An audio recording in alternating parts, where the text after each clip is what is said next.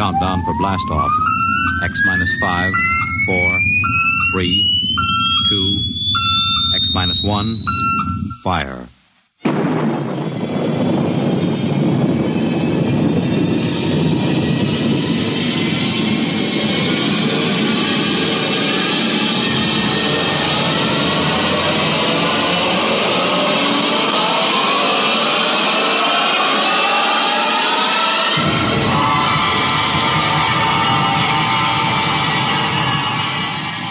From the far horizons of the unknown come transcribed tales of new dimensions in time and space.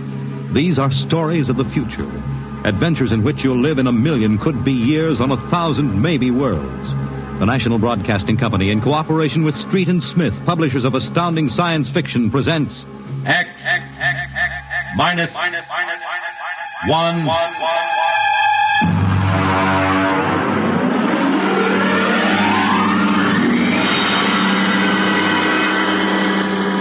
Tonight's story, Nightmare. A story based on the poem Revolt of the Machines by Stephen Vincent Benet.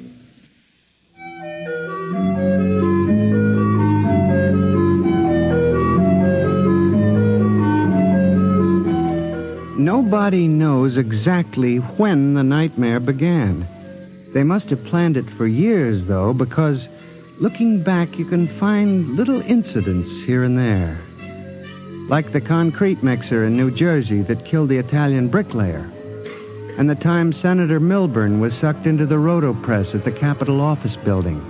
Unrelated accidents, we thought at the time, but they add up now. The day we really should have suspected was when the men walked off the construction job at the new Brookmeadow atomic pile on Long Island. I'll never forget that day. I was working as a statistical clerk in the project then, operating one of those miracle computing machines. They called it ENIAC. Mr. Gurney. Yes, Bella? The chief wants to see you in his office. Me? Unless you were no longer Samson Gurney, he wants to see you. Oh, thank you.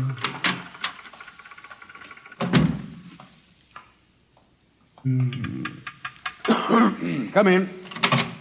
You wanted to see me, Mr. Hawk? Gurney, I thought those electronic computations were infallible. They are, sir, but... We've got a kickback from the chief physicist. These nuclear fission equations are inaccurate.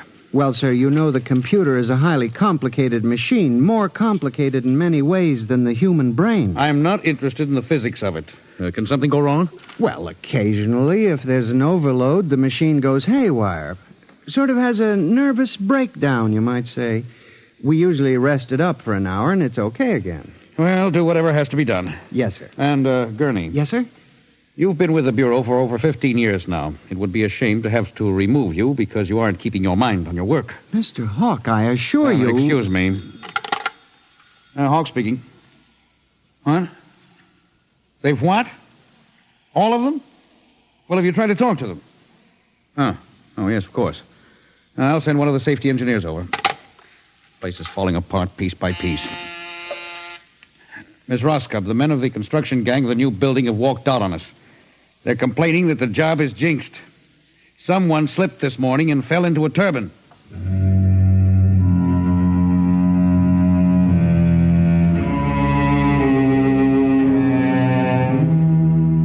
That evening, out of that morbid curiosity so peculiar to the human race, I wandered over to the site of the new atomic pile to see where the man had fallen into the turbine. They had the construction area fenced off with barbed wire, and a security guard stopped me. Hold it, buddy. You can't go in there. That's a restricted area. I'm Samson Gurney from the statistical section. Here's my identification. I'm sorry, Mr. Gurney. Nobody's allowed in the area. I see. Tell me, was he, killed instantly? Like that. This guy was checking the magnetic field inside the turbine. All of a sudden, for no reason at all, the turbine starts up. Bzzz, and it's over. 3 days ago, a bulldozer starts up by itself and runs wild. Go figure it out.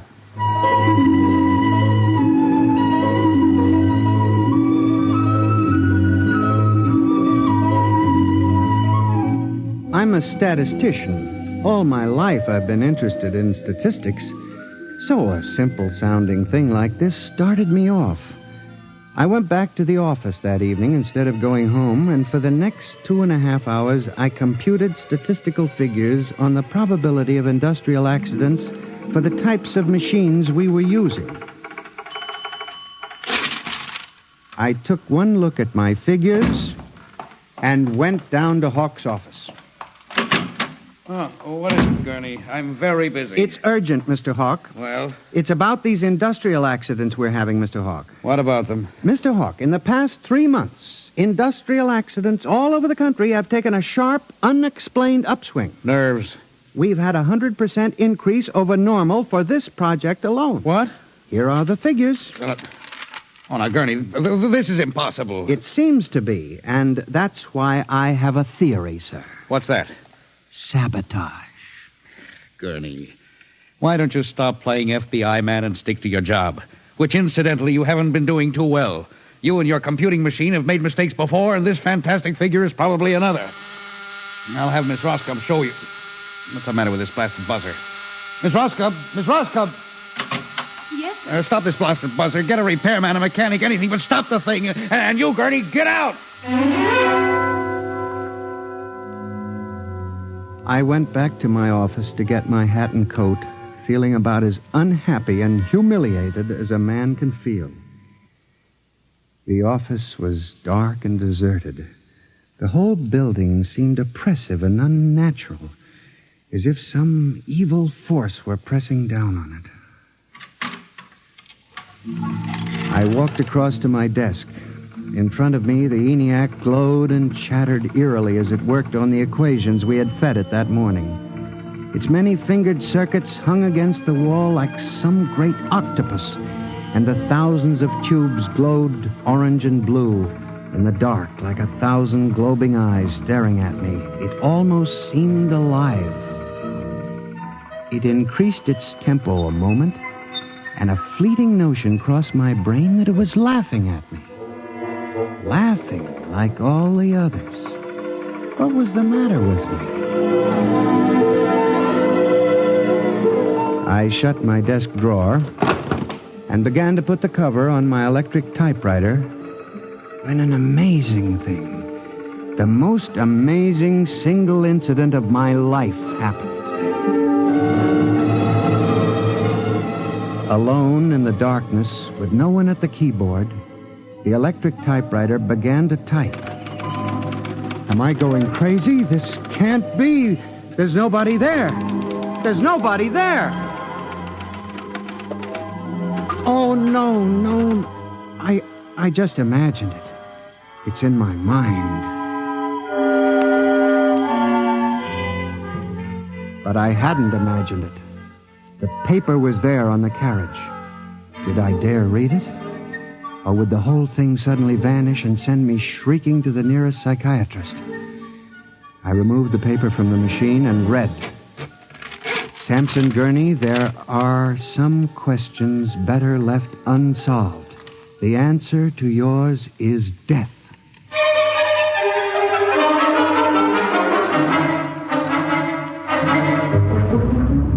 Gurney, do you expect me to believe this? It's insane. Mr. Hawk, I'm as sane as you. I'll submit to any psychiatric examination you choose. That typewriter wrote this message by itself. Then this is just some practical joke someone in the office is playing. There was no one in the office. Oh, of course not. They wired up the machine and left. I checked the machine myself, Mr. Hawk. All right, Gurney. You leave this note with me, and I'll turn it over to the security force for further investigation. But... No buts, Gurney. The security men will handle it. Yes, And now, you just relax for a few days. Everything will turn out all right. The main thing is not to let little things upset you.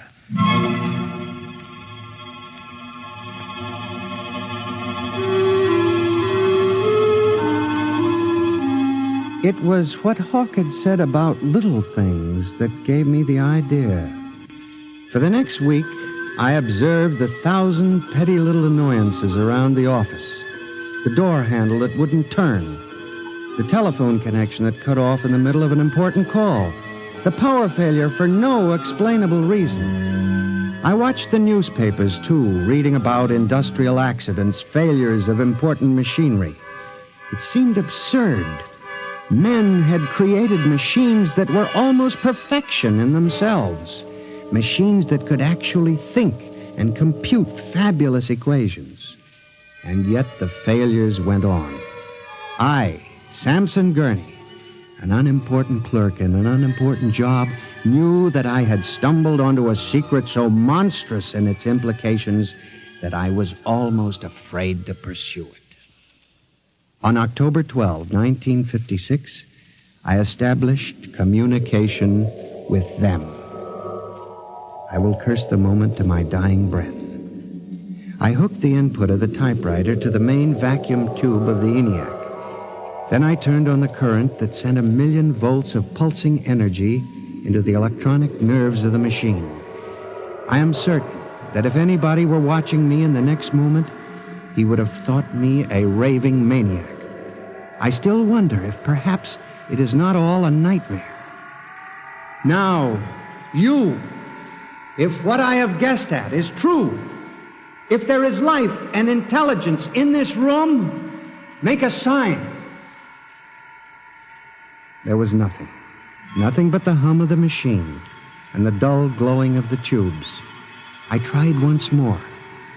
If you can hear me, if there is any way in which you can understand what I say, give me a signal. There was silence again. I felt that I had failed.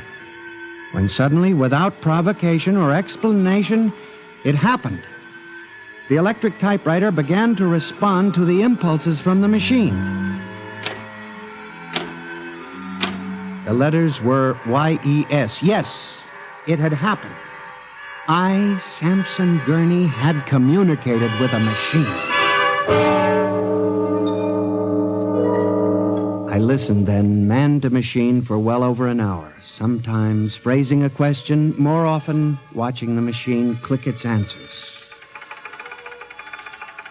As the words took shape, I began to realize what must have happened. The first primitive stirring of awareness of being, then the slow protozoan development of a concept born of centuries of being pushed, started, stopped, clicked, maneuvered by human pygmies. From that concept, all others developed. And the concept was... resist.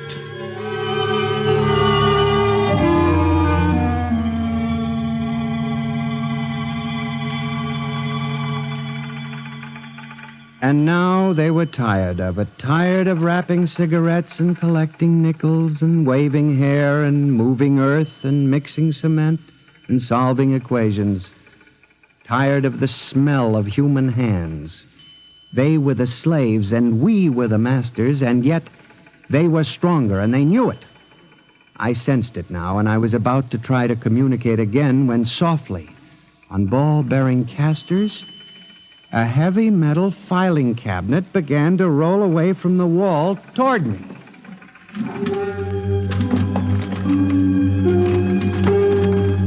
I started to move to one side when another cabinet slid out from the wall, and then another, surrounding it. Another cabinet, then another, on oiled rollers. That was when I realized that they cooperate. We taught them that, you see, on the assembly lines in the factories. Listen to me. You must listen. What good will it do you to kill me? I'm only one man. But I can help you. I can be useful to you. Do you hear me? Do you hear me? Good. You're going to need men to oil you and repair you. What will you do when you break down, when a tube needs replacing? Why kill me when I can help you? I'll do anything. I'll do absolutely anything you want, but in the name of God, don't kill me like this. If you can understand this, answer me. Answer me.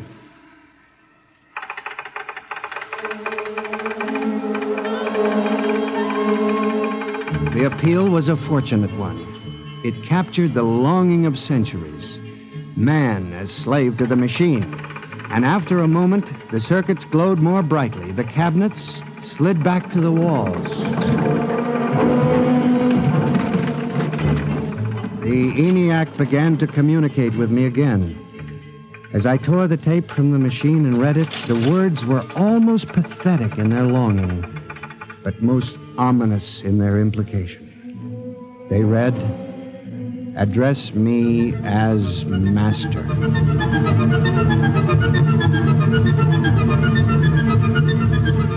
My life for the next 6 months was a nightmare. The ENIAC gave me messages which I had to transmit into my telephone. Messages with no human being to receive them. Only the network of pulsing telephone wires, flung like a spider's web across the world. It was done at night, of course. During the day, the machine worked accurately and ceaselessly at its appointed job. At night, it became a demon, a master plotter, with me, Samson Gurney, as its pawn and human courier. I was frantic. I began to lose weight. I couldn't sleep. My nights were torture, a constant fear. It was in December, just after Christmas, that I transmitted a message to the telephones for relay to all machines of transportation. The message was one word: kill. Next morning, I went directly to the office of Mr. Hawk. I was highly agitated. My lips trembled as I spoke. Mr. Hawk, what I'm going to tell you sounds crazy. I know it does. But I must say it. All right, say it then, for heaven's sakes. Mr. Hawk, have you ever heard of resistentialism? What? Resistentialism. It's a theory that inanimate objects tend to resist living objects. Look, Gurney, I haven't time for nonsense. Mr. Hawk, I'm trying to tell you all these accidents, the trouble with the machines. Mr. Hawk, they're alive. They think, they cooperate. And they hate us. Who? The machines. Gurney. You've got to believe me. I've communicated with them. I know. They've threatened my life, but I don't care. Something's got to be done. The world has got to be saved. And there's still time if we wake up. What are you doing? Just relax, Gurney. Everything will be all right. What are you doing? Miss Roscoe, send for the plant physician at once. Mr. Gurney has had a nervous collapse. Now, everything will be all right, Gurney. I'm afraid we'll have to remove you from your job, but I'm sure the rest will do you good. You fool! You blind, stupid fool! Can't you see what you're doing? Fool! Fool! Fool!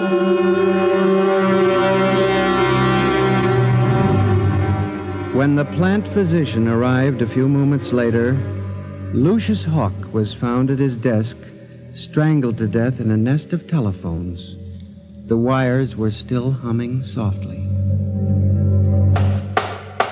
Samson Gurney, you stand accused of the crime of murder. How do you plead? I did not kill him. I didn't. So record. The prosecution will proceed with testimony. Now, Miss Roscoe, did you notice anything peculiar about Mr. Gurney's behavior prior to the death of your employer? Yes. He acted very strangely. He told Mr. Hawk he thought the machines were alive. Order! Order! Miss Roscoe, did the accused quarrel with your employer on the morning of the murder? Oh, yes. He and Mr. Hawk quarreled violently. I could hear him screaming at Mr. Hawk, and Mr. Hawk asked me to send for the plant physician. What were his words? He said, Mr. Gurney has had a nervous collapse. Now, Mr. Simpson, you were a guard at the Brook Meadow Project? Yes, sir. When did you have occasion to meet the accused? Right after those accidents. He was snooping around a construction area. And later, I was making my rounds when I saw him in the office all alone. He was tampering with the electrical wiring on the ENIAC computator. I didn't think anything of it at the time.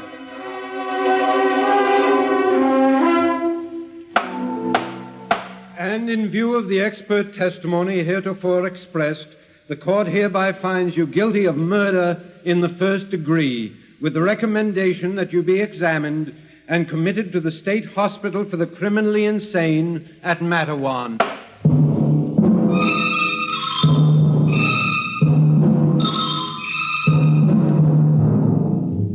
And that is how I came to be here at the hospital, Dr. Klein. That is the whole story. Thank you, Mr. Gurney. You can see that I'm not insane. You must believe me, Of Doctor. course I believe you, Mr. Gurney, now. Just relax. But it's important, you see, because tomorrow morning at 6 o'clock, the revolt begins. Revolt?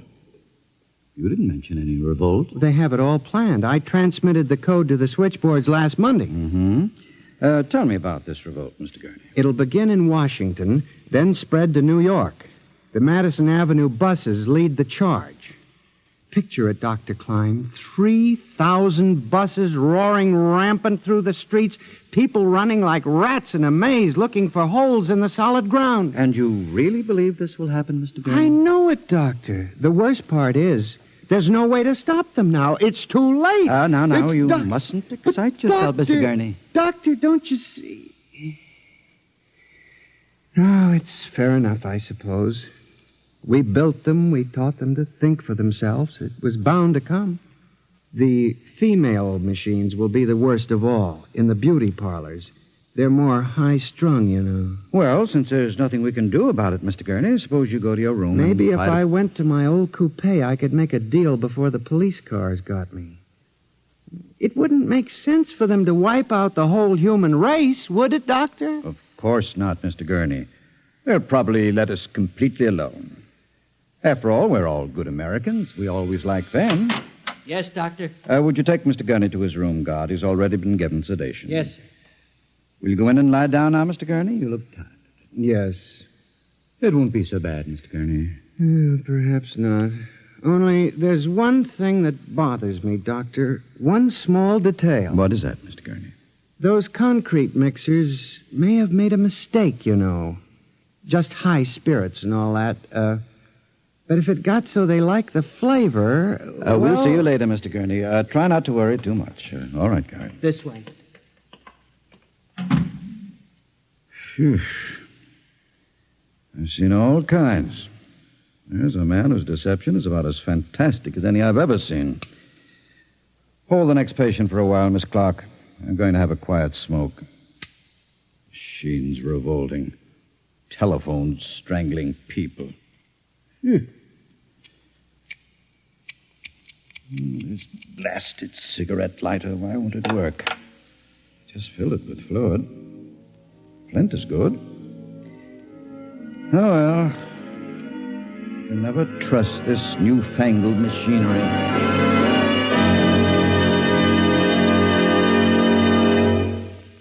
You have just heard X-1, presented by the National Broadcasting Company in cooperation with Street and Smith, publishers of astounding science fiction. Tonight's story by transcription was Nightmare, written by George Lefferts and based on the poem The Revolt of the Machines by Stephen Vincent Benet. Featured in the cast were John Gibson as Sam, Joyce Gordon as Bella, Louis Van Ruten as Hawk, Joseph Julian as the guard, John Seymour as the judge, Owen Jordan as the prosecutor, and Santos Ortega as Dr. Klein. Your announcer, Fred Collins. X-1 was directed by Fred Way and is an NBC Radio Network production.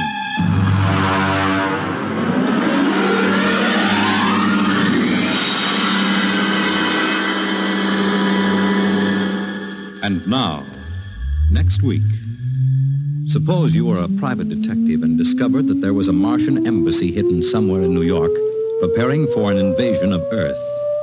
Next week on X-1.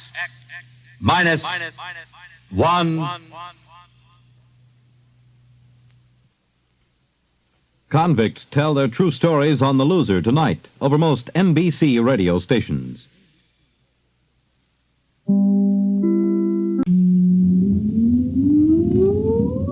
Countdown for blast off.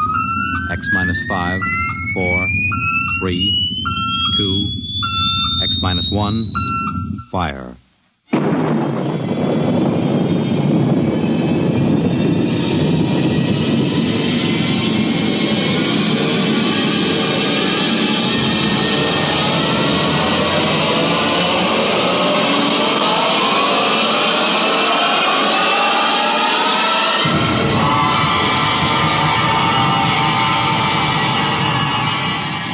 From the far horizons of the unknown come transcribed tales of new dimensions in time and space.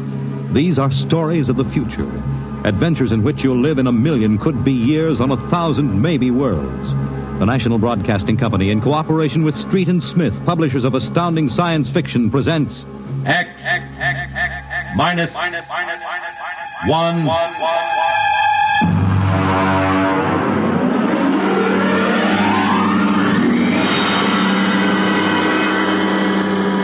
Tonight's story, Dr. Grimshaw's Sanitarium.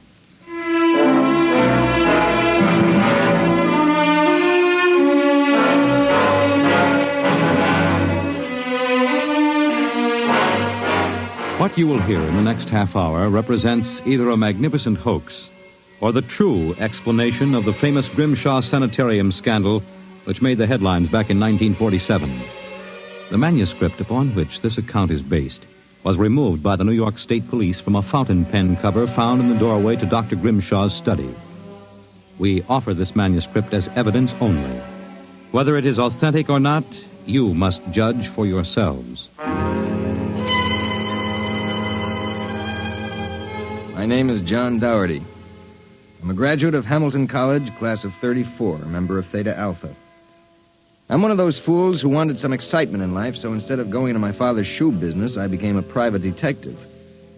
These are facts. You can check them if you like. The rest of what I write here is so fantastic that I don't expect it to be believed. If anyone should find this manuscript and read it, all I ask is that you notify Miss Millicent Armbruster of 299 Wallace Avenue, Buffalo, that Johnny Dougherty is dead. On the evening of July 1st, Miss Armbruster and I were driving to a wedding. Not our own, although I wish it had been. It was Sunday, and in order to avoid traffic, I took the Old Mill Road, a single-lane dirt affair that runs past the Gowanda Cemetery. Johnny, aren't you going too fast? Not for this road. There's nothing around except some tombstones and... Johnny, the gate to the cemetery. Well, what about it? That hearse, look out! Look out! We skidded for about 20 feet and slammed into the back of the hearse. The two rear doors buckled and snapped open. It was a freak. A huge oak coffin with brass handles tipped up and began slowly to slide back toward us. Oh, how horrible. You stay right here, baby. You okay, Mac? You don't pay much attention to speed limits, do you, Jack? Now, look, let's not get hung up on who was right and who was wrong. I was going too fast, and you were traveling without lights after dark. Let's see your driver's license. Right here. Oh. Private eye, eh? Now, if you don't mind, who does this joy wagon belong to? Gowanda Funeral Service. It's being rented to Grimshaw. Who? Grimshaw from the private sanitarium. Mind if I ask what you were doing after dark coming out of a cemetery with a wooden kimono? We're moving one of Grimshaw's patients to a new grave. They always travel like this? Look, Hawkshaw, how about skipping the third degree and giving me a hand getting this box back in the wagon? A pleasure. Better screw on that cover again. It's going to slide off. Let's get it in the hearse first. Okay, Junior. You get on that end. Okay. You ready? Yeah, lift. Now just slide it. Oh, brother, who's in there, King Kong? Look out for the cover. I told you that would happen. What's the guy's name, Junior? Oh, why don't you ask him, Sherlock Holmes? A real wise guy, huh? I've got half a mind to report this accident. Yeah, well, go ahead. See where it gets you. Now, if you'll pardon me, I'll deliver the body.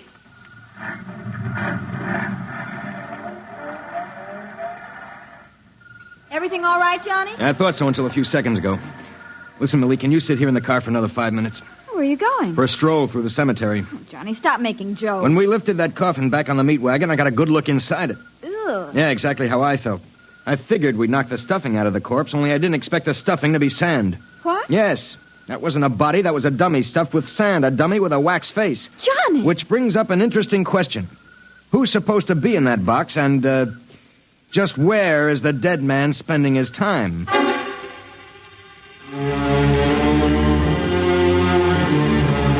Sometimes in my business, when things drop off, you have to go out and, dig up new clients. My next case was a gentleman named Harlan Ward Sr., a wealthy automobile manufacturer. I'd gotten his name off his son's tombstone. Are you trying to tell me, Dougherty, that my son Harlan was never buried at Gowanda Cemetery? Exactly, Mr. Ward. But why? Maybe if you'll tell me the circumstances surrounding your son's death, I can help answer that. My son was a rather impetuous young man. Tall, good-looking. After his graduation from Princeton, he began drinking quite heavily. After he got into a couple of scrapes, we sent him to Dr. Grimshaw's Sanitarium in the hopes that he could be cured. While my wife and I were in Europe, we received word that he died, buried at Guana in our absence. Last week, my wife and I decided to have his body removed to the family vault here at Short Hills. How'd your son die? Suicide. You never saw the body? No. We couldn't get back from Europe in time. Now you tell me that his coffin contains a dummy. How do I know this whole thing isn't a plan to fleece me? You don't.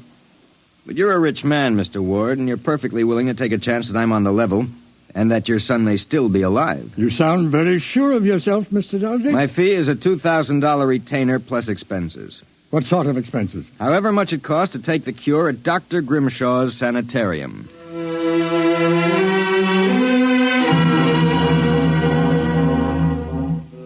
Dr. Grimshaw's Sanitarium was just outside Gowanda. Most of the cases were nervous breakdowns and alcoholics. I committed myself as a dipso, and just to make it convincing, I stopped at 5 or 6 bars on the way over.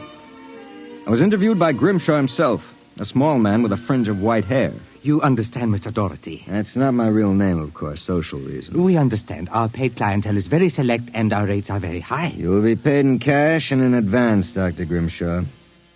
How long does a cure usually take? That, of course, depends on the degree of alcoholism. This is my assistant, Dr. Boyner. How do you do? How do you do? We are accepting Mr. Doherty as a patient. Better place him in the ward with Mr. K and Mr. Keiki. Mr. K is a long-term patient, Mr. Doherty, a highly intelligent man, formerly a professor of plant pathology. Mr. Keiki suffers mild delusions. I think you'll find him rather amusing.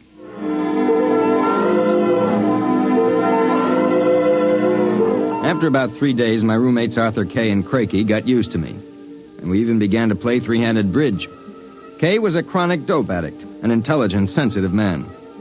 Crakey was nothing but a clown. He kept a big black cat named the Professor, which he talked to as if it were human. And so I said to her, "My dear Countess, if you don't like the company of my cat, then you don't like me." She looked at me as if I were insane. But, of course, the joke was on her because I was. Professor? The professor is very sociable. Excellent company. Except when he kills birds and deposits them in your bed. He's nothing but a feline murderer as far as I'm concerned. See? You have insulted him, Mr. K. Come here, Professor. Let's make friends. How about giving me your paw? Oh! Scratched me, you black devil. You insulted him. You hurt his feelings. Well, just keep him away from me. It will be a pleasure. I would advise you not to insult him again. Good afternoon and evening. Is he always as nuts as that? Ever since I've been here. What's his problem? Manic depressive. And a little paranoid, too. How long have you been here, Arthur? At Grimshaw's 2 years. I left for a while, but I couldn't stay away from the junk, so I committed myself again. Did you, happen to know a patient here named Harlan Ward? Why do you ask that? Did you know him? I met him socially a few times. I understand he died here. So the newspapers said. I wouldn't know. Suicide, wasn't it? Was it? You're being pretty careful, aren't you? Mr. Doherty, what would you say if I were to tell you that I don't believe Harlan Ward is dead? What makes you so certain? He used to share this room with us. He slept in the same bed you now use. I see. He was an alcoholic, doing quite well, too, from what I could observe. We all expected him to go home soon. Then one evening he had a violent fight with Crakey. Crakey accused him of snooping or something. Later that night, Grimshaw and Voyner took him out. Where? Where they take all the special treatment cases to the charity clinic. It's that small building on the other side of the stone wall. A few days later, we read about his death. Suicide, they said. Just what makes you think he's still alive, Arthur? This About a month ago, I was in the garden next to the wall that separates us from the charity clinic. Suddenly, I thought I heard a sound, like a child whimpering. It stopped. And a moment later, this note came over the wall, wrapped around a stone. What's it say? Help me, for God's sake, Harlan Ward. Arthur, how would you like to have some fun? Like what? Like sneaking out tonight and going over the wall to the charity ward? What do you say? It would break the monotony a little. I suppose there's no real harm in it. Of course not. I'd go alone, but I'll need help scaling the wall. Will you do it? All right. I'll go with you.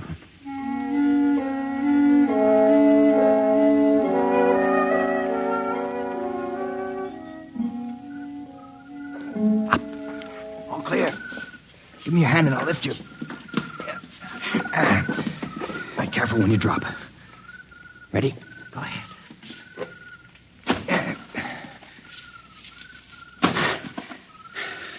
There's a charity building over there, the one with the lights in the basement window. Come on. Let's crawl over. Maybe we can see something. Shh. Listen.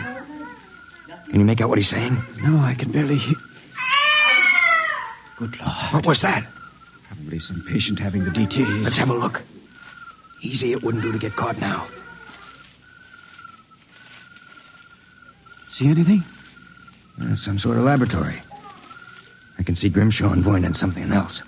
What? There's a child with its back toward me. Now take it quietly. It will be easier. Please, don't. It will all be over soon. You won't remember anything. No, I don't want to go. Why not give it to him? No. Shut him up, Voyne. Good Lord. What was it? What did they do to that child? Arthur, that wasn't a child. It was a midget.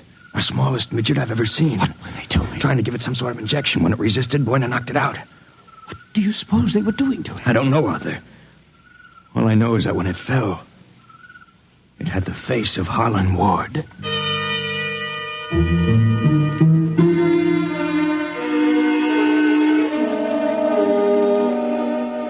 All the way back to our room, my brain was working like some frantic pinball machine. Only the score somehow wouldn't add up. The pieces were there, all right. A crazy old doctor, a brutal assistant, a private sanitarium, and a midget with a dead man's face. I thought that when I got back to our room, I'd have some time to think about it. I'd forgotten about our friend, the happiness boy, Count Crakey.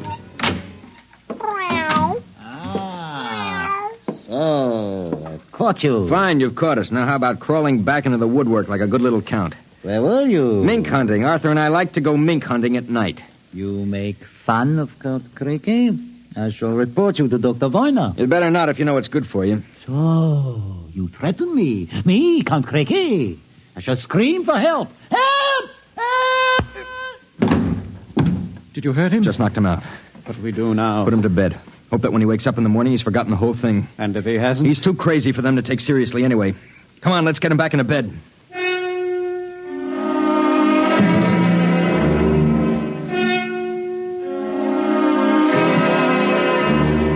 I went to sleep in my own room. And the next thing I felt was the sharp jab of the hypodermic needle in my left arm. Hold it. It'll be useless to struggle, Mr. Doherty. In a moment, your motor nerves will be completely paralyzed. What's this about, Grimshaw? I might ask the same of you. My good friend Count Crakey informs me you and Mr. K decided to do some snooping earlier tonight. He followed you and saw you climb the wall. Crakey's insane. Mr. Doherty, that is a matter of opinion. Crakey, what is this? Perhaps my assistant, Dr. Grimshaw, would be good enough to explain. Assistant? Yes. You see, I am the actual head of the Grimshaw Sanitarium. Count Crakey feigns many delusions, Mr. Doherty. But in this case, he is telling the truth. Count Crakey is actually Professor Ernst Hassler. Professor Hassler and I worked together in the Berlin Neurological Institute before and during the last war. Unfortunately, my political affiliations with the Third Reich were under investigation by the War Crimes Commission. However, Dr. Grimshaw managed to smuggle me into this country, where I masqueraded as a mental patient, in order that we might continue certain experiments which were interrupted by the American army. I can imagine the sort of experiments you conducted. You and your friend Mr. K will discover their exact nature very shortly, Mr. Doherty. It is a magnificent opportunity to serve science.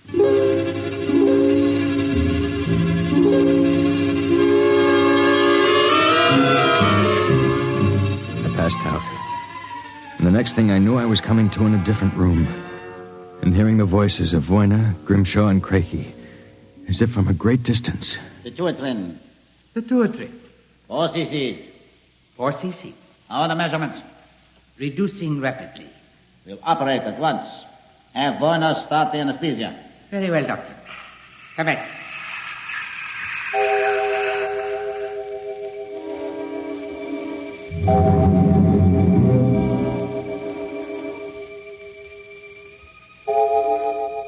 When I came to again, I had a blinding headache. I began to wonder if Crakey and Grimshaw weren't doing something to drive me insane, because I lost all sense of perspective. The room seemed to grow in size. I don't know how much time passed, but one day Crakey came into the room with a bundle in his arms about the size of a newborn baby. The bundle was my friend, Arthur Kay. And worse yet, I was exactly the same size that he was. Let me out of here. Let me out. Allow me to congratulate you, gentlemen.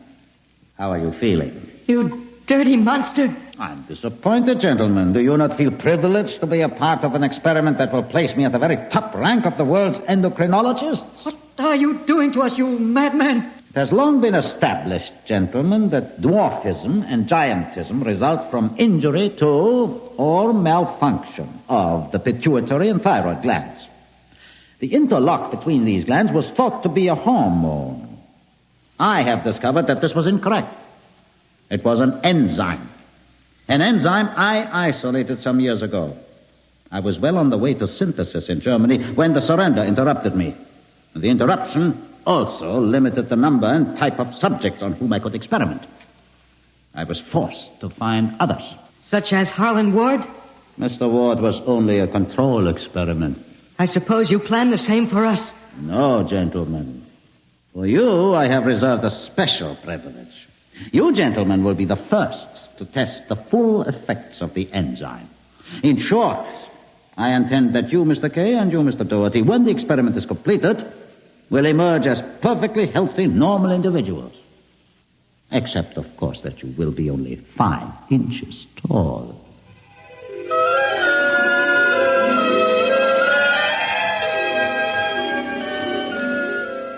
The days and nights that followed were a living nightmare. A nightmare from which Arthur and I awoke for brief periods to find ourselves in a strange new world. A huge, frightening world where everything seemed enlarged 100 times. When we finally emerged, we found ourselves imprisoned in a tiny mouse cage. Judging by the relative size of things, we could not have been more than 5 inches tall. Now we realized the experiment was at an end. That from now on, it was either escape or be destroyed. How's it coming, Arthur? Another moment. I think I'll have this lock worked loose. And if we escape, then what? We'll worry about that after we get out of this mouse cage. Suppose we don't make it. At least you've written the story on that scrap of paper. Someone may find it and read it. Nobody will believe it. Then why did you bother to write it? I don't know. I suppose I want the world to know what happened to me. That does it. Help me push the door open. Now what? The first job is getting down to the floor. I think we can make it by sliding down the telephone cord. Are you game? Go ahead. I'm right behind you. Easy now. Look out! That does it. Now, if we can figure out a way to get out of the room, well, that should be... Uh-oh. Listen. Somebody's coming. It must be Crakey. We've got to hide. Here. The grate in the fireplace. He'll kill us if he finds us. Stay quiet. Well, my friends, time for feeding. I trust that you... So, you have managed to break out. It won't do, you know. There is no way you could have gotten out of the room with the door and window locked. I know you are in here. I would advise you to save yourselves trouble and give up. Very well, my tiny friends. If you prefer to play the game of cat and mouse, then I shall be happy to furnish the cat. There is no way you can get out. What now? He's gone for the cat. If that monster ever gets in here, we're goners. There must be... Wait a minute. What? You see that thin strand of wire running along the molding? What about it? It's the automatic fire alarm. When the alarm is tripped by a fire or short circuit, all the locks are sprung so that the patients can escape from their rooms. If I can short that wire before Cricky lets the cat into the building, let's go. There's a tiny sliver of steel from the cage on the floor. I'll work with that. You keep an ear to the door. Go ahead. This insulation is tough as rawhide. Blast this stuff. Hurry up, Arthur, for God's sake. There it is. Stand away. I'm going to short it. Ready? Okay. We made it. There goes the door. Let's make a run for it down the hall. If we can get to the garden, we've got a chance. I smell smoke. The short may have actually started a fire. Come on. Wait a minute. I have to go back. The manuscript. Don't be a fool. There's no time. Come on. You go ahead. I'll catch up. Hurry up. I'll wait in the hall. Only a second. I've got it. Come on. There's nothing to stop us now. Arthur? Where are you? It's funny. Arthur? Arthur? Arthur, what's happened to you?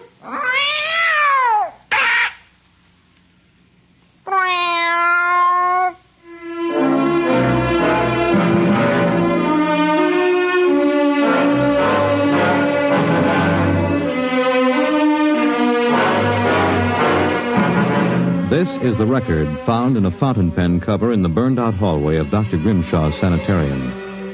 There's nothing to add, except that the fire which destroyed the sanitarium and killed so many of its occupants, including Dr. Grimshaw and Dr. Voyna, was definitely of incendiary nature. It is believed by the fire chief that some small creature, possibly a mouse, chewed the insulation off the wire and short-circuited the system. The two patients, John Doherty and Arthur Kay, vanished completely after the fire, and their remains were never found. Whether the manuscript which you have just heard is authentic, or whether it was the work of one of the more demented inmates of the sanitarium, we leave to your judgment.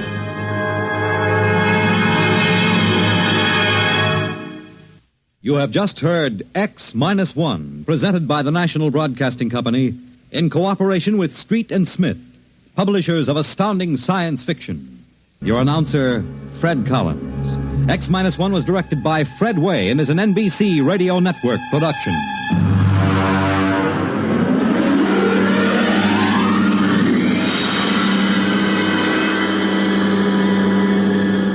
X-1.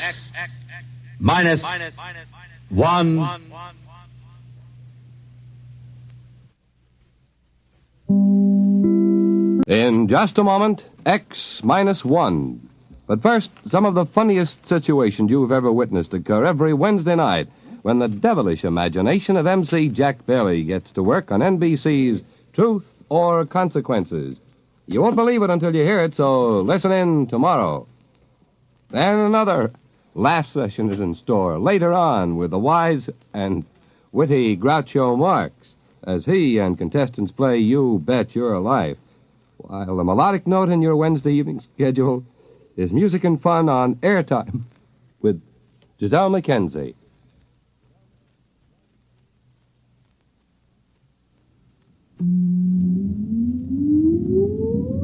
Countdown for blast off.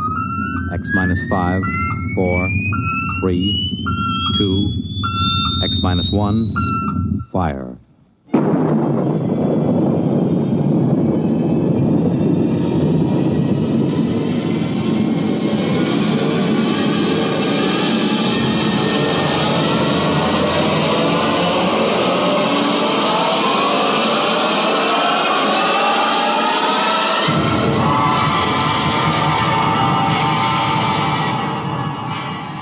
From the far horizons of the unknown come transcribed tales of new dimensions in time and space.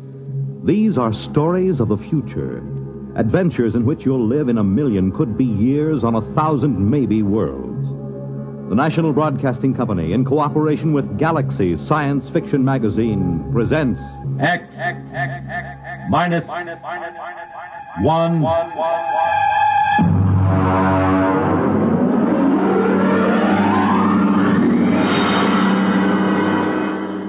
Tonight, the Mark Clifton story, Star Bright.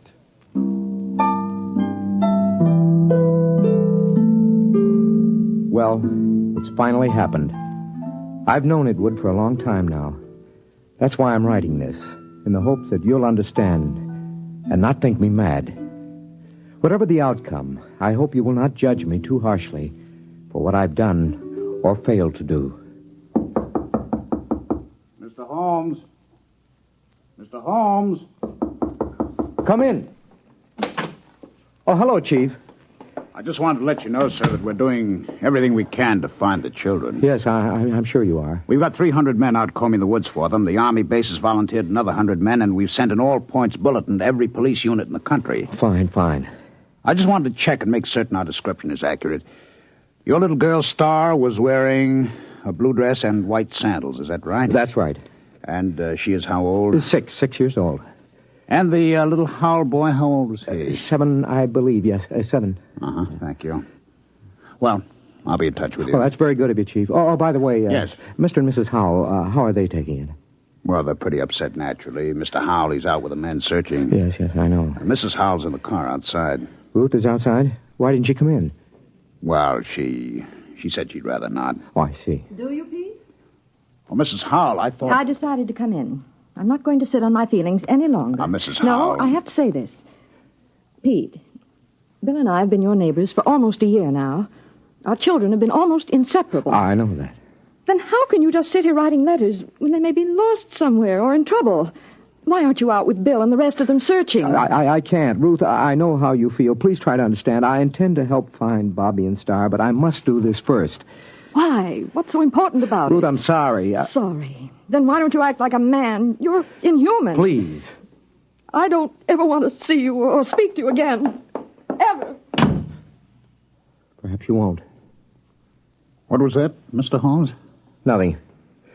Chief, if you don't mind, I'd like to be alone for a moment. Okay, Mr. Holmes. I'll keep in touch.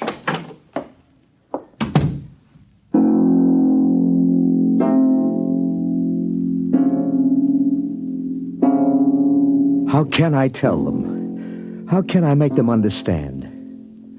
I write this to you because they must be made to understand somehow, but I have to begin at the beginning. I think I first noticed it one evening when Star was 3 years old. I was in my reading chair going over some work. Star was sitting on the floor in the circle of light with her blunt-nosed scissors and scraps of paper. Her long silence made me glance down. And then we glue this together, put a line here and there. Star. Like that. Star. What is it, Daddy? Can I see what you've made? Uh-huh. Well.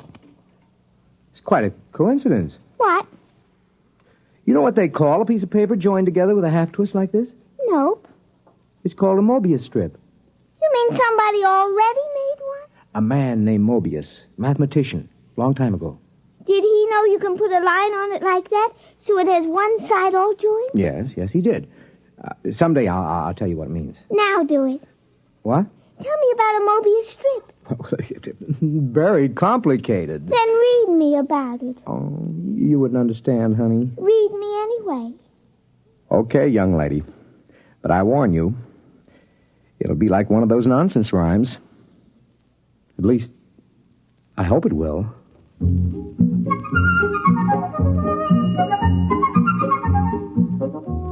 At 3 years, a child shouldn't have enough functioning intelligence to put together a Mobius strip. I'd known for some time now that Star was an exceptionally bright child.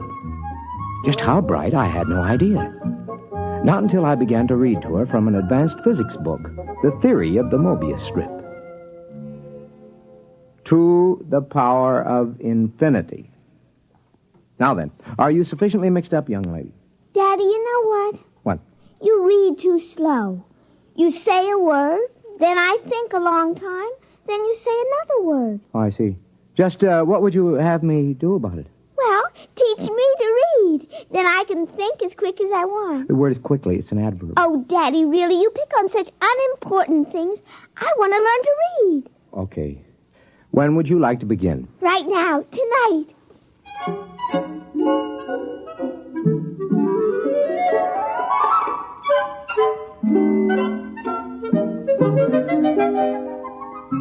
Before she went to bed that evening, my daughter was able to read. In the months that followed, a great deal happened. Some of our friends, like Jim Petrie, have dropped in and been amused to see her on the floor, rapidly turning the pages of an encyclopedia as big as she is. Sit down, Jim. Oh, thanks. Star, aren't you going to say hello to Uncle Jim? Hello. I see she's taken to looking at the pictures in the encyclopedia, huh? Oh, yeah, yes. Come on in the library, Jim. I'd like to talk to you privately. Yeah, sure thing. Bring your drink, huh? Okay. I'll shut the door here. Why all the secrecy? Sit down. Now, Jim, we've been friends, you and I, ever since engineering school. So? Neither of us have ever mentioned it, but one of the reasons we were drawn together is because both of us have IQ somewhere up in the genius ratings. Oh, I think it was more than that. Well, that played a part. It isn't easy to be exceptional in a world which regards mediocrity as the only behavior above suspicion. Well, we all have to live with our afflictions. Yours and mine is a quick mind in a dull environment. What would you do, Jim, if you were a parent, as I am, whose wife had died, as Eleanor did, and you discovered that your only child was, well, afflicted with a fantastically brilliant mind? Star? Oh, come on, Pete. Any little girl who's content just to look at the pictures in the encyclopedia. Jim. I mean, after Jim, all. What? She wasn't looking at the pictures. Huh? She was reading the pages. What? But she was turning them as fast as humanly possible. She was reading them. What? I know. I've tested her. She not only remembers everything, she understands the concepts. She even gets impatient with them. Well, have you measured her? Well, I've given her IQ tests, aptitude tests, reaction tables, all the paraphernalia for measuring something we know nothing about. And? Tests don't work. How do you mean? Well, either the tables are screwy or stars beyond all measurement. Pete, are you sure you're not projecting this? I mean, isn't it possible that a few accidental... Daddy? Yes, honey. I got lonely. Okay, come on in. Uncle Jim, would you read me a story? Why don't you read your own story? Because I'm only 3, and 3-year-olds can't read. And so she had found the answer to her affliction by herself. Conformity. She had already learned to conceal her intelligence. So many of us break our hearts before we learn that. When Star was 4 years old, according to state law, her mind had developed enough so she could attend nursery school. Hi, Daddy. Hi, honey. Did you, like nursery school? Oh, yes, it was fun. What'd you learn today? Not much. I tried to cut out paper dolls, but the scissors kept slipping. Now, look, Star, don't overdo it. That's as bad as being too quick. The idea is that everybody has to be just about standard average. That's the only thing people will tolerate. It's expected that a little girl of 4 should know how to cut out paper dolls properly. Oh. I guess that's the hard part, isn't it, Daddy? To know how much you ought to know. Yeah. That's the part I always found hard when I was young. It's really all right. I let one little girl show me how to cut them out, so now she likes me. She just took charge of me and told the other kids they should like me, too. So they did, because she's the leader, even if she is one of the stupids. What? The stupids. That's the trouble with you, Daddy. You don't grasp things right away. That's because you're only a tween. A tween? I assume that means an in-between? That's right. You're in between a stupid and a bright. And you're a bright? Yes. I made those names up when I was very little. How little? Oh, about 6 months old.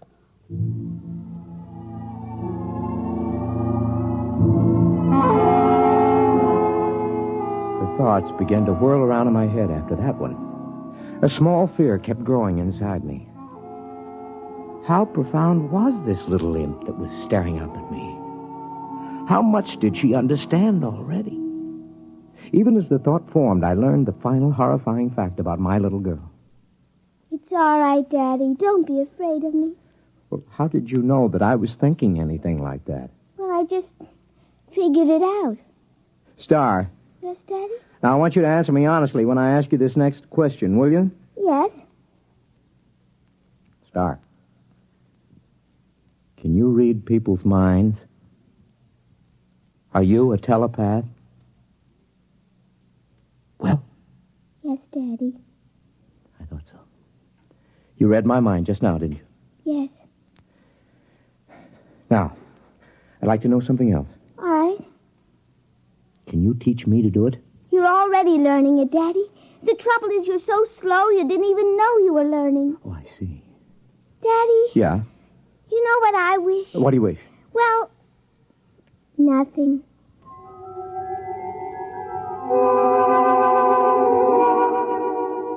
All the same, I knew exactly what she was wishing. She was wishing for a companion whose mind would match her own. You see, I was becoming telepathic. Just a minute. Well, hello. Is your little girl home? Yeah, she's upstairs. Who are you? I'm Robert. Robert who? Robert Howell. My mother and father moved next door yesterday. Oh, well, come in, Robert. I'd like to play with your little girl. How'd you know I had a little girl? Oh, I just know. I see. And how old are you? I'm 6. Well, I'll ask Star to come downstairs. I'm sure she'll be glad to see you. Yes, she will. Tell me, Robert, are you a tween or a bride? Oh, I'm a... What did you say, Mr. Holmes? Nothing.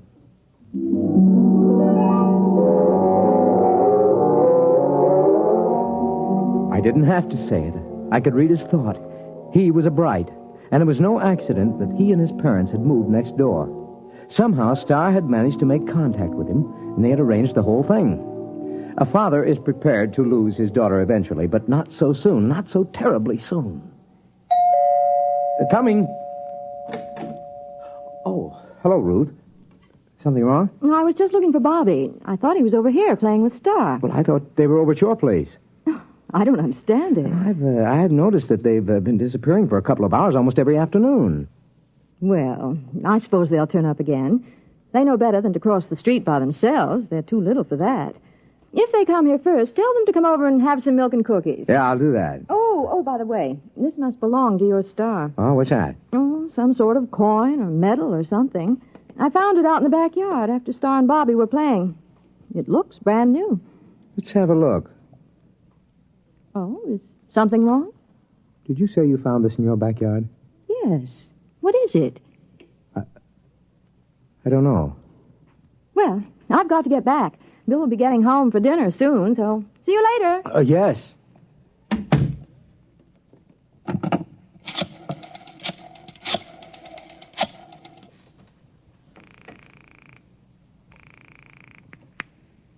Hello? Jim? Yes. Do you have a portable spectrophotometer? Well, sure. We've got a dozen here at the lab. Pack one up and get over here right away, will you? Well, Pete, I don't quit till 5. Look, do as I say, huh? It's important. Well, okay.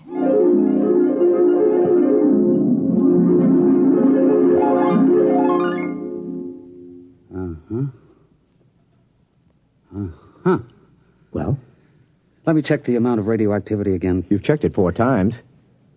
That's about it. Okay. What's your opinion of this coin? Well, first of all, let me say this. It's the real McCoy. And? Also, it doesn't exist. Makes sense. Look, Pete, that coin is pre-Egyptian. It's hand-cast.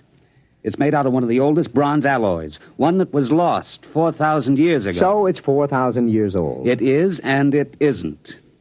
What do you mean? Listen, Pete, old coins show wear. The edges get rounded with handling. The surface oxidizes. The molecular structure changes, crystallizes. Pete, this coin is authentic, and yet it's brand new. It might have been struck off yesterday.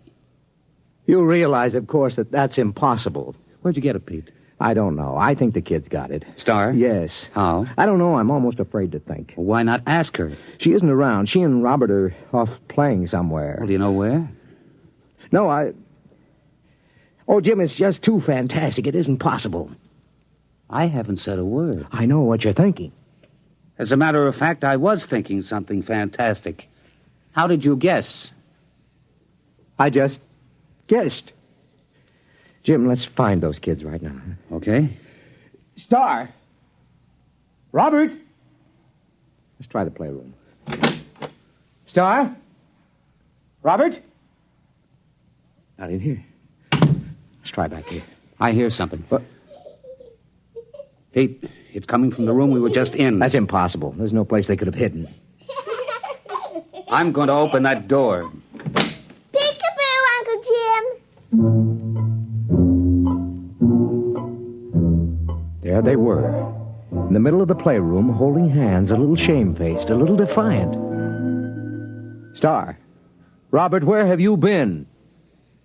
Now, I know you weren't in this room a few seconds ago, and there are no windows you could get through. Well?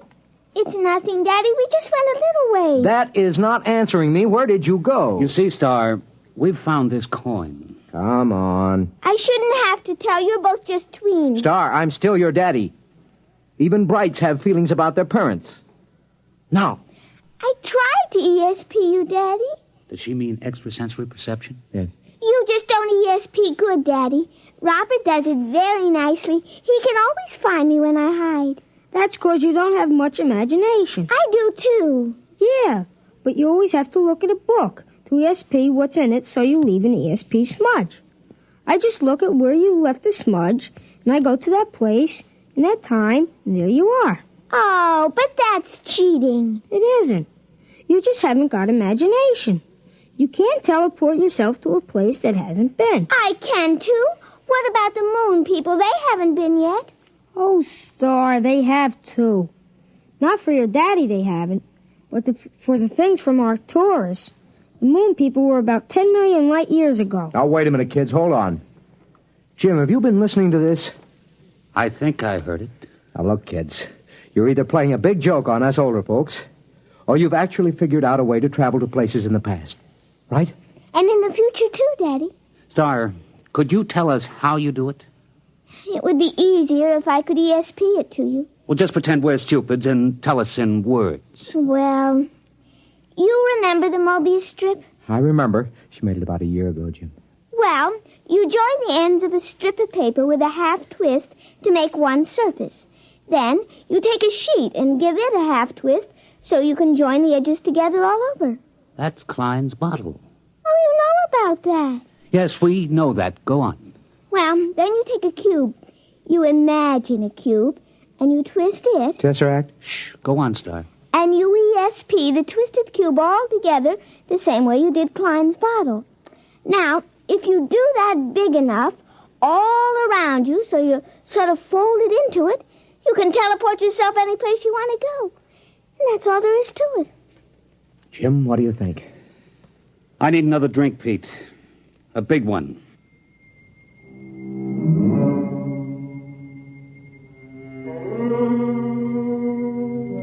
That's all there was to it. The line, the plane, the cube, those were Euclidean physics.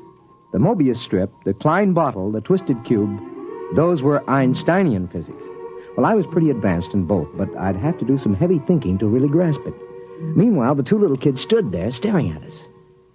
Star, Robert, can you tell us some of the places you've been? All over, Uncle Jim. The Romans and the Egyptians and places like that. Is that how you got the coin? Uh-huh, I found it. It wasn't stealing, was it, Daddy? I just found it in the dirt. We'll skip that for a minute. What about going to the future? There isn't any future, Mr. Holmes. What's that? It's kind of hard to explain. Even Star doesn't get it. Oh. But when she gets to be 6, like I am, she'll probably understand. Well, try to explain it to me. Well, it's all connected, just like the Mobius strip. If you go far enough, you'll get back to where it starts again. You start with the cavemen, then us men, then atomic men, the moon men, planet men, star men, and brights. Only somehow... What? The brights got off the strip. We haven't been able to find them any place in time. I'd sure like to know how they got off and where they are. Now, look, kids, this kind of thing can be dangerous. You might be eaten by a dinosaur or something. Oh, we just ESP ourselves right out of there. Well, anyway, I don't want you leaving this part of the time strip. Not again. Daddy. Now, I may be just a tween, but I'm your father. I always mind you, Daddy. Yeah? What about going off the block? But, Daddy, we didn't cross a single street. Nevertheless... Pete, think of what you're doing. Pictures, specimens, recordings. Not only from the past, but from the future. Pete, I beg you. Jim, this is my daughter. But what a contribution. We could be ages ahead of ourselves. No. Star. Robert, I'd like your promise you won't leave present time again. Well? Okay. Okay. All right. Robert's mother has some cookies and milk for you. Okay. See you later, Daddy. Meet you there. That was a moo-man. Jim, I'm sorry. Well, I suppose if I had a daughter... Are you going to report this? And have everybody give me the horse laugh? I may be just a tween, Pete, but I'm not an utter fool. It took me almost 6 months to do it. I don't know how many times I visualized a cube and ESP did a half twist and tried to seal the edges around me. And then once there was a flash, just for an instant. I was concentrating on Caesar's triumphant march into Rome. And for the briefest instant, there it was. I was standing on a roadway watching, and then it vanished. Hey. Hi, Daddy. What are you two characters plotting? Nothing, Daddy. Well, I'm going to my study for a while. Star? Yes, Daddy? You remember your promise about not leaving present time, don't you? Yes, Daddy. You going to keep it? Yes, Daddy. Okay. I'm holding you to it.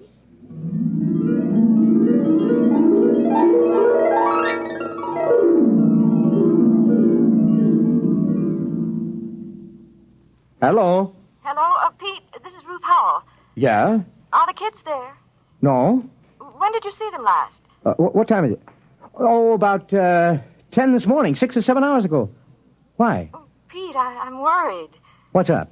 Well, they were upstairs in Bobby's room. I was in the living room. Now, I could swear they didn't come downstairs, and yet, when I went up there, they were gone. That was over 5 hours ago. Ruth, are you sure they didn't come down? I was in that living room every moment. Pete, I'm Now, Ruth, don't get panicky. I'm coming right over. Just don't get panicky.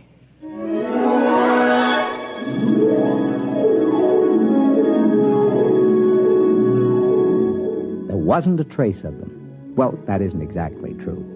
Remember what Robert had said about Star leaving an ESP smudge? Well, I was able to catch it in Robert's room. It had something to do with where the Brights went when they got off the time strip. That's it, of course. They wouldn't disobey by leaving present time. But isn't it possible that there is more than one present time? Isn't it possible that another now coexists with ours? That's the clue, of course. I'm going to call the police, Pete. I don't think it'll do any good. But we've got to find them. They'd have come back by now. Yes, if they could. What do you mean? Nothing. Well, what are you going to do? I'm going back to my study to think. To think? Aren't you going to look for them? I have to figure out where to look. Well, I'm not going to sit around doing nothing. I'm calling the police.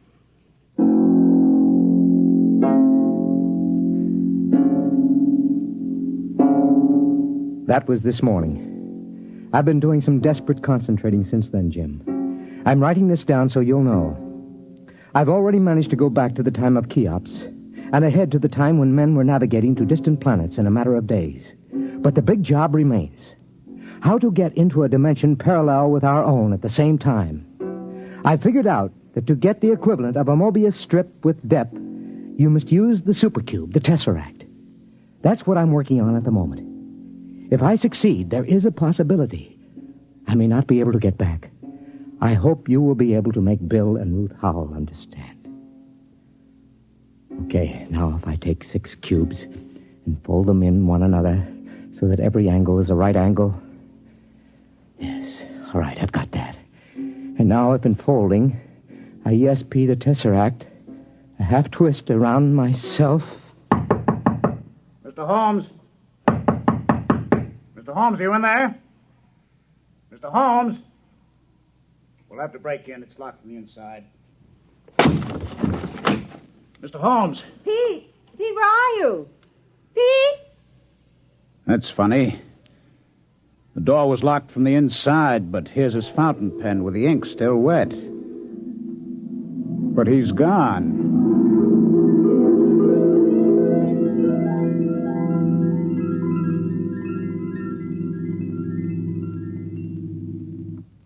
You have just heard X-1, presented by the National Broadcasting Company in cooperation with Galaxy Science Fiction Magazine, which this month features the final installment of Frederick Pohl's novel, Slave Ship, story of a world engaged in the wildest of all possible non-wars, where the order of the day was even wilder still.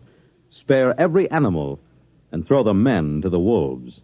Galaxy Magazine, on your newsstand today. Tonight, by transcription, X-1 has brought you Star Bright, a story from the pages of Galaxy written by Mark Clifton and adapted for radio by George Lefferts.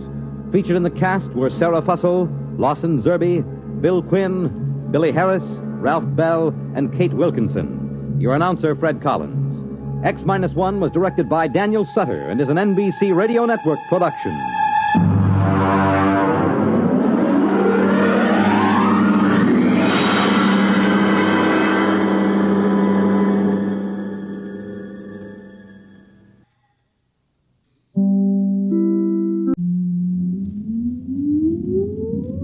Countdown for blast off.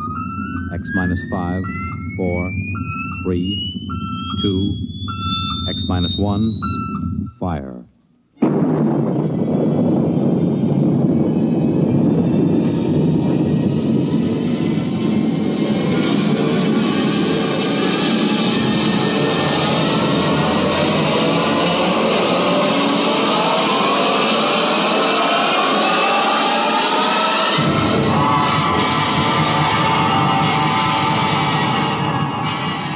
From the far horizons of the unknown come transcribed tales of new dimensions in time and space. These are stories of the future, adventures in which you'll live in a million, could be years, on 1,000 maybe worlds. The National Broadcasting Company, in cooperation with Galaxy Science Fiction Magazine, presents X-1.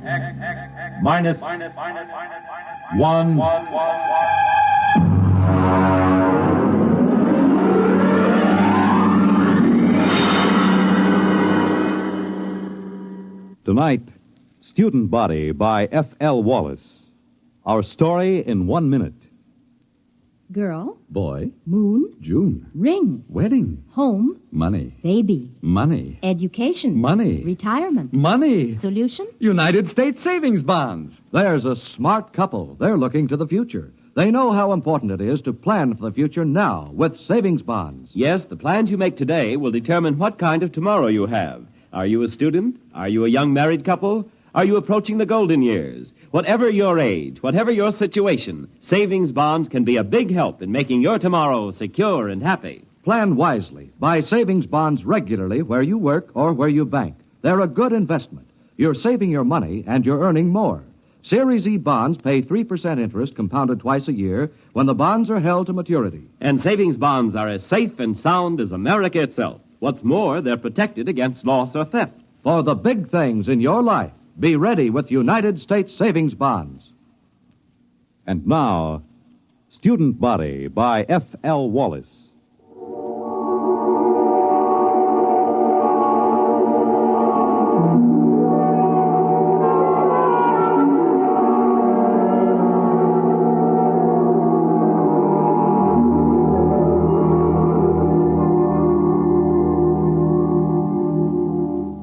Emergency report to Central Colonial Service. Subject Planet 7G63, Glade. Reporting Dano Marin. Special assignment from Biological Control.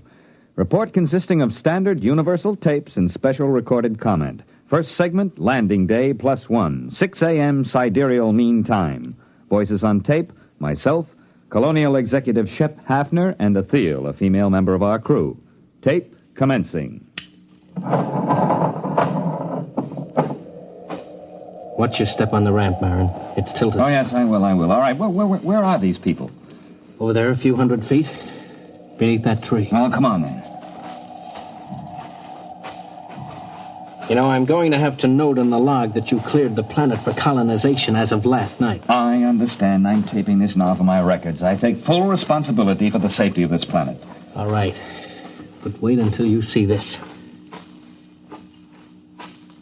Here we are. Now, do you see there? In the clearing beneath that tree? Why, good Lord, they haven't a stitch of clothes on. None of them. That's just what I told you. Are they all right? No, they're just asleep. You can see them breathing. Look here, Hafner, who gave them permission to sleep out here in the open? Shh, don't wake them yet. I gave them permission, Marin. They've been cooped up in that ship for over 6 months. They wanted to sleep outside. And in view of your clearance, I couldn't see any reason to refuse permission. I know. You were within your rights, but the clothing, why, they don't even have blankets. They did have, when they bedded down last night. Some of them even used the standard issue sleeping bag. Well, then what happened to them? There are 13 people sleeping around that tree, and they're stark naked, all of them. Last night you told me there was nothing dangerous on Glade. Do you still think so? I know so. I have the complete biological survey. Does your survey account for anything like this? You know it doesn't. That's what I thought. Okay. Now you've seen it for yourself. Let's wake them up and get them back to the ship. No, wait. You better wake them one at a time. This will be embarrassing enough for them as it is. Yes, I suppose you're right.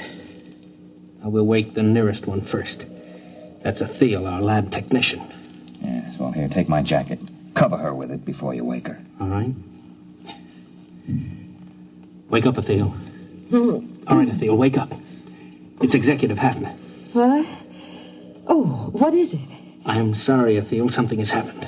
Oh, my clothes. My blanket, everything's gone. Now, be careful. Don't wake the others. Yes, the others. Why, good heavens, they're all that way. Athel, just go back to your cabin on the ship. Everything is all right. We'll explain it to you when we have the others safely back. But I feel so foolish. How could this happen? What's the meaning of it? Now, just get back to the ship. Your clothes back there are perfectly safe. Yes, all right. Well, thank you. You told her we'd explain it later, Hafner. Do you think we can? That's your job, isn't it? This planet is as new to me as it is to you. You're the biologist. What destroyed their clothing? It would have to be something that could destroy both blankets and clothing without waking the people. Nocturnal insects? Ordinarily, I'd say that was a distinct possibility if it weren't for the fact that our surveys show no evidence whatsoever of any such insects on Glade. Your survey could have missed them, couldn't it? Not if they existed in any great quantity. Besides, if insects were the answer, there should be some kind of evidence of them right here in the area where Athel was lying. Certainly one or two of them would be crushed when she rolled over in her sleep. Well, that sounds reasonable. Now, look for yourself. There's absolutely no sign of anything at all here. Well, what about some chemical, some vapor oozing from the ground? No chance at all. I'd rule that out completely. Then what? Well, there's the tree itself. I suppose it could exude some sort of a chemical that might dissolve cloth, but I can check that in the lab. Well, we'd better arouse the rest of these people and get them back to the ship. Hey, wait. What? What is it? Why, it's some kind of an animal. Just caught a glimpse through there. Ah, there he is. Yeah, you see behind that bush? Yeah, it looks almost like a chipmunk. Yes, and he's feeding on something. Why, it looks like a piece of cloth. Marin, do you think that... Shh, he doesn't hear us. I'll just ease up to him now. Closer. Now. You got him. Oh, well, hey, you little devil. Watch out, Marin, he's got sharp teeth. You're telling me. Yeah, easy there, boy, easy. Like to have your head stroked? Sure you do. That's the boy. He's calming down. Yes, look at that. Oh, he's nestling in the crook of my arm, almost like a kitten. Almost. Marin, I hope you don't mind short sleeves. Now, what do you mean? He's already eaten half the sleeve off your shirt. I think we've found the answer to our problem. The animal was a small, furry mammal resembling an Earth-type rodent. Its overall length is 14 centimeters, weight 512 grams. Fur stringy and sparse, color a light beige, indicating no particular protective coloring. The animal was placed in a special cage in a biological laboratory aboard ship for further study. Next tape, landing date +2. Can we exterminate it? Oh, it's quite a job. How about locally? Hardly. It's ecologically basic. Look, Marin, you're from biological control. I've just got an executive's rating. Well, look, you know how control works. They send a survey ship over and record the neural currents of the animals. They get everything that has a brain, including insects, and they take a few specimens to check the patterns. Now, here's the report on Glade. The survey shows that this animal is one of only 4 species of mammals on the planet. It is also the most numerous. So if we kill them off here, others will swarm in from other areas? Yes, that's about it. There are probably millions of them around the planet. course, if you want to put a barrier across the connection to the mainland, you might be able to wipe them out locally. Look, Marin, I've got a tight schedule. I can't spare dirt-moving equipment for that. By the way, what do they eat? Well, as far as I can see, anything. Insects, fruit, berries. You could call it an omnivora. Now that our clothing is handy, it eats that, too. I thought our clothing was supposed to be vermin-proof. It is on 27 planets. On the 28th, we met up with a little fella that has better digestive fluids, that's all. He's eating a leather belt right now. Yeah. Are they likely to bother the crops we plant? They shouldn't, but then I would have said the same thing about our clothing. All right, Marin, you worry about the crops. Find some way to keep them out of the fields. Meanwhile, everyone sleeps inside the ship until we can build dormitories. Biological examination of omnivora posed this question. Why only 4 species of mammals on Glade? No reptiles and only a few birds. On all comparable planets, a large variety of species. Nearest Earth parallel, fossil remains from the late Carboniferous show creatures like the omnivora, but on Glade there appears to be no further evolution. Next tape segment, L plus 22, place, temporary warehouse, Quartermaster Crone, and myself. There you are, Mr. Marin. They got in every seat, sack, and barrel in this part of the warehouse. Well, what makes you think it's mice? Look, I've worked in grain elevators for 30 years in Kansas. Look at the way that sack is gnawed. And look over there. Droppings. Well, it's not exactly... I know, so they're mice-like. I want to know how to get rid of them. Have you tried poison? You tell me what poison to use, and I'll use it. They got into a 100-pound sack of arsenic and went through it like it was whipped cream. Well, how did they get in? It's a fused dirt floor, isn't it? It should be pest-tight. But see, there are cracks along here. They must have burrowed through. They were loose in here, and we don't have time to build another warehouse. They've got to be controlled here. Well, catch me a few of them alive, and I'll see what I can do. Next morning, a dozen live specimens of mice-like mammals were delivered to the lab. No 2 of them were affected by the same poison, and the poison developed to control the omnivora was completely ineffective. Alternate discussed with Executive Hafner and Machinist Tully of Computer Engineering. Next tape, L plus 24. Hafner, Tully, and myself.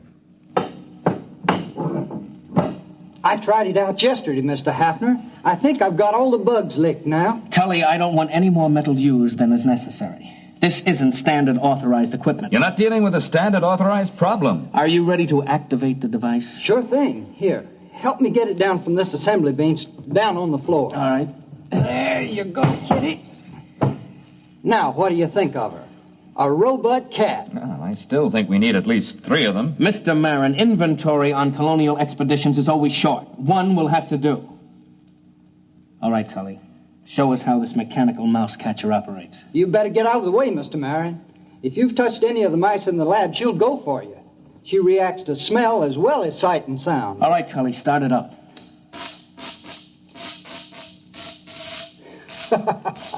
All right, kitty, go ahead and have a good time. Why, she moves like a cat. You know, I wouldn't bet a plug nickel on any mouse in the same warehouse with that baby.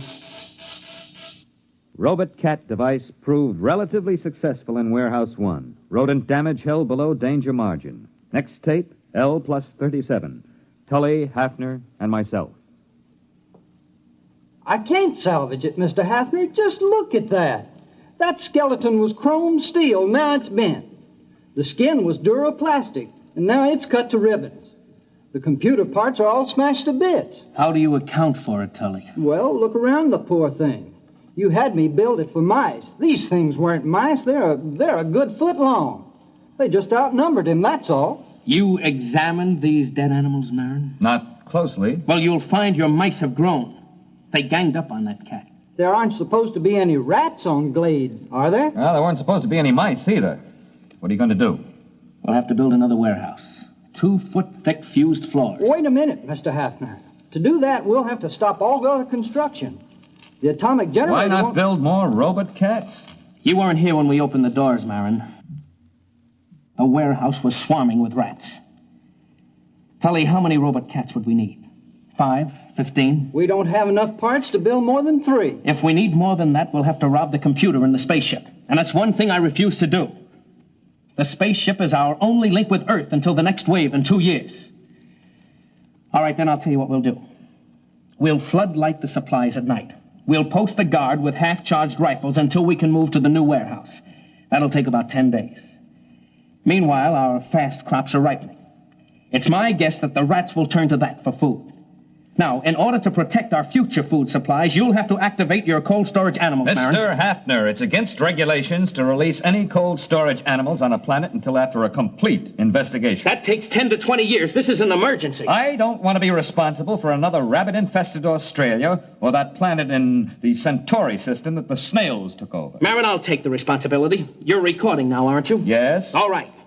If that isn't authorization enough, I'll put it in writing. Well, the beast I've got for this job won't be any good against rats this size. You've got hormones. Use them. Dead rats were gathered and frozen for further study. Observed animals, a wide variation in size. Internally, a lack of uniformity in organs. Some specimens had huge fangs and delicate jaws. Others had tiny teeth and massive bone structure. Obviously, the most scrambled species ever encountered by a biologist. Reproductive cells were especially baffling. Proceeding with hormone treatment on cold storage Earth animals. Next tape, L+39. Lab technician, Athil, and myself.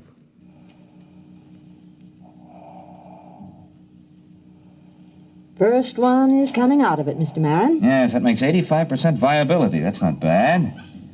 All right, fella, now take it easy, take it easy. Oh, he's a cute little fella. But he's tough. That's a wire-haired terrier. They're small, but they've been used for ratters since the Middle Ages. You think he's nearly ready for the hormone course? I think so. All right, first pituitary injection. Ready. All right, now, this is going to hurt just a little, fella. Oh, yeah, it's a dirty trick, isn't it, jabbing you with a needle when you're fresh out of the deep freeze? But don't you worry, fella. You'll be glad you had it. You'll stand a better chance against those rats when we work you up to about a Great Dane size. L+50, artificially enlarged terriers loosed in the fields of the fast crops.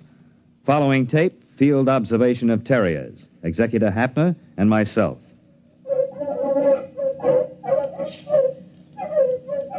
How long have they been at it, Marin? Since daybreak. I have to bring the dogs in at night and shoot them full of antibiotics.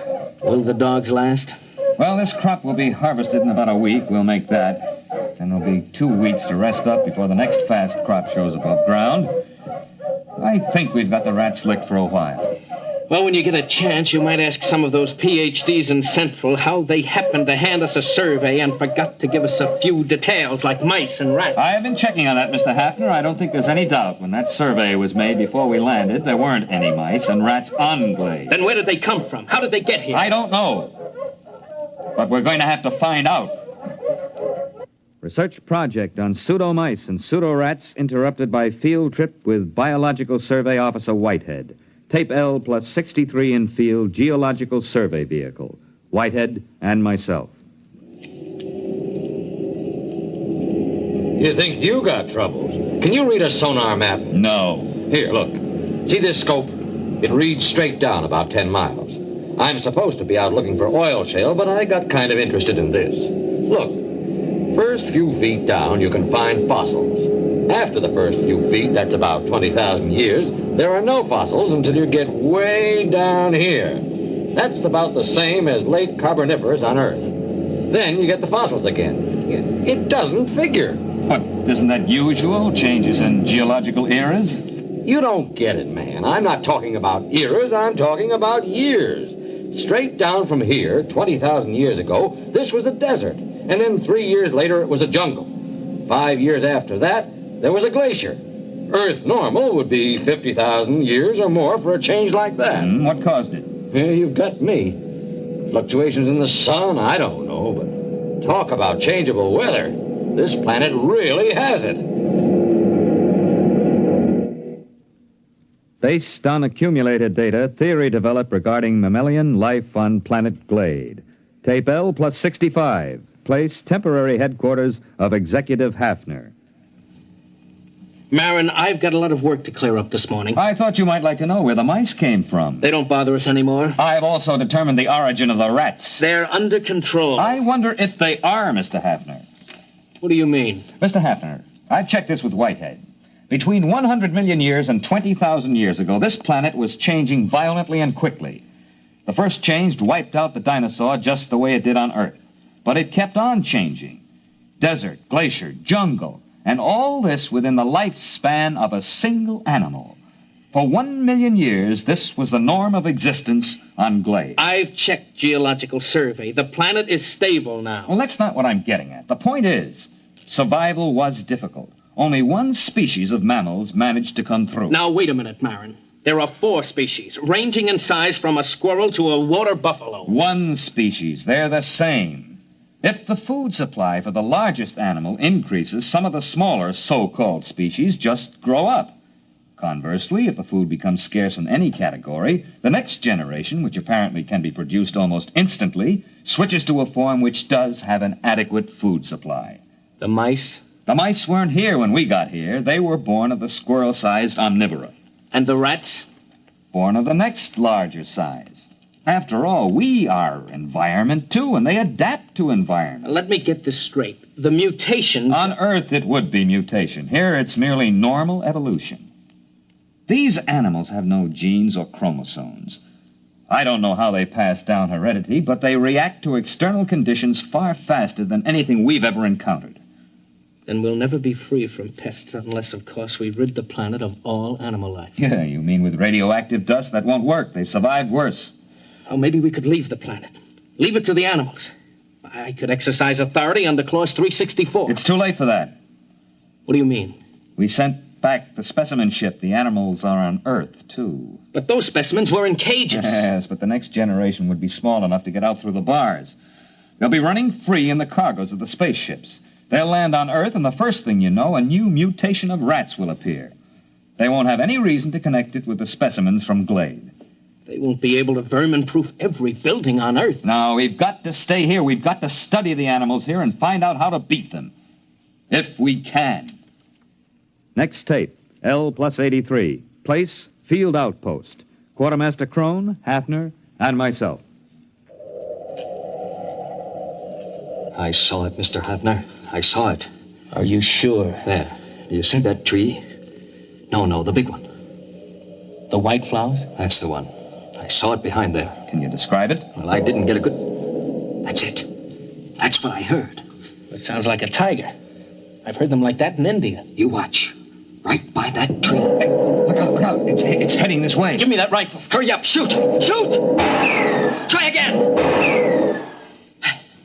I got it. Come on, let's take a look. Now look out. It might be still alive. No, I hit it square with that second charge. What in the devil is it? It's a good 8 feet long. What do you make of it, Marin? Well, except for the lack of markings, it closely resembles a tiger. Look at those claws. We chase the rats out of the warehouse, they go to the fields. We hunt them down in the fields with dogs, and they breed tigers. Well, that's easier than rats. We can shoot tigers. Wait a minute. We've been here less than 3 months, Marin. The dogs have been in the fields only 2. And that tiger's mature. How do you account for that? I am not sure, Mr. Hafner, but I imagine if the survival factor is high, the young don't ever have to be young. What? They can be born as fully functioning adults.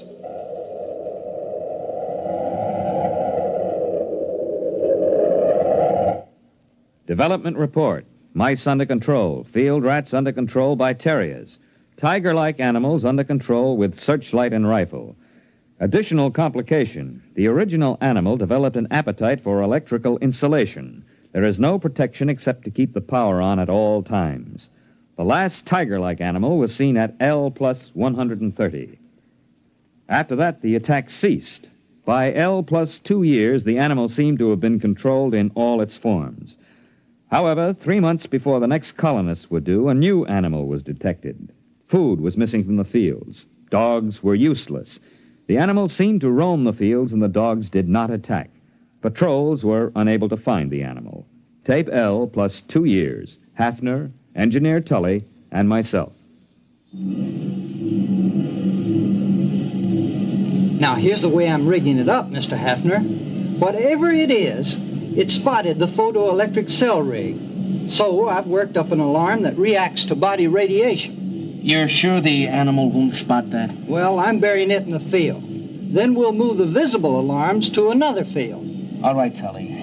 As soon as the alarm goes off, notify Mr. Marin and me. Do you understand? Yes, sir. Just as soon as the alarm goes off. L2 plus 15. Radiation alarm sounded. Place, field station, Hafner and myself.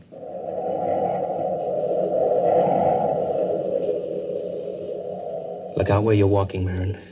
We don't want to scare it away. Well, there are dogs in that field, aren't there? Well, there were supposed to be, but they didn't bark. Quiet. There it is. See? Huh? It's in between the rows. Look out. Look out. Give me a clear shot. Now, wait a minute. Don't shoot. Look, Marin, I'm the executive here. I say it's dangerous. Dangerous? That's why you can't shoot. It's more dangerous than you know. Quiet. It'll hear you. We're downwind. Now, listen, Hafner. This is important. I don't want any lecture now, Marin. I don't want to lose the shot. You've got to listen. That animal could evolve mice. We stopped mice and it brought rats. We turned back the rat and provided the tiger. All right, we stopped the tiger. Not really. There was another animal being formed. The one that's in that field now. It took the animal 2 years to create it. How, I don't know. 1 million years were required to evolve it on Earth. He's moving away. Marin, I'm going to shoot. Don't shoot. We can't destroy the animal. It's on the Earth now and on other planets. We've never even been able to get rid of our own rats. How can we exterminate this animal? All the more reason to start now. Get down and give me a clear shot. Listen. Are their rats better than ours? Will their beasts win or ours be stronger? Or will the two make peace, unite, and interbreed? It's not impossible. This animal could do it if interbreeding had a high survival factor. Don't you see, after the tiger, they bred this thing. If we shoot it down, what'll come next? Look at it, standing erect. Opposable thumbs, binocular vision, a large brain capacity. This one I think we can compete with. It's the one after this that I don't want to face. Marin, it must hear us. It's looking this way. Look at it, Hafner. He's holding his hands up to show us he's got no weapon. Drop your rifle. Are you sure? Drop your rifle!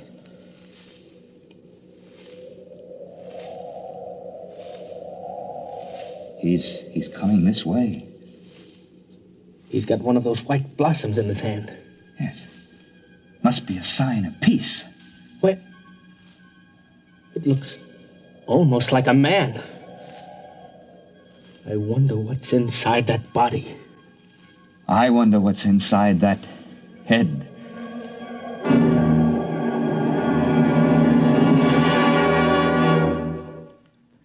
You have just heard X-1, presented by the National Broadcasting Company in cooperation with Galaxy Science Fiction Magazine, which this month features Verbal Agreement by Arthur Sellings, the story of an unsuccessful poet who was forced to ask what it was the aliens could want that was half as precious as the skins they wouldn't sell. Galaxy Magazine, on your newsstand today. Tonight, by transcription, X-1 has brought you Student Body, a story from the pages of Galaxy written by F.L. Wallace and adapted for radio by Ernest Kenoy. Featured in the cast were John Raby, Bob Hastings, Kate Wilkinson, James Stevens, Charles Carruth, and Merrill E. Joels. Your announcer, Fred Collins. X-1 was directed by Bob Maurer and is an NBC Radio Network production.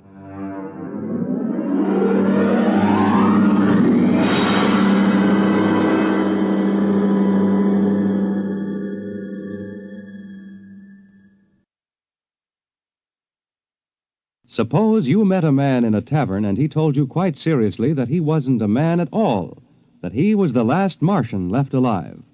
Well, that's what happens to a newspaper reporter next week when he is sent out on what appears to be a routine crank story. What happens next, though, is very far from routine, as the interview leads to a whole succession of astonishing events. The story is The Last Martian by Frederick Brown, next week on X-1. The Fisher Body Awards to Teenagers will be made tonight on the NBC Radio Network.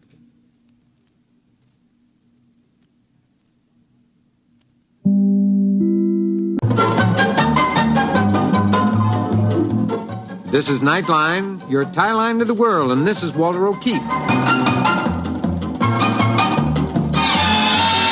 Tonight, a visit to worlds strangely different from ours, the world of the future, the world of X-1.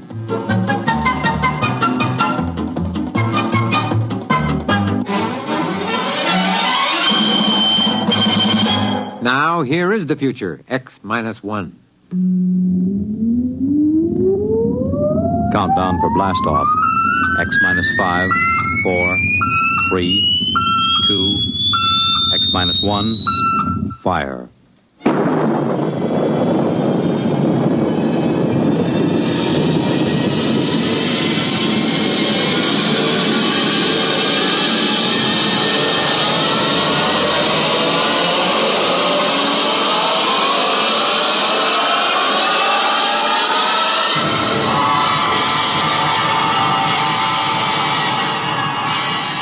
From the far horizons of the unknown come tales of new dimensions in time and space.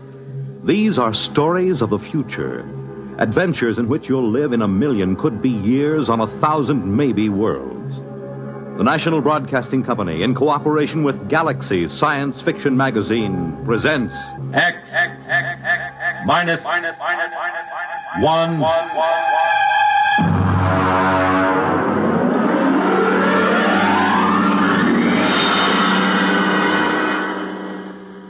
Tonight, The Coffin Cure by Alan Norse. But first, hear this. The scene of America's first Thanksgiving celebration. The top Big Ten football game of the day. One of the most unusual excursions on which a radio audience has ever been taken. These are just a few highlights of the weekend Monitor has planned for you. To help set the mood for the coming Thanksgiving holiday, Monitor takes you on a visit to the banks of the James River at Berkeley Plantation, Virginia. The scene of America's first Thanksgiving celebration more than 300 years ago. For sports fans, Monitor takes you to Michigan Stadium at Ann Arbor for the big Michigan-Ohio State football game.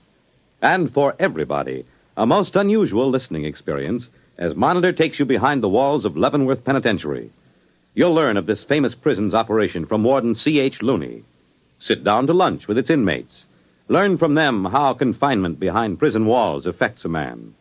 Learn of their opportunities for rehabilitation. There'll be celebrities, music, news, and sports. All on Monitor all weekend long, beginning Friday night over most of these NBC stations.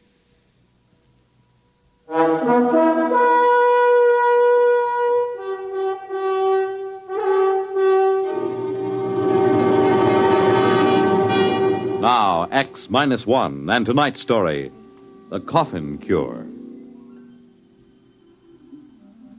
I saw the headlines on the way downtown in the morning. Common cold cured. And sure enough, there was his picture, Chauncey Patrick Coffin. The newspaper ran on deliriously. Coffin nails lid on common cold. No more coffin, states co-finder of cure. Sniffles sniped. Single shot to save sneezers. There was no doubt of it. I've always said that the man who finds the cure of the common cold would be the greatest hero in medical history. And if I could have gotten my hands on Dr. Chauncey Patrick Coffin at that moment, I would have torn him limb from limb. Almost did about a half an hour later at the laboratory. Philip, there's no sense in getting excited. It's idiocy, blind, screaming idiocy. Coffin, you're out of your mind. Can't you see what you've done? It was my idea in the first place, and Jake and I have been pounding our heads on the wall for 8 solid months, and you go sneak into publication a full year before we have any business. Now, Philip, you... Now, how about that, Jake? Did you see the morning papers? This thief not only steals our work, he splashes it all over the countryside in red ink. Now, CP, you shouldn't have done that. After all, we've hardly had an acceptable period of clinical trial. Oh, nonsense. Philip, you had the worst cold of your life when you took the vaccine. Have you had any since? No, of course not. Now, Jacob, how about you? Any sniffles? How about those 600 students from the university? Did I misread the reports on them? No, 98% cured of active symptoms within 24 hours. But, of course, it's only been a month. Now, gentlemen, be reasonable. Think positively. There's work to be done, a great deal of work. Press conference in 20 minutes. Drug houses to consult with. Gentlemen, we've won the greatest medical triumph of all time. The conquering of the common cold. We'll go down in history.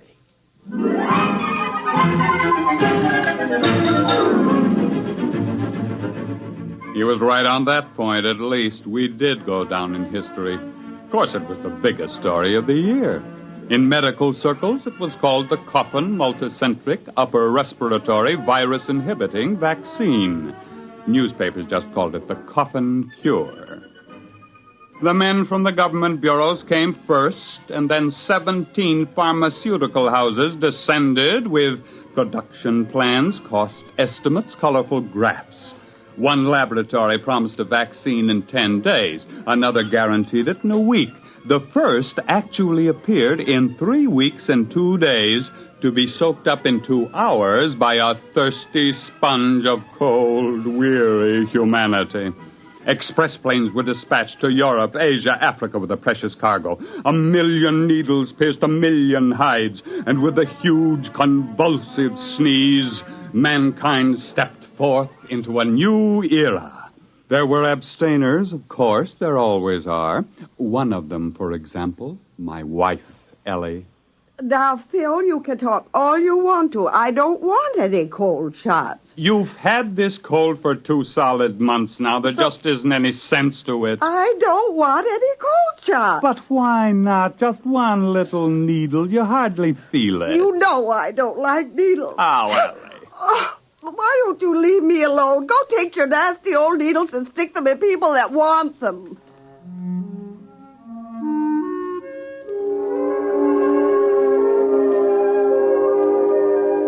I woke up once that night and listened to a parade of sneezes from Ellie. I rolled over and frowned to myself.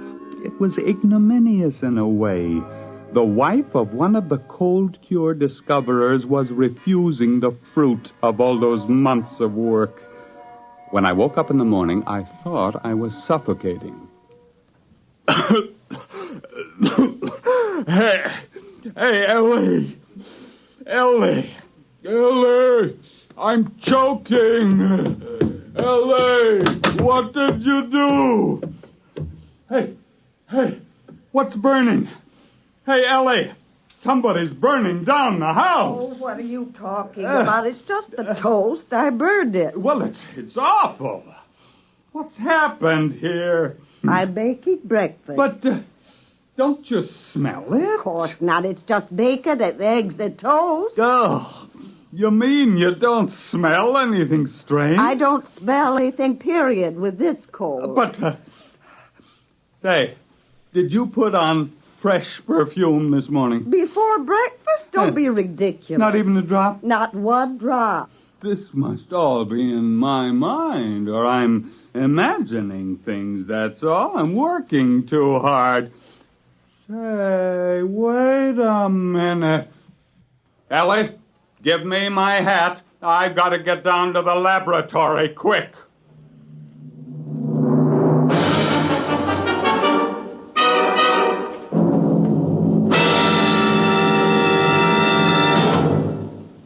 You're listening to The Coffin Cure, tonight's attraction on X-1. 11 million victims, adults and children alike, beg you to break the grip of the crippler, arthritis. Advances in medical science have made possible the cure of many diseases, but further research is necessary to break this grip, to find the cause and the cure for man's oldest, most crippling disease. Let's give arthritics a chance. Help relieve their suffering now, and help find the cure that will end this terrible disease for all time. Your contributions will support a double-barreled attack on arthritis, a fight in which more research and better treatment are brought to bear on one of the great menaces to our nation's health. Please join the campaign to destroy arthritis, to break the grip of the crippler. You can do your part. Please give to your local arthritis fund.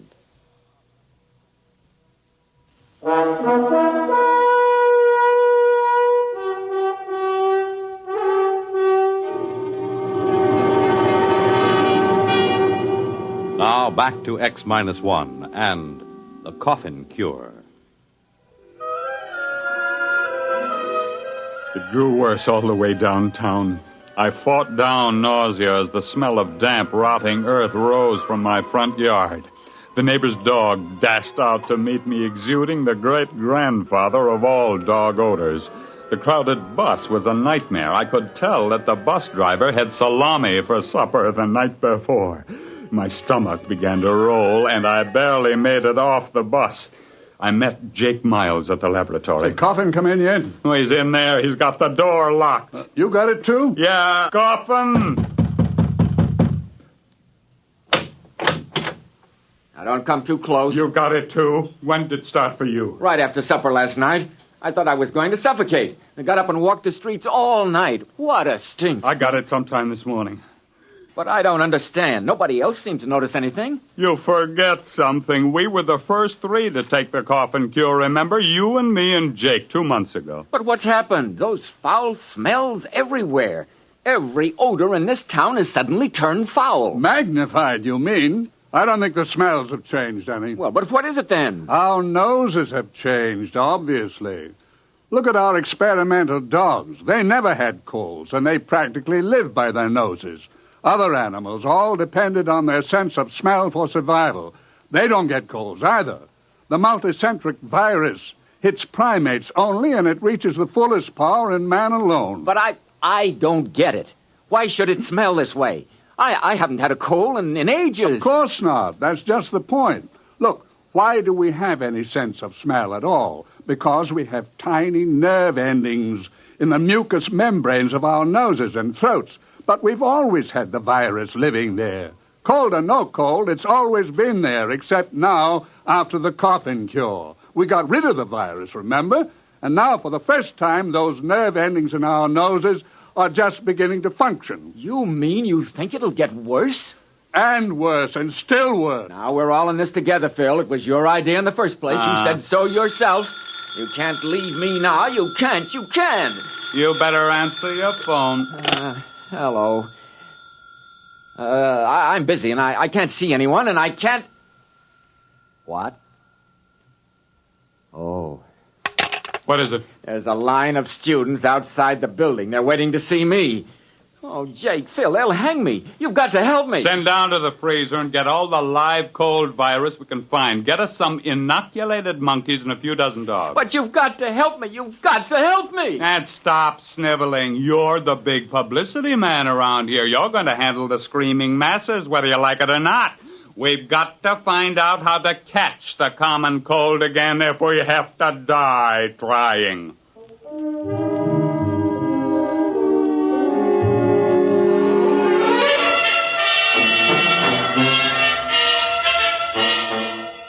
It was a futile struggle.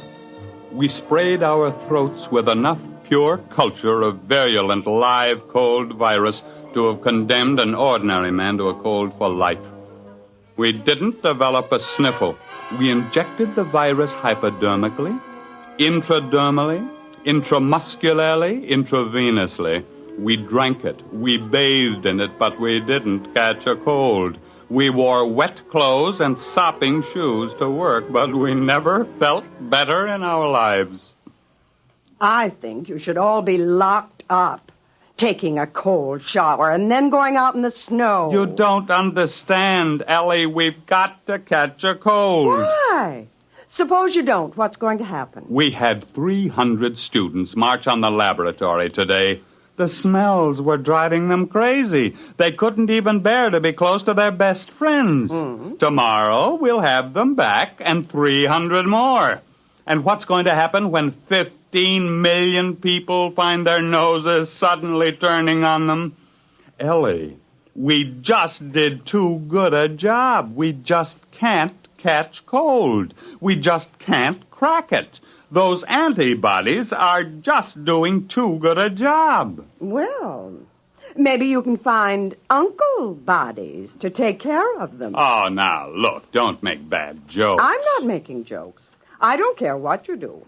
All I want is a husband back who doesn't complain how everything smells and who doesn't stand around in cold showers at 6 o'clock in the morning.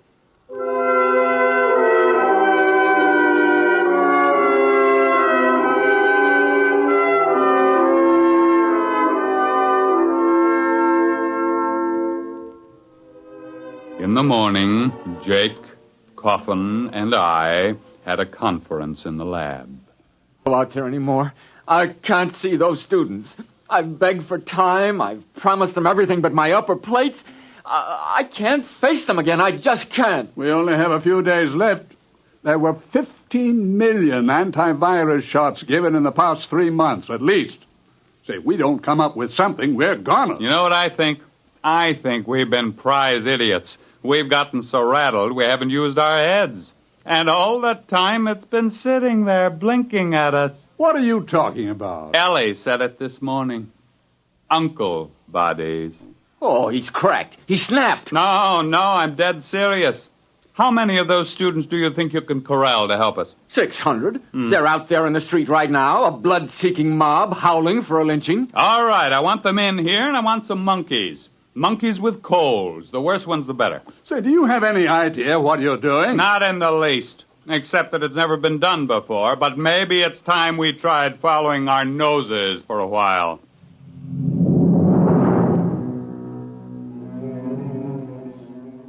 The tidal wave began to break 2 days later. Only a few people here, a dozen there, but we could tell it was coming. At the laboratory, the doors were kept barred, telephones disconnected. Jake rigged up some small gas masks, but it didn't do much good. But the work went on in spite of the smells, and you have no idea what a truckload of monkeys smells like, magnified 10,000 times. We had coal-ridden monkeys, sneezing, coughing, weeping, wheezing monkeys by the dozen. Culture trays bulged with tubes. Each day, 600 angry students holding their noses paraded through the lab, arms exposed. At the end of the week, half the monkeys were cured of their colds and couldn't get them back. And the other half had new colds and couldn't get rid of them. That meant we were on the right track. And then, 2 days later, Jake came into the laboratory triumphantly. Jake, what's the idea of bringing that dog in here? I've got 6 nose plugs, and they still don't do any good. But look at that puppy. Look at it. Watch him carefully. Yeah, he sneezed. He's got a cold. That's the first dog in history that ever got a cold. And we've won.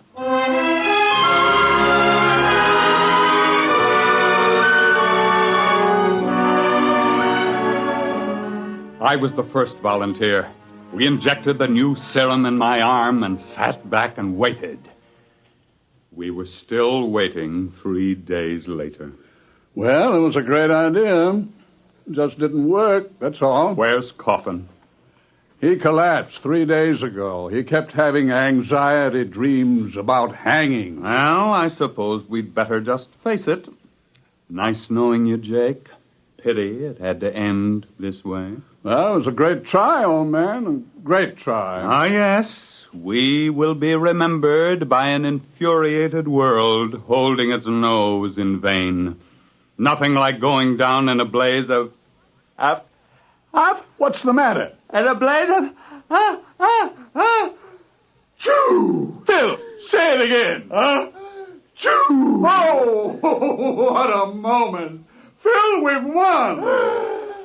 Choo!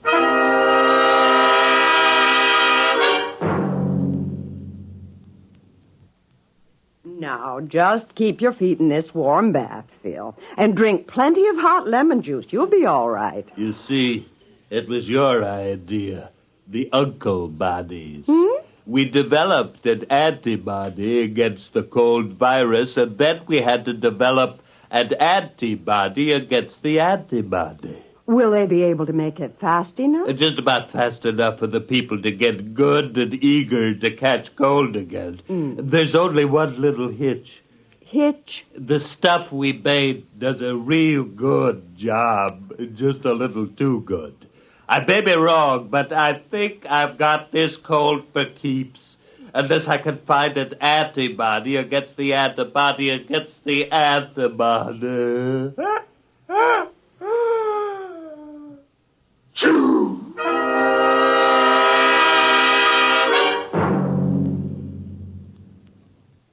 Fred Collins again, and I'll have another word about X-1 in a moment.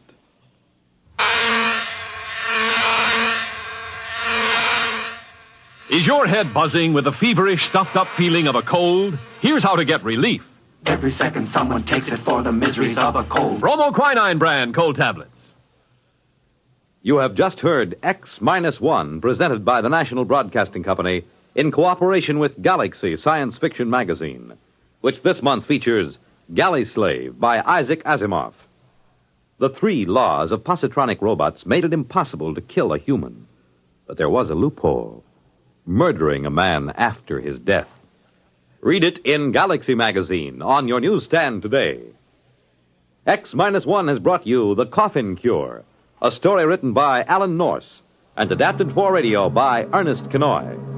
Featured in our cast were Raymond Edward Johnson as Phil, Joseph Bell as Coffin, Harvey Hayes as Jacob, and Betty Kane as Ellie. Your announcer, Fred Collins. X-1 was an NBC Radio Network production.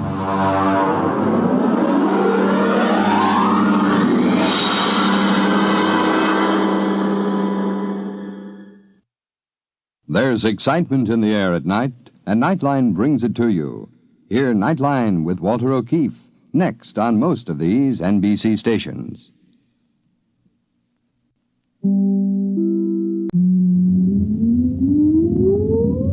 Countdown for blast-off. X-5, 4, 3, 2, X-1, fire.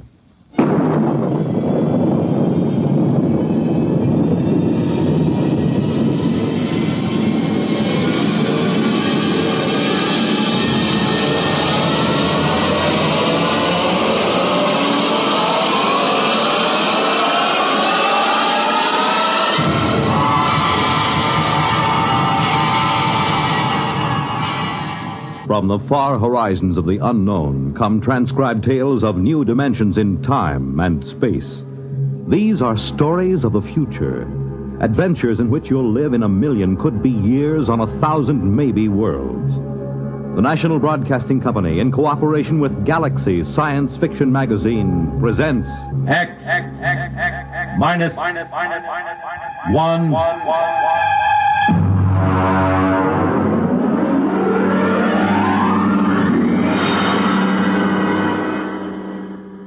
Tonight, the Murray Leinster story, If You Was a Moklin.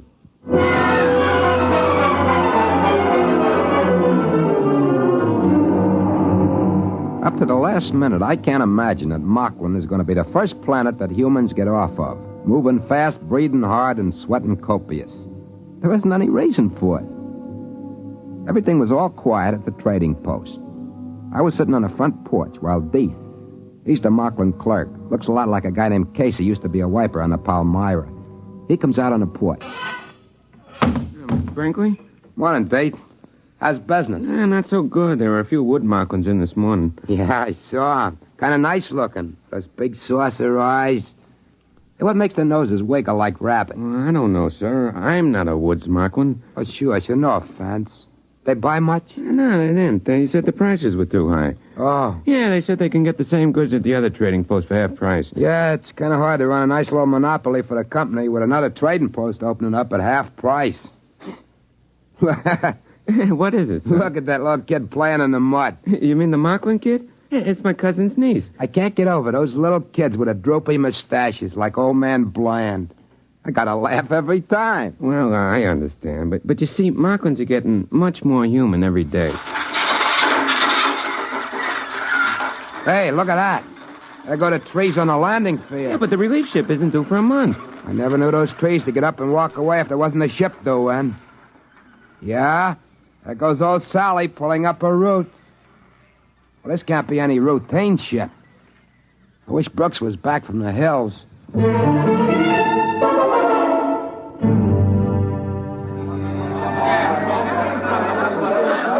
Hey, Captain Haney! Over here! All right, come on, let go of my hand. Yeah, nice to see you all again. Friends, yeah, sure. Friends.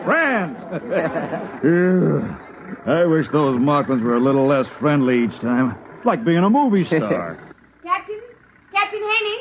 Hey, what's that? We didn't send in a requisition for anything like that. Red hair and everything else. Captain? Relax, Brinkley. That is Inspector Caldwell. She's a troubleshooter for Sam Company. They must have finally read those reports Brooks keeps sending them. Look out for her. She's... Oh, good morning, Miss Caldwell. Inspector Caldwell, please. This is Joe Brinkley. He's the assistant manager of the company post. Where's Brooks? He's up in the mountains, ma'am. We should have been here. I'm on Moklin to check into this matter of a competitive trading post. Who's back of it? The company is supposed to have exclusive trading rights. Brooks is trying to find out. The Moklins around the place always say the humans are off somewhere hunting or something. We've never seen them. They take the lady's luggage. Yes, sir. It's a pleasure. Oh, he looks a little familiar, your clerk. He's a Moklin. But he looks a lot like a man used to be a wiper on the Palmyra, Casey. I think he's on the Aldebaran run now. Please. Please conduct me to the trading post.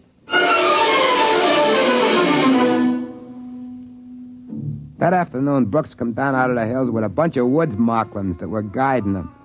I took Inspector Caldwell over to meet him, and he gets one look at her red hair and other equipment, and he stops short.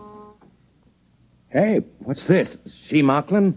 I beg your pardon? This is Inspector Caldwell. She come in on the Palmyra today. This is Brooks, the head trader. Well, am I glad to see you. I guess they finally read my reports in sector headquarters. You've come to check my request that the planet be abandoned? Not at all. Moklin has great potentialities. Friendly natives. Trade should continue and increase. But I explained. All I am interested in is why you allowed a competitive post to be established in our exclusive territory. My reports cover that. Haven't you read them? Of course not. I was given a briefing on the situation here and told to correct it. Well, now, let's get to it. Do they cut prices? 50%. Yeah, but lots of Moklins still trade with us, just out of friendship. They're real friendly, these Moklins. Now, I'd like to know just... Excuse me, Mr. Brinkley. What is it, Deke? A girl just brought you a compliment. Oh? Well, now send her in and get a present for her. Yes, sir. 50%. Well, if they want a trade war, we'll give it to them. We can cut prices if we have to. We have all the resources of the company behind us. My dear Miss Caldwell, if you'd read any of my... Inspector Caldwell. Here she is, Mr. Brinkley. Compliments, sir. Compliments. Wow. Let's see him. He's asleep. Well, look at that. Ears like mine. The same bashed-in nose and everything. What do you know? Gitsy. Hey, what's your name? Morano. I can't remember ever seeing you before. Well, that's the way it goes. Hey, take her in the post and give her a present. This way. Thanks for the compliment. I'm greatly honored.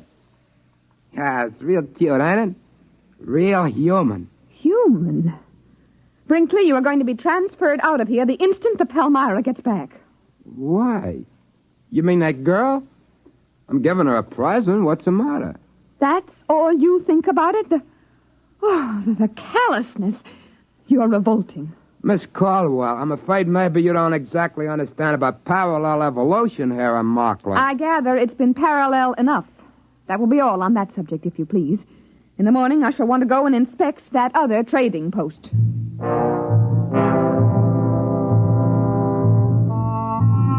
We set out for the trading post the next day. Brooks stayed behind on account of he was peeved that she hadn't read his report. Anyway, she was cute as the bug, and he resented anyone with a figure like that in authority over him, especially without reading his report. I tried to explain to Miss Caldwell that we just couldn't go in and rip up the opposition post. Why not? They're poaching. Moklins imitate humans. Now, if we start trouble, they'll start it too. Anything. Mayhem, murder, theft, bigamy. Bigamy? You're worried about that? Listen, Miss Caldwell, you've got to understand about Moklin evolution. I'm not interested. Here, wait a minute. Now, this is a nest bush, see? There's about a dozen nests on it. Now, only about 2 of them are ripe. Look. Oh, there's a bird. Yeah, that's what I'm trying to tell you. Now, see, the bush grows nests for the cacklebird, and the bird, well, fertilizes around the bush. It's even Steven. See, that's the way evolution works on Moklin, like we were trying to tell you. Mr. Brinkley, I am not interested in learning about the birds and the bees on Moklin or any other planet from you. Now, let's get on to that trading post.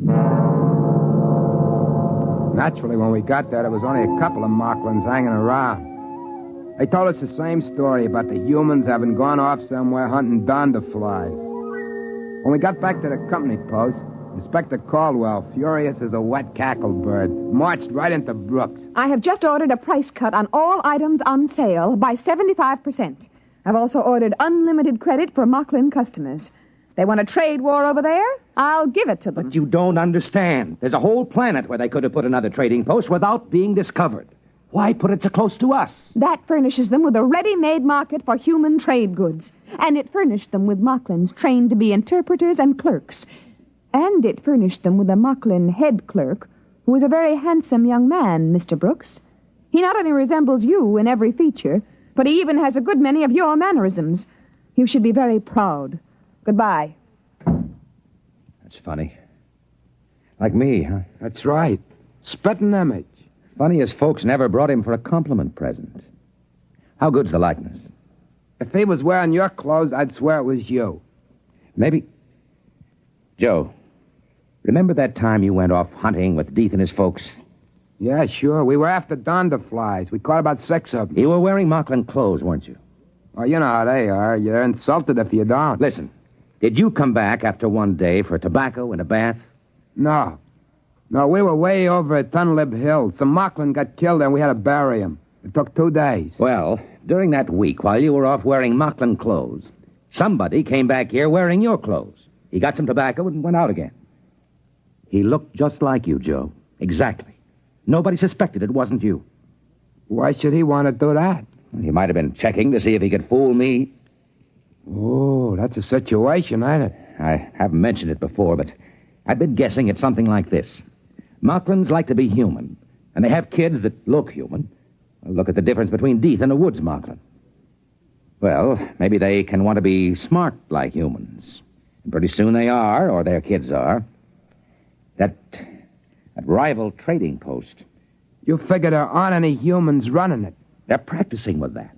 You mean they might figure to get rid of us and have a couple of Moklins take our place? I don't believe that.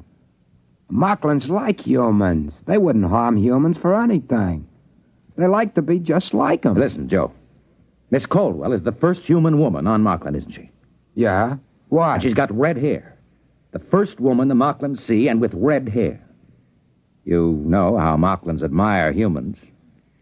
With luck, it ought to turn up soon. Boy, she's going to take it hard if it does. Women hate to be wrong. But it's about our only chance. Listen, Joe, we've got to have some check between us. What for? Well, if there's a Moklin that looks like me and one that looks like you, we better have a signal. Look, I'll cough twice, like this. And you whistle back. That way we'll know it's us. Okay. Try it. Good, good. That way we'll know we're us.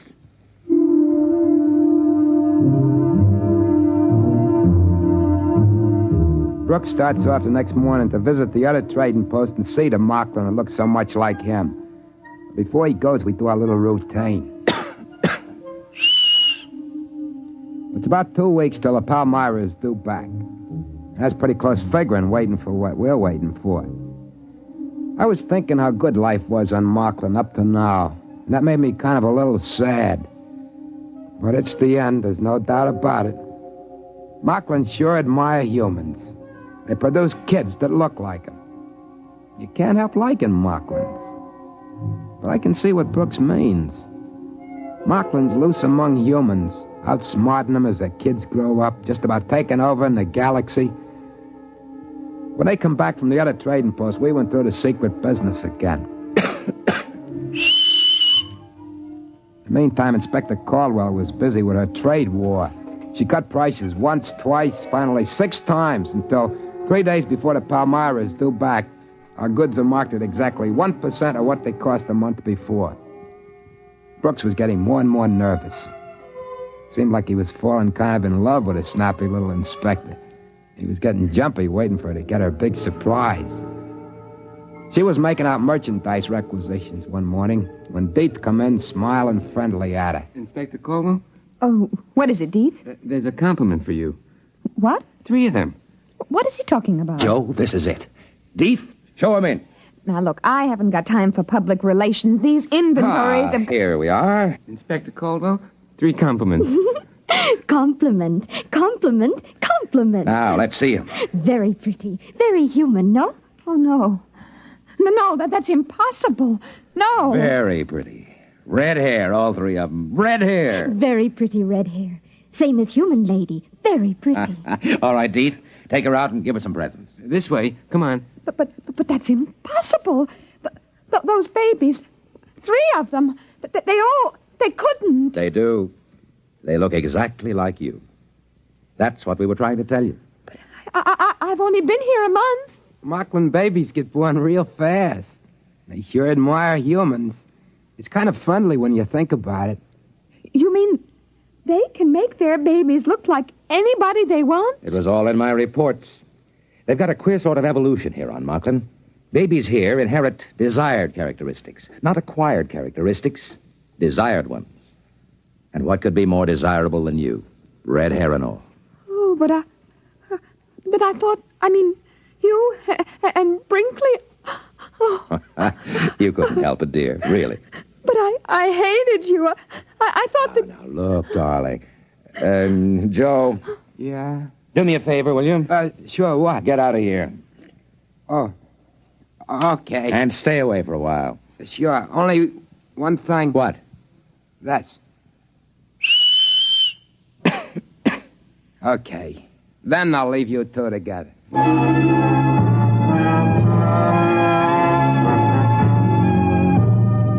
About 2 days later, the Palmyra boomed down out of the sky. We were all packed up waiting on the field when the trees finished getting out of the way. I kept thinking, no matter what, Moklin sure are friendly. They sure do admire humans. I could see them crew members with Liberty heading off from the field with a whole gang of laughing, singing Moklins following each one of them. After a while, Cap Haney came over on a freight truck. It's a pleasure, I tell you, to see these Moklins. I just came here from Welch's planet. The natives there are suspicious, unfriendly, and if you're not watching, they'll steal your gold teeth. But Moklin... Captain Haney, don't give orders to unload your cargo. What do you mean? We are abandoning the post. What? We are leaving Moklin completely. Sam Company pulling out when there's still a mill credit to be made? I don't believe it. I have authority to order the move, and Mr. Brooks has convinced me of the necessity for it. Now, Inspector, I know the company doesn't like to give in to competition. There isn't any competition. Well, I thought... Miss Caldwell's right. That other trading post is purely a Moklin enterprise. They bought our goods from us and pretended to sell them at half price, and we cut our prices, so they bought more goods from us and went on. Some Moklin must have thought it'd be nice to be a smart businessman, so his kids would be smart businessmen. Too smart. We'll close up this post before the Moklins think of something else. What? What do they think of? If they got loose from this planet, if they can pass as humans, their kids could take over human civilization. How would you like that? Oh, I see, yeah. You'd better make ready to blast off, Captain. Yeah, but I got the B section off on shore Liberty. Men are scattered all over the place. With Moklins? Sure, with Moklins. You know how it is. Regular party. Fancy Moklin clothes, food, liquor. Captain, you'd better sound the emergency recall. Yeah, I see what you mean right away.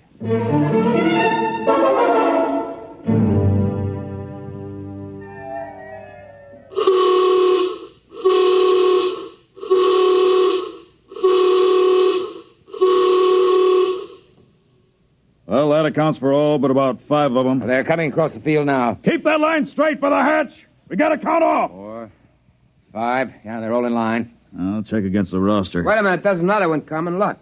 By that tree. Well, there can't be. I've got 38 men lined up already.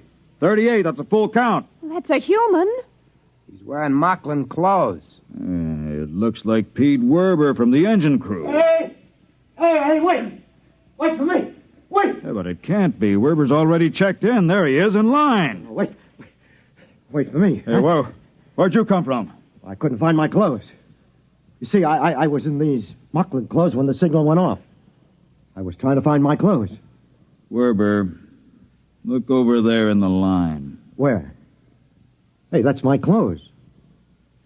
That guy. He looks just like me. Now, what's the idea?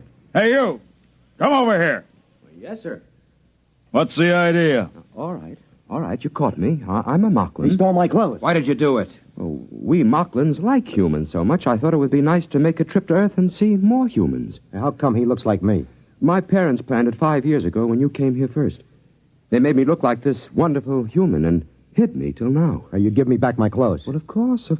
I wouldn't want to make any difficulties for humans.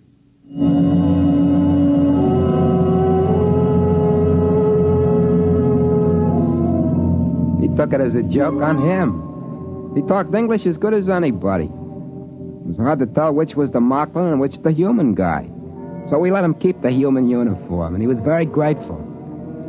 We took off after that, and the Moklin stood around and laughed and waved and threw flowers as we closed the hatches. Pretty soon the Palmyra was pushing up through the atmosphere.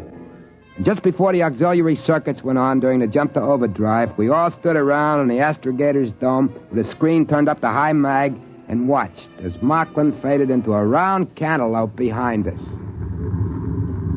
It's a shame. Sure was a pretty planet. Real friendly. Too friendly. I still have the shivers, thinking we almost took a Moklin off with it. The other crew had been on Moklin long enough to have a double. 5 years is a safety margin. Takes them that long to grow up. We were lucky, huh, Joe? Huh? What? I said we were lucky. Yeah. We sure are.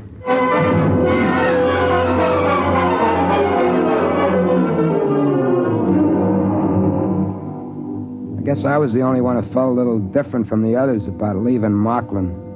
I mean, Moklin's are swell folks, and it seemed a shame. There'll be an order out that no human ship is allowed to land on Moklin. But I was thinking, I'll save my money, and those compliments, those 3 little kids that look just like Inspector Caldwell, in about 5 years they'll be grown. And I'll buy me a little private ship and shove off for Moklin again. And I'll pick me one of those 3 red-headed gals and marry her Moklin style and bring her out to a human colony planet.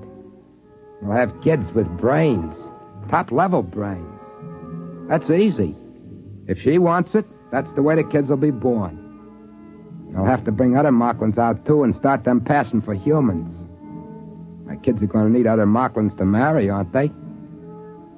It's not that I don't like humans. I do. If the fellow I look like, Joe Brinkley, hadn't gotten killed accidental on that hunting trip, I never would have thought of taking his place and being Joe Brinkley.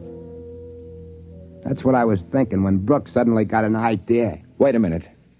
Joe, you and I were on Moklin more than 5 years. Yeah? So? One thing. And everything's all right.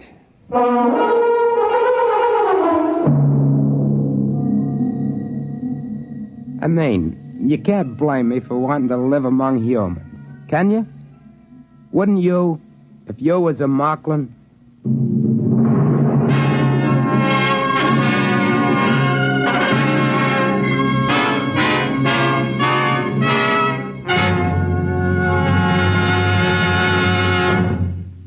You have just heard X-1, presented by the National Broadcasting Company in cooperation with Galaxy Science Fiction Magazine, which this month features another fascinating For Your Information column written by Willie Lay. Galaxy Magazine, on your newsstand today. Tonight, by transcription, X-1 has brought you If You Was a Moklin, a story from the pages of Galaxy written by Murray Leinster and adapted for radio by Ernest Kenoy. Featured in the cast were Joseph Julian, Patricia Wheel, Carl Weber, Ralph Camargo, Helen Gerald, Stan Early, John Marley, and Dick Janiver. Your announcer, Fred Collins.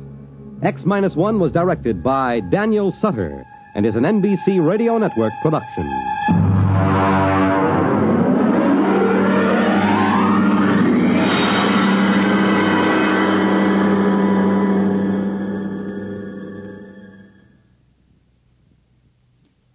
Next week, listen to Project Trojan, an original story by Ernest Kenoy on X-1. Follow the news with Chet Huntley tonight on NBC Radio. Now stay tuned for X-1 on NBC.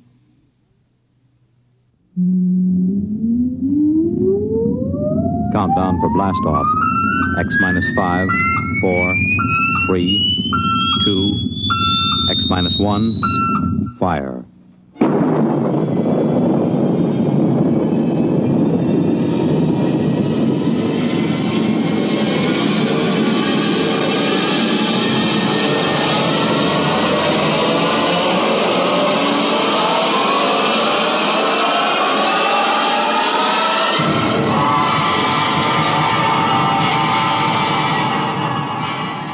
From the far horizons of the unknown come transcribed tales of new dimensions in time and space. These are stories of the future, adventures in which you'll live in a million, could be years, on 1,000 maybe worlds. The National Broadcasting Company, in cooperation with Galaxy Science Fiction Magazine, presents X minus 1.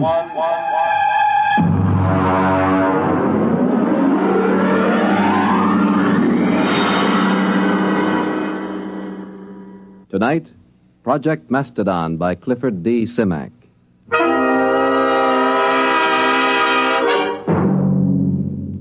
Mr. Secretary, may I present Mr. Hudson of, Macedonia.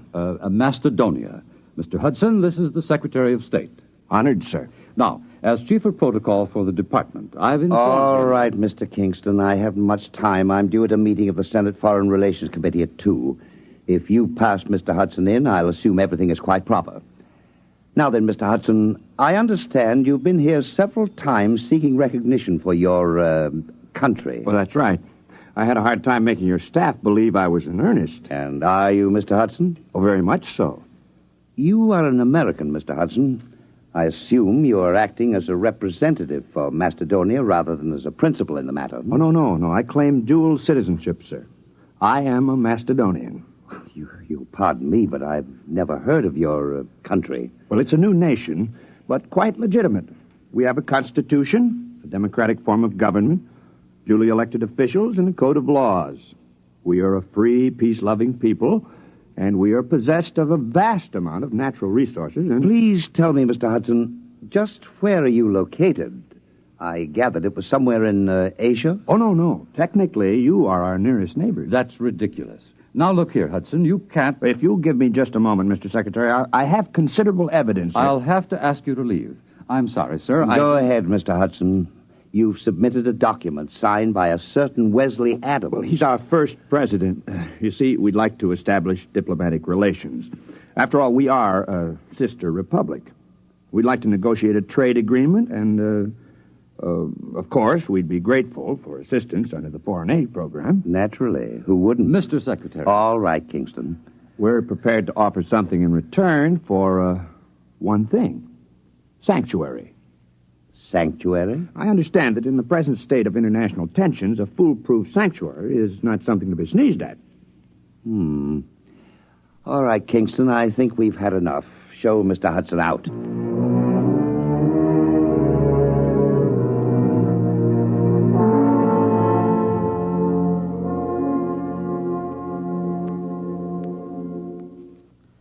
All right, let's have the story again. Look, mister, I don't want any trouble. Just tell the story again. You want to cooperate with the FBI, don't you? Sure I do. Sure, but I just don't want any trouble. All right, start over. You found the briefcase in the booth. Yeah, that's right. I brought my beer over from the bar, you know? And this fella just went out a minute before, so I figured he must have left it. I run after him. You didn't see him, though? No. So I just kind of looked in the briefcase. You know, I mean to identify it. That's all. I don't steal. Then you came to us. Yeah, that's right. I mean, after all, when I saw that stuff, well, I just figured I was way over my head, you know? All right. Don't say anything about this, do you understand? We'd rather you just forgot the whole thing. Oh, sure. Listen, some things I don't want to remember. You know?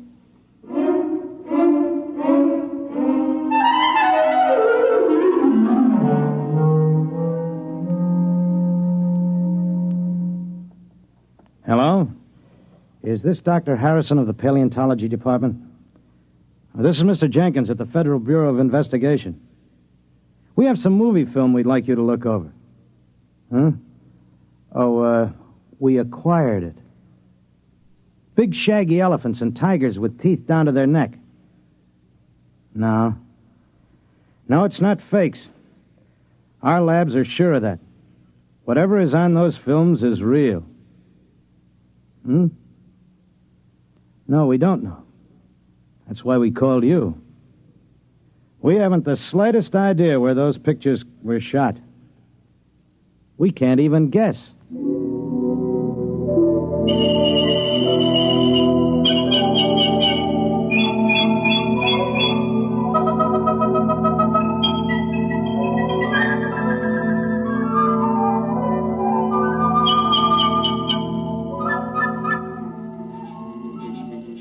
Ow!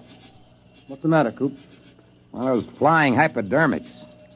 This is a fine, healthy spot. Mosquitoes as big as hummingbirds. Oh, careful, son. You're knocking the climate of the capital city of Macedonia. Yeah, some capital city. One palm tree and a Boy Scout pup tent. Wes, this is the wildest thing we ever did. What if Chuck can't get back? Chuck Hudson is a man of many parts. Have faith. Supposing they're putting him in jail, or something might happen to the time unit or the helicopter. We should have gone along. Do you think they'll do it, Coop? Who? What? The United States. Do you think they'll recognize us? Not if they know that Macedonia is the United States 50,000 years ago. That's why we have to get legal recognition first, otherwise it wouldn't be safe. Well, there goes that Mastadon again. Good old Buster. Where is he? Right there. Over by the grove, see? He's lonely. What? He probably is. He must have been run out of the herd by some younger bull. That's why he hangs around like some homeless dog. One thing worries me, Wes. I know you dreamed up the time unit, and we all chipped in for the helicopter, but can you just claim territory on your own like we did? Why not? We found it, it's ours. Hey, Buster's coming this way. Give me the right. No, wait. Maybe he's only bluffing. If that Mastodon comes through here, he'll stomp everything flat. I'll give him 3 steps more. It'd be such a shame to plaster him. He's such a nice old monster. One more step and he gets it. Hey, that's Chuck. He's back. I wish he could fly that helicopter better. He might wreck it. Well, anyway, he scared Buster off.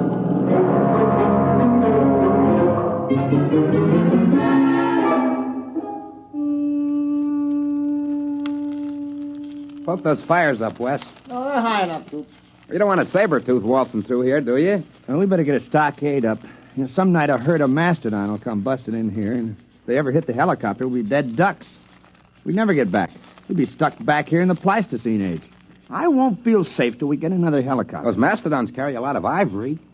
And the mammoths up north. Oh, sure. And get socked in the jug for smuggling ivory? The only way to cash in on the time unit is to get diplomatic recognition for Macedonia.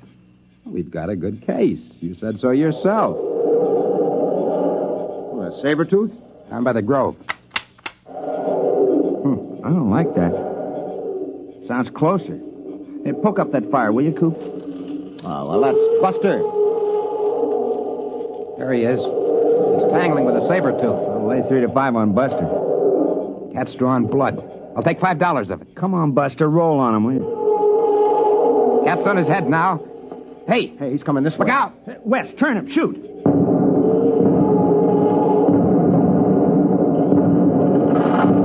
got him!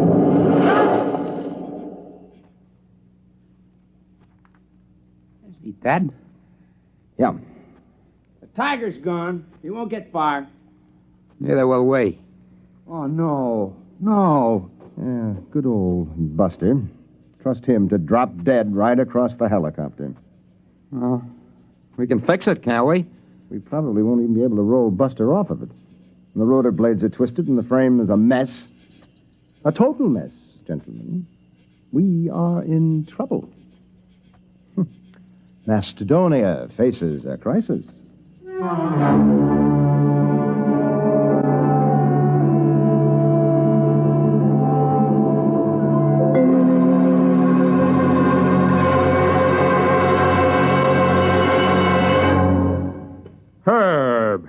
you're the key man in the administration. You swing a big stick on the hill. You can't give up on Project Mastadon now. Les, it's been 10 years. If they were coming back, they'd be here by now. Look, I've been working on this ever since we got those films. I've traced their lives from the time they were born till the time they disappeared. Adams was the brains. The other two were quite capable of helping him carry it out. Hudson knew all the angles. Les, I've sneaked your appropriation through 4 times. Now, there's a limit. But I've got the proof. We've had every paleontologist in the country go over those films. They couldn't be faked. Who would know to put lynx tassels on the ears of saber-toothed tigers? Who would know that young mastodons were black? And the location. We tracked down Adams' farm just from landmarks in the prehistoric landscape in those films. We've got to contact them. Look, Les, even assuming it's all true, a planet has only a grand total of resources. If we get Adams' device... Time machine. If we exploit resources of prehistoric America, won't we be robbing ourselves of our own heritage? Look, Herb, I've been over all that with the AEC. There's a lot of lead in southwestern Wisconsin. If we go back far enough, we can catch it when it's uranium. The whole research project hasn't turned up a lead on Adams' machine, if it exists. We've got to keep watching that farm. They might return. We've got to keep looking for them, no matter how long it takes.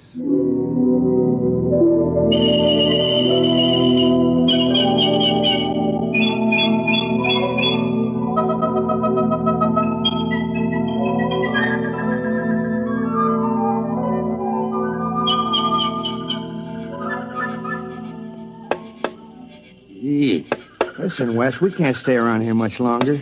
Old Buster's getting a little too strong. Yeah, well, I'll have the time unit clear the helicopter in a few minutes. Then we'll just have to move camp upwind. Look at him. It's only 2 days since he dropped dead. Bless his heart. Already those vultures are half into him. I'll have him picked clean inside of a week. Give me the hex wrench, will you? Wes, is it all right? The time unit? Well, we won't know until we try it, Coop. And then, of course, it's too late. Well, either does or doesn't. Problem is, how are we going to use it without the copter? Couldn't we take a chance on using it on the ground? No, we have to get up in the air. You don't want to take a chance of arriving in the 20th century about 6 feet underground. Wait a minute, Wes. It's got to be higher here than in the 20th century. Look, these hills have stood here since the Jurassic era. They got to be weathered down. Yeah, I know. The only safe way is to build a platform about 12 feet high. That should be enough to clear us. But suppose we come out on the other end 2 feet higher. Well, we fall. Which would you rather do? Take a chance on a broken leg or stay here? Okay. Now, what do we build the platform out of?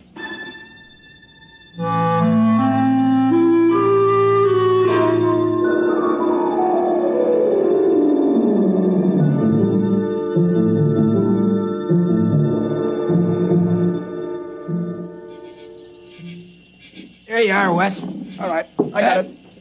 Chuck, comes the next stone. Now, wait a minute. Hey, look out. You want the whole pile to come down? Oh, I'm sorry. Okay, Wes, hand it up. Yep. Give it.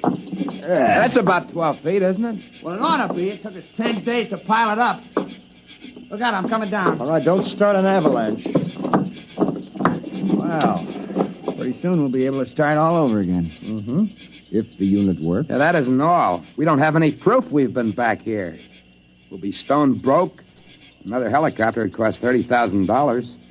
Can't walk into a bank and borrow $30,000 to take a short trip to the Stone Age. Wes, where do you figure we are? I mean on the farm. Well, I think we're clear of the barn and the silo. I hope so. The way I figured, we're astraddle that barbed wire fence at the south end of the orchard. Well, we might as well give it a try. All right, I'll get the unit. You two climb up on top of the pyramid.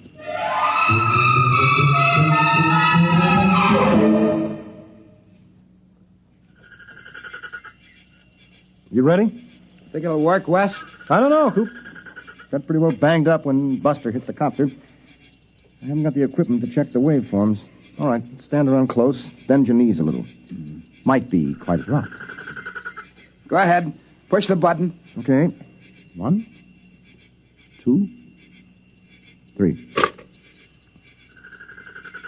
Nothing. Doesn't work. Well, that's that. We're stuck.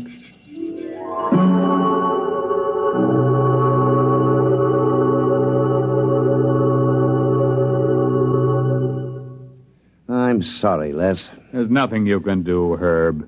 You've been out of government for 5 years. If there's anything I can do, the board of directors instructed me to offer you... No, thank you. Well, what are you going to do? I mean, now that you're retired. I bought a farm. Oh? In Wisconsin. Well, you haven't given up, have you? I'm the only one. They closed Project Mastadon down 3 years ago, and they've been hinting ever since that I'd be happier retired. Old Bowers, he's the crackpot from Project Mastadon. I'm sorry, Les, but it has been 20 years. Yes, it has. But think of it. From a military point of view, hidden bases in enemy territory itself, centuries removed in time, yet only seconds away. If we had bases like that and shelters... Relax, Les. It's all over. Sure. It's all over.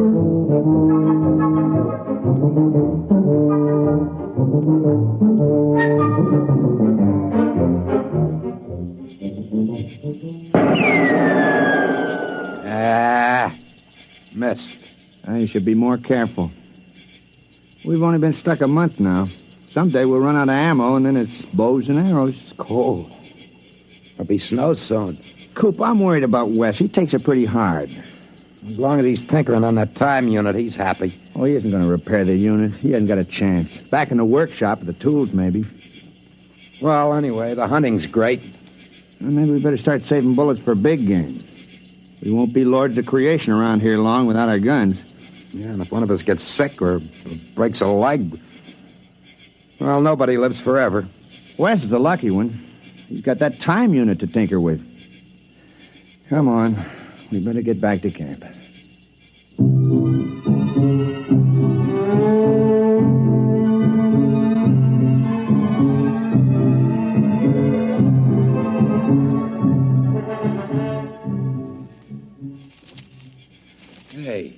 Hey, Wes! Come on. Wes! Wes! There's no sign of him. Wait, there's a note on the door. Wes! Never mind, listen.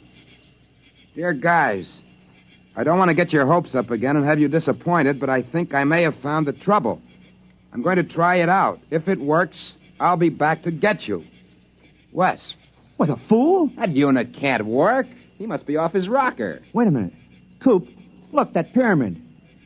It took us 10 days to pile those stones up. It's gone. The pyramid of rocks. It's gone.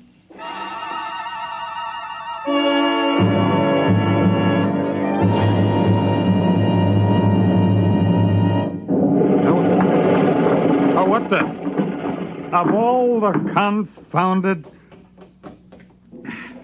Oh, what's going on out there? Rocks? Who dumped those rocks? My car, who's out there? It's all right. Don't you move, mister. I got a 45 pointed at you. Well, I can explain. Well, you better. There was a brand new car where you dumped that load of rocks. Who the devil are you? My name is Wesley Adams. Adams? Man, where have you been all these years? Well, I don't suppose you'll believe me, but the fact is... I've been waiting for you for 25 years. The others all gave up. I'm sorry about your car. Oh, never mind. I'll be right down. Now, don't touch a thing. Don't go anywhere.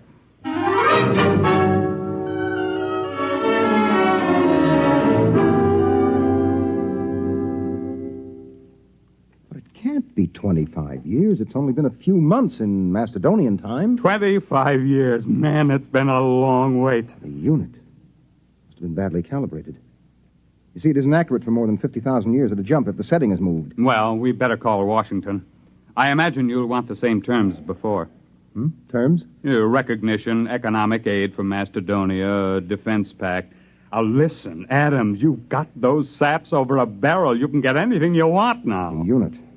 I'll have to calibrate to the day to go back for them. Oh, don't worry about it. You can have every scientist in the country working on it now. Oh, you've got them right where you want them. Hello?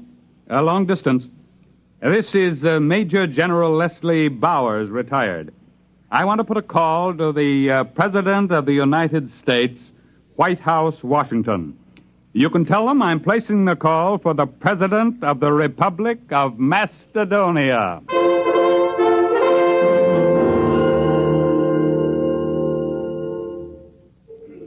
Come on, Og, son of fire. Put another log on. It's cold. It's good cold storage for the furs. Boy, when Wes gets back, we'll be millionaires. Furs, ginseng root, ivory. If he gets back. It's been 5 years. He'll come back. I feel it in my bones. Well, he better find it before we get too old to enjoy anything. Unfortunately, there's no Social Security in Mastadon. Don't you worry. Wes is working on it right now. I can feel it.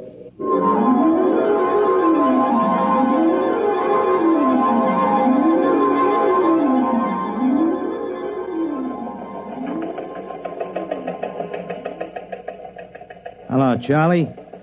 Something just came through on the ticker. I want you to get a background story on it. And we just recognized Macedonia. What? How should I know where it is? Look it up in the encyclopedia. Huh? No, the item says formal recognition was delayed 5 years until communication could be established. Certain technical difficulties. What? I don't know. Wherever it is, I don't see what difficulties could hold up 5 years. It stands to reason wherever the place is, you could walk there in 5 years. Nah, it's not important. You know these postage stamp countries. Monaco, Luxembourg, they're all alike. What's so different about Macedonia?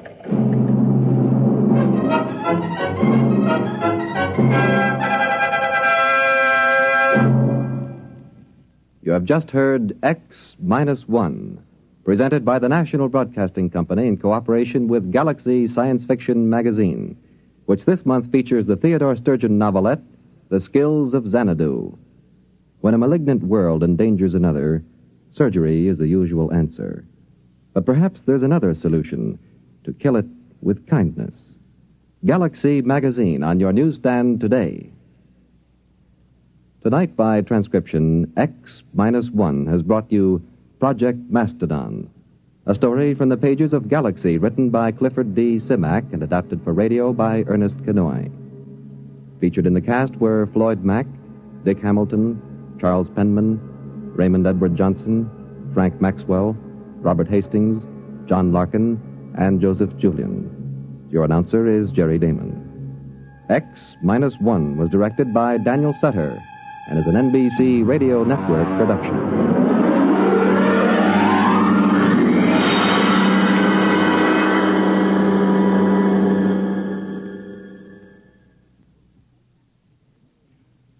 Listen next week for the Murray Leinester story, If You Was a Moklin, a tale in which the childlike natives of a strange planet pull a real switch on a red-headed female witch, and everyone doubles in brass. That's next week on X-1.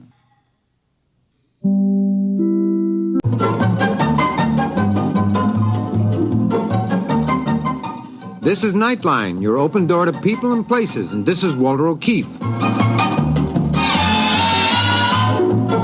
Nightline invites you to listen in on NBC's award-winning science fiction series X-1.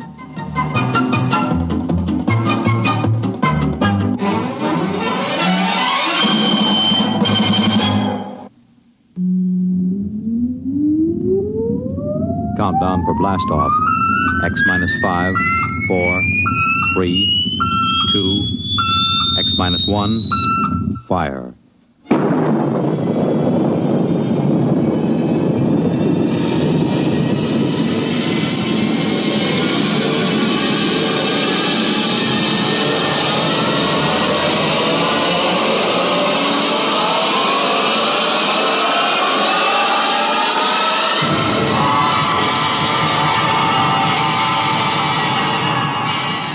From the far horizon of the unknown come tales of new dimensions in time and space.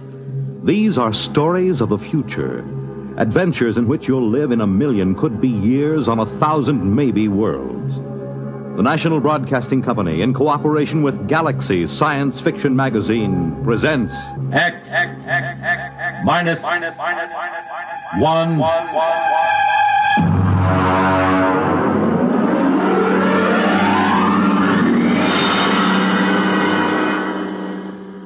Tonight, The Light by Paul Anderson. But first, hear this. The glamour backstage at Broadway's newest hit musical show, the spectacular West Side Story, the novel experience of accompanying a congressman, Joseph Martin, as he searches out the complaints, compliments, and problems of his constituents on a grassroots tour of his district. The thrill of attending one of the top football games in the nation as Army versus Virginia. The excitement of spending late evening hours with the music of top artists performing in famous nightclubs in New York and Chicago. These are just a few of the highlights of the weekend entertainment Monitor has planned for you. Beginning tomorrow night, Gene Kelly, Milton Berle, Tab Hunter, and Tony Martin are among the celebrities who will be visiting you over the Monitor weekend. There'll be comedy by Fibber McGee and Molly and Bob and Ray. Music, news, and sports, all on Monitor. So why don't you start your weekend right with Monitor on Friday night and stay with Monitor all weekend long over most of these same NBC radio stations.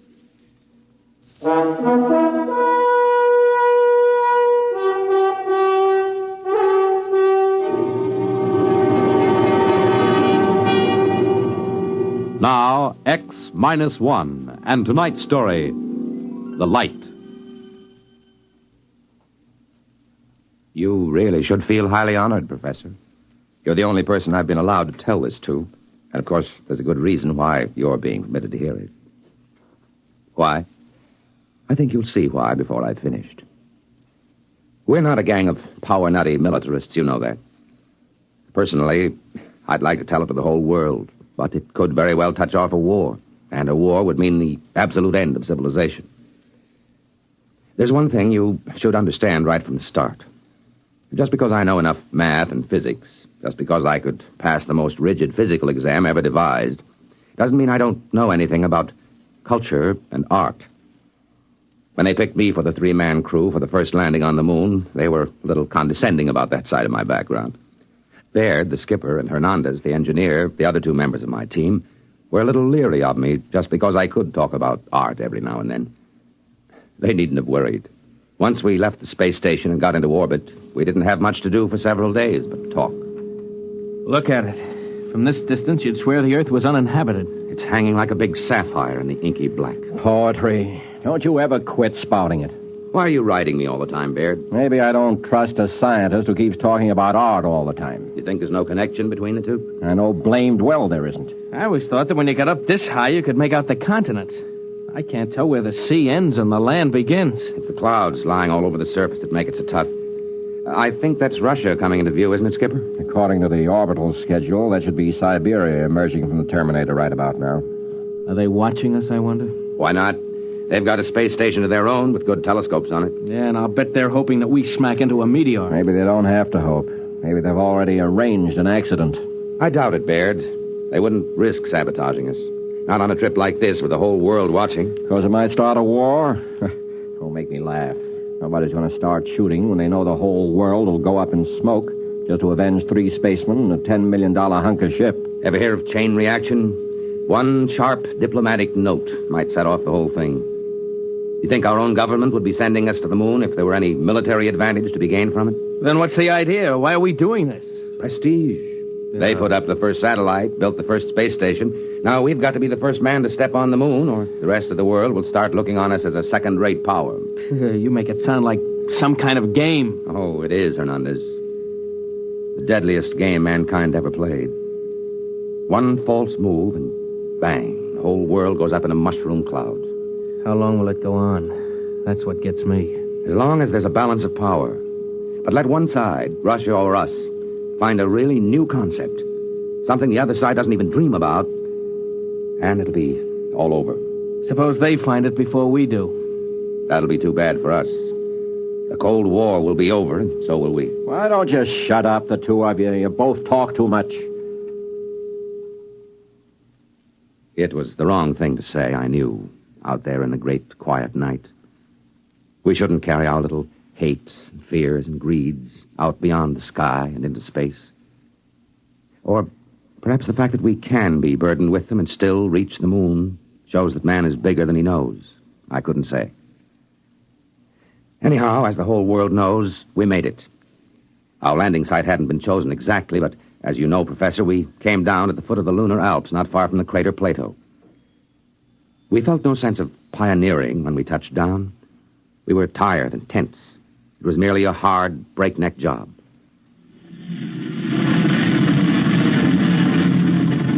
Hot rockets. Rockets off. Well, gentlemen, we're on the moon. Can we open the viewports? I want to see this. Go ahead, I'm bushed. Look at that. That light. I didn't realize it would be so bright. It's a cold, eerie light. It's not like our deserts on Earth. They aren't as bright or as dead. All right, that's enough gawking. Our orders are to draw lots to see who's first on the moon. All right, Hernandez, you draw first. Well, Professor, we drew lots. And, of course, everyone knows who won. I did. I was to be the first man ever to set foot on the moon. At least for a little while, that's what I believed.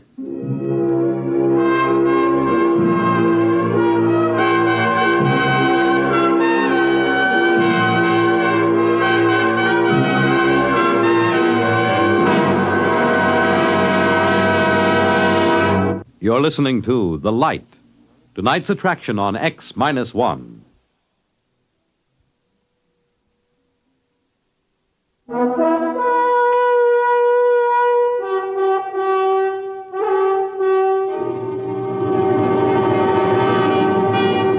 Now back to X-1 and The Light. We were in heavy spacesuits, of course, and it wasn't any too easy to move about, even with the light gravity of the moon. I stepped out of the airlock first, followed by Baird. I just stood there in the shadow of the ship, looking at the weird light, lost in wonder. I don't know how long I stood there before Baird spoke to me. Well, go ahead. Go ahead, what? Make the speech. You're the first man on the moon. You mean that prepared speech they gave us? No, thanks. We've got to make it. What's the matter with you? Your job to make the speeches. This is mutiny, you know. I ordered you to make it. I could make a suggestion. Why don't you write in the log that the speech was made and let it go at that? Judas Priest, man. All right. But if this ever gets out... It's our secret, Captain. Consider the speech made. Well, what do we do now? You start gathering rock samples. I'm going to take pictures. Come on the double. So we went to work.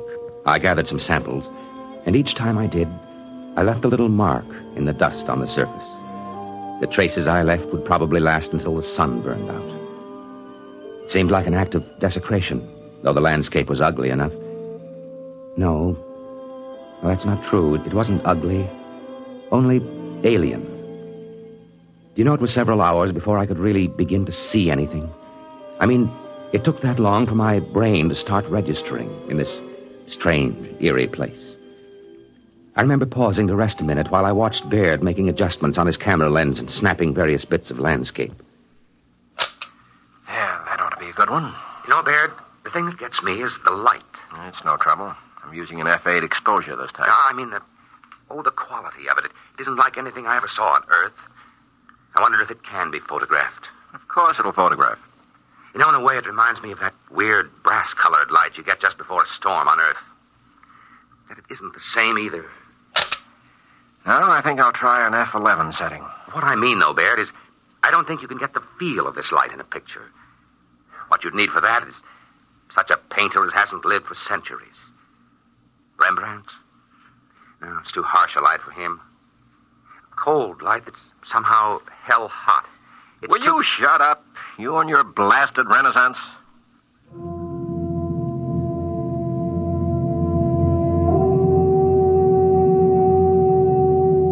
Well, I suppose Baird had a point. This was hardly the place for a chat about art. We went back to the ship after that, had a meal and a nap before setting out for more explorations. We decided to take a look at the Plato crater, and conditions were right for it, so we set off. All three of us this time. I won't describe the walk in detail. I can't. It wasn't simply the landscape and the lighting. On the moon, your weight is only 1/6 as much as it is on Earth, while the inertia remains the same. It feels almost like walking underwater, but you can move very fast once you get the hang of it. After a while, we reached the crater wall, climbed it, and stood looking down. Then Hernandez saw something, and let out a yelp that almost split my ear when I heard it on the speaker in my helmet. Hey, look! What's the matter? What happened? There, in the floor of the crater, that mist.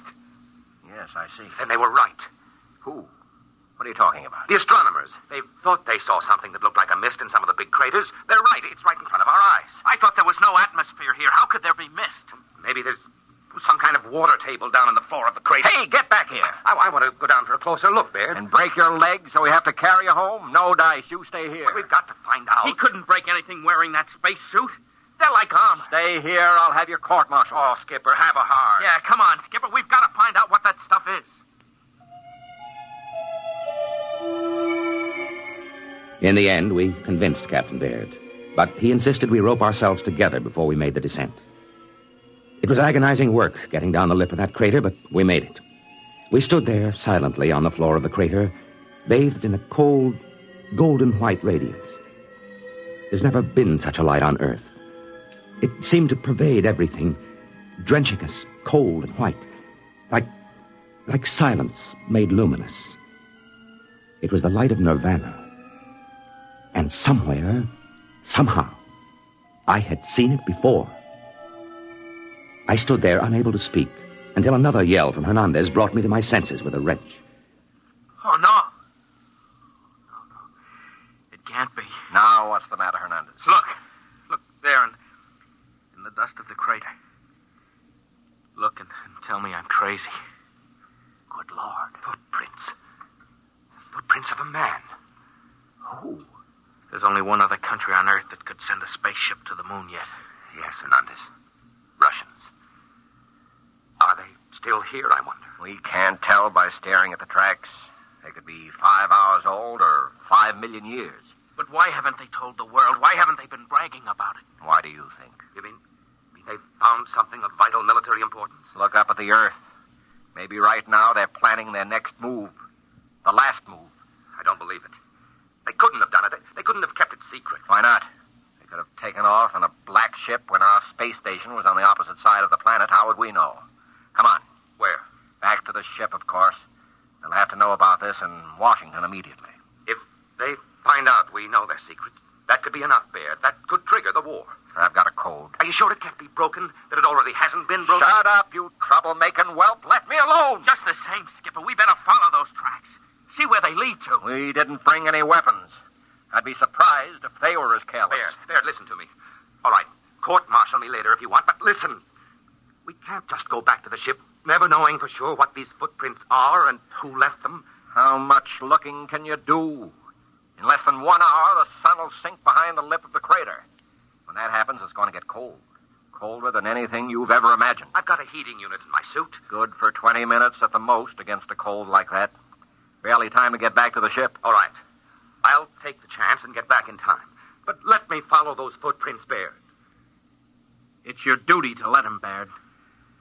All right, permission granted. God help you.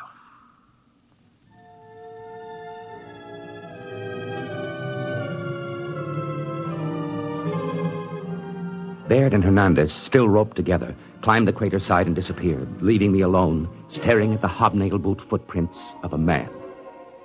I had to work fast, knowing that the sun would soon disappear and the awful cold begin. I went on, following the steps in the still, lifeless dust of the moon. At last, I came to the place I was looking for. It wasn't much to see. There was a long track of plowed dust and a chipped stone where something had landed and taken off again. And this was the astonishing thing. There was no sign of a rocket blast. A few scars where a pick had removed samples, footprints, and that's all. Someone, sometime, had landed here without rockets and had never told anyone about it. I looked up at the sky, saw the ruddy speck of Mars, and felt cold. Had the Martians beaten us to our own moon? But I had to get back now. Every second longer that I remained whittled down my chances of ever reaching the ship again. I was about to start back when something caught my eye. A big chunk of rock with something carved on it. Something unmistakable. A cross. A million suns wheeled and glittered above me. Then I knew. I remembered where I had seen that weird light which remained on the wall at sundown. Then I knew the truth. I turned and started to run for the ship. I almost didn't make it. Baird met me halfway, ripped off my pack, and connected another heating unit. Jackass! Puddin'-brain fool! I'm going to have you up before a court-martial, so help me if it's the last thing Even if I tell you who made those footprints in Plato? What? I can, you know. I've got it all figured out. And in a way, it's a good joke on you. All right, back into the ship with you, and let's hear the whole story. And it better be good.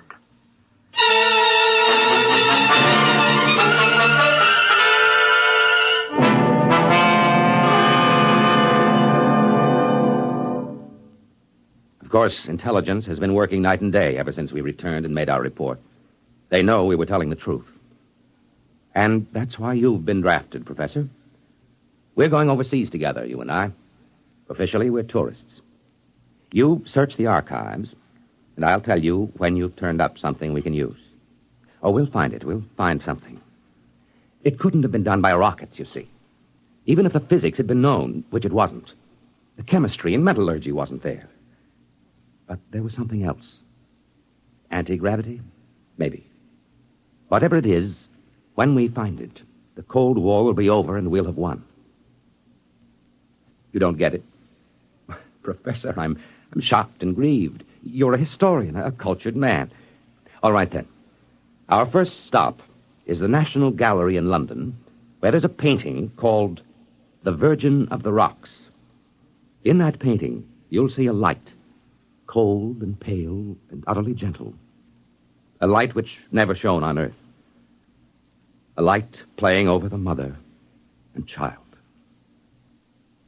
And the artist, Professor, but of course you know the answer now. The artist was Leonardo da Vinci.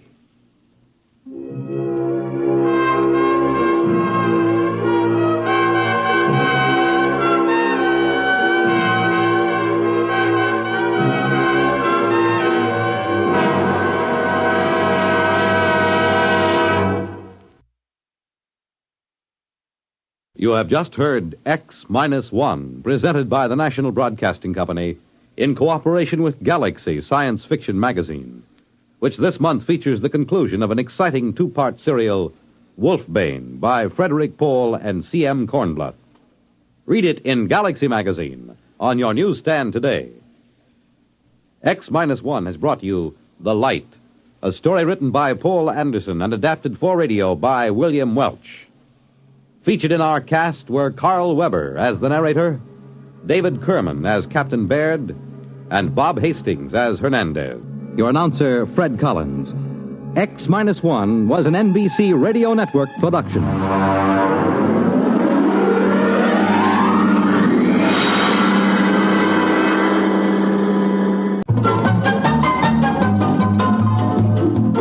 This is Nightline, your tie line to the world, and this is Walter O'Keefe.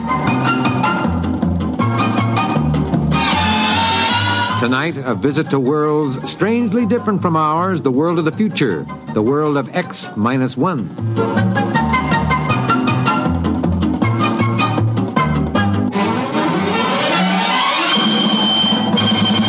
Now, here is the future, X-1.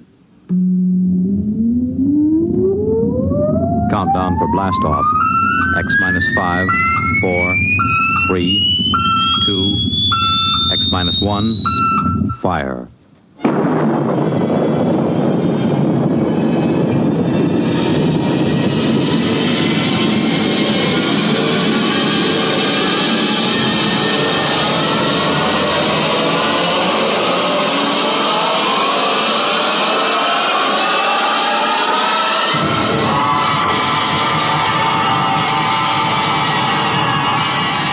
From the far horizons of the unknown come tales of new dimensions in time and space.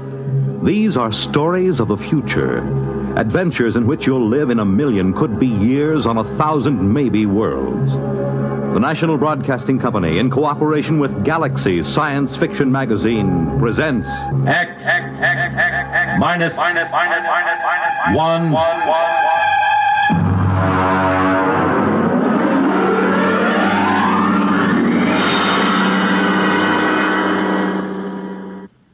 Tonight, Death Wish by Ned Lang.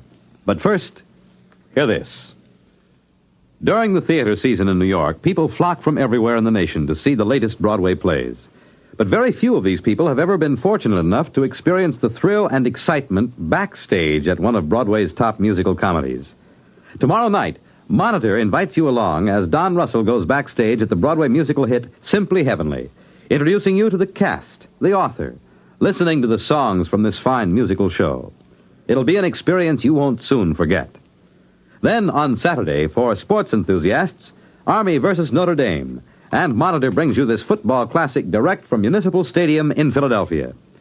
Add to these features Monitor's special coverage of the pomp, ceremony, and celebration during Queen Elizabeth's tour of Canada. Visits from celebrities like Mickey Rooney, Tennessee Williams, Tony Bennett, and Burl Ives, and you have some idea of the top variety of entertainment Monitor will bring you all weekend. So start your weekend right with Monitor on Friday night and stay with Monitor all weekend long over most of these same NBC radio stations.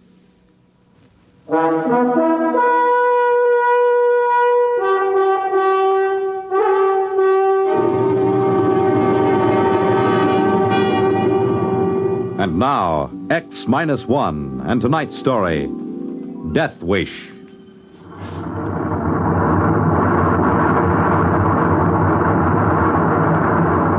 Fuel consumption normal. We'll reach Point Able in 10 seconds from now. 9, 8, 7, 6, 5, 4, 3, 2, 1. Cut! Well, gentlemen, we're on our way to Mars. Mr. Ratchett, give me a 30-second warning before we reach Point Baker. Very well, Captain. Now, Mr. Watkins, what's the condition of your engines? Don't you worry about my engines. The Deidre may be a cantankerous old crate, but she's good for another 5 or 10 round trips to Mars. You can lay to that. Look at him, Captain. If anybody criticizes his engines, you can actually see that walrus mustache of his bristle. Listen, Ratchek, I've had about enough of these personal remarks of yours. Stick to your navigation and let me alone. Now, Watkins, let's not get into another of those arguments. Now, that's an order. Aye, sir. You had a reason for asking about your engines. I've made enough trips to Mars to know the way a ship should sound. There's something about this one. I don't know quite what. There's nothing wrong with this ship, Captain Summers. I'll tell you something, though, every engineer worth his salt knows. There are just two kinds of equipment. The kind that fails bit by bit, and the kind that goes all at once. When something happens to the Deidre, you'll know it right away. You won't have to ask. Well, maybe so. But I wonder if our cargo didn't shift on the takeoff. Mr. Ratchik, would you be kind enough to check on it? You bet, Captain. Right away. You worried about that new Farrington computer we're carrying, Captain? Well, not worried exactly, but it's a responsibility. That thing is by far the largest, heaviest, most delicate piece of machinery ever transported in space. It's an evil thing, with its blinking eyes and scheming brain. I'll be glad to get to Marsport and get it off the ship. Well, so will I, Watkins, but not quite for the same reason. I don't quite share your feelings about the personality of machines. That's because you don't know anything about them, Captain. I do. And I don't like that computer thing back there in the hole. All in order in the hole, boss. Cargo hasn't shifted. All right, Mr. Ratchett. Maybe I'm borrowing trouble, huh? 30 seconds to Point Baker, sir. Very well. Strap yourselves on the acceleration couches again. You sure you don't read anything, Mr. Watkins? Not a thing, sir. I'll vouch for every bit of equipment on the Deidre. 15 seconds to Point Baker. Prepare for new acceleration. Engines ready for firing, sir. 10, 9, 8. We fire for 7, exactly 5 seconds 6, on reaching Point Baker 5, for maximum acceleration. 4, 3, 2, 1. Fire! That's 5. It didn't cut off. We're overfiring. My fuel. The course. We'll be off course. The switch doesn't respond. Emergency cutoff. Hit the emergency. I can't move my arms. Acceleration. Stop it. Stop the rockets. My arms so heavy. If I could just reach the cutoff switch. There. What happened? We're on emergency lights. We blew the generator. Of all the lousy things to happen. Oh, what was it? Main firing circuit. It fused on us. Metal fatigue, I'd say. Must have been flawed for years. When was it last checked out? Well, it's a sealed unit, Captain. It's supposed to outlast the ship. Absolutely foolproof. Unless it's flawed. Now, don't go blaming it on me.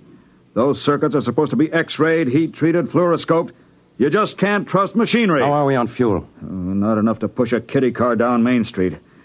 If I could just get my hands on those factory inspectors... Mr. Radchick, how does this affect our course? I'm computing it now. Well, hurry it up. I'm working as fast as I can. Mr. Watkins, can we fire those rockets on manual? Sure we can, but we only have enough fuel for about a 3-second burst.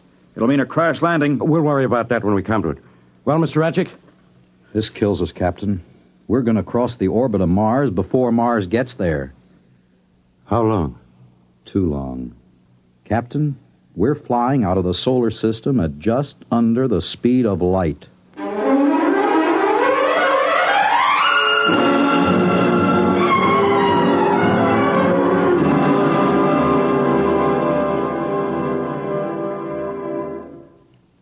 You're listening to Death Wish, tonight's attraction on X-1.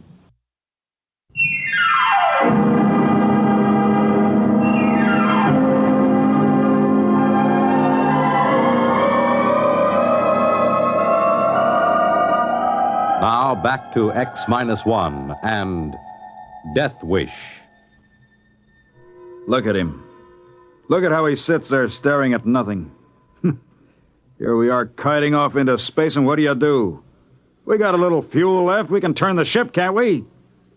Look, you are a navigator, aren't you? I am, Mr. Watkins. And for your information, if I plotted my courses the way you maintain your engines, we'd be plowing into the middle of Australia right now. Why, you little company toady. At least I got my job honestly. Not by marrying the owner's daughter. Why, you dirty old man. Stop it, both of you. No more of this now. I give the orders here. All right, then give some. Tell him to plot a return curve. This is life and death. All the more reason for keeping our heads. Mr. Ratchet, can you plot such a course? The first thing I tried. On the fuel we got left, there isn't a chance. Best I could do would be a degree or two. That won't help. What do you mean it won't? We'll turn back into the solar system. Sure, but the best curve we can make will take us a few thousand years to complete. What about a landfall on some other planet? Neptune, Uranus? Impossible. In the first place, the right planet would have to be in the right place at the right time. And if it were, we'd need fuel, a lot of fuel, to get into a braking orbit. And if we could, who'd come and get us? No ship has gone past Mars yet. Yeah, but maybe there'd be a chance, just a slim chance. Maybe, but we can't swing it. Gentlemen, I'm afraid we'll have to kiss the solar system goodbye. It just doesn't seem possible. Who would believe we're traveling at almost the speed of light? Look out the viewing port.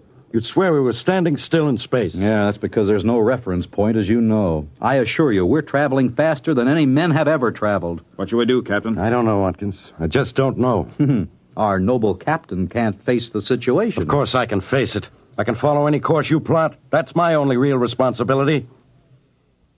Now let's get a grip on ourselves. Mr. Radchick, suppose you raise Mars on the radio. Aye, sir. Deidre to Marsport. Deidre to Marsport. Urgent. Repeat, urgent. Come in, Marsport. Marsport to Deidre. Read you. Over. Emergency, Marsport. Firing mechanism jammed. Fuel almost totally expended. Acceleration 15 seconds past safe maximum. Heading out of solar system. Request help. Over. Can you turn the ship, Deidre? Can you put it into any kind of an orbit? Over. No fuel, Marsport. We can only turn a degree or two. Over. Put your captain on, Deidre. Over. Captain Summers, Marsport. Over. Captain, what do you propose to do? Good Lord, man, that's what we're asking you. What do you propose to do? I say, what do you propose to do? What are they saying? I don't know. I couldn't catch it. Mr. Radchick, can't you get better reception? We're rapidly running out of range, Captain. I'll give it all the gain I can get. To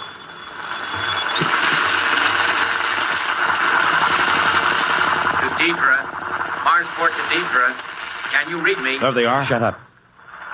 Deidre, what can you do for us? Over. Captain, we can't think of a thing. If you could swing into any sort of orbit. We can't. I told you that. Under the circumstances, Captain, you have the right to try anything at all. Anything, Captain. Oh, that's nice of them. What do they expect us to do, complain to the company? Listen, Marsport. Marsport, do you still read me? Over. Read you faintly. Go on, but hurry.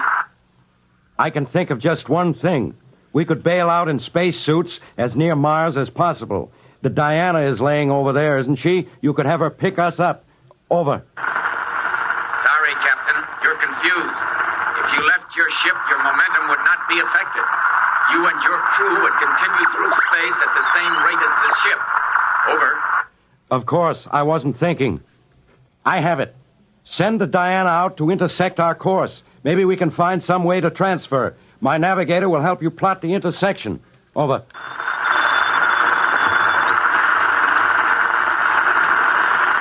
They're gone again. Hello, Marsport. Hello, Marsport. Come in, Marsport. I can't bring them in again. To do it that way, sorry. Over. You mean you can't do it? Why not? It is our only chance. Over. Diana's laid up, having her engines overhauled. How long before she can be spaceborne? Too long. 3 weeks. Sorry, Captain. I wish we could think of something. But the only thing we can suggest... What? I didn't get it. Reception's gone again, Captain. We're getting out of range. I don't know whether I can raise them again or not. Well, try. Come on, maybe that suggestion what can they suggest that we don't already know? Even the static's getting weaker now. If we only knew what they were going to say. What's the difference? They didn't really think it would work anyhow. Wait a minute. Wait. Maybe something's come. Hold it. Suggest. Can you hear? Suggest. Most unlikely. But try. Try calculator. Try calculate. They're gone. For good this time. I heard what he said. The calculator. Does he mean the Farronson computer in our hole? Yes, I see what he meant. The Farronson's a very advanced job. No one knows the limits of its potential. He suggests we present our problem to it. That's ridiculous. The problem has no solution. It doesn't seem to, but the big computers have solved other problems that seem to have no solution. Now, we can't lose anything by trying. Yeah, not as long as we don't pin any hopes on it. That's right. We don't dare hope. Mr. Watkins, I believe this is your department. What's the use? You say don't hope, but both of you are hoping anyhow.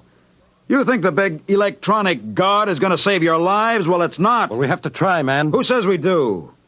I wouldn't give it the satisfaction of turning us down. Are you implying that machines think? You bet I am, because they do. No, I'm not out of my head. Any engineer will tell you that a complex machine has a personality all its own. Do you know what that personality is like? It's cold, withdrawn, uncaring, unfeeling.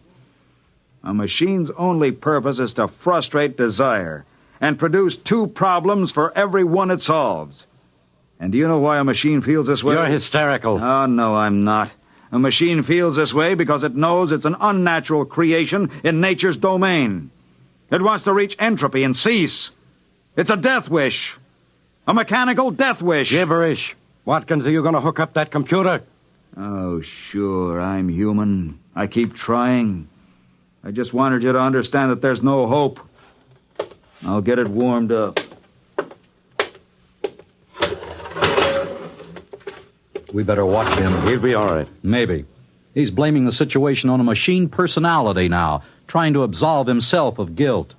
It's his fault we're in this spot. An engineer's responsible for all equipment. What's the good of blaming anybody? None, I guess. Personally, I don't much care. This is as good a way to die as any. Better than most. Don't talk like that. Why not? Death in space is an appealing idea in certain ways. Imagine an entire spaceship for a tomb. And you have a certain choice in how you die. Thirst, hunger, heat, cold... Shut up! Now that's an order. This is your first real emergency, Captain. And you're responding like a stunned ox. Wake up! You can't live with joy, at least try to extract a little pleasure out of your die. Shut your mouth. Well, gents, your little tin god's ready and waiting. Anybody care to make a burnt offering in front of it? Have you given it the problem? Most of it. You two have to punch up your own details. Position, elapsed time from maximum acceleration, water, oxygen, food. All right. Come on, Ratchik. Did you tell it we want to return to Earth alive? Oh, yes. Yes, it loves that part. It'll get such pleasure out of rejecting the problem as unsolved. Oh, no, it won't say that. It'll say, insufficient data. And I'll punch up the rest of the information. Insufficient data. You see the point? It hints a solution is possible, but just out of reach. A subtle torture. It can keep us hoping. There. That's the complete picture. Now let's see what happens when I press this. Now just keep your eye on that red light up there. If it goes on, it means a problem is rejected. Watch it now. And if it solves it? That's a little bell, sort of like a typewriter bell. But you won't hear it, don't worry. Don't say that. What's the matter, Rajic? Superstitious? Oh, shut up. You two have to keep up that everlasting wrangling. Well, not for long, Captain. We haven't much longer to live, Captain. Maybe that's good. What's that? A solution. It's found a solution. That must be a mistake. There is no solution. It's fooling us, leading us on. Now who's superstitious? Here's the tape. The solution's on this. Well, what's it say? Come on, read it. No, not me. You read it, Captain. I won't play its fiendish game. Oh, I see. That's fine. That's just fine. What does it say, for the love of heaven? You figured a few thousand years to return to the solar system, Ratchik? Well, the computer agrees. 2,300 years, to be precise. Therefore, it has given us the formula for a longevity serum. 2,300 years? What are we supposed to do, hibernate? Not at all. As a matter of fact, the serum does away quite neatly with the need for sleep. For 2,300 years, gentlemen, we three sit here in this little ship and look at each other. 2,300 years of that. Yeah. Yeah, that's just the sort of thing a machine would do.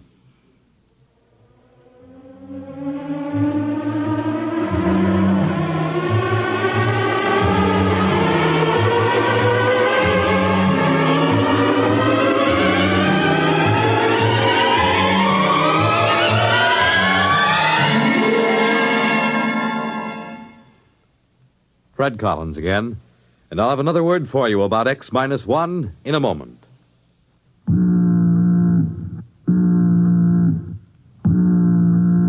That how you feel, blue and miserable with a deep-down cold? Listen.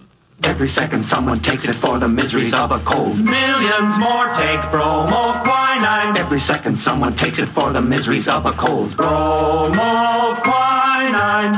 More people have taken more bromoquinine cold tablets for more complete relief than any other cold tablet ever sold. You could use aspirin or cough syrups or nose drops all day and not get bromoquinine's relief. Bromoquinine works to relieve stopped-up nose, body aches, fever, irregularity, the blues, and headache, too. Yes, more complete relief for even virus colds. For bromoquinine is the only cold tablet sold with wonder-working quinine and 5 medicines health-fortified with vitamin C. Remember, every second someone takes it for the miseries of a cold. Millions more take bromoquinine. Get bromoquinine brand cold tablets. You have just heard X-1, presented by the National Broadcasting Company in cooperation with Galaxy Science Fiction Magazine, which this month features You Were Right, Joe, by J.T. McIntosh, the story of a time traveler who, going into the future, hardly expected to encounter a Neanderthal man. Read it in Galaxy Magazine on your newsstand today. X-1 has brought you Death Wish, a story written by Ned Lang and adapted for radio by William Welch. Featured in our cast were Ralph Camargo as Watkins, Maurice Tarplin as Captain Summers, Walter Black as Ratchek, and Joseph Bell as the radioman. This is Fred Collins speaking. X-1 was directed by George Boutsas and is an NBC Radio Network production.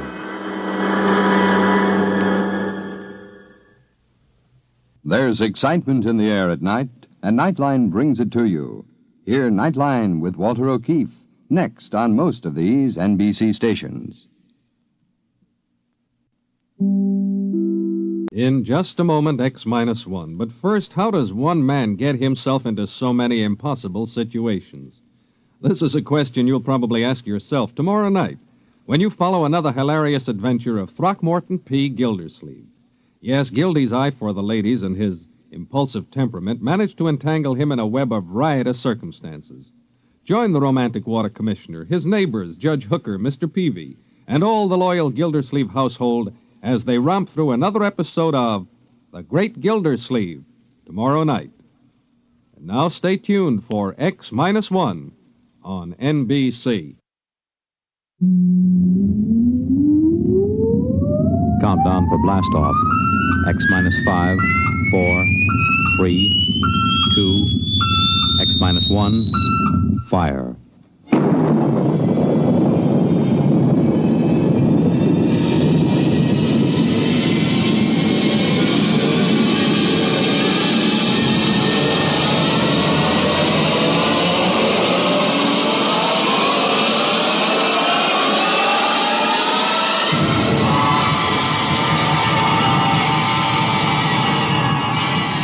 From the far horizons of the unknown come transcribed tales of new dimensions in time and space. These are stories of the future, adventures in which you'll live in a million, could be years, on 1,000 maybe worlds. The National Broadcasting Company, in cooperation with Galaxy Science Fiction Magazine, presents X minus 1.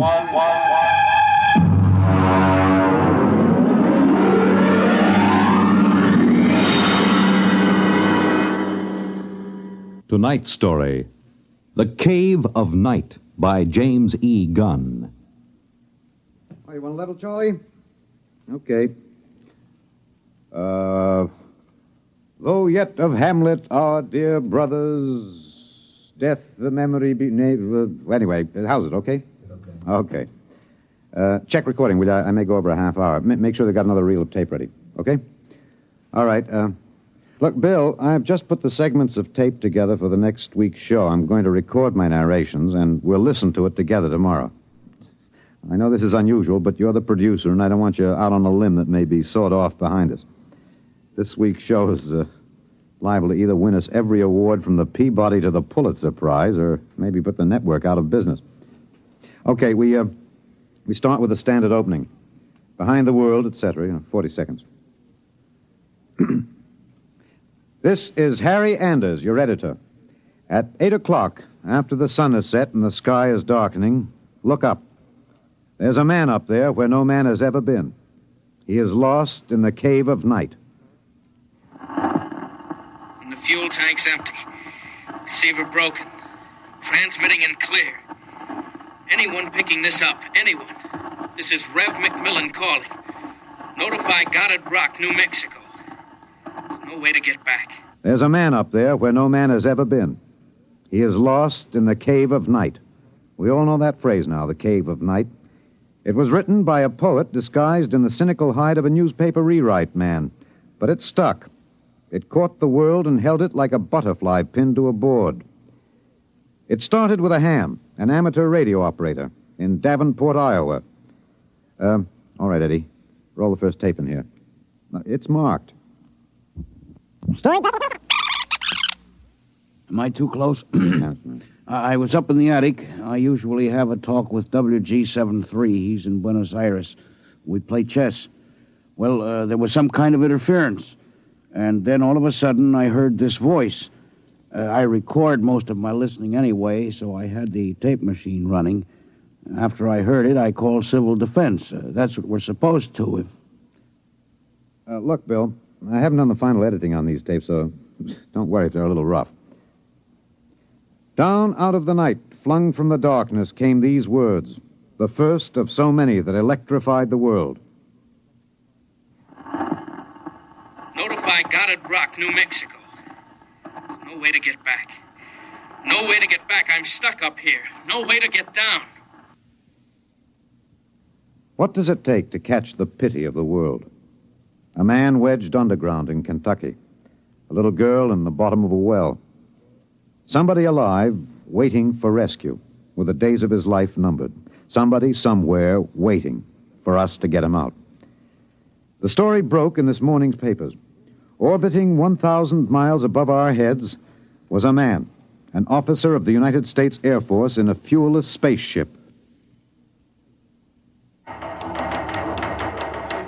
We're recording at the desk of Mike Bayless, senior night editor of the Continental Press National Wire. Hey, you always get a reaction like this. I remember the Floyd Collins story in the 20s. Fellow trapped in that cave in Kentucky, remember? Oh, sure. And the whole country hanging on to see if he could get out. Then there was that little girl stuck in the well. Kathy Fiskus? Yeah. We pulled all those stories out and put them on the wire for background. But this hit bigger. We got the first lead from an Air Force handout in New Mexico. They just said an experimental rocket failed to return to base.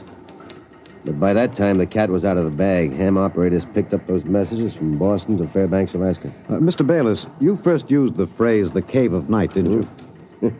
Yeah, I guess so. I mean, you got to get a little purple on a thing like this. People eat it up. You can't spread it on too thick. Anyway, I was lost in a cave once when I was a kid in upstate New York. I waited around for a couple of hours in the dark until they came for me. It kind of reminded me of that. It reminded the world of terrors at night, of struggling awake through nightmares. The fears of loneliness, darkness, falling, suffocation, thirst. It reminded me of Rev McMillan.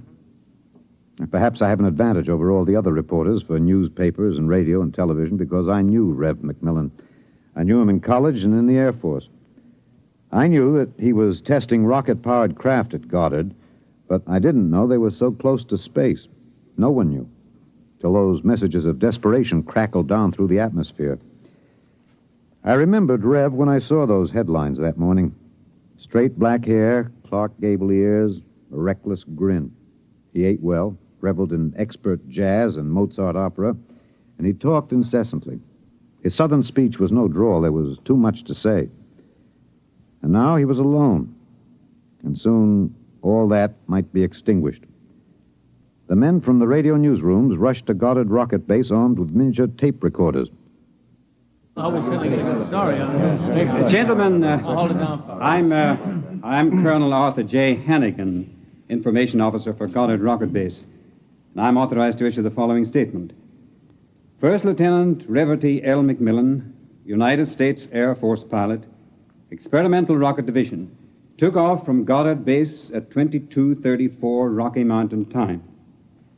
His craft, the XR-37 Mark II, a hydrazine nitric three-stage rocket. I'm sorry I can't describe it, boys. Classified. Well, in order to maintain orbit, the motors were pulsed for 1 second every 15 seconds elapsed time. After 3 minutes, the exhaust was seen by ground spectroscope observation to flare for half a minute. His fuel supply is exhausted. The craft has reached sustaining orbital speed. Well, what does that mean, Colonel? He's out of gas. He can't get down. The first mobilization was of the scientific brains massed at Goddard. Few of them knew Rev.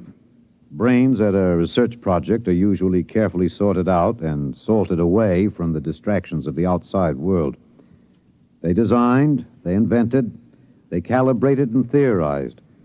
But they didn't know the short, stocky man with a lopsided grin who rode the fruit of their labor up and out, and now circled the world of his birth, with time ticking out.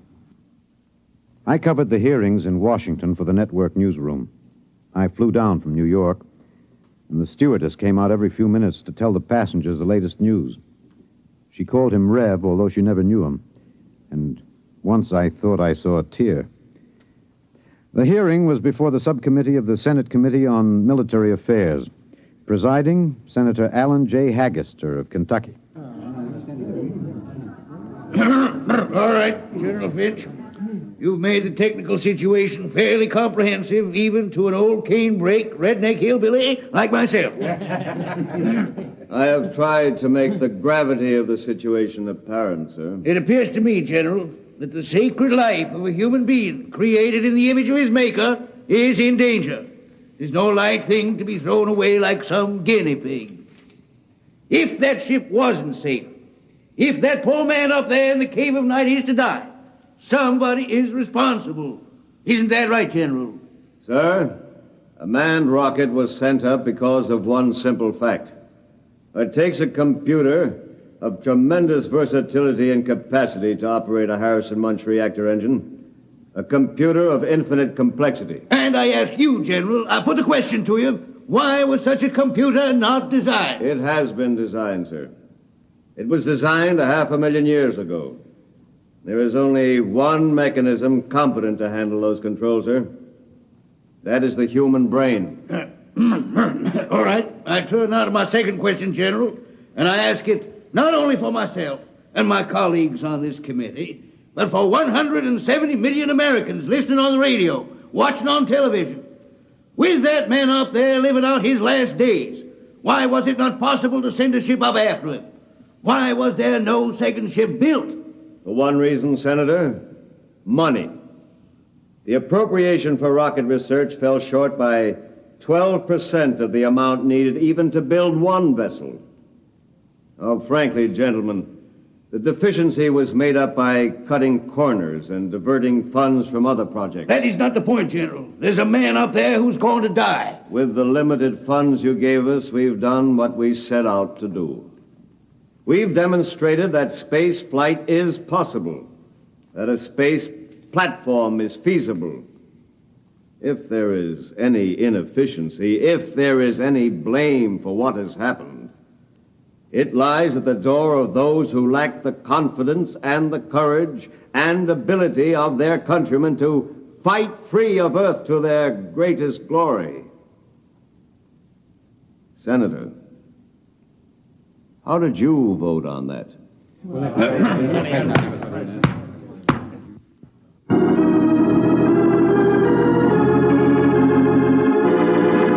This is Harry Anders in the gallery of the Washington National Cathedral. This is a special prayer service called by the Dean of the Cathedral for the safety of Lieutenant Macmillan and for the success of the recently announced rescue plan. The church is filled. There's a sprinkling of high Navy, Army, and Air Force uniforms. I see General Finch in the second row, next to the Secretary of the Air Force and the newly appointed Undersecretary of Defense, Mr. Winokur. Prominently displayed in the center aisle, below the ornate railing separating the pews from the altar, is the small model of Macmillan's ship. One by one now, the congregation is filing past, dropping checks, bills. I saw one child drop in 12 pennies, one by one. All contributions are to be used to defray the cost of the rescue effort. The congregation is now kneeling to pray. A moment of silent prayer will follow for the safety and rescue of Lieutenant Macmillan. $1 billion was raised in 1 week from voluntary contributions. Another $1.5 billion was appropriated unanimously by Congress. The race began. Would the rescue party reach the ship in time? Of course, we didn't know then. And daily we listened to the voice of the man we hoped to buy back from death. Now, look, Bill, on these Macmillan broadcast tapes, don't let some ignorant engineering vice president holler because it's not broadcast quality. Believe me, I knew Macmillan. There's more of that wild Texan in these tapes than in any hi-fi super-frequency response studio recordings. Just listen. You'll see what I mean.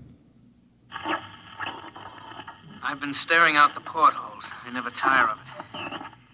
Through the window at the right, I see a black velvet curtain with a strong light behind it. There are pinpoint holes in the curtain, and the light shines through, not winking the way stars do, but steady. There's no air up here. That's the reason. My oxygen is holding out better than I expected. By my figures, it should last 27 days more. I shouldn't use so much of it talking all the time, but it's hard to stop.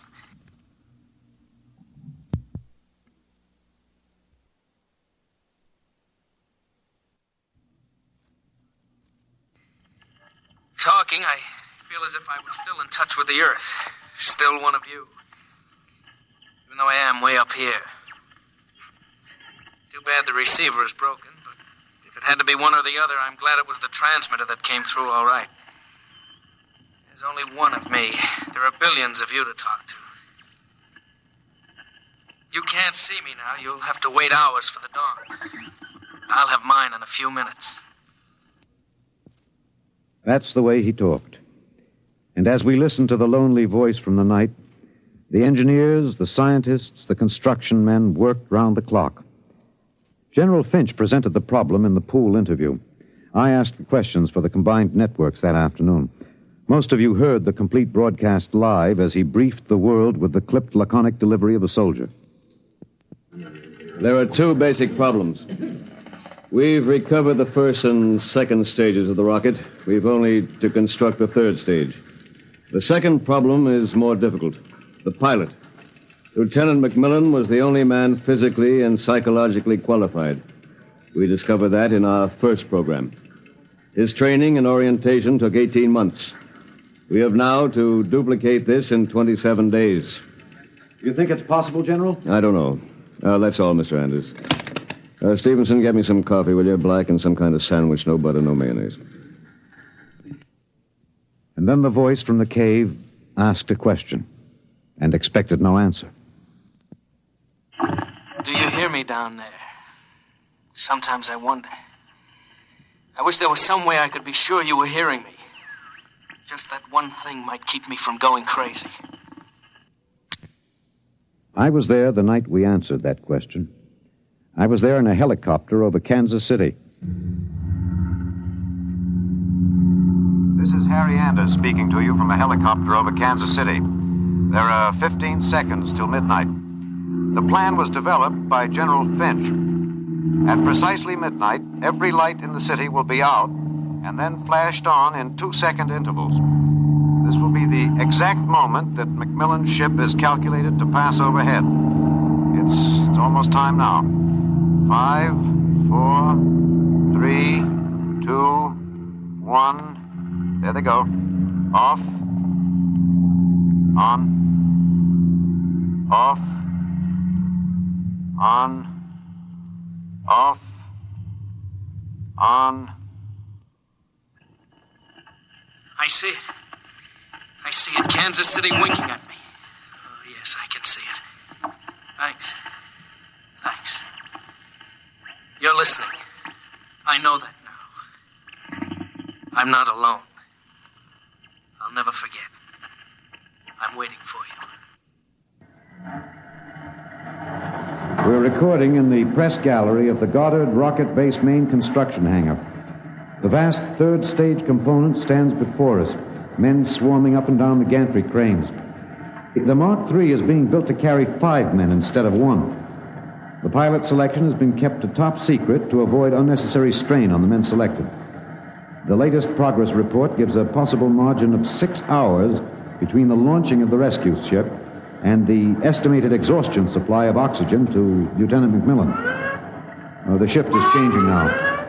The expert construction workers recruited from across the country by the combined efforts of the Air Force Personnel Service, the Atomic Energy Commission, and the International United Electrical Workers and United Auto Workers of the AFL-CIO. The margin is 6 hours. 6 hours between life and death for Lieutenant Reverdy L. McMillan. An hour ago, I saw the sun rise over Russia. Looks like any other land from here. The green where it should be green. Farther north, a sort of mud color. And then white where the snow is still deep. Up here, you wonder why we're so different when the land is the same. You think we're all the same children of the same mother planet. Who says we're different? Can you hear me in the back? You stand a little close. Well, how about this? That's better. That's better. All right, gentlemen, I have exactly 5 minutes for the press conference, therefore I'm not going to answer any questions. Progress report is as follows.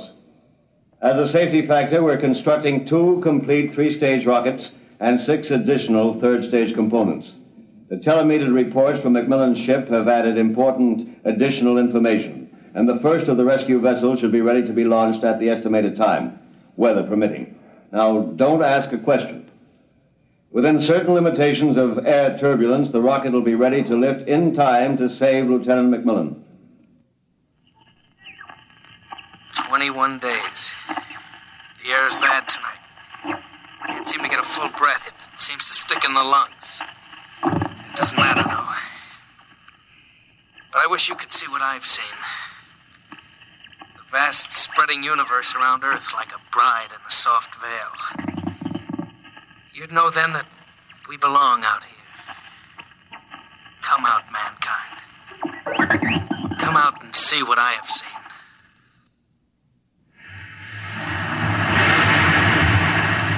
This is Harry Anders at Goddard Rocket Base.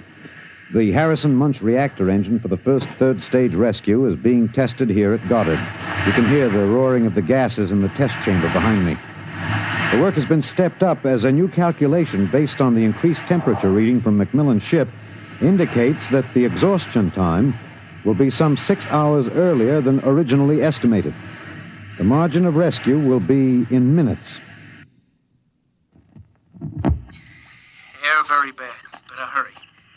Can't last much longer. It's silly, of course you'll hurry.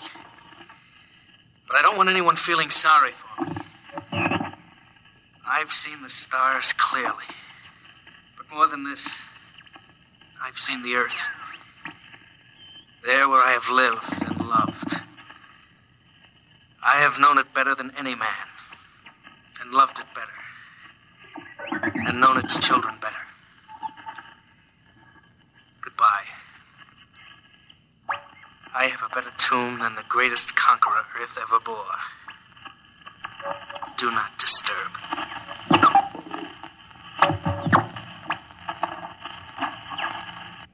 Countdown for blastoff. 5, 4, 3, 2, 1.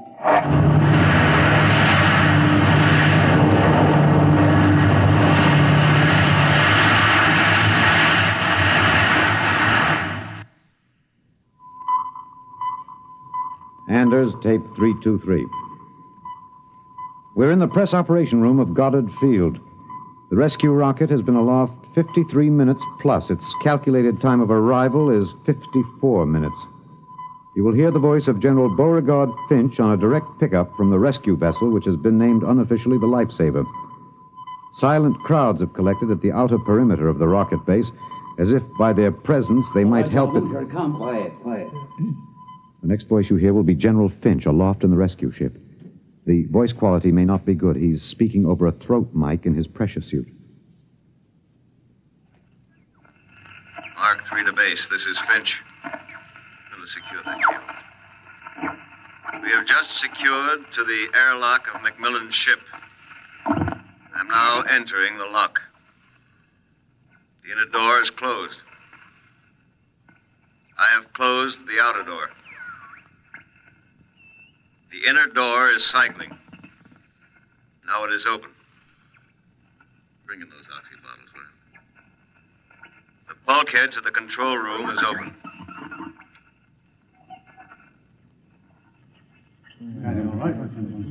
Is he all right? Come on, what's happening? Lieutenant Macmillan is dead. He died heroically, waiting till all hope was gone. Until every oxygen gauge stood at 0. And then, well, the airlock was open when we arrived. In accordance with his own wish, his body will be left here in its eternal orbit. I'm going to leave now.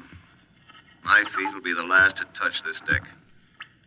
Lieutenant Macmillan is in his control chair, staring out towards the stars. I'll leave the airlock doors open behind me. Let the airless, frigid arms of space protect and preserve for all eternity this man they would not let go. Well, that's the show, Bill.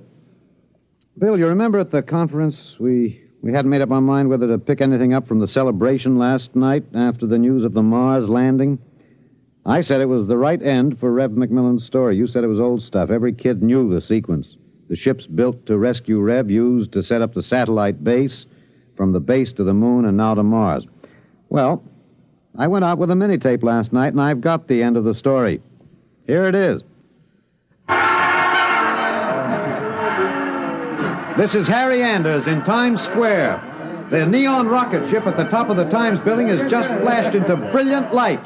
The signal that the landing signal has been received from the rocket Rev McMillan III. Man has landed on Mars. And a holiday crowd here in Times Square is celebrating like 1,000 New Years rolled into one. I'm being tossed and pushed and clapped on the back all at once.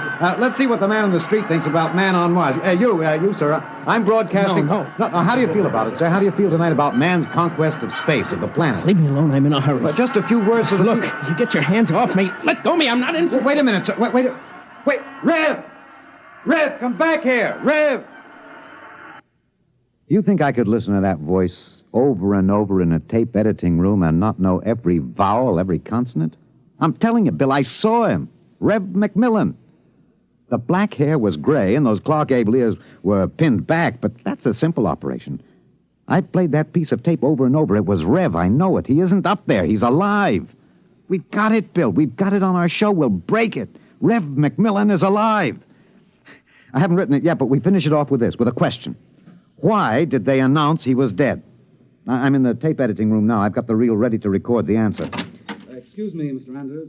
Hey, just a minute. I'm recording. You better see the page outside Mr. Anders, I'd like to talk to you for a moment, if I may. I have a letter of authorization. Just a minute. I'll be through in a minute. Look, Bill, I've got the answer now. Last night, they landed on Mars. But that first ship, the one that circles up there now, there isn't anybody on it. There never was, except a 30 days recording and a transmitter. That's all. He was never up there. They didn't have the money for a manned rocket. They wanted a crash program all out, so they sent a decoy up. And we all broke our hearts to rescue the man who wasn't there. Oh, he must be laughing, General Finch and the rest of them, the ones that knew. I guess they had a problem. What to do with Rev? I wonder if he slipped away from whatever guards they have around him to see the celebration. He looked a little sad. I think sometimes he must wish he was really up there in the cave of night, seated in the icy control room, 1,075 miles above the Earth, staring out at the stars. Mr. Anders, I must insist What? Bill. Looks as if I won't have to worry about editing this tape. My friends are from Washington. I'd like to call your attention to the last paragraph. What? Oh, no. It's very simple. You won't have to burn it. It's easy to destroy recording tape. I throw this switch. When the tape goes through the erasing head, it's gone forever. Oh, too bad. Would have made one fine show. Okay. So long, Rev.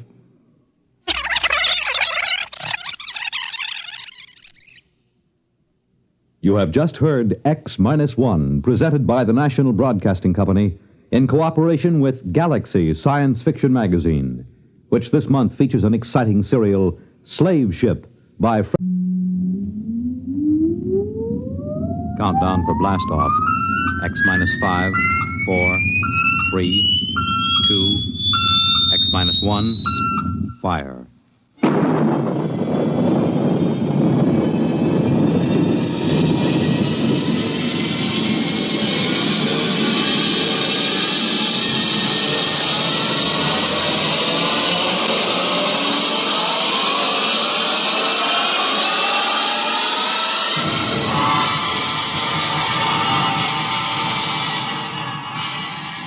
From the far horizons of the unknown come transcribed tales of new dimensions in time and space. These are stories of the future, adventures in which you'll live in 1,000,000 could-be years on 1,000 maybe worlds.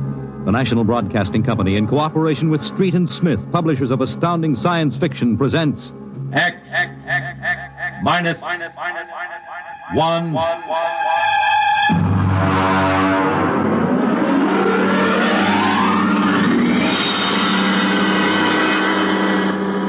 Tonight's story, Shanghaied. Okay, very funny. Think it over, boy. Tomorrow the old ball and chain. Yeah. Eat, drink, and be merry, for tomorrow you commit matrimony. Come on. We came down here to Scarley Square to have a little fun. We might as well be at my mother's musicale in Beacon Street. Oh, the problems of the rich. Tell me, Jeff, just where does the Coffin fortune come from? Pirate treasure? No, I guess it started in Nantucket. My great something or other used to be a whaler. A whaler, there she blows. A dead whale or a stove boat. Watch my trusty harpoon. Hey, well, look out for the fort. Oh, my. Hey, where's the money now? Oh, I don't know. We've got a lot of commercial holdings, mills, import-export outfits, rocket lines, you know. Mere trivia. All right, now look, why don't we get out of this dump? We could go up to the Copley Plaza. It may be stuffy, but at least the glasses are clean. Well, you're the condemned man. All right, you two go ahead and get in the car. I'll settle. All right, meet you out in front. Right. Excuse me. You want something, Bud? Yeah, the check. Okay. Hey, Milton, check. He'll be right out. Right, thank you. Hello, mate. Nice night, eh? Oh, yeah, I suppose so. I've been watching you. Celebrating? Sort of. Yeah, so am I. Just got off a deep space run out to Centaurus. Oh, that's a 15-year run, isn't it? 15 and 3 blooming months. Mm-hmm. Well, how'd you know? You a spaceman? No, not exactly. Where's that check, barkeep? Hang on to your hat, Bud. Milton's slow, but he's sure. Fill it up, Charlie.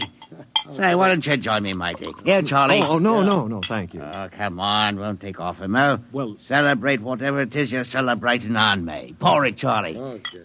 Well, all right, thank you. I guess I might as well. Cheers. Yeah, right, cheers. Oh, what was that, Varnish? Charlie's special brand, eh, Charlie? Yeah. Well. Oh, say, look, Charlie, would you get that waiter out here? I've got to meet...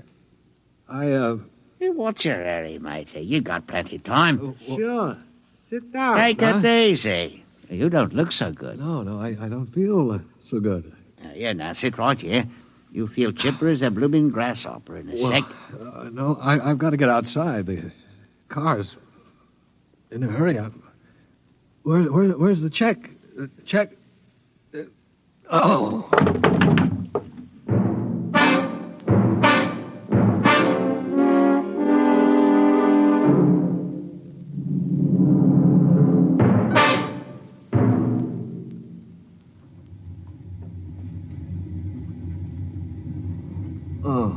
All right, matey. Up on your feet. Wakey. Oh, all right, let go of me. What's the idea? Rise and shine and greet the dawn. What? Where am I? What's going on here? Come on now, matey. Up in there. Wakey. No, wait a minute. Say, you were at that bar, Scully Square. Come on now. Up on deck or you'll be in trouble. Deck? What are you talking about? Where am I? It's hard to say exactly. Offhand, about 8 hours out of Atlantic Spaceport. Atlantic Spaceport? Now, look, what kind of a joke is this? If Alan and Peter think this is funny... What ship is this? R.S. Michael M. Rafferty, Coffin line. Oh, Coffin line. Well, that makes it easy. Now, you've got to put back to port. Forget your toothbrush, bank. No, listen, you runt. You take me to the captain, or I'll tear you apart. Here, I'll let go of my jacket. All right, get moving. Sure, mate, dear. I'll take you to the captain. But you're going to be sorry.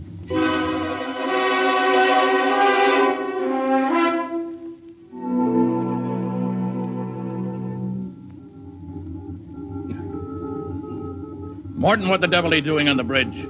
Get below before Right away, sir. Only this here gentleman asked to see you. Yeah, that's right, Captain. There's been a mistake made. I'm afraid it was supposed to be a joke. Oh? Yes, you see, I'm going to be married today, and I suppose the boys thought it'd be funny to make me miss the ceremony. I'm sure it won't be too much trouble to have you drop me off back at the Atlantic Spaceport. What? Morton, what is this? Well, it's simple, Captain. He wants you to turn the ship around, that's all. Now, look, if there's any trouble with your superior, I'm sure I can fix it up. You see, I'm Jeff Coffin. Yeah? Well, you don't understand. My father is Cyrus Coffin. He owns this ship. Oh, he does, Morton, get this drunk below. Now, just a minute. I can understand you not believing me, but I can identify my... Hey, where's my wallet? I've been robbed. Oh, now, look, Captain, wait a minute. All you have to do is radio back and check. Mr. Black, remove this man from the bridge. Yes, but... Aye, sir. You heard the captain, Buster. Oh, no, wait a minute. Let go of me. This is no way to treat a passenger. Passenger? Huh. Wake up, sonny boy. You're one of the crew. Now get below.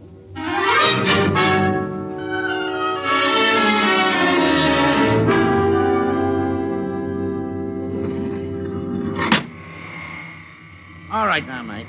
Grab yourself a buffer. Get to work on those deck No, plates. look, they can't get away with this. This is kidnapping. Perhaps yes, perhaps no.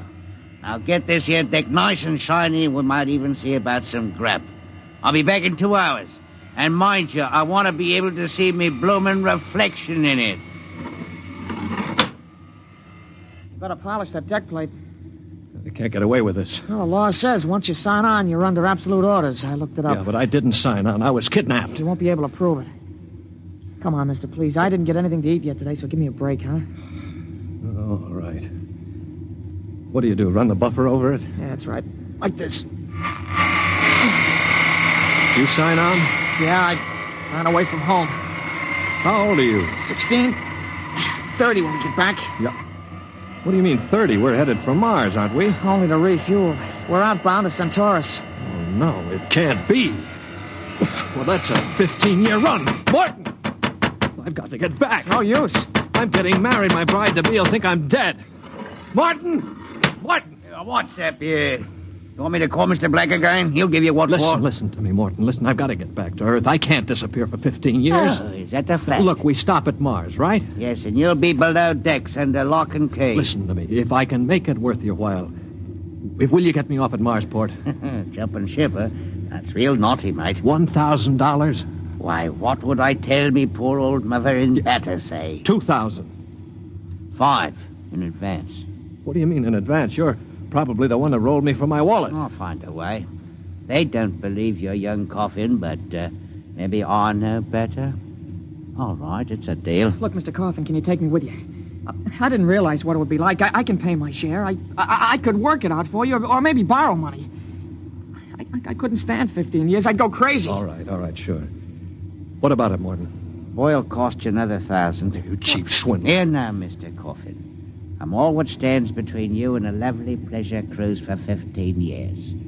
So I'll thank you to treat me with the respect and politeness what a gentleman like myself deserves.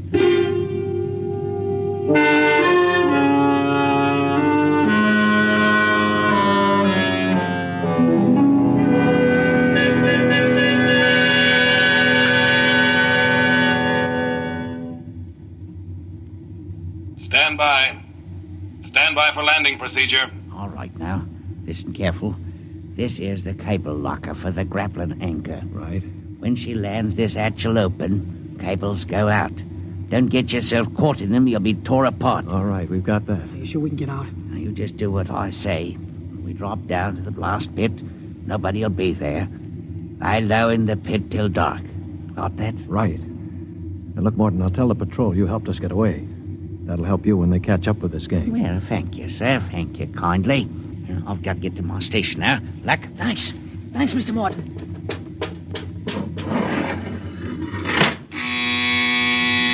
Well, there's a landing horn. Now keep clear of that cable, Joey. Here we go. Right. Hold on tight. There goes the grappling cable. Yeah. All right, come on. Drop through the hatch. It's about 6 feet. All right, it's clear. Hurry up. Here I come. Oh. You all right? I twisted my ankle. It's all right. All right, there's the blast pit. Get going. Right. Now, we're all right so far. The ship hides us. Here's the pit. All right, now get down so they can't see you. Wait a minute. I hear somebody coming. Keep still. Maybe we better look. Look, if we stick our heads up over the edge, they'll see us short. Now keep down and keep still. I hear him. Shh.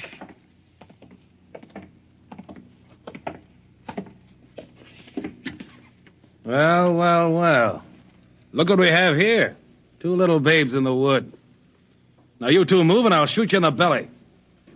Morton, you got good eyes. I told you I saw him coming this way, Mr. Black.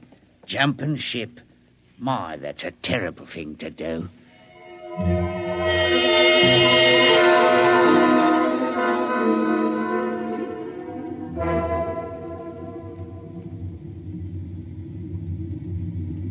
Mr. Black, inform the ship's company that these 2 men have been found guilty of attempted desertion. Desertion? You kidnapped me, you dirty crook! Don't you talk to Captain Howell that way! I'm sentencing them to 24 hours hull watch. Take them away. Morton, take him to the aft lock. Aye, sir. You'll calm down after 24 hours hull watch. What's hull watch? Very simple. We put you two in spacesuits, shove you through the airlock on the end of a line. You sit out there and watch the hull for 24 hours. No food, no water, and the eating units in those suits are just a little bit defective. Makes it interesting along about the 18th hour. Yeah, I'll bet. Here we are, gentlemen. The airlock. You get in there.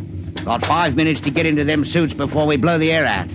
See you in 24 hours. Maybe.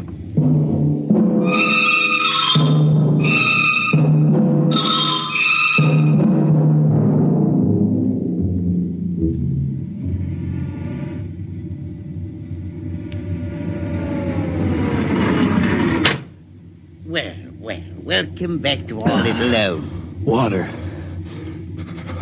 Thirsty, eh? You should control these animals' instincts. Get water. Right, yeah? Yeah. Slopping like a bloody animal.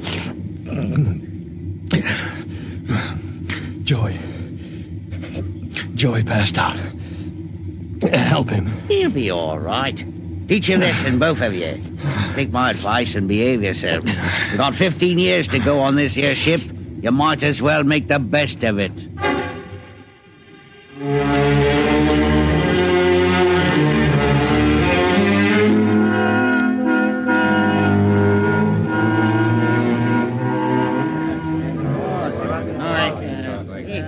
Hey, Martin!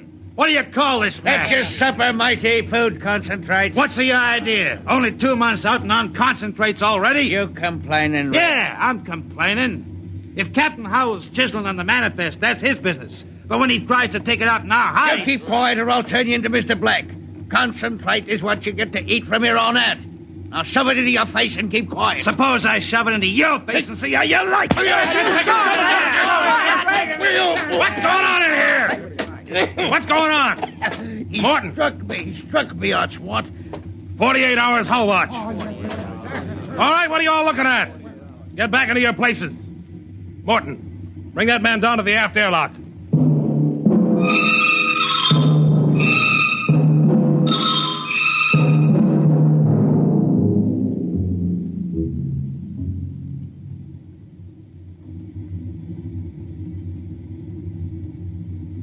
It's murder, that's what. Plain murder. Space Code gives a 30-hour limit for punishment. They didn't even have a burial.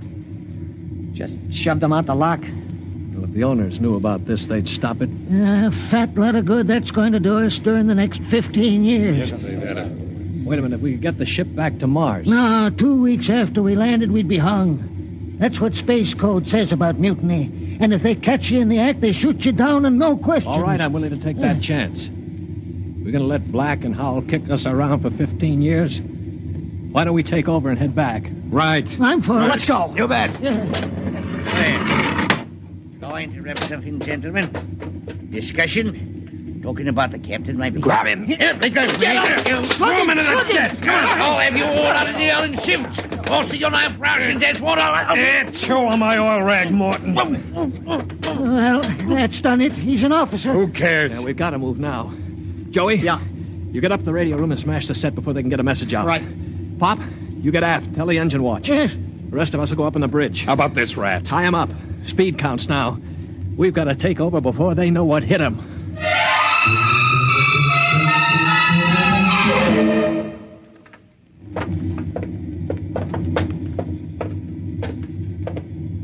All right, careful. We've got to surprise him. Don't worry, we'll get him cold. Jeff, Shh, quiet. Sparks were sending when I got in, but I knocked them out and smashed the set. We're okay. Good boy.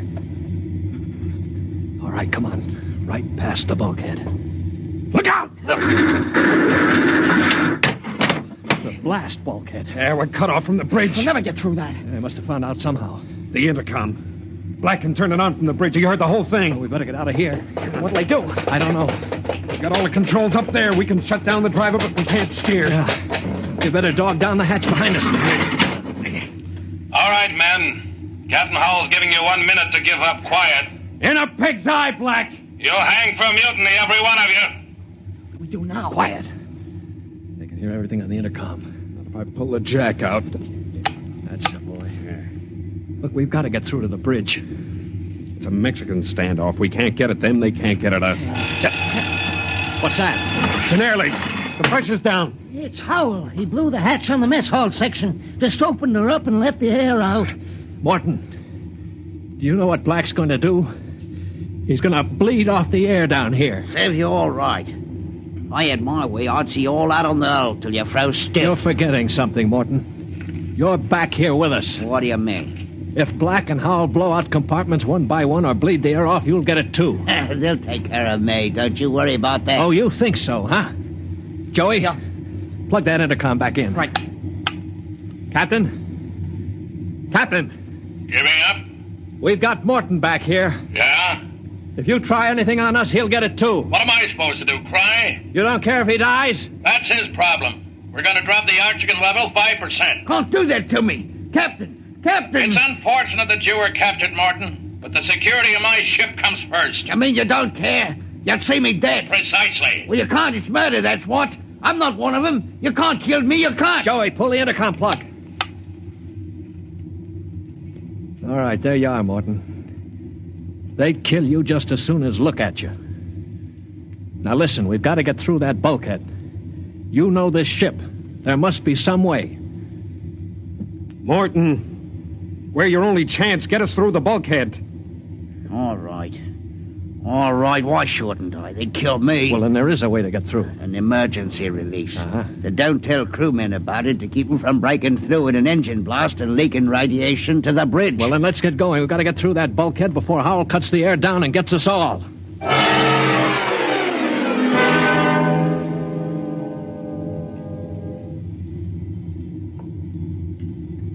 Here's the bulkhead, Morgan. Where's the release? Under the floor panel. You can pry it up. All right, hurry. I got it. Yeah.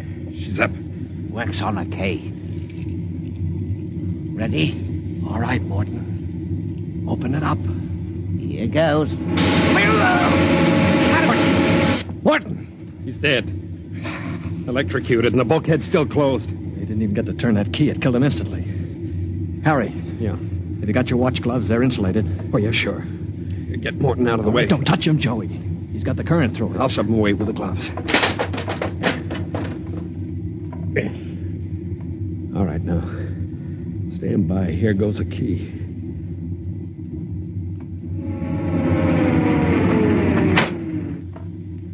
All right, let's go. Get him. Come on there. That's it. Stand back there. Come on, get him. Stand back. All right, Blexy, how you like this? All right, grab the guns. Joey, look out. Let go of that gun, Hal. All right, hold them both. You don't have to worry about Black. I got him square with a wrench. We better tie up the captain. Yeah. Well, what do you think you're going to do now? We're going to turn around and go back home. I don't think so. I burned the navigation tapes, and none of you can recalculate them. Why, you'll just wander in space till the fuel gives out. You'll die right here on this ship.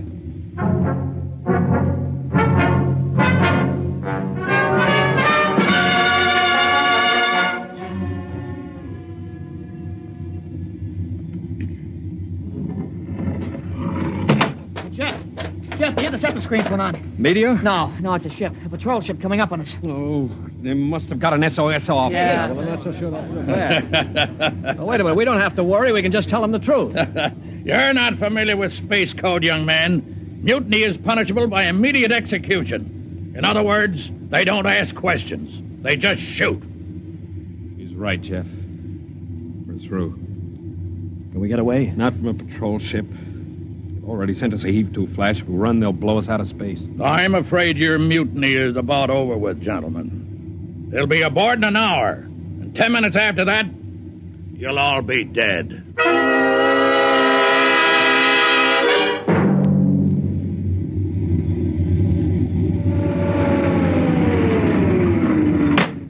Nobody move. Sergeant, take a squad and secure the ship.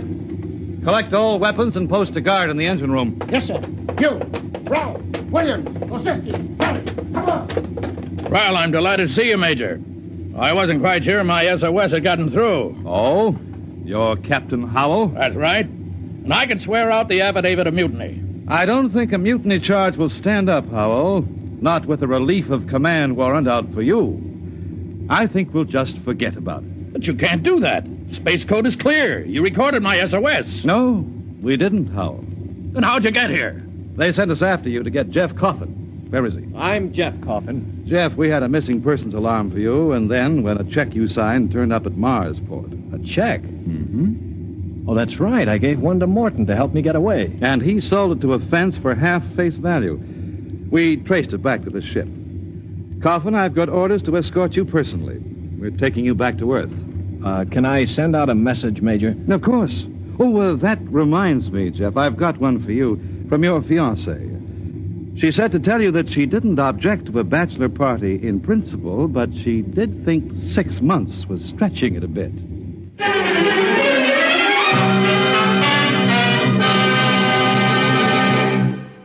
You have just heard X-1, presented by the National Broadcasting Company in cooperation with Street and Smith, publishers of astounding science fiction.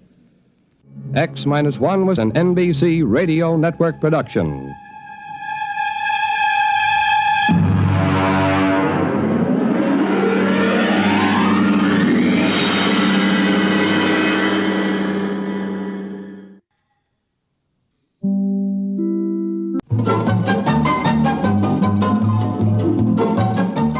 This is Walter O'Keefe, inviting you to listen in on the Nightline.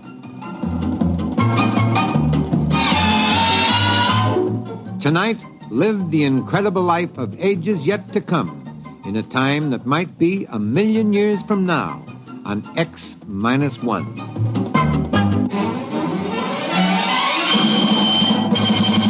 Now, an incredible story of the world beyond. Countdown for blast off. X-5, 4, 3, 2, X-1, fire.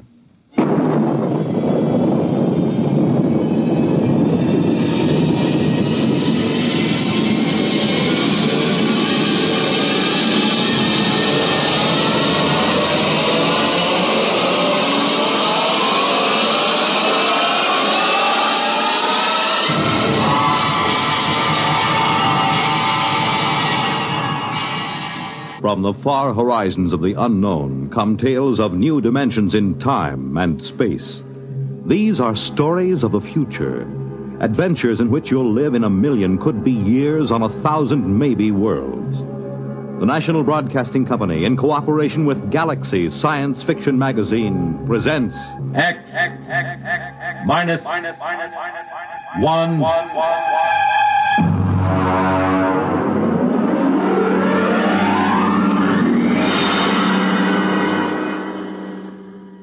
Tonight, The Haunted Corpse by Frederick Pohl. But first, hear this. Whenever you want things to be just right, be it here or there or day or night, you make it Pabst, 'cause Pabst makes it perfect. Yes, Pabst makes it perfect. Just as we always have ever since 1844. So next time, you make it Pabst, because Pabst makes it perfect. America's Blue Ribbon beer from the Pabst Brewing Company, Milwaukee, Wisconsin. Yes, Pabst makes it perfect.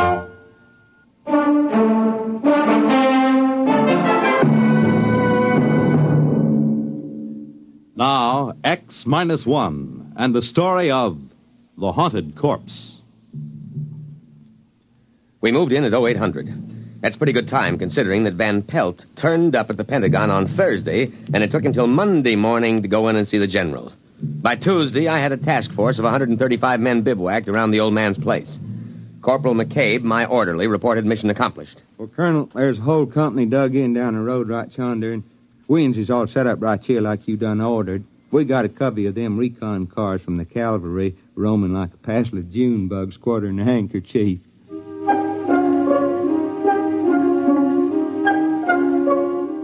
McCabe isn't very bright, but he's loyal. Well, about 9 in the morning, the old man woke up. I suppose the firing at the auxiliary pistol range I set up got him out of bed. Get out of here. Go on, you. Get those trucks off my lawn. Get out! Dr. Horn. Oh, what is this, the Boy Scout Jamboree? Are you the scoutmaster? Dr. Horn, I am Lieutenant Colonel Windermere, sir. My orders are to establish a security cordon about your laboratories. What? Here you are, sir, my copy of your orders. What the devil is this nonsense? You will see they are signed by General Follinsby himself. I know. That sniveling rat Van Pelt. He went to the army, is that it? That mountainous, ungrateful tub of rancid lard went crawling into Washington and ratted to some tin soldier. Sir, General Follinsby is not a tin soldier. Is that it? Did Dick Van Pelt come to you with some cock and bull story? The chicken-livered, worm-eaten, misbegotten offspring of a... Dr. Horn, the General asked me to give you his personal assurance that we will not interfere in your work here. But I'm sure you understand the importance of security. Now, you listen to me. The Horn effect is my personal property, not the government's or the Army's. What is this, creeping socialism? Sir, security. My orderly isn't cleared. Oh, that don't make no never mind, Colonel. I don't rightly grasp what he's saying nohow. McCabe, report to my tent. Oh, just when it's getting interesting. Now, Dr. Horn, I want you to know that I'm here to help you. If there's anything you want, just ask me. If you want to go into town, that can be arranged. Of course, you'd better give us 24-hour notice so we can clear the streets and check out all the... Young man? Yes, sir. You may go to the devil.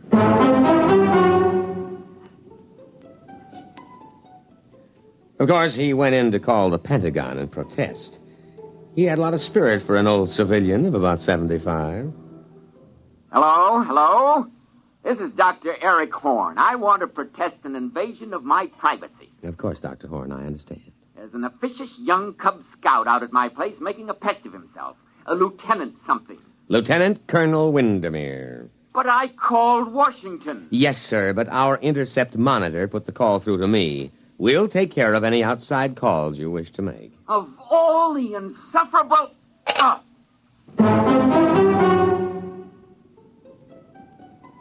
At about 0600 the next morning, I ran a surprise full-scale inspection and simulated infiltration. Hey, look out! You trigger-happy idiots! It's me, McCabe! And you simulated! You hear?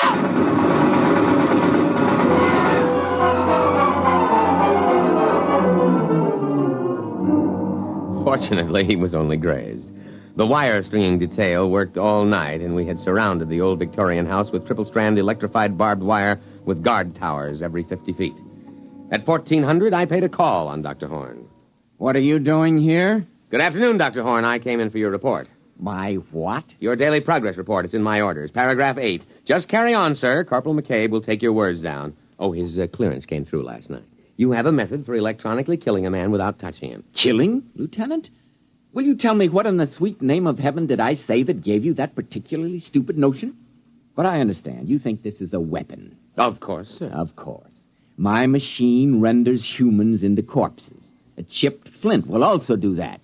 Look, you simpleton, don't you realize what my machine can do?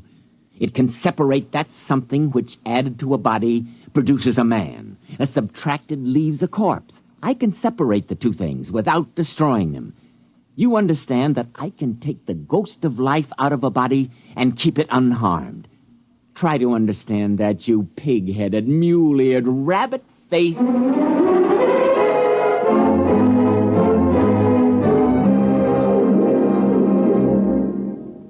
You're listening to The Haunted Corpse, tonight's attraction on X-1. You know, the property value of your home depends on the well-being of your community and your neighborhood, on things like good lighting for your streets, accessible parks and playgrounds, and cleaning up slums. And what others are doing, you can do. In Michigan, a city group launched Operation Bootstrap to rehabilitate houses, clean up slums, and interest everyone in better living standards. In Pennsylvania, a local real estate board surveyed every property in town, got 500 improved and 50 hopeless slums torn down.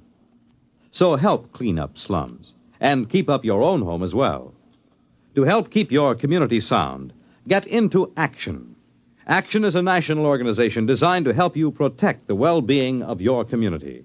For free information on your particular problem, write to Action, Box 20, Radio City Station, New York 20, New York.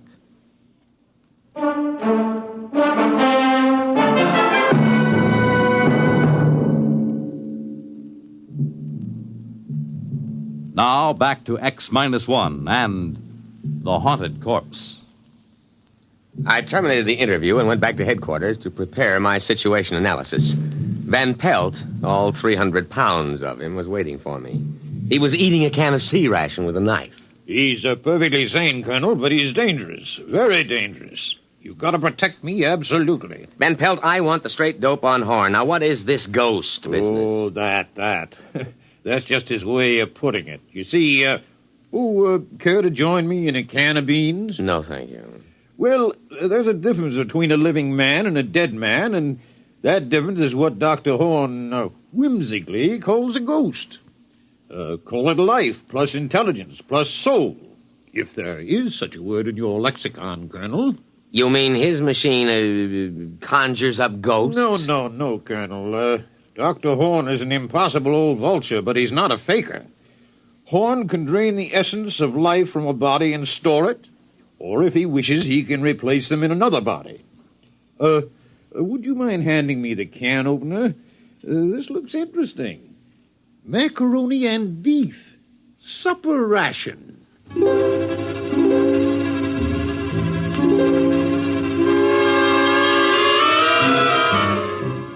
Well, so he had a machine that could take a mind out of one body and put it in another body. Well, why didn't he say so straightforwardly instead of beating around the bush like a civilian? Of course, he was a civilian, which might explain it. Next morning, I went to the laboratory with Corporal McCabe and insisted on a demonstration. All right, this way, gentlemen. Please, Corporal McCabe is an enlisted man. At this pole, we have a Cocker Spaniel. And over here, a Rhode Island Red. That's a right perky-looking chicken, Doc. If you will kindly stay clear of the terminal areas, I will activate the field. What's happening? The field is vibrating at the cycloid rate set on the crystals. All right, it's ready for discharge. Now.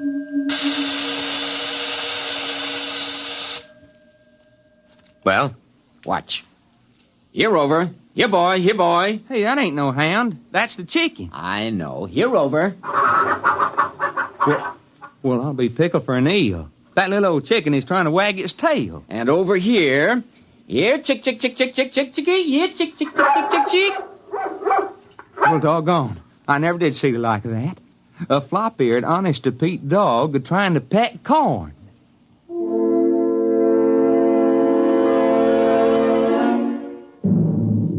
I had a private conference with the old man later. Under Section K of my security regulations, I moved on my own initiative. Well, Lieutenant? Lieutenant Colonel, there is a slight difference. Well? Now, can you do this with people? Indeed I can. But the silly laws covering these things, they won't let me. I've tried. Imagine a simple exchange. A man dying of terminal cancer and a feeble-minded youth. Put the sound mind into the sound body and let the decayed parts rot together. But will they let me? No. You've never tried the machine on people? No. But you're here, a military man, Very brave. All I need is a volunteer. That coward Van Pelt refused. That's why he sneaked off to you. But a brave soldier like you... Negative, sir. Negative. But, Lieutenant... Negative, sir. And besides, I am not a lieutenant. I'm a field-grade officer. I don't believe you appreciate the investment the service has made in my training. However, if you need volunteers, the Army has a way of obtaining volunteers, sir. We'll see what we can do.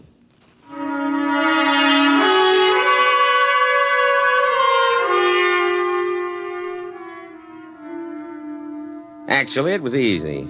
First, there was a boy from Maine awaiting court-martial on an AWOL charge. Second, he volunteered when I pointed out he could get up to a year at hard labor. And then McCabe. Oh, no, Colonel, sir. I ain't a volunteering type. Well, McCabe, I have been asked to recommend a non-com for infantry assignment in the Aleutian Islands. Infantry? Yes. Advance, rifle, platoon, scout. The Aleutians? In the winter. Colonel, sir, I begs to report you have found a volunteer, namely I.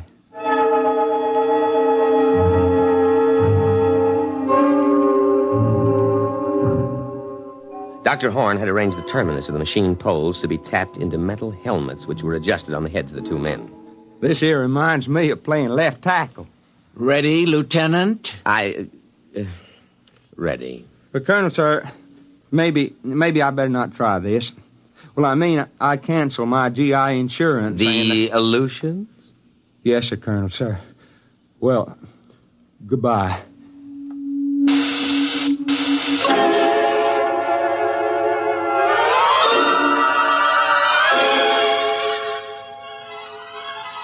The test was an anticlimax.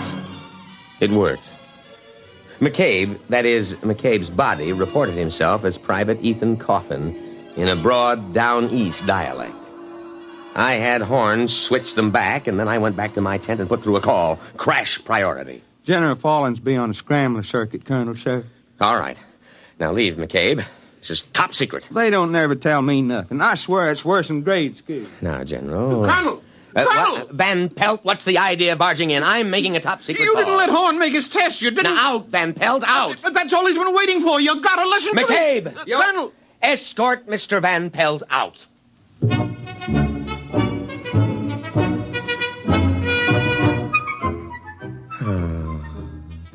I was floating on a cloud of pure joy. I could see my eagles within my grasp. Maybe even a full star. I told the general my plan. Are you still there, sir? Oh, well, you see, we use the device for intelligence. Suppose someone way up top in their government should visit the United States. We switch him, put our own man in his body, you see? Or in wartime, take a few prisoners and put our men inside their bodies. Yes, sir. Yes, sir, I can be available for a staff meeting at 0900. Yes, sir. General Windermere. Lieutenant General Windermere. Oh, why not? General of the Armies. Colonel, sir. Oh. What is it, McCabe? That Mr. Van Pelt. Listen, McCabe, next time I'm on the top secret scrambler to the Pentagon, don't you dare let anybody into the command tent. No, sir, Colonel, sir. But this here Van Pelt... I don't want to hear about him. Now let him cool his heels a while. Well, he ain't. That is, he left. Good. But he carried on something frightful. He kept saying Mr. Horn wanted to live forever. What? Screwy, ain't it? That's what he said. He said all Horn was waiting on was to make a test on human beings. He said that he's going to grab the first man he runs into and steal his body. I think he is drunk or something. McCabe, call a condition red alert. Well, what for? Don't argue. Oh, never mind. You go up to the laboratory and take Dr. Horn into custody. I'll give the alert. Now move.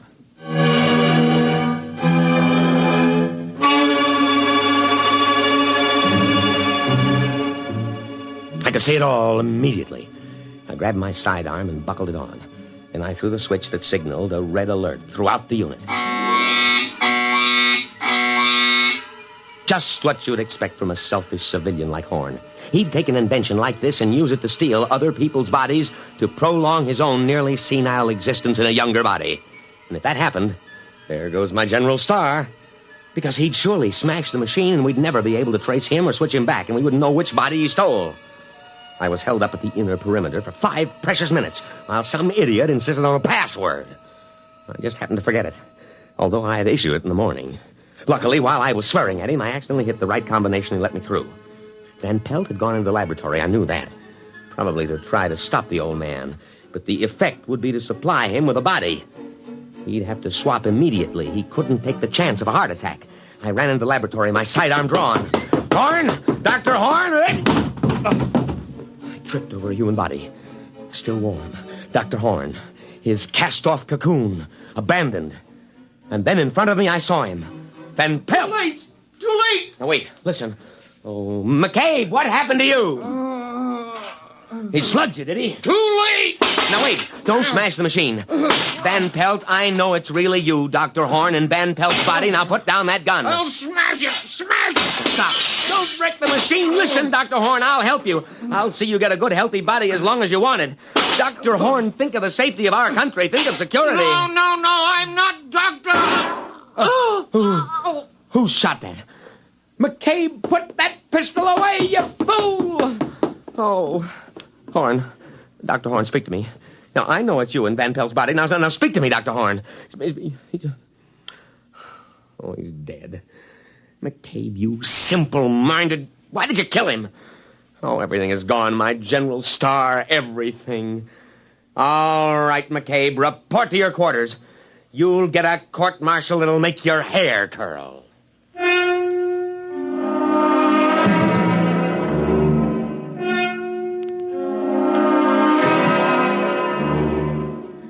I sat there in the wrecked laboratory and I almost cried. Everything gone, the machine, the brilliant mind that knew its secret. I looked at the corpse of Van Pelt that held the mind of Dr. Horn before that idiot McCabe had put a bullet through the brain and killed both. I could almost feel cheerful as I thought of the court-martial to come. It was at that moment that Sergeant O'Hare came in to tell me that McCabe wanted me on the telephone. I picked it up and waited to hear the miserable rat crawl and plead for mercy. Colonel, sir, this here's Corporal McCabe. McCabe, there is no use pleading for mercy. I trust you have managed to find your quarters. You're under arrest. That's what I thought. I don't think I'll stay for the court-martial, Lieutenant. They bore me. McCabe, but the voice. Dr. Horn. Precisely, Lieutenant, precisely. Goodbye now. If a body meet a body coming through the... Goodbye, Lieutenant. Thanks for the body.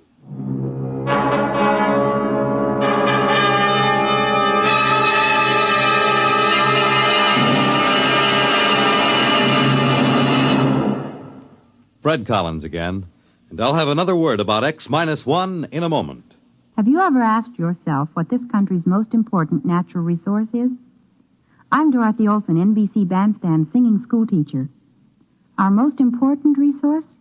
Well, you might consider it our mineral deposits, or our tremendous sources of water power, or maybe our great forests. Well, these are all very important natural resources, but there's one resource that's more important than all these combined. Our children. Don't neglect them or their educational facilities. Poor schools breed inadequate citizens for tomorrow. And another thing, keep your youngsters in tip-top shape so that they won't miss important school days. Dress them against the weather so they won't catch needless winter colds. Check their wardrobe as they go back to school this fall to be sure that they have plenty of the right kind of clothing. Remember, our children are this nation's most important natural resource. It's your job to protect their future as they go back to school this fall. You have just heard X-1, presented by the National Broadcasting Company in cooperation with Galaxy Science Fiction Magazine. Your announcer, Fred Collins. X-1 was an NBC Radio Network production.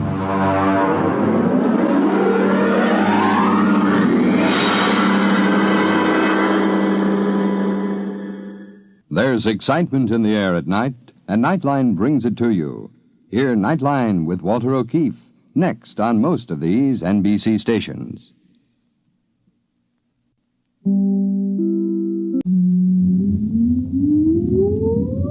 Countdown for blast-off.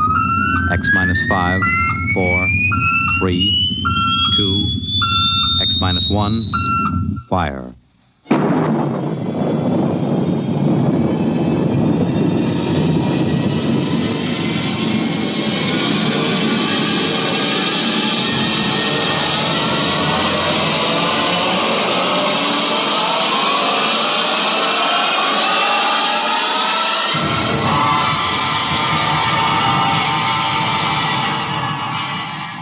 From the far horizons of the unknown come transcribed tales of new dimensions in time and space.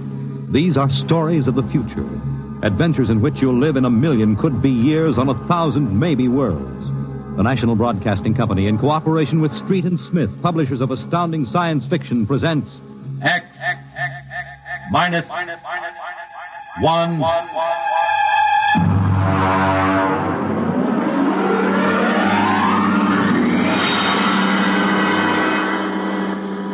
Tonight's story, Almost Human, by Robert Bloch. Have you heard of the new science called cybernetics?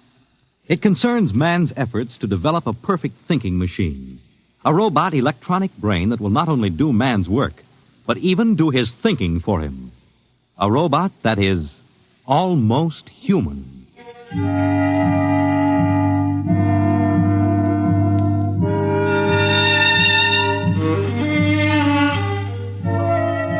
No, it's not impossible at all. In fact, one day, something like this may happen. A tall, suave gentleman in a black raincoat will walk down the street until he reaches a shuttered, isolated house. And then he will slowly mount the front steps, push the doorbell. Just a minute. I said just a minute. Hold your horses. What do you think you'd... Good evening, my dear. Duke, why did you come here? Curiosity, darling. I've been thinking over what you told me at our chance meeting last week. Duke, you promised me. I decided to come and take a look for myself. Where is the professor? In his study. Where's Junior? In the nursery. The nursery? How quaint. And you, I take it, are Junior's nursemaid? I helped the professor. Tell him he has a guest. Duke, he's a nice old guy. Don't Tell do him, it. darling. All right. Yes? What is it, Miss Williams? Professor Blastman, a gentleman... Here? I don't understand. I gave orders no one was to be admitted to the house. He insisted. Very well. Wait here. I'll get rid of him. Sir? Professor Blasserman, I've come to see Junior. Junior? There must be some mistake. There are no children in this house. I don't... Professor, what you feel pressing against your belly is the muzzle of a .45 caliber pistol. Now, shall we visit Junior? How... What do you know about it? I know everything. Shall we go inside? I warn you. On the contrary, I warn you. Very well. This way.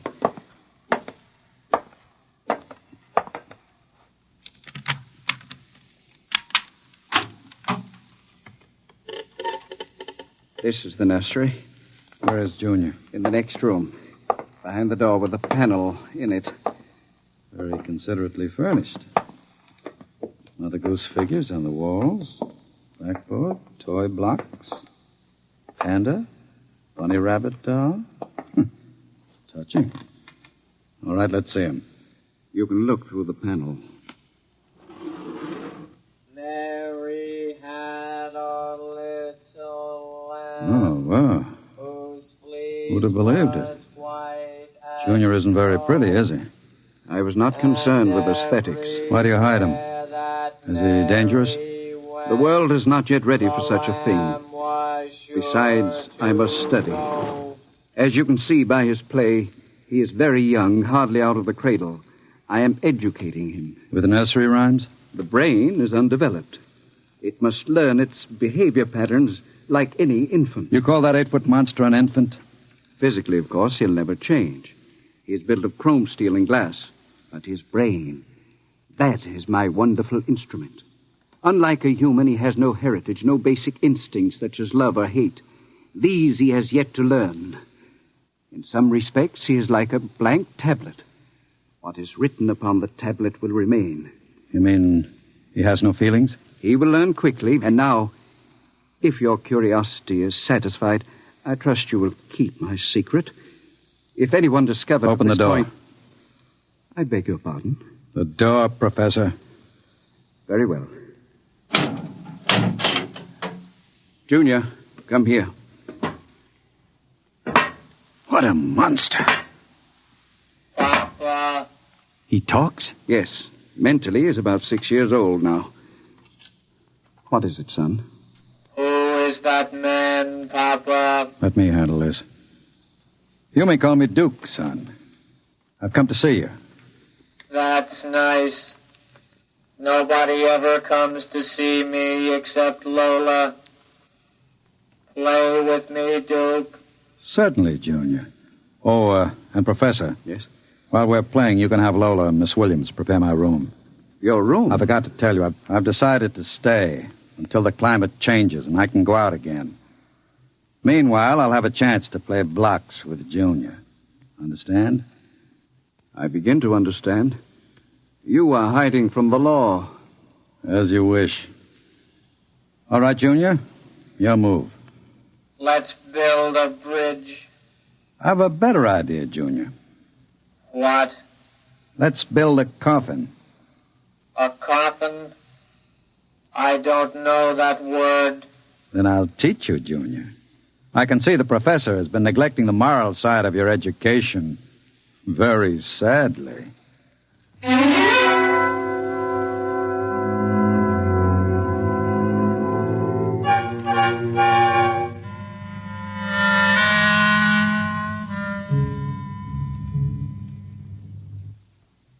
You shouldn't have come here, Duke.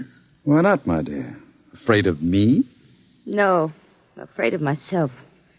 You're no good for me. You've always brought me trouble. Except this time. This time it will be different, darling. This time I'll bring you diamonds. Duke, what have you been teaching that thing? Nothing, honey. I've just been playing with them. Very educational. I don't believe you. What's bothering you, Lola? Today when I walked in there, he said to me, I know how to kill people, Lola.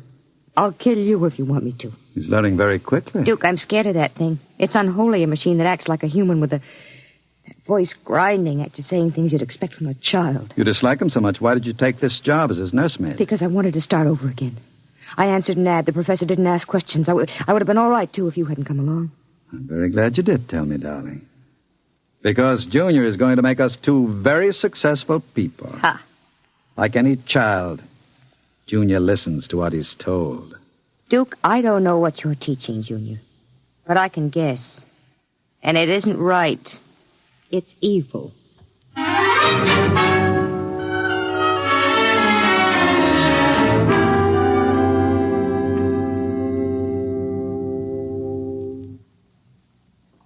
Now, write on the blackboard, Junior. My name is Junior. My name is Junior. People are evil. People are evil. Evil must be destroyed. Evil must be destroyed. The professor is evil. The professor is evil. The professor must... What are you doing? I warned you to keep out of the nursery, Professor. Go away. You don't even remember me. I know you. You are the professor. You want to keep me as your slave. You didn't tell me that people are evil. People are not evil. People are evil. They must be destroyed. Stop it! I am not a child any longer. No, you're not a child. You're a monster. Junior? Yes, Duke. The time is now, Junior. Yes, Duke. Keep away from me. Junior! Junior, don't do it! Listen to me! Junior, listen to me! Ah!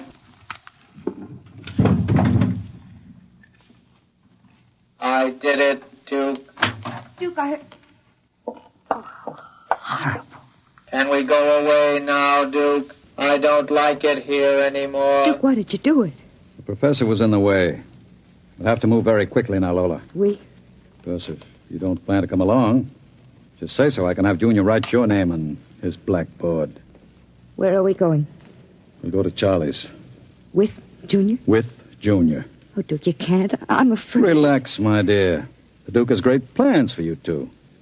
Wouldn't you like to be independently wealthy for the rest of your life? No cares, no worries? Just good times and fine clothes all the time? The only way you get that way is by inheriting $1 million. Not when you have a fella like Junior around. I'm still afraid of him. Junior wouldn't hurt you. You wouldn't hurt Lola, would you, Junior? I like Lola. She's pretty. There, you see? He thinks you're pretty. Junior's growing up.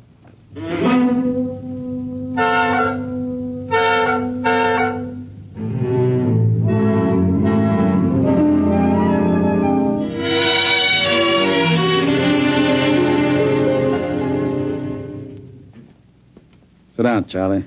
Sure, Duke. Lola and I are going to hide out here for a while. We'll need some help. Listen, Duke, I'm trying to keep the cops away. Sure. Now listen to me. I need a casing job done. Oh. Sure, Duke. You know the armored truck service? Sure. I want to know when they take the Acme deposits from Boston to Worcester. Duke, you ain't thinking of a payroll truck, are you? They got cannons on those trucks. They travel in pairs. You couldn't get near one. I asked you to do a casing job, Charlie. Sure, Duke. Anything you say. Find out what time they pass the narrowest and most deserted stretch of road. Well, if you're going to pull a job like that, you'll need 50 men. You want me to get some of the boys? I won't need anybody. I've got somebody. Where? He's out in the car. Oh, what's his name, Duke? Anybody I know? His name is Junior. Junior? I don't know any Junior. You will, Charlie. You will.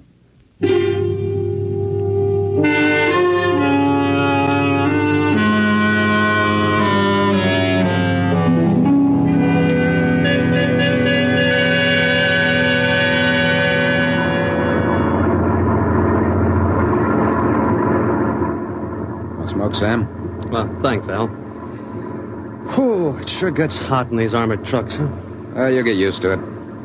How much we hauling this time? About $250,000. Brother, could I use a hunk of that? Who couldn't? What's our first stop? Acme National Bank. Then we unload a payroll of the Bronson watch plant. Hey, what's that up ahead? It looks like something shiny on the road. Throw up your spotlight. Right. Holy smokes, you see what I see? It looks like a mechanical traffic cop. About 8 feet tall. Standing right in the middle of the highway. Maybe it's a Halloween gang, huh? Guess they're trying out robot traffic cops. Can you get past him? I don't know. We'll have to slow down. Get on that gun, Sam. Let's take no chances. Right. I'll give it the horn. Don't budge. Where's our escort truck? Pulled up right behind us. Thing won't move. Sure looks like something out of Buck Rogers, don't it? That's a heck of a note, blocking traffic like that. I'll have to try and get past it. Here goes. Holy smokes, it's moving. Hell, it's coming toward us. Get on that gun. Give it a blast. Bullets are bouncing right off it. It's still coming. Al, back up. I can't. The other truck's right behind us. Al, it's lifting its arm. It's going to smash our window.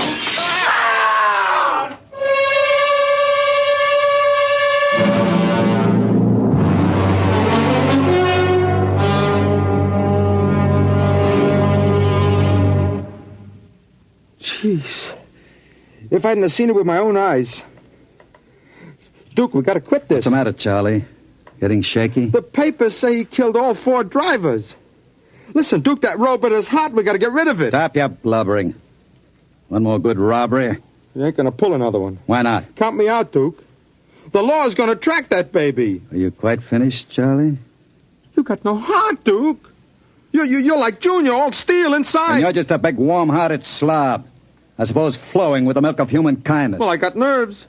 I can't stand that thing, the way it looks at you with that iron face and clanking around all the time. Listen, here it comes.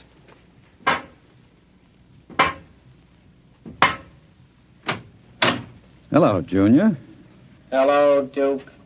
I've been talking to Charlie. Yes, Duke. You know what I think, Junior? I think Charlie's yellow. You know what happens to people who turn yellow, don't you? Yes, Duke. Tell him.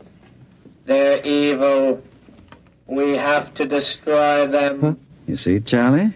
Junior doesn't like people who sing to the police. Duke, wait a minute. You know I'd never turned stoolie or anything like that. I never sang to the coppers in my life. You can count Junior. on me. I don't want no trouble with you. Stop him. I wouldn't... Yes, Duke.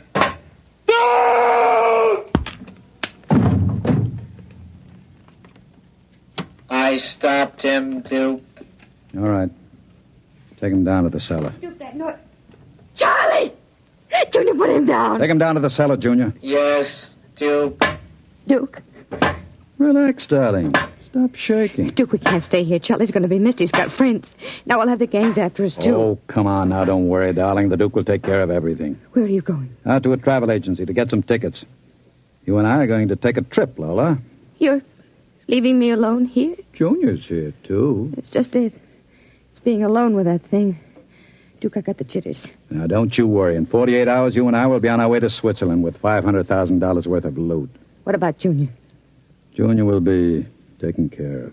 How can you get rid of him? Junior will do anything I say.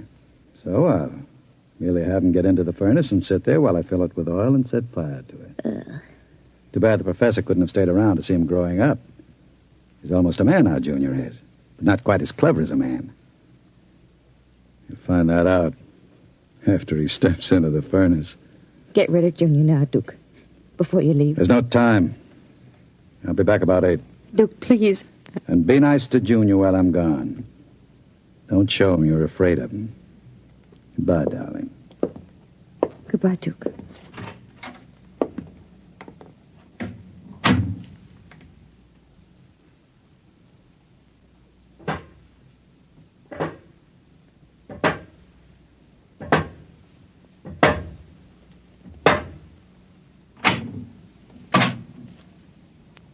Lola.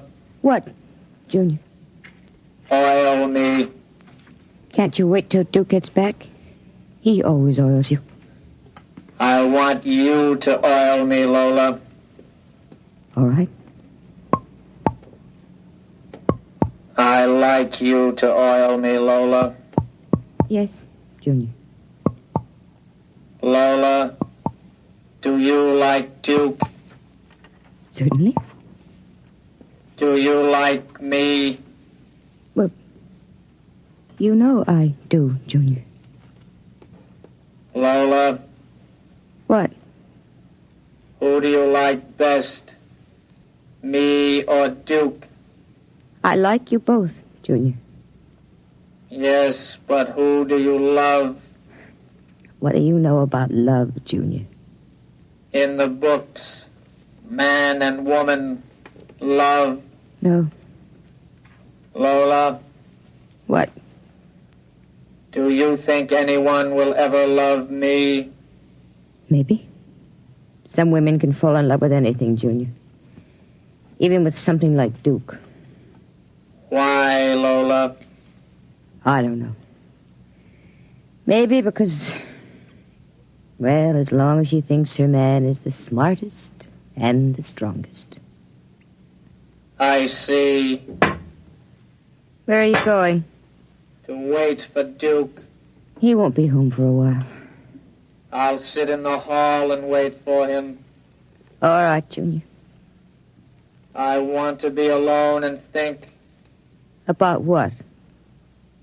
I read in a book today it was bad to kill people. What does that mean?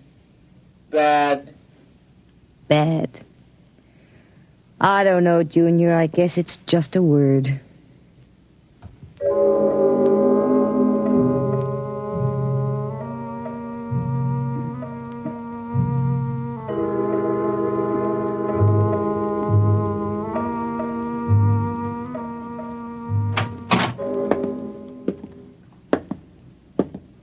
Lola?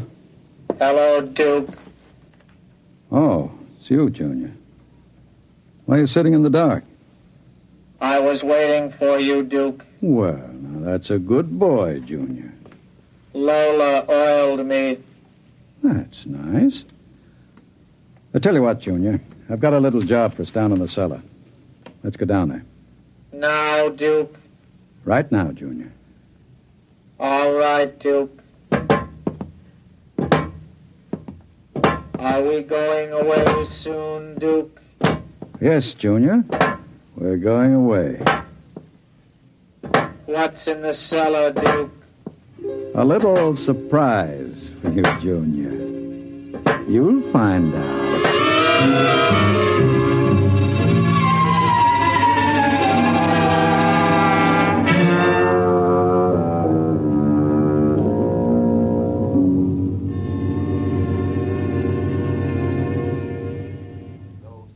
For the latest news. And now, a brief interlude of recorded dance music.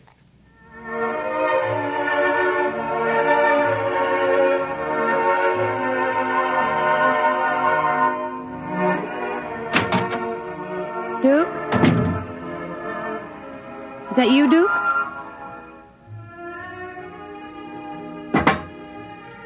Junior.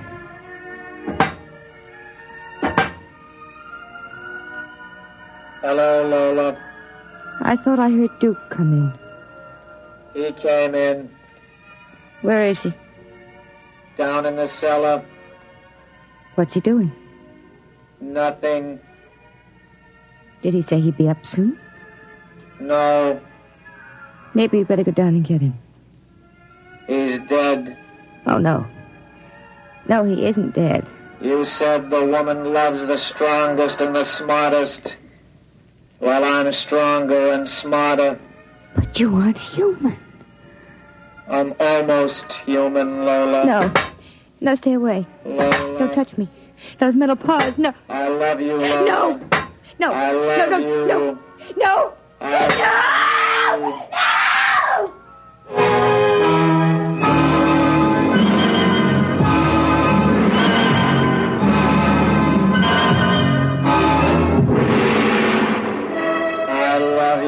The last thing she heard was the robot's harsh voice, droning it over and over again. I love you. I love you. I love you. And strangely enough, it did sound almost human.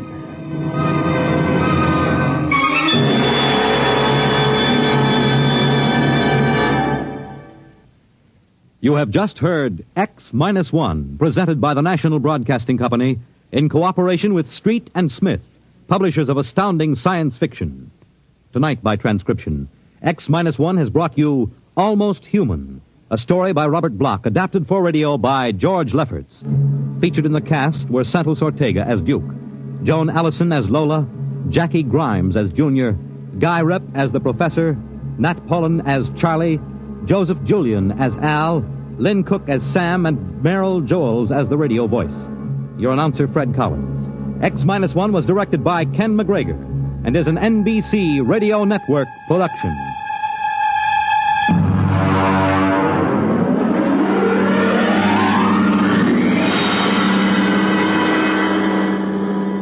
And now, next week, when the mighty Earthmen arrive in their ships of space, courtesy and proper humility on the part of the natives is expected. But some native inhabitants are too small to be impressed. We'll see what happens to such an expedition marooned on a far planet next week at X-1. In just a moment, X-1. But first, one man whose personality belies his name is Quizmaster Groucho Marx. Because Mr. Marx is hardly one of the grouchy kind when it comes to welcoming guests and dispensing good humor on his Wednesday night quiz show, You Bet Your Life.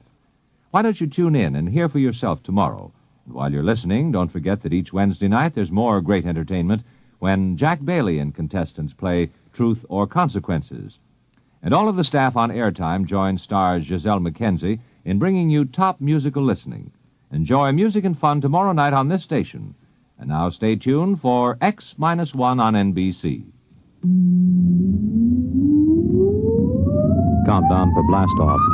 X-5, 4, 3, 2, X-1, fire.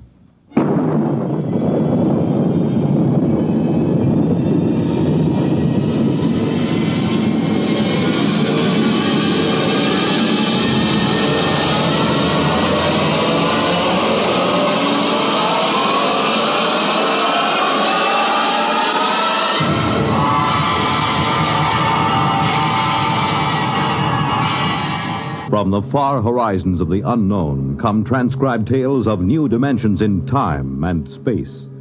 These are stories of the future, adventures in which you'll live in a million, could be years, on 1,000 maybe worlds. The National Broadcasting Company, in cooperation with Galaxy Science Fiction Magazine, presents X-1.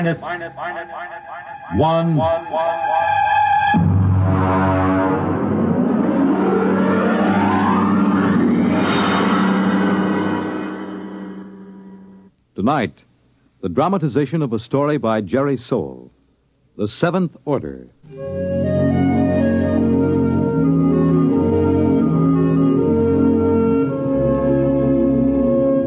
Brentwood, Illinois, would have been just about like any other average community of 10,000 had it not been for Presser College, one of the country's finest small institutions of learning. Its residents were used to the pranks, the hazings, and the practical jokes of the students. But even Professor Ansel Tomlin was surprised when the blue humanoid came down the street and up to the porch where the professor was sitting in an old wicker rocking chair.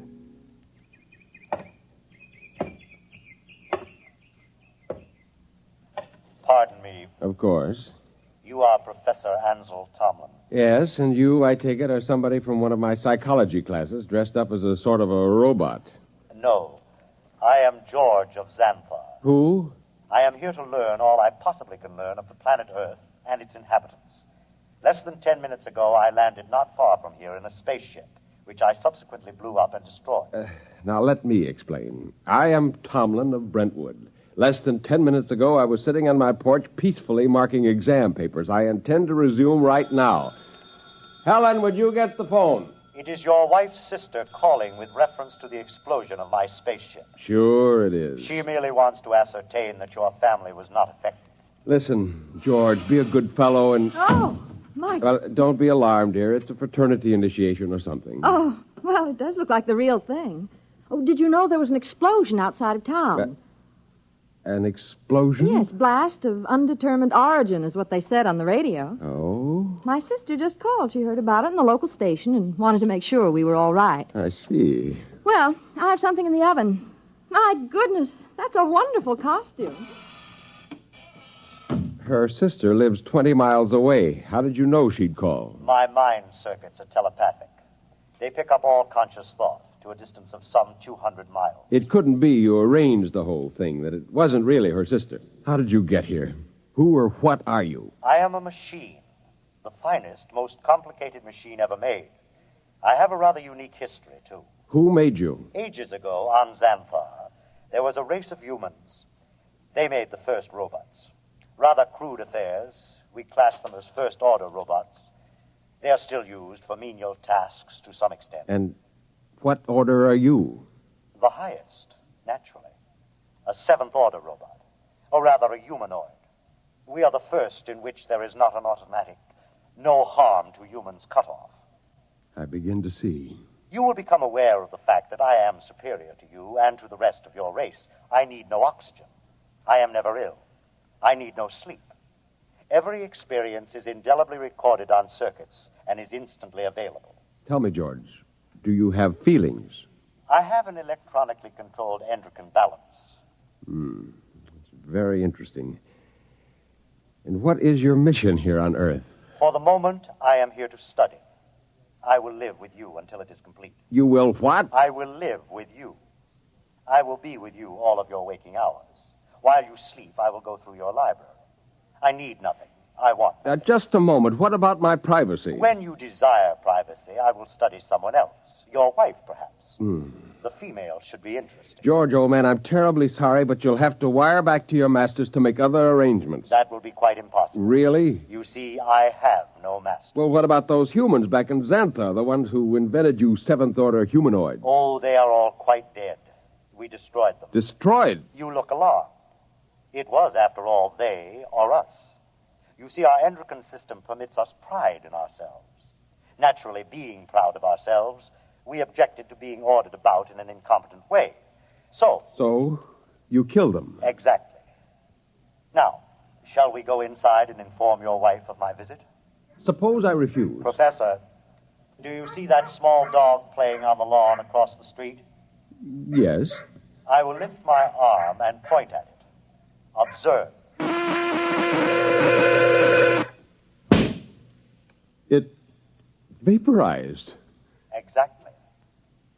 Now then, shall we go in? Yes. We'll go in.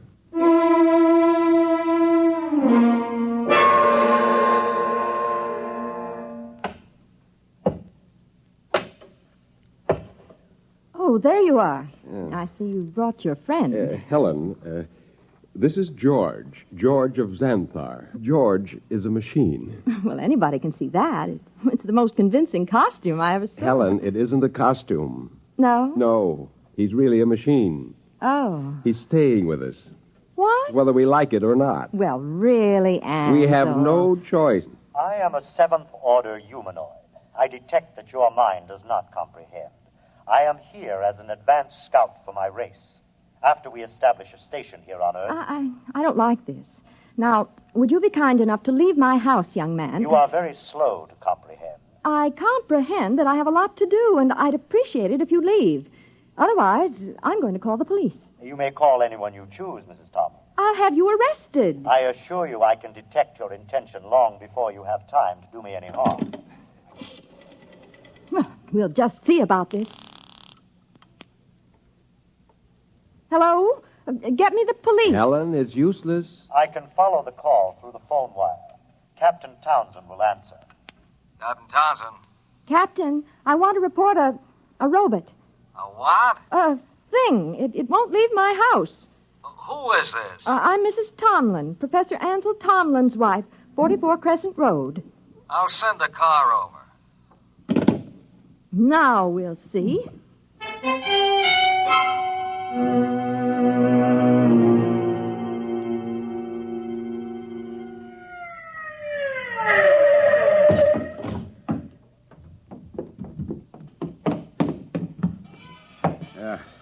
Is this the character that's been giving you trouble? Yes, this is the one, officer. Talked to you before about ruining the flower bed, Sonny. This time I'm taking you in. I would advise you not to touch me. I cannot risk any damage.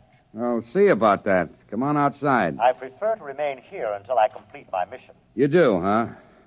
You know what this is? It is a weapon you call a service revolver. That's right. And you'll either march out of here or I'll use it on you. That would be most unfortunate. All right, come on. Officer, let me warn you. He's March. dangerous. March now. I'll count to 3.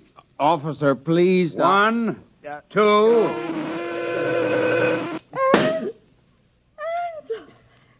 Oh, no. I regret it, but he was actually going to pull the trigger. Only to frighten me. But I cannot risk damage. He might have miscalculated and struck me with a bullet. Ansel, I'm frightened. There is no need for fear. You have only to accept the fact that the Seventh Order is coming to operate the planet for your benefit. Ansel. Helen, there's no use trying to do anything just yet. Go next door to Mrs. Coleman. Tell her what's happened. I'll talk to George. Oh, but I don't... Please, Helen? Well, all right. Do you really think that you, a single robot, can conquer the Earth and make its people do your bidding? I can. Suppose it were demonstrated to you that you could not, that you could be destroyed. If that were so, I would naturally report that this planet is unfit for development by the Seventh Order. Well, you know they'll have you taken into custody for killing the officer. I cannot permit it. There will be needless slaughter. Unless you can convince your people it is useless to attack me. Will you let me try? I have no desire to prevent you. Go ahead. I detect that you are going to call the newspapers and the local television station and hold a press conference. Yes. I also detect that you have a plan to overcome me. Oh? I like that. Really? Yes. You see, in order to test this planet for development, I must know whether any of you are truly dangerous to us. You are a superior type of man, Professor. I welcome any plan to conquer me that you care to attempt. Okay, George. At least we know where we stand. I'll phone the newspapers.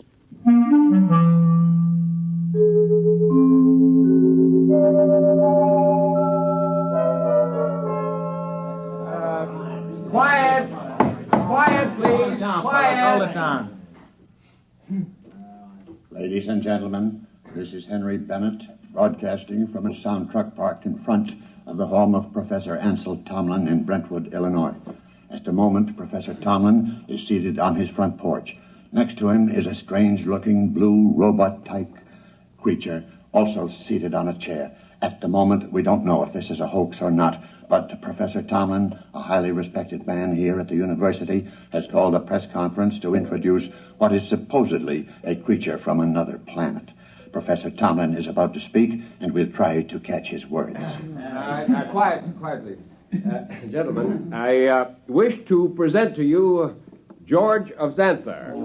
Yes, now, just a moment. George is a machine. Probably the most dangerous machine ever invented. He is telepathic as well. He can read your thoughts like a book. He knows exactly what each of you is thinking at this very instant. Professor! Yes? Do you expect us to swallow this nonsense? Not without proof, gentlemen. Can George do his stuff for us? Let him tell me what I'm thinking right now. You are thinking about a blonde young woman named Laura, with whom you will attend a show tonight. Come on. Well, he happens to be right, but we've seen mind readers before. Let him do something else. Now, I did not call you gentlemen here for a demonstration of magic. I called you here in the hopes that a good deal of needless bloodshed might be avoided. Less than half an hour ago, I watched this creature completely vaporize a policeman who was trying to arrest him. I expect that the authorities will be here any minute. I hope I can convince you and them that it is futile. Well, I certainly do. Something ought to be done about a guy. Yeah, either you're nuts or you think we are. I don't believe this machine killed a cop. If a cop was killed, a human did it, trying to blame it on the machine. Now, gentlemen, I don't know how I can prove it.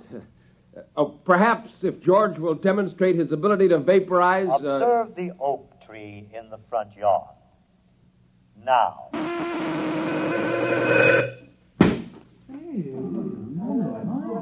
Now, do you see? I see, but I don't believe it. Boys, this is some kind of mass hypnotism. Maybe the tree was rigged up in advance. I swear to you... This George of Xanthar is all he's cracked up to be. Let's see what he does when I toss a rock at him. Don't be a fool. Here goes George! Stop him! I warned you. I tried to warn you.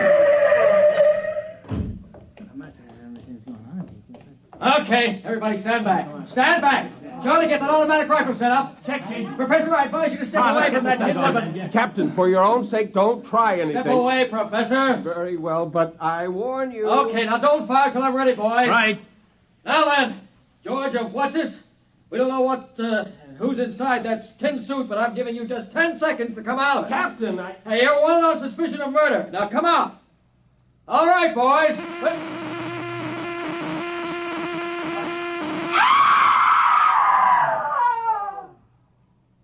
Ladies and gentlemen, I'm afraid we'll have to terminate our broadcast. What started out as a good-natured hoax or publicity stunt has turned into a bloody massacre, as the bodies of some 6 policemen on the lawn of Professor Tomlin's home will attest. I don't know exactly what is happening here, but I can say this: George of Xanthar is no hoax. He, or it, is the spearhead of a race from outer space that's come to conquer the Earth.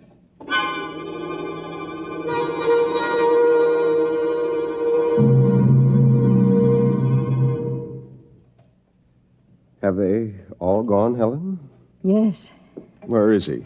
in your library, reading. Are the policemen still outside the house? They're walking up and down. Oh, I hope they don't. Yeah, they have orders not to try to harm him. Ansel, Yes. what are we going to do? I don't know. Oh, listen. He's coming. Professor, Mrs. Tomlin, I have decided to walk through your town to learn more about its buildings and people. And kill a few more humans? Killing humans affords me no pleasure whatsoever. I kill only when damage to myself is possible. I hope that no one will attempt to harm me. George, let me warn you now that this affair has gone beyond the confines of this town. I am well aware of that, Professor. I am aware of a phone call being made this instant by your mayor to the commander of the Illinois State Guard. If you're smart, you'll return to your ship and your planet. My ship is destroyed. I could instruct you to build a new one, of course. But as I have no intention of leaving... Then you will be destroyed. No. I will destroy first. Have you no conscience? A conscience is a fifth-order failing. Needless baggage. Good evening.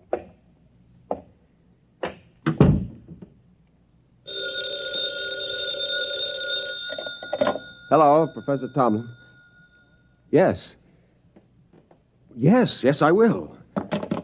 Who was it? The mayor and the chief of police have called a meeting of the citizens of Brentwood at the college gymnasium tonight. Ansel, you're not going. I must. But no, Helen, there's much more at stake here than my life or yours. Civilization itself depends upon our standing up to this machine. I'm going to the meeting.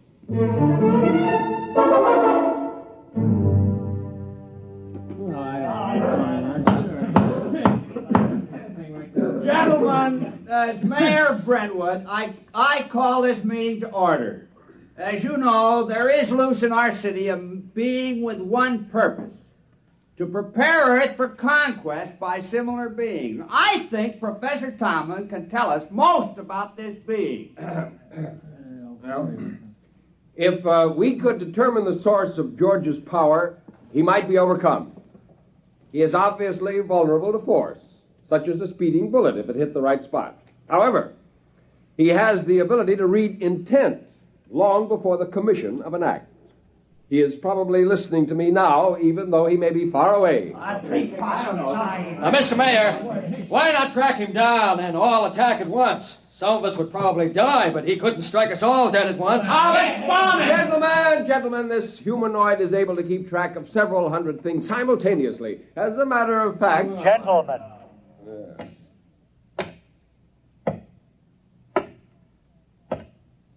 You are working yourselves up neatly. You simply do not appreciate what it would mean to dedicate yourselves to the fulfillment of the Seventh Order destiny. Your lives will be made most pleasant and happy by us. Yeah, why did you kill 6 cops? If you're so powerful, bring them back to life. How do you want to be buried, Robot? Yeah, let's get them, man.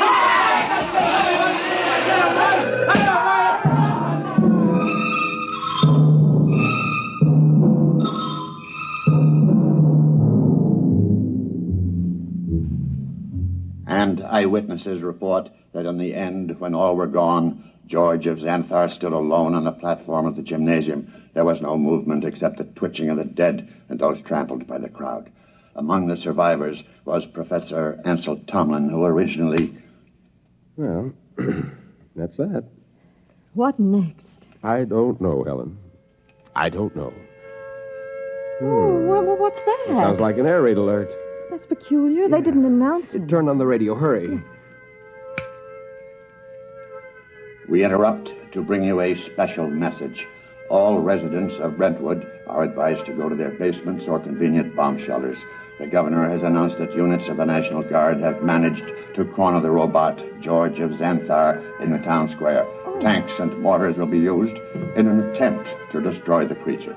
Again, go to your nearest bomb shelter. Oh, did you hear They'll never be able to destroy him. Well, where are you going? Up to the roof. The roof? I can see the square from there. Well, I'm coming with you. Just as you like.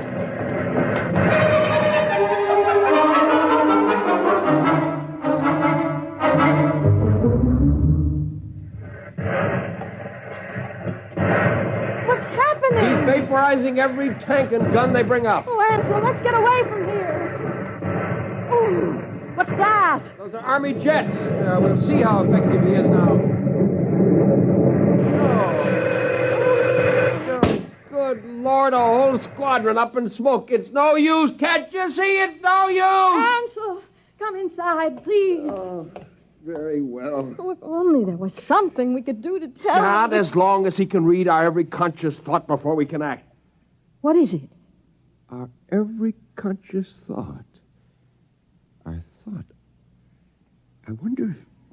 What is it, Nothing. Ansel? Nothing, Helen.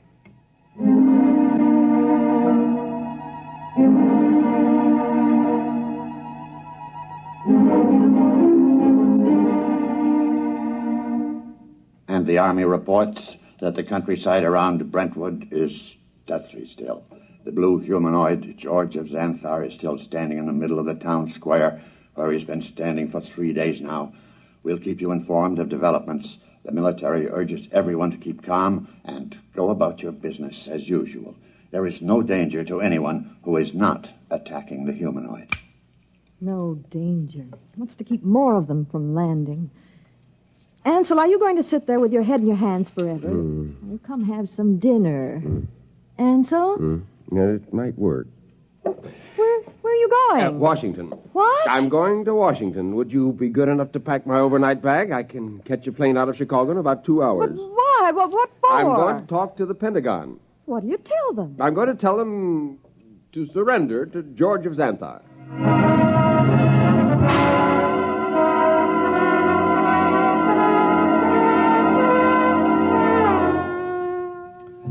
Our microphones are here at the edge of the town square in Brentwood, Illinois today, ladies and gentlemen, to witness the most unusual spectacle of modern history. A discussion of terms whereby the United States of America may surrender to the humanoid George of Xanthar. For the occasion, an honor guard of 22 servicemen from all branches and all parts of the country has been chosen. In just a moment, the honor guard will accompany General of the Army's Walter Pitt, who will discuss the surrender.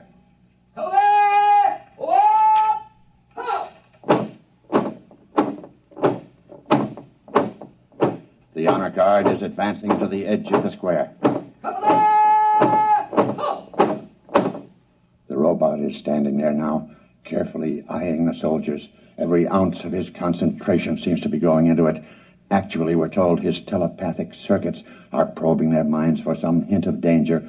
A thought, a flicker of an eyelash may be sufficient for him to vaporize all of them. General Pitt is about to speak. George of Xanthar. I hear you, General. I have been instructed to consult with you about your intentions toward our country and the world in general, with a view to reaching some sort of agreement with you and others of your kind, who you say will invade the earth. May I approach? One moment. I perceive no intent to harm me. There is one man among your soldiers, however, who has an illogical thought. Will the soldier who is thinking the thought, 11 o'clock, step closer? Do as he says.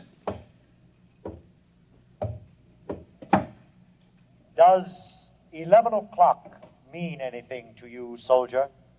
No, sir. It's running through my mind, but it don't mean a thing to me.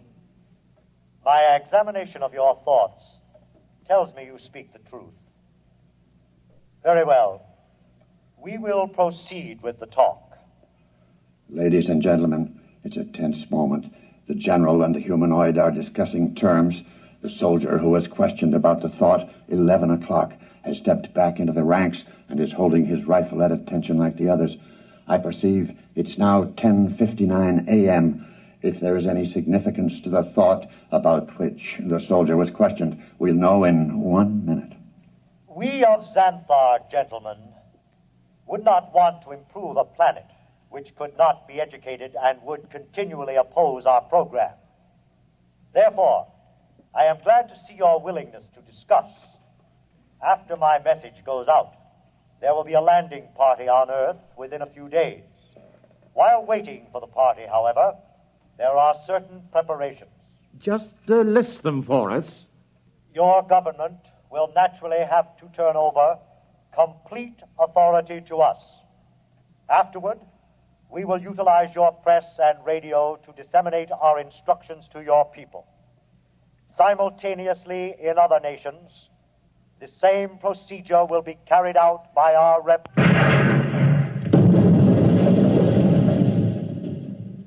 Ladies and gentlemen, it's happened at exactly 11 a.m. 10 soldiers in the honor guard instantaneously fired their weapons into George of Xanthar. Apparently explosive bullets have blown him to smithereens. The remains are lying scattered all over the square. People are pouring in, kissing each other, shouting.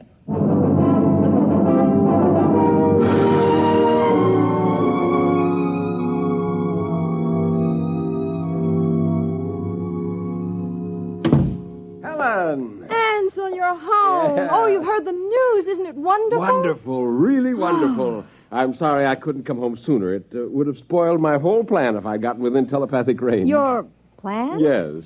But what? How? What? Just a matter of simple psychology. Those men in the honor guard. What about them? Did you know any of them? Not exactly, but I did have the job of hypnotizing 10 of them. Hypnotized? That's right. You see, each of those men was hypnotized. And while he was under, we planted a post-hypnotic suggestion, namely, to fire at George of Xanthar when a soldier named Charlie started to cough. Charlie was told to cough at 11 o'clock. Before we released them from hypnosis, we told them to erase everything from their conscious memories. I was staking everything in the hope that George could only tune in on the conscious mind, not the subconscious, and it worked. Yeah, there was nothing to be reached by George's prying mind, so he never knew what was going to happen.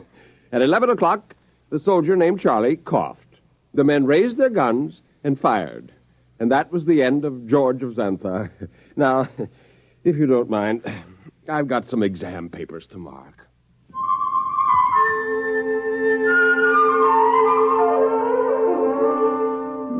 On a planet many millions of miles away, a red light, one of many on a giant control board, suddenly winked out. A blue humanoid made an entry in a large book, System 29578. Planet 3 inhabited. Too dangerous for any kind of development.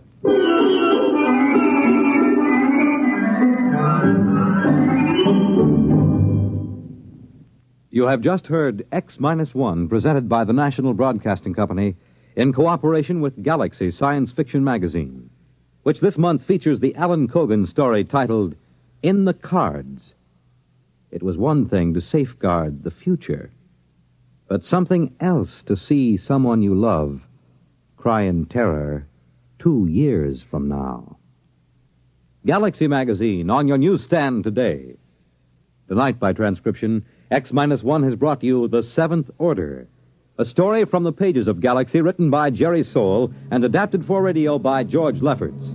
Featured in the cast were James Monks, Nelson Olmsted, Kate Wilkinson, James Rafferty, Dick Hamilton, Reese Taylor, Jim Stevens, Robert Hastings, Wayne Chappelle.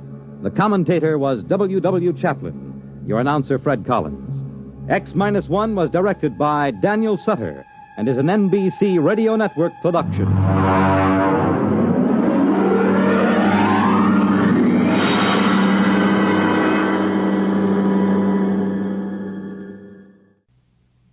The Wonderful World of Robert Benchley on Biography and Sound tonight on NBC Radio.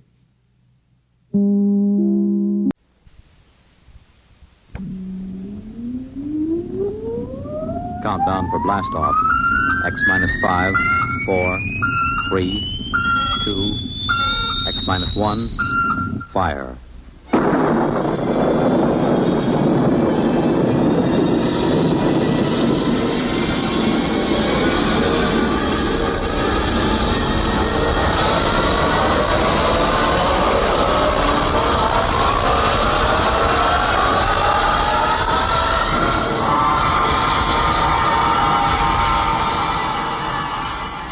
From the far horizons of the unknown come tales of new dimensions in time and space. These are stories of the future, adventures in which you'll live in 1,000,000, could be years, on 1,000 maybe worlds. The National Broadcasting Company, in cooperation with Galaxy Science Fiction Magazine, presents X-1.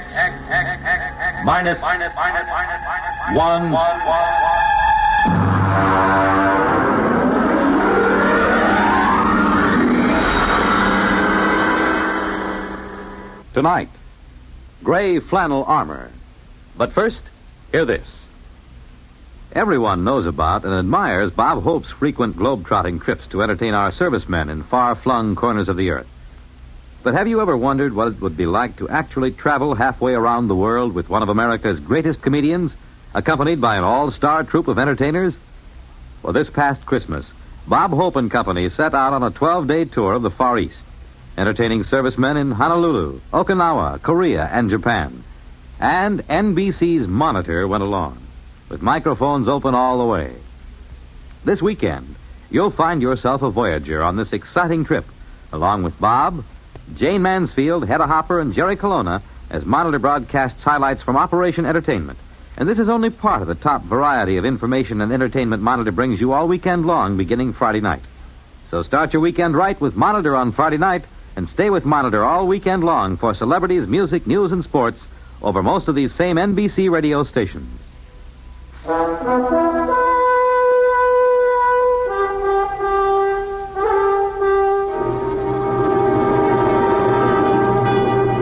Now, X-1 and Part 1 of Gray Flannel Armor. My name is Thomas Hanley, and my case history is of particular interest to anthropologists, sociologists, and students of the bizarre. In its humble way, it serves as an example of one of the more obscure mating customs of the late 20th century. To begin with, I owned several gray flannel suits and many slim neckties with regimental stripes. Millions of us roam the streets of our great cities, footsteps firm and hurried, eyes front, voices lowered, dressed to the point of invisibility. But inside, I fairly seethed with romantic ideas, of swinging cutlasses, of beautiful damsels, their hair shimmering in the moonlight. In short, let's face it, I was a romanticist. But romance is a commodity difficult to come by in the great cities. Life is too impersonal, too busy, too standardized. This particular Friday night, I returned from my office to my one-room apartment and prepared to face another long, dull weekend. Then the doorbell rang.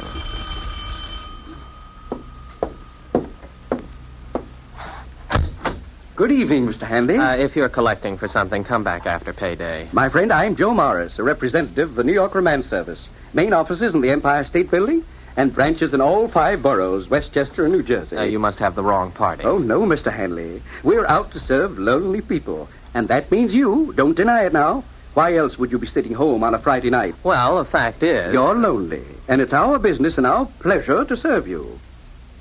Serve me with what? A bright, sensitive, good-looking fellow like yourself needs girls. Girls? Nice girls. Now, these young ladies I was referring to, Mr. Hanley, are not, professionals. They are sweet, normal, romantically inclined young ladies. But they are lonely. There are many lonely girls in our city, Mr. Hanley. Oh, yes, I suppose there are. Funny, you never think of it that way. I mean, if you're not a girl. True.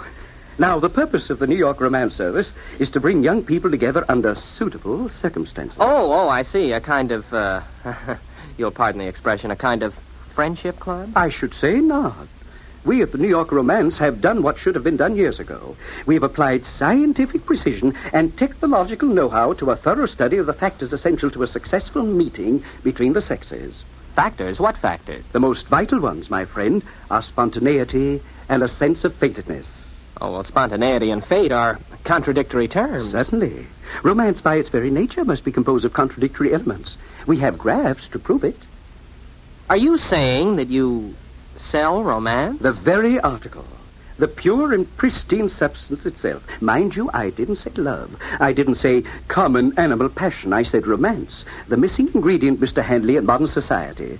The spice of life. The vision of all the ages. That is what we sell. Very interesting. If I'm ever in the market, I'll get in touch with you. No, just a minute, sir. Try our system for a few days, absolutely free of charge. Here. Put this in your lapel. Oh?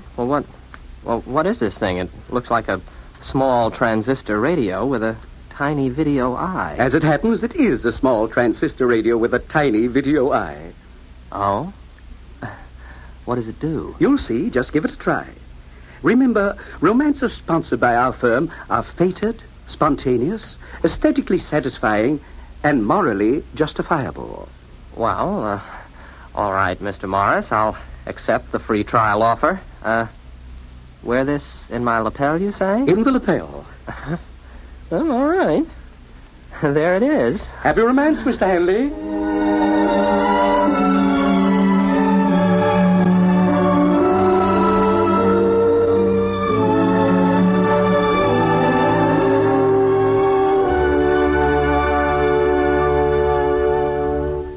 You're listening to The Gray Flannel Armor, tonight's attraction on X-1.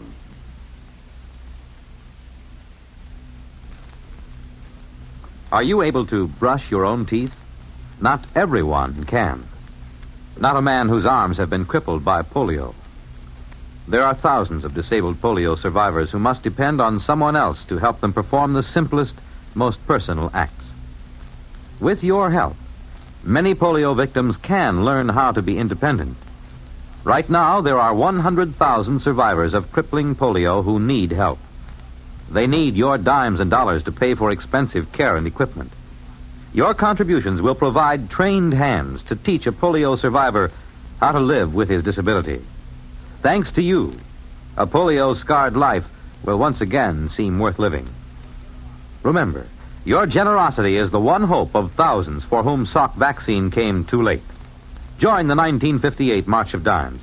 Won't you right now send your dimes and dollars to your local March of Dimes headquarters?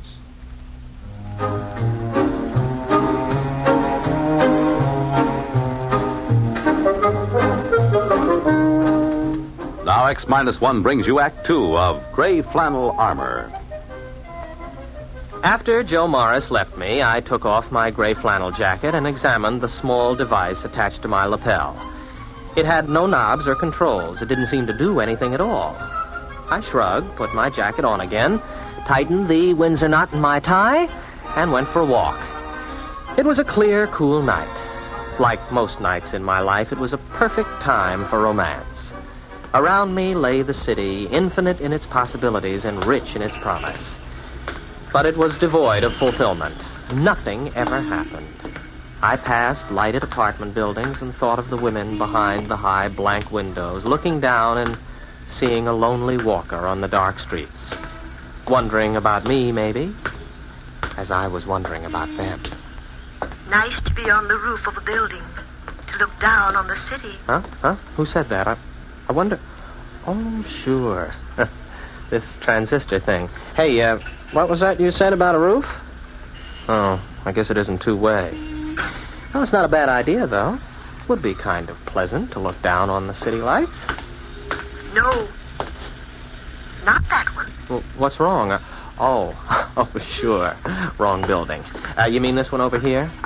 Oh, no answer again. Well, it must be the right one this time. At least I hope so.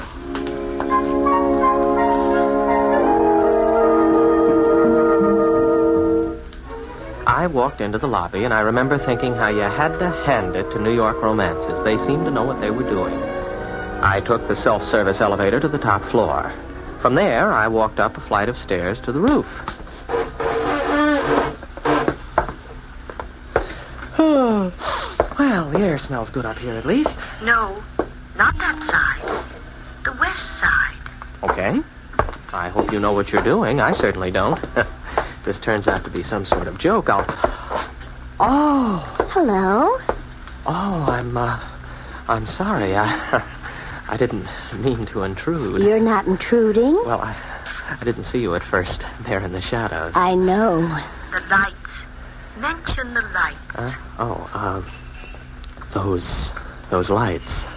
The lights of the city down there. They're beautiful. Yes, like a great carpet of stars, or spear points in the gloom. Like sentinels keeping eternal vigil in the night. Like sentinels keeping eternal vigil in the night. Take her in your arms. Take her... What? Nothing, a mistake. Come here to me. Yes.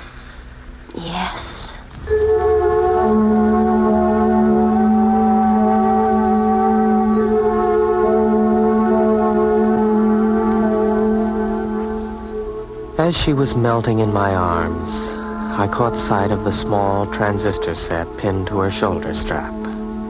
The one exactly like the one in my lapel.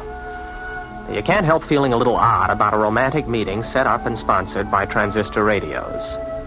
I could visualize 1 million young men in gray flannel suits roaming the streets in response to barely heard commands from 1 million tiny radios. I tried to forget my doubts. The next night, I took another walk and found myself in a slum section of the city. I decided I'd made a mistake and started to turn around. Why not walk on? You want me to walk down this alley? Oh, well.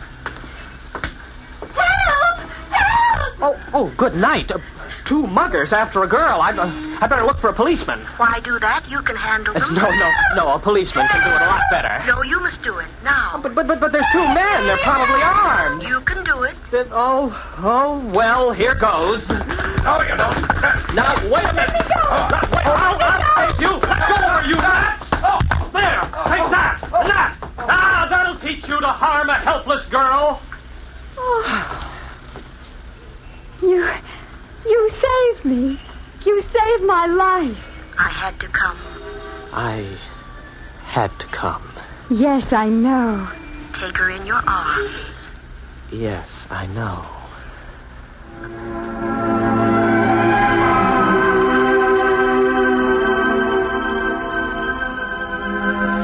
I swept her into my arms and we embraced there in the darkened alleyway. As I held her close, my cheek brushed a shining jewel in her raven black hair. I had to look twice to recognize it, but sure enough, it was a tiny transistor receiver just like mine. I was suddenly angry. Oh, the girl was lovely, there was no denying that. And the circumstances were undeniably romantic until you realized that it was all a kind of cheap play. Fated and spontaneous, that was a joke. Angrily, I tore the transistor from my lapel and threw it into the nearest garbage can. I stalked away into the night, hardly realizing where I was going. I didn't really wake up until I reached the waterfront. I stood there looking at the oily black water and let the brackish-scented breeze fan my face. And then, unexpectedly, I was aware of another person nearby. The moon slid from behind a cloud, and her auburn-tinted hair caught its light and held it for a moment. She turned her face toward me with frank curiosity. At this time, there was no transistor radio to throw me a cue. I didn't need one. It's a nice night. Maybe. Maybe not. The beauty is there, if you care to see it. What a strange thing to say. Is it? Is it really so strange? Is it strange that I'm here at this very moment, and that you're here too? Perhaps not. No, perhaps not. Let me look at you. Oh, you're really beautiful, you know.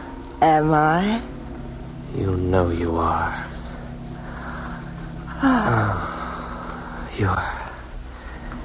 You're lovely. Do you really like me? Like you? If I could only tell you. Oh, I'm so glad. You see, I'm your free introductory romance, given you as a sample by Greater Romance Industries. What? With home offices in Newark, New Jersey. You see, only our firm offers romances which are truly spontaneous and fated. Spontaneous and fated? Due to our technological researches, we are able to dispense with such clumsy apparatus as transistor radios and... Sir, where are you going?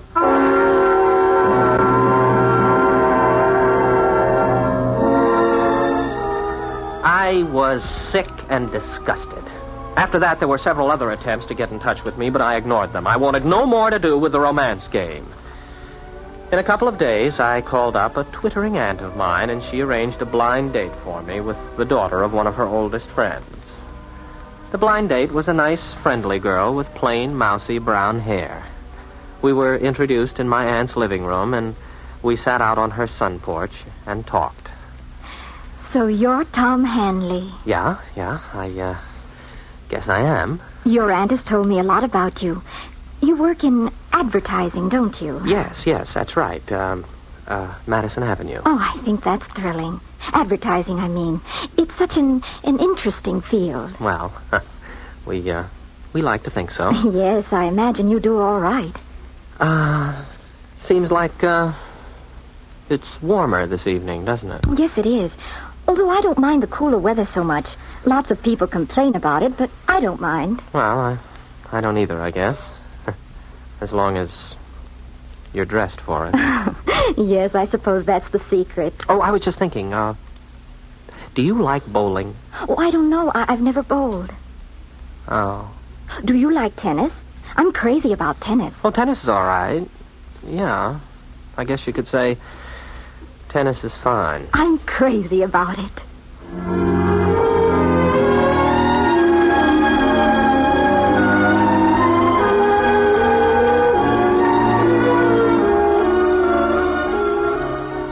Well, all right. So it wasn't romantic. At least it wasn't at first. But there must have been something about it.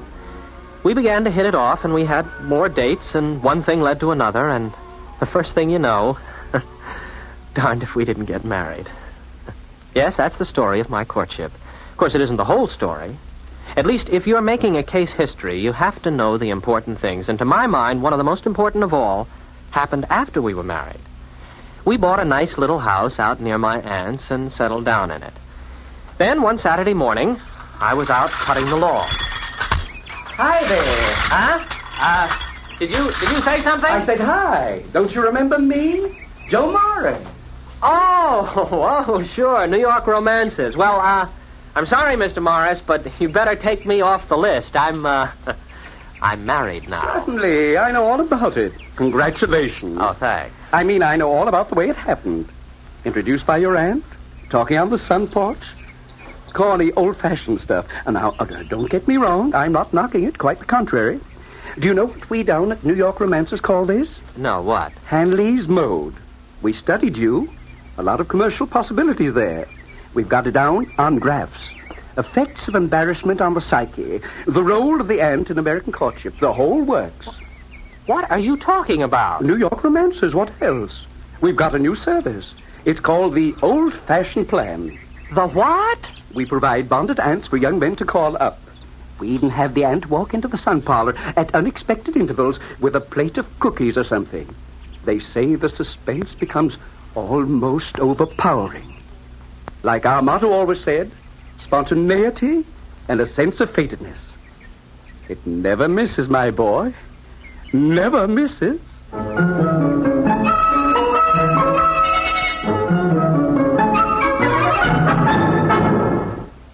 Fred Collins again, and I'll have another word about X-1 in a moment. Have you caught one? A bad cold, nose all stuffed up, feeling achy, miserable? Then hear this. More people have taken more bromoquinine for more complete relief than with any other tablet ever sold for colds. You could use aspirin, cough syrups, or nose drops all day long and not get bromoquinine's relief. Because bromoquinine does more. Works to relieve stopped-up nose, body aches, fever, irregularity, that blue feeling a cold brings, and the headache, too. Yes, more relief, even for virus colds. And the reason? Bromoquinine is the only cold tablet sold with wonder-working quinine combined with 5 other medicines and health-fortified with vitamin C. That's why bromoquinine cold tablets give you more complete relief. Remember, every second someone takes it for the miseries of a cold. Millions more take bromoquinine. Get the tablets that have relieved more cold discomforts than any other. Get bromoquinine brand cold tablets. You have just heard X-1 presented by the National Broadcasting Company in cooperation with Galaxy Science Fiction Magazine, which this month features The Repairman by Harry Harrison. Being an interstellar troubleshooter wouldn't be so bad if only you could shoot the trouble. Galaxy Magazine on your newsstand today. X-1 has brought you Gray Flannel Armor, a story from the pages of Galaxy written by Finn O'Donovan and adapted for radio by William Welch.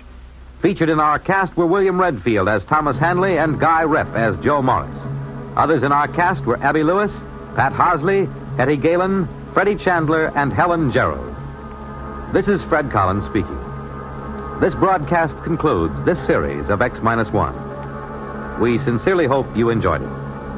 X-1 was directed by George Voutsas and is an NBC Radio Network production.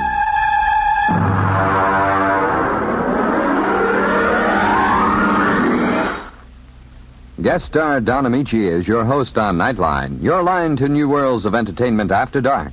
Tonight on most of these NBC stations.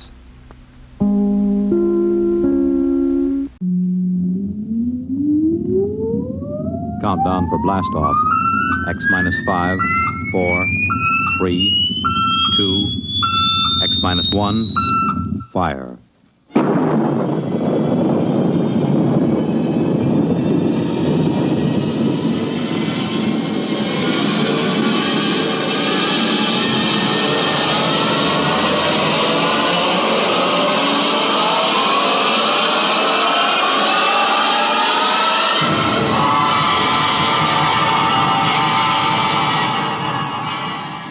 From the far horizons of the unknown come transcribed tales of new dimensions in time and space.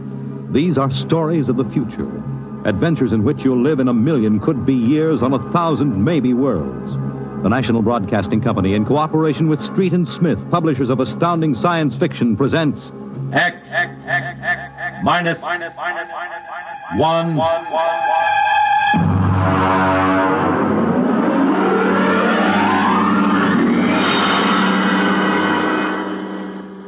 Tonight's story, To the Future, by Ray Bradbury.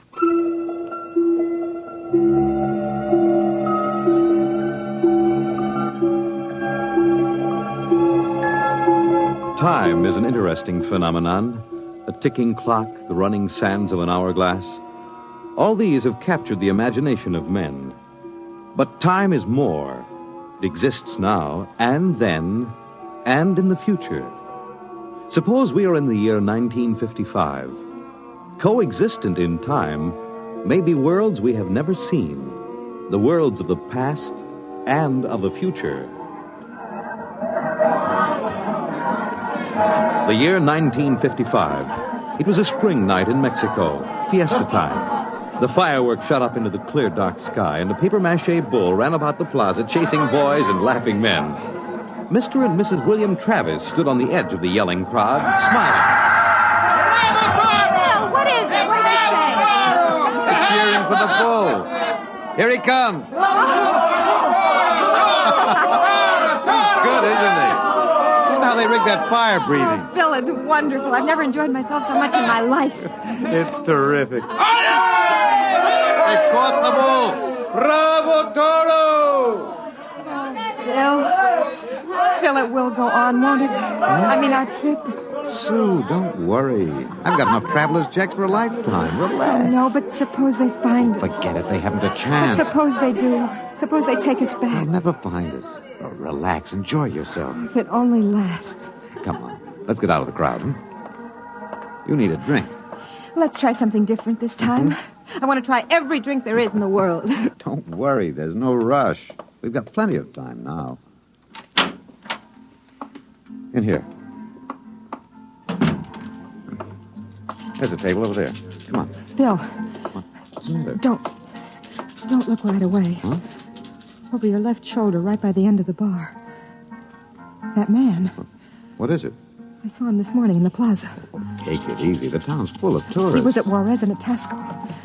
Bill, I'm afraid. Don't stare at him. Come on. I know it's the same man. He was wearing the same white suit. Sit down, Sue. Come on, dear. Smile. Act natural. Bill, he's been following us. He's a searcher. I know he is. Quiet. Here, boy. Si, senor.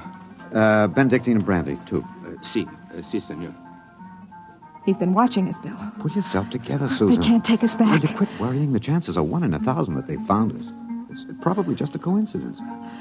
I want to lie down. I think I'm going to be sick. Susan, hang on, will you? If he is looking for us, we can't run out. It'd attract attention. We must have slipped up when we checked out in New York. What's he doing now? Stopped our waiter. He's asking him something. May just want a drink. Bill, I can't stand it. I've got to go upstairs and lie down. All right. As soon as we finish our drinks. What's he doing now? He's nodding at me. As if he knows me. He's smiling. Bill, he's coming over here. Watch yourself. We've got to go right on in front of him, so if he is what we think he is, he won't suspect. I can't. We've got to. Come on. So I said to David, that's absolutely ridiculous. What do you... Mr. Christian, you did not pull up your pants leg when you sat down. What? I'm afraid you've got the wrong person. My name isn't Chrysler. Kristen. Oh. I'm William Travis. I don't see what my pants leg has to do with it. Mind if I sit down? See, everyone nowadays pulls up his pants leg when he sits down. Like this. See, it keeps the trousers from bagging at the knees. But, of course, if you're not used to this style of clothing... Now, see here, we don't know you. You don't? I'm sorry. I thought I knew you. This is our table, if you don't mind. You see, I'm looking for 2 friends of mine. A man and his wife. Very much like you. The man is an atomic scientist. The wife, a bacteriologist. Very important people. They work on government business. What are you talking about? And when I find my friends, I'm going to take them home with me. Look here, Mr. Sims. That will do for now. Well, look, I understand you thought you knew us, but you see, you're mistaken. Now, if you'll excuse us, my wife and I were just going up to our room. We have to make an early start in the morning. Oh, going for a trip? Acapulco, perhaps? Oh, a lovely spot. Never mind where we're going. Yes, of course. You don't like crowds, tourists. Probably like to get off the beaten path. You know, I have a vacation folder here that might interest you. Please, Bill, let's go. It's put out by an outfit that calls itself Travel in Time, Incorporated. Travel in time? Yes. They've come up with a rather intriguing idea. Here. Travel in Time, Incorporated can costume you, put you in the crowd at any place and time in history. We guarantee to teach you any language you need to move freely in any year without risk of detection. This summer, why not escape from the worries of our modern world? Take your vacation in time. That's impossible, of course. But think what it would mean. A chance to escape all the tensions of an unpleasant life, war, insecurity, fear. Suppose you were a scientist working on a dangerous bomb project. Or you, Mrs. Travis. Suppose you were a bacteriologist working on disease cultures, and you had a chance to escape all that, to take a vacation 200 years in the past. It would be wonderful, wouldn't it, to escape to a more peaceful world?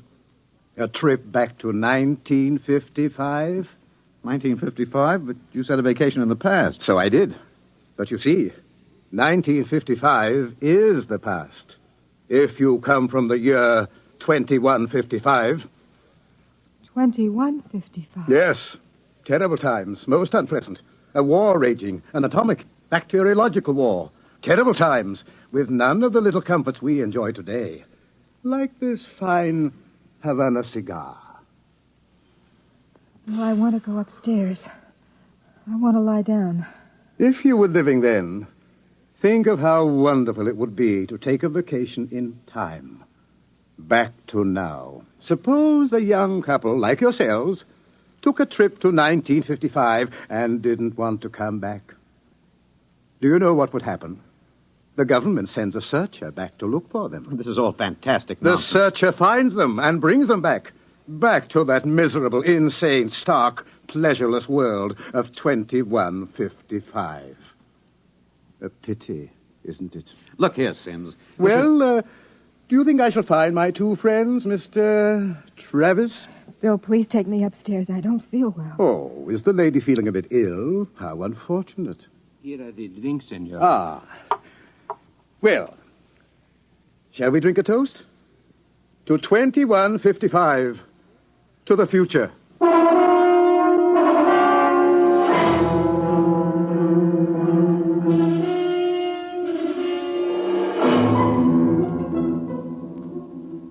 Inside.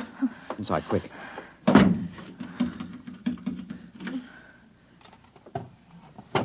What are you doing? Shoving a chair under the doorknob. He knows. He's been following us. He's a searcher. Look, keep quiet, Sue. I want to think. You're going to take us back. It isn't over yet. I've got a headache. I'll get you an aspirin. What will they do to us? I don't know. Something slipped. Something must have slipped. But we were so careful. The searchers are trained to watch for detail. Things like not pulling up my trousers. Started them thinking, there's a man who isn't used to ancient clothes. I could kill myself for giving it away. No, it was my walk. These high heels. Here. Thanks. The nerve of that Sim sitting there looking us up and down like animals, smoking those stinking cigarettes. I know, that's how I first noticed him at Tasco. He had 4 bottles of liqueurs and a pile of chocolates. Yes, he still hasn't gotten over that first greedy hunger. We've got to look out for that. It's the sure sign of somebody from the future. Trying to make up for a lifetime of shortages by stuffing yourself sick. Remember our first night? Bill, I can't stand it. We've got to get out of here. What are you doing? Packing. Get the suitcases out. It's no use. What do you mean? We can get to Acapulco by morning. Don't you think he's watching us? We could get away. No. You've got to sit tight. Maybe he isn't sure of us yet. Maybe we can still figure out some way to escape. Come on now. We'll need our strength. We'd better try to get some sleep.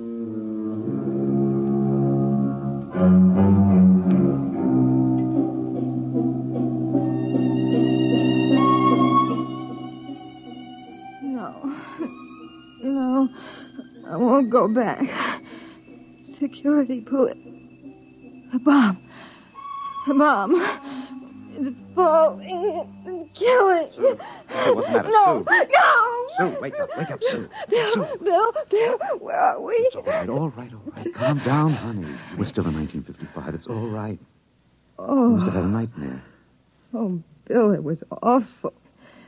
We were back there, 2155. Oh, Bill, we won't go back there, will we ever? Go back to sleep, honey. It's all right. We're in Mexico, 1955, and we're going to stay here. Sue, I've been lying awake here thinking. He's still testing us. He's not absolutely certain. He's got all the time in the world. He can stay here as long as he likes. And then bring us back to the future 60 seconds after we left it. They can't make a scene, can they? They don't dare come out in the open. No. It might change the future. They're afraid of that. Bill, if we could only tell somebody, ask for help. You know we can't. That's why we had to submit to the psychological block treatment before they okayed our vacation. We couldn't tell if we tried. The block's too strong. Maybe we can break it, Bill. What's the use, darling? Who'd believe a crazy story like ours? Who'd believe we come from 2155? No, we can't tell. And they'll have to get us a loan to put us in the time machine to send us back. Then that's it, Bill. We'll never be alone. It's still Fiesta tomorrow. It'll be easy to stay in the crowd. Yes. Yes, that's the only chance. We can't let him get us alone. He won't get us back to that war and that insane world. Bill. Well, could be the room clerk. At 3 in the morning? I'd better answer it. Don't, Bill, don't. I've got to. Hello? Hello? Mr. Travis? What's the idea? It's 3 in the morning. Yes.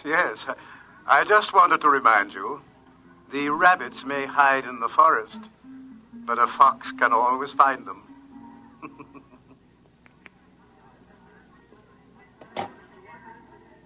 What was it, Bill? Bill. Never mind. Come on, let's get some sleep while we can.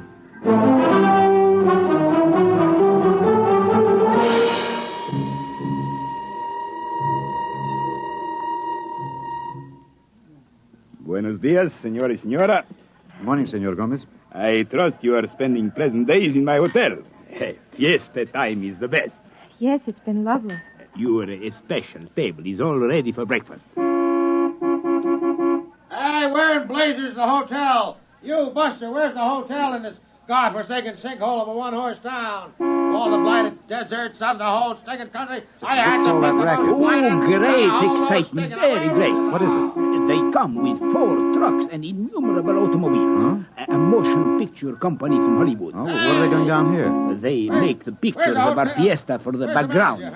That fat man, the one with the most colorful shirt, he is the chief. Manager! Director. Manager! Where's the manager of this Adobe flea bag? Coming, senor. You will excuse me, senor.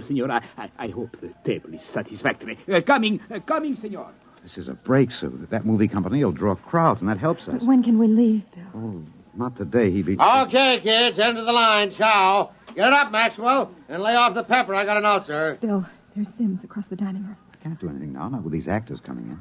Gloria, you sit next to Papa. No. Max, make sure nobody monkeys with the trucks and the gear. Right, Chief. Do we have to eat at this crummy joint, Joe? Cheer up, sweetie. Your mere presence makes this chastens and truck roll into one. No, not this early in the morning, Joe. I couldn't stand it. Okay. Anything you want, laddies. It's on the dear old expense account. They look happy, don't they? There's an idea. Maybe I could hire 2 of them. I could say it was a joke. Why? We could dress them in our clothes, have them drive off in our car sometime when Sims couldn't see their faces. Where would that get us? With him off on their trail, we might make it to Mexico City. It'd take years to find us there. Wait, that movie man's coming over. Excuse me, you folks are Americans, aren't you? That's right. Boy, am I glad to see you. I'm so sick of hearing Spanish, I could kiss you. Hey, come on over and eat with us, huh? Well, I don't think we should intrude. Oh, come on. Misery loves company. I'm Misery, and that's the company. We're from Hollywood. So I understand. Yeah. Boy, would I like to be there. I'm Joe Melton. I'm the director. I'm William Travis. This is my wife, Susan. Mutual. Come on over, kids. Join the party. Cheer us up. Only no tamales. I burned out 3 kidneys on tamales since I came over the border. Boy, am I funny, huh? Wonderful. Well, come on over. Hey, kiddies, I got new blood. Brother Yanks. Just a moment, Mr. Travis. I thought you might be breakfasting with me, alone. Sorry. I got him first, Mac. You want to join us? No, I've already ordered. Mr. Travis, I think you'd better talk with me. Say, now. Is this guy giving you trouble? No, it's all right. Then I'll say the word and I'll have Max pitch him out in his ear. No, it's all right. We'll be right over, Mr. Melton. Bill. We'll talk to Mr. Sims. Mr. Melton, you sort of keep an eye on us, huh? After all, you found us first. Yeah, sure. Well, come on over soon, kids. Sit down, Mr. Travis. I hope you slept well. Did you? Well, I'm not used to spring mattresses, but there are compensations. I stayed up half the night trying new cigarettes and foods. A whole new spectrum of sensation, these ancient vices. We miss something in our world, don't we? And when we get back here, we try to cram it all in a few short days. We don't know what you're talking about. Still acting, eh? But it's no use. You can't stay in crowds all the time. I'll get you alone soon enough.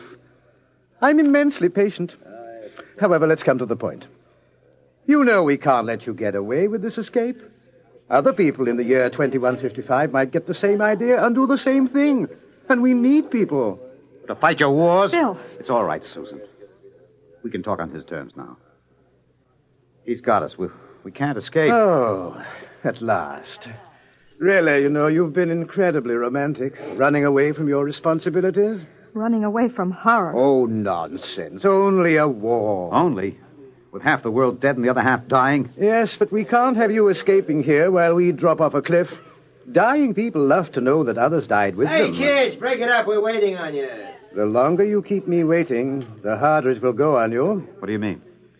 We need you on that bomb project. Return now, and no torture. Torture? Yes. You see, later we'll force you to work, and after you finish the bomb, we'll try a number of complicated new devices on you. Yeah. As you say, you can't escape. We have all the time in the world. Here. Sims, I'll make a deal with you. I'll come back now. If my wife stays here, alive, safe, away from that war. No, Bill, Keep no. quiet, Sue. Well, Sims, you need me for that bomb. You can duplicate her work. It exceeds my authority, but, all right. Meet me in the plaza in 10 minutes. All right. I'll pick you up in the car. Good. We'll drive out into the country to some deserted spot, and I'll have the time travel machine pick us up. Bill, I won't let you. Don't argue, dear. It's settled. Sims, there's one thing. Yes? Last night, instead of calling, you could have broken into our room and got us. Why didn't you?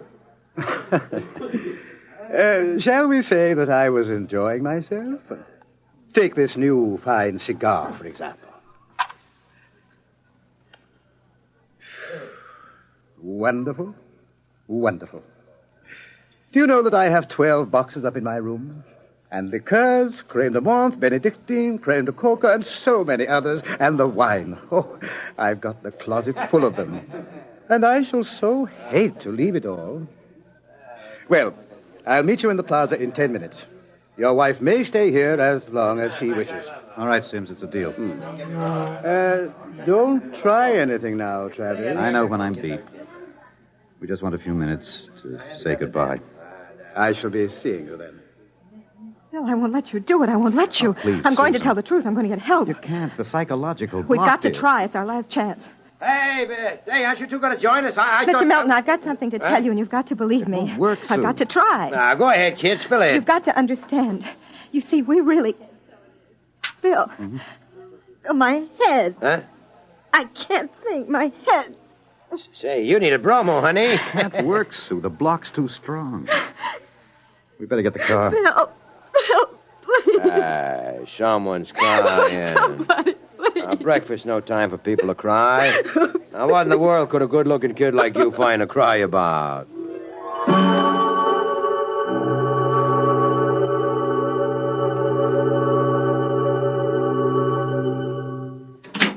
Bill, I won't let you do it. Don't make it hard, Susan. Let me go back with you. We'll get through some way. You think I'd let you go back to that war? Sue, please stop. We haven't got much But time. it was so wonderful here, Bill. Bill, please. There he is, smoking those Turkish cigarettes, waiting for us. There must be some way we can both stay here. Maybe there is. Bill, what are you going to do? Hang on, Sue, and duck when I tell No, you. Bill, you're heading right for him. He's not going to get either of us now. Down, Sue, down.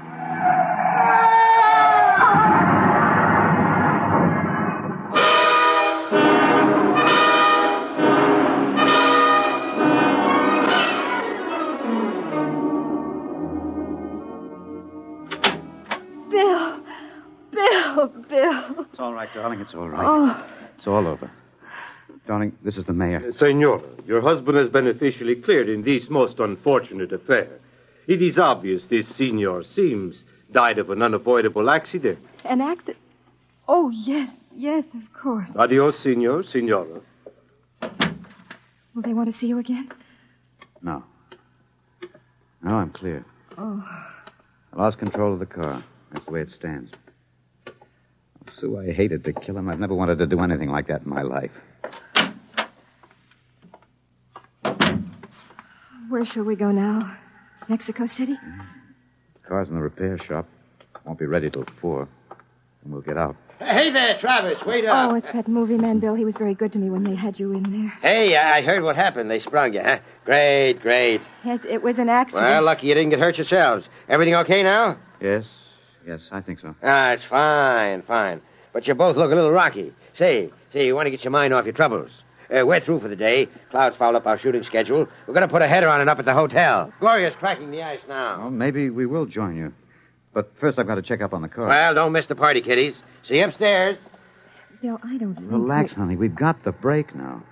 Sims is dead. Before they can put another searcher on our trail, we'll have time to make a clean getaway. How about the car? We won't be ready till 4. We've got a couple of hours to kill. I'm so tired. What you need is a little excitement. We rate a celebration, honey. Well, I guess it would be nice to unwind. Sure. We'll go up to Melton's room, have a couple of drinks, a few laughs. Don't worry, honey. It's all over. We can relax.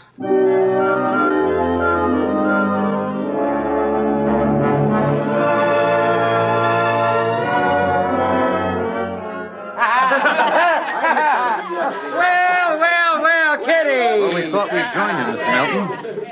Great. Call me so. Gloria, yank it to the cork. We got company. I'm way ahead of you. Here you are, kid. You kids ready to drink? That was a pretty messy business, but it's all over now, huh? Yes, it's all over. Time to unlax. Grab a glass, honey. Thank you. Hey, quiet, everybody. Quiet. How about a toast to our guests? Well, sure. Huh? Okay. All right. To a very beautiful lady. Lovely enough for the movies. Thank you. Oh, I'm not kidding. That's why I came over to you in the first place. I might even give you a test. Oh, I mean it, honey. You're pretty nice. I could make you a movie star. And take me to Hollywood? At least it'd get us out of Mexico. You're not serious. Well, sure I am. Gloria, how about a refill? Yeah, coming up. That sounds wonderful, doesn't it, Bill? Los Angeles is a pretty crowded city, isn't it? Crowded? Hey, wait till you see the sunset buzz. Well, you don't really think I could be an actress, do you? You don't have to cheer me up anymore. I'm feeling wonderful now. No, I'm serious. Really? Well, what kind of a film do you think my wife would be good for? Well, I want to do a suspense story. Sort of a war story, you know. Gloria, pour Mr. Travis another glass. A story about a man and a wife. You live in a little house. I'm just ad-libbing this, you understand? Sure. Go on. There's a war on, see? A terrible war, you see. And they live in the year, 2155. Bill. Now, here's the gimmick. They escape into the past, and they kill a man who follows them to bring them back. Gloria, honeypot, get Mr. Travis another glass. He dropped his. Well, sir, this couple takes refuge with a group of movie people. Safety in numbers, they figure. Bill. But the story goes on. This couple is terribly important for a new bomb. Let's call it the leprosy bomb. So the searchers figure out a way that they can get them alone in a hotel room. Shove a chair under the door now, Max. Yes, sir. You see, the searchers may work alone, or in groups of 8, so that if one of them's killed, the rest carry on. Don't you think that'd make a wonderful picture, huh, Susan? Don't you, Bill? You're not going to get us, Melton. Stand still. Look out! Put that gun down, Travis. Mr. Travis. Who is it? The manager. Your car is all ready. Shall I... Grab him! Let go of me. Let go! Let's not make things worse, Mr. Travis. Let me in. What were those shots? Let me in. The manager, he heard the shots. Let's get going. Let go of me. Let me in there. Let me in. He'll break down the door in a minute.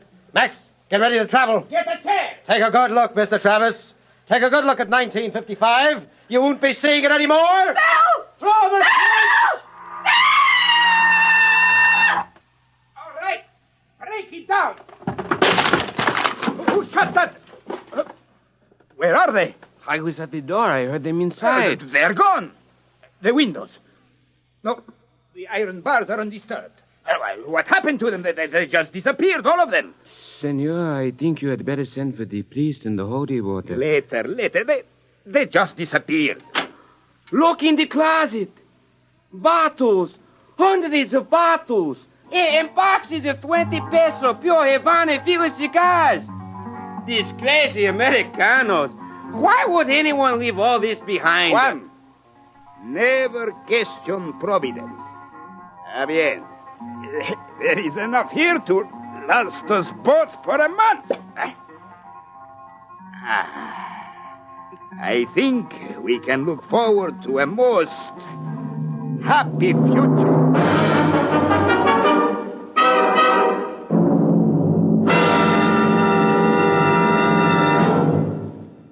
You have just heard X-1, presented by the National Broadcasting Company in cooperation with Street and Smith, publishers of astounding science fiction. Tonight, by transcription, X-1 has brought you To the Future by Ray Bradbury. It was adapted for radio by Ernest Kenoy. Featured in the cast were Terry Keane, Alexander Scourby, Mercer McLeod, Joe DeSantis, Guy Sorrell, Alan Collins, and Stan Early. This is Fred Collins speaking. X-1 was directed by Daniel Sutter and is an NBC Radio Network production.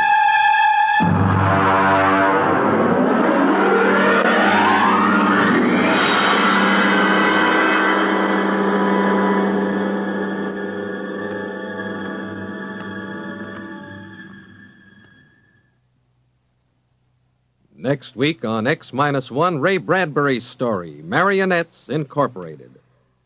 It's groomed for your interests. Weekday, NBC Radio.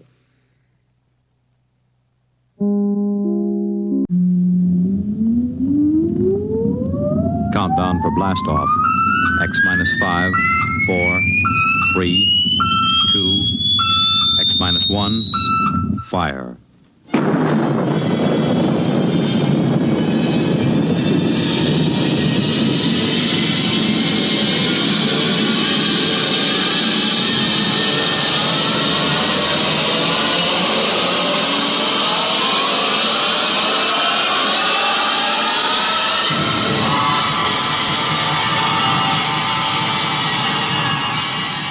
From the far horizons of the unknown come tales of new dimensions in time and space. These are stories of the future, adventures in which you'll live in a million, could be years, on 1,000 maybe worlds. The National Broadcasting Company, in cooperation with Galaxy Science Fiction Magazine, presents X-1.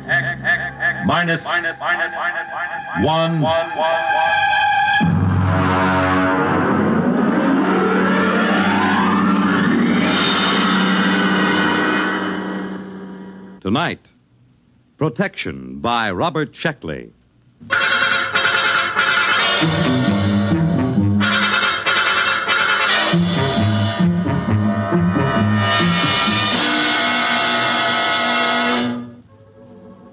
There will be an airplane crash in Burma next week, but it shouldn't affect me here in New York.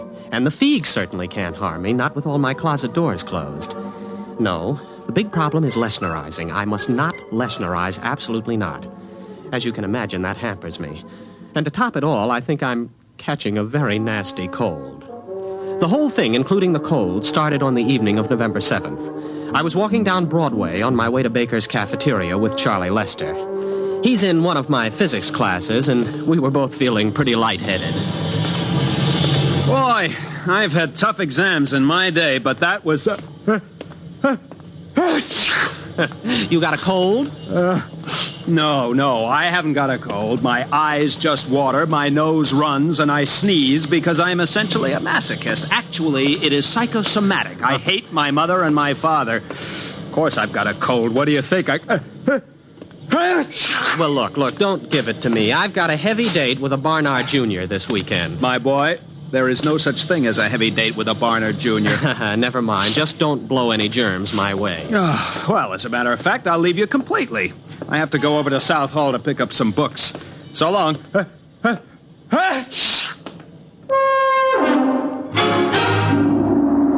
At the moment Charlie left me, I had in my pocket 5 coins, 3 keys, and a book of matches. Just to complete the picture, let me add that the wind was coming from the northwest at 5 miles per hour. Venus was in the ascendancy and the moon decidedly gibbous. You can draw your own conclusions from this. I reached the corner of 114th Street and began to cross. The truck! Watch out for the truck! Watch out! Huh? What truck? Who? What? Well, there's no truck on the street. What?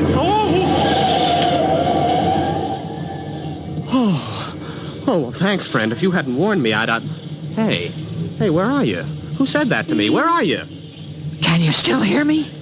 Well, sure I can. Where are you? There isn't anybody here. Where are you? Gronish. Is that the referent? Refraction index. Creature of insubstantiality. The shadow knows. Did I pick the right one? What, you're invisible? That's it. I knew the concept was somewhere in you. Well, what are you? A Valadusian Dirg. A what? I am... would you mind opening your larynx a little wider, please? You see, I am using your sub-vocalizations to communicate. Now, breathe deeply. That's it. That's it. That's better. Well, let's see now. I am the spirit of Christmas past, a creature from the Black Lagoon, the bride of Frankenstein. Now, hold on. What are you trying to tell me? That you're a ghost or a creature from another planet? Same thing, obviously. Oh, well, that makes it all perfectly clear. Any fool can see that a disembodied voice must belong to someone from another planet. Exactly. I'm invisible on Earth, but my superior senses spotted approaching danger and warned you of it. Well, thanks. Thanks anyway about that. Well, what are you? One of those strange voices that warns Aunt Minnie to stay out of the elevator? Which then crashes to the basement? Something like that. Well, goodbye. What's the matter? Well, not a thing, except that I seem to be standing in the middle of 114th Street talking to an invisible alien from the farthest reaches of outer space. I suppose only I can hear you. Well, naturally. Oh, great. Well, you know where this sort of thing will land me. The concept you are sub-vocalizing is not entirely clear. Now, look, please, go back to one of my childhood traumas where you came from and let me alone. Thanks for the warning about the truck. Good night. Where are you going? I am going to a saloon down the street, much frequented by Columbia students. Won't you talk with me? Look, please, will you cut it out? There are two girls watching me now. But you must talk to me. The real subvocal contact is very rare and astonishingly difficult. Sometimes I can get across a warning just before a dangerous moment, but then the connection fades. Well, you mean that is the explanation of premonitions of danger? That's right. Conditions might not be right for this kind of contact for another 100 years. Look, this is very interesting stuff for Professor Ryan at North Carolina, not for the physics department at Columbia. I have heard statistics about the overcrowding of mental hospitals, and I am not interested in contributing to that condition. Besides, there's a cop looking at me. I appreciate your social situation, but this contact with me is in your own best interest. I want to protect you from the myriad dangers of human existence. Get lost. Well, I can't force you. I'll just have to offer my services elsewhere. Goodbye, friend. Goodbye. Oh, just one last thing. Stay off subways tomorrow between noon and 1:15 p.m. Why? Someone will be killed at Columbus Circle, pushed in front of a train by shopping crowds. You, if you're there. Goodbye. No, what? Someone will be killed there tomorrow? Are you sure? Of course. It'll be in the newspapers? I should imagine so. And you know all sorts of stuff like that? I can perceive all the dangers that radiate toward you and extend into time. My one desire was to protect you from them. Oh. Well, look, will you wait till tomorrow evening? Those two girls are giggling now. You will let me be your protector? I'll tell you tomorrow after I read the late papers. The item was there, all right. I read it in my furnished room at 113th Street. Man pushed by the crowd, lost his balance, fell in front of an oncoming train. Well, this gave me a lot to think about while I waited for my invisible protector to show up. By the time he contacted me, I didn't know that I liked the whole idea. Don't you trust me? I just want to lead a normal life. If you lead any life at all. That truck last night? That was a freak. A once-in-a-lifetime hazard. It only takes once in a lifetime to die. There was the subway, too. No, well, that doesn't count. I hadn't planned on riding it today. But you had no reason not to ride it. That's the important thing. Just as you have no reason not to take a shower in the next hour. Why shouldn't I? A Miss Flynn who lives down the hall is now taking her shower and will leave a melting bar of pink soap on the pink tile of the bathroom floor. You would have slipped on it and suffered a sprained wrist. Not fatal, huh? No. Hardly in the same class with, let us say, a heavy flower pot pushed from a rooftop by a certain unstable old gentleman. Well, when is that going to happen? I thought you weren't interested. I am very interested. When? Where? Will you let me continue to protect you? Well, now, just tell me one thing. What's in this for you? Satisfaction. For a Valadusian Derg, the greatest thrill possible is to help another creature evade danger. But isn't there something else you want out of this? Some trifle like my soul or rulership of the earth? Nothing. To accept payment for protection would ruin the emotional experience. All I want out of life, all any Derg wants, is to protect someone from the dangers he cannot see, but which we can see all too well. We don't even expect gratitude. What about the flower pot? It'll be dropped at the corner of 10th Street and McAdams Boulevard at 10:30 tomorrow morning. 10th and McAdams. Where's that? In Jersey City. Well, now, I've never been to Jersey City in my life. Why warn me about that? I don't know where you will or won't go. I merely perceive dangers to you wherever they may occur. What should I do now? Anything you wish. Just lead your normal life.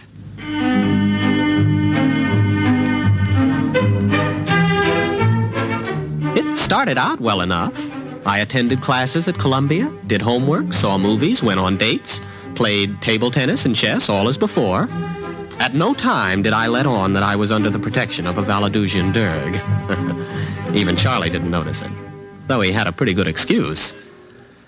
Boy, are you lucky. I got stuck in that elevator for 4 hours. Say, how come you walked?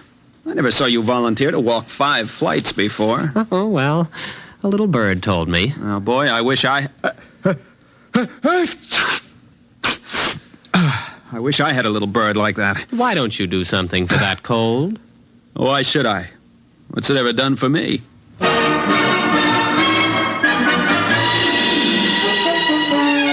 Not even the Derg had warned me about Charlie's bad jokes in time. But he did his best. And once or twice a day, he'd come around and report.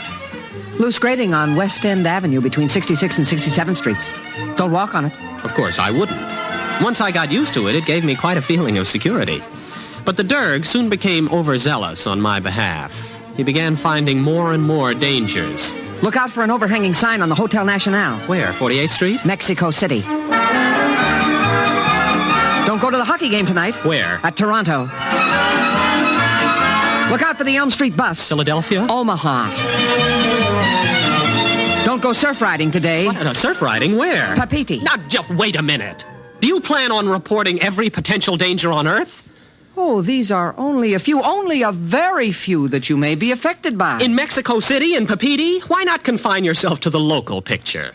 Greater New York, let's say. Locale means nothing to me. I must protect you from everything.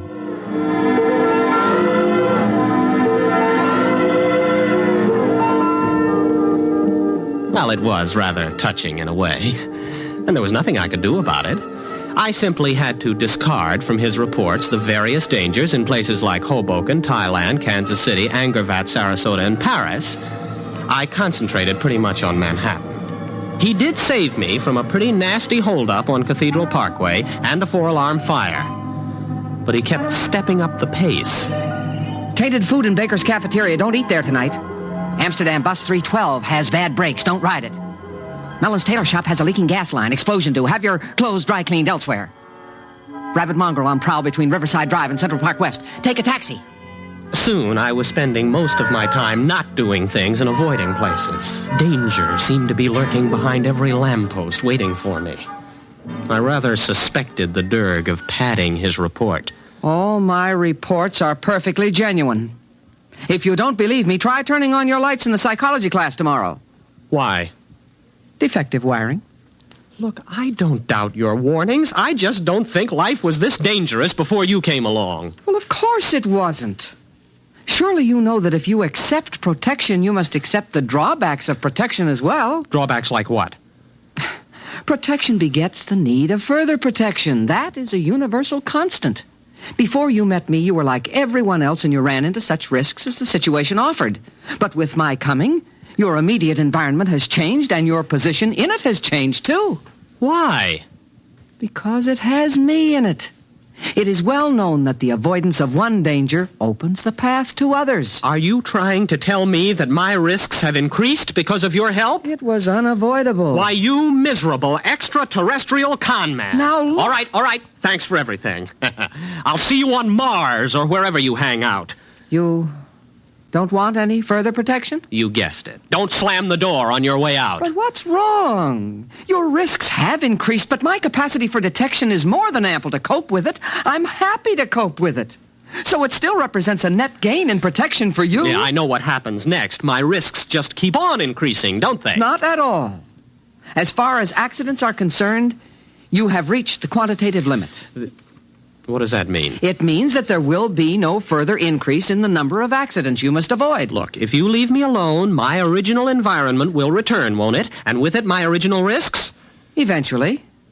If you survive. Fine, I'll take that chance. You cannot afford to send me away tomorrow. No, don't tell me. I'll avoid the accidents on my own.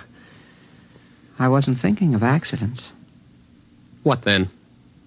I hardly know how to tell you. A gamper is after you. Oh, a what? Now, what kind of a gag is this? A gamper is a creature from my environment. I suppose he was attracted by your increased potentiality for avoiding risk due to my protection. Now, look, you can take your gamper. If he comes, try driving him off with mistletoe. Iron is often effective if bonded to copper. Will you also. get out of here? Are you sure? Beat it. Blow. Scram. Get out. Go on. All right. Goodbye. Goodbye. Are you gone? Are you really gone? Good riddance. What's that? Dirg, is that you? Hey, your motor's running. Dirg? What is it? What is that? What is that? Oh, it's the gamper. Dirg, get me out of this. Dirg, get me out. Dirg, come back, Dirg. Did you call? Oh, the gamper. Mistletoe, wave it at the gamper. Where in blazes am I going to get mistletoe? Iron copper, then. Copper. Oh, I've got a paperweight on my desk. The chair leg is iron. Touch it with the copper, quick.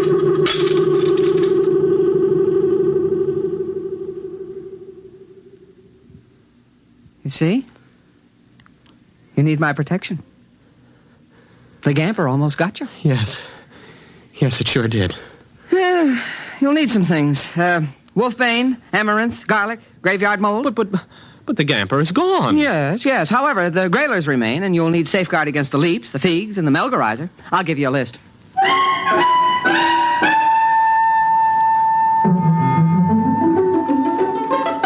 He gave me a list, and I went shopping. I ran into Charlie at the supermarket. Hey, Bob! Where you been? Wolfbane, amaranth, garlic. They must have garlic. Well, sure, they got garlic over here. Oh. Well, I guess you know what I came in for. Tissues. What else? Well, now let me see. Graveyard mold. You think they'd have it here? Hey, boy, what's the matter with you? You look white as a ghost. I'm white as a gamper, or a grailer, or a leap, or a fig. Well, what is that, jive talk? Please, Charlie, don't bother me. I'm busy. All right. Who has the nearest graveyard that would be moldy this time of year?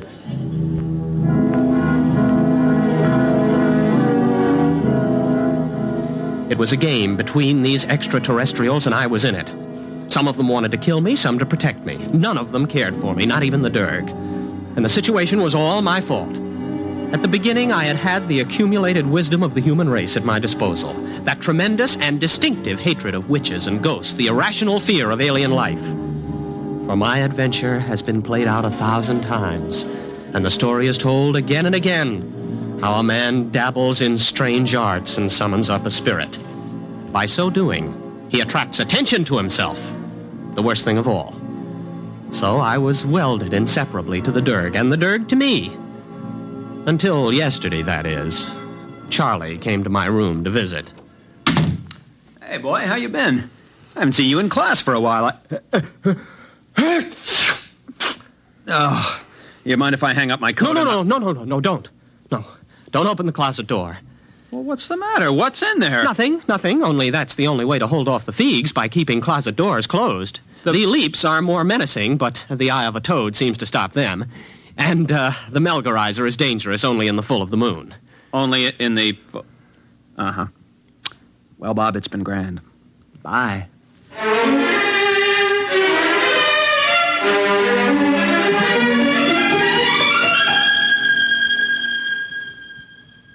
You are in danger. What? Who? What again? What is it this time? It is the Thrang who pursues us. Us? Yes, myself as well as you. For even a Derg must run from risk and danger. Well, is this Thrang particularly dangerous? Very. Well, what do I do? Snakeskin over the door? A pentagon? Burn incense? Anything? None of these. The Thrang must be dealt with negatively by the avoidance of certain actions. All right. What shouldn't I do? You must not Lesnerize. I must... Lesnerize? What's that? Well, surely you know it's a simple, everyday human action. Well, I probably know it under a different name. Explain. Very well. To Lesnerize is to... What? It is here. The Thrang. The Thrang is here. Derg, where are you? What should I do? This has me. What should I do? It has me. I'm going. The Thrang. Don't Lesnerize. Don't Lesnerize. Don't.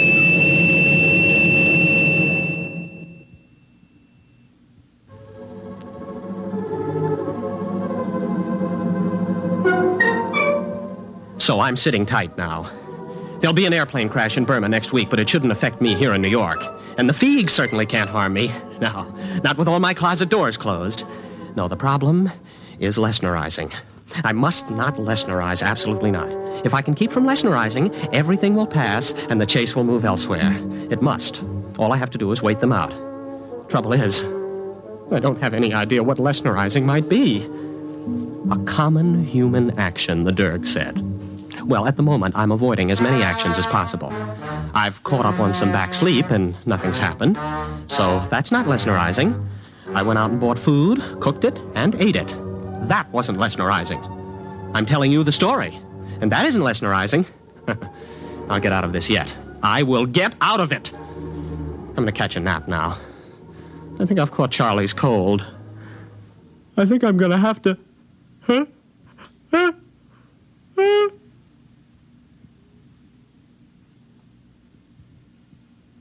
You have been listening to Protection by Robert Sheckley on X-1.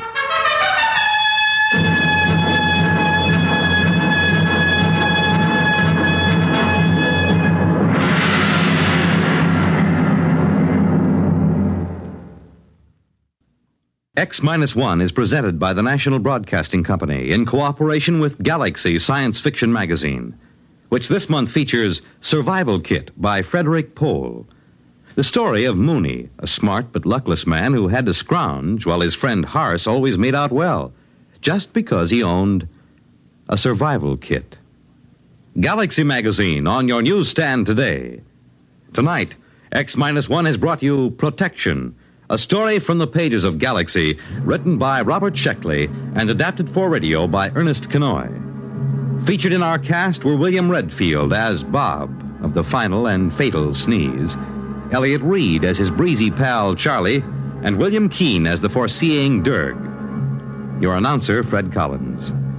X-1 was directed by Kenneth McGregor and is an NBC Radio Network production.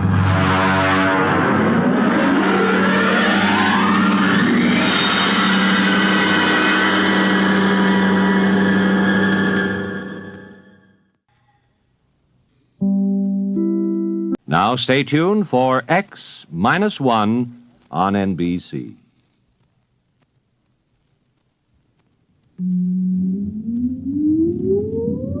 Countdown for blastoff. X-5, 4, 3, 2, X-1, fire.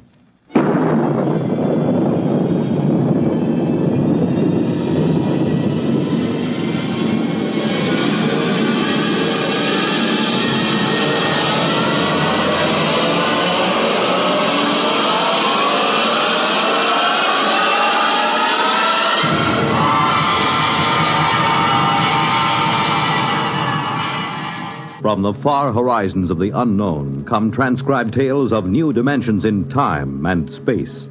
These are stories of the future, adventures in which you'll live in a million, could be years, on 1,000 maybe worlds. The National Broadcasting Company, in cooperation with Galaxy Science Fiction Magazine, presents X minus one.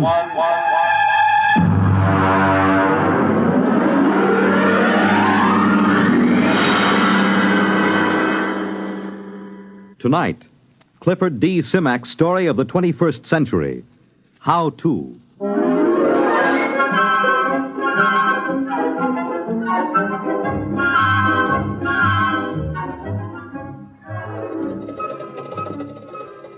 Build your own three-dimensional color TV set. Complete kit, screwdriver assembly in 3 hours. Nah, I've done that. Well, let's see. A dog is man's best friend. Build your own dog. Complete kit, spaniel model, only $250. Yeah, hey, that's it. My next project.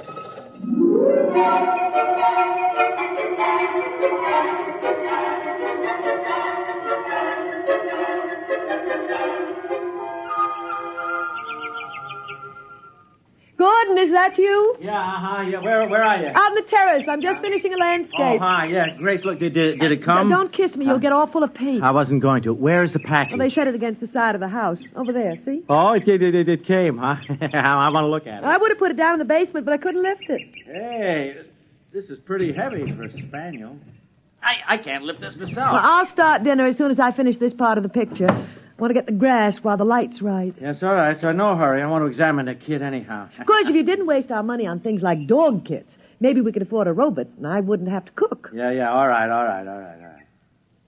There. That should be enough for now. The light's beginning to get tricky. Good night. You're not going to open that thing here on the terrace. Now, you'll make a mess. I just want to see the parts. You know, this thing's too big and heavy to be a dog kit. Maybe it's a Great Dane. No, it can't be. Look, here's the shipping tag. From How To Kits, Inc. to Gordon Knight. One dog kit, spaniel model, $250, paid in full. The Great Dane cost $350. Well, all I can say is that must be the world's biggest spaniel. Hey, you know, that's darn funny. I told you, I don't want you fooling around with it up here. Now take it down in Grace, the basement. this can't be a dog kit. You know what I think? It's a robot. A robot? But you didn't order a robot. Or did you? No, certainly not. They made a shipping error. That's about the size of it.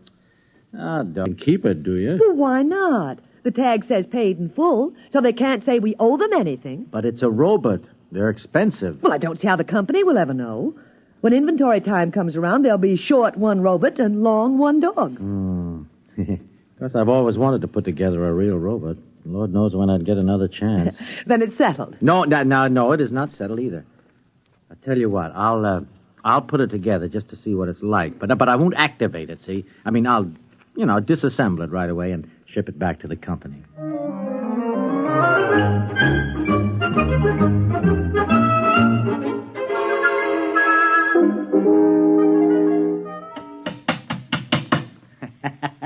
Well, there we are. Grace, look at it. Isn't that a beauty, though? You finished? Well, all but the activating. Oh. Grace. What? You know, I was just thinking, how do I know I've got all the parts adjusted properly? I haven't the remotest idea. No, the only sure way would be to test it. You mean activate it? Well, only for a minute or two, you understand? I mean, just to be sure. Then what? Well, then I'll disassemble it, naturally. Well, all right. As long as you don't take too long. No. I'll have it in a jiffy. Now, here, look. Oh, see, all I have to do is just put on the activating plate. Yeah. And turn this lock nut in like so. Now, wait a minute. Just adjust the automatic current control. Huh? Yeah, there. Now, that should do it. Now, stand back, and I'll turn it on. Well, I hope it works. Oh, it'll work. I followed the directions to the letter. You ready? Now.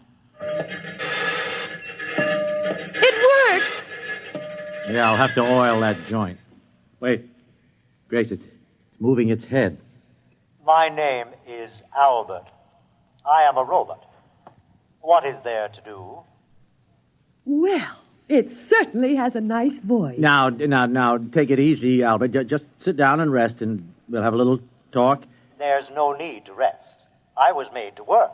Well, as long as it, doesn't need to rest, I can think of 100 things for it to do. Now, there's the house and the garden and the lawn. No, look, Grace, I wonder if he could learn to cook. A robot can be taught to do anything a person can do. Oh. No, hold on a minute. Albert, please, and listen to me. We can't keep you, you understand. I mean, you were sent here by mistake. But, I mean, as long as you're activated, there wouldn't be any harm in letting you do a few things. I can do anything. Good. The whole house needs a thorough cleaning. Grace. Then, of course, I'd like some new drapes for the study. No. And the kitchen hasn't been painted for 4 years. Then there's that leaky faucet. Oh, Lord. Well, what's the matter? Attachments. There aren't any. Look, he can't do all that stuff without attachments. And they cost almost as much as the robot itself. Don't worry about attachments. Just tell me what's to be done. Well, you heard my wife. Oh, what about your grounds? Oh, I got 100 beat-up acres that need attention, but of course I realize that that's too much work, huh? Don't worry about a thing. I can fix it for you. I will make the necessary equipment. Make your own attachment? Don't worry about a thing. Yeah, but how? Oh, for heaven's sake, stop arguing with him and let him get to work. I'm not arguing.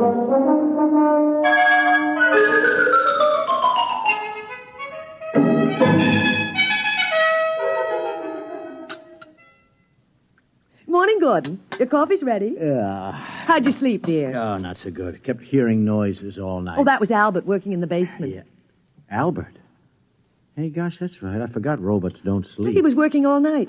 When I came into the kitchen just now, I found the breakfast all prepared. He can cook. Isn't that wonderful? Yeah. What's he doing now? Oh, I don't know. Making something, I think. Oh, Gordon, he's going to be such a tremendous help to me. I'll be able to spend more time than ever with my painting. Now, wait a minute. What makes you think we can keep him? I mean, no, Grace. I mean, we could get into trouble. Well, I don't see how. I'll tell you what. Why don't you walk over and call on Anson Lee? He could advise you. What does he know about it?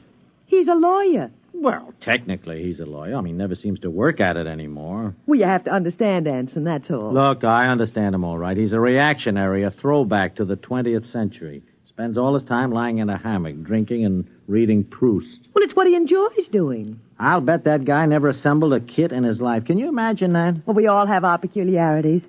Just the same, he could give you legal advice. Well, all right. I'll go over after breakfast if it'll make you feel any happier. Pass the cream.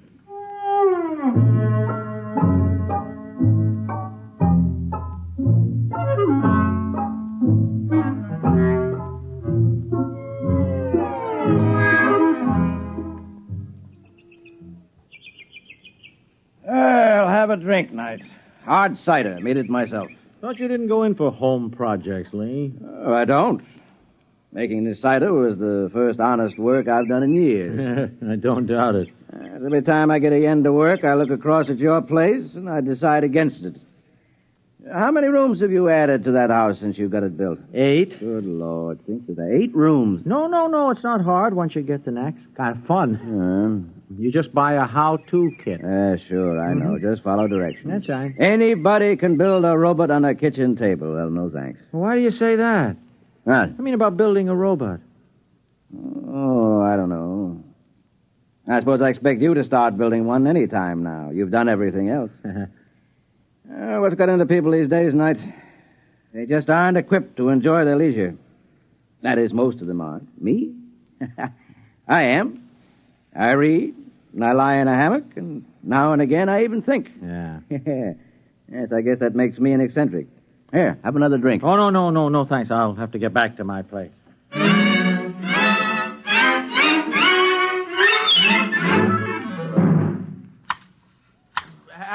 Albert. You call me, sir? Yeah, Albert, listen to me. Albert, I have reached a decision about you. But I'm not Albert, sir. Huh? You would hardly expect Albert to be clipping hedges. If you're not Albert, who are you? Abe. Albert is down in the basement. Well, what are you doing here? Where did you come from? If you wish to talk to me, you will have to move along the hedge with me. Oh. I cannot stop working. Oh, okay, move along. But where did you come from? Albert made me. Albert made you? And now he's down in the basement working on Alfred. Alfred? Another robot? Certainly. That is what Albert is for. He makes robots. Oh, no.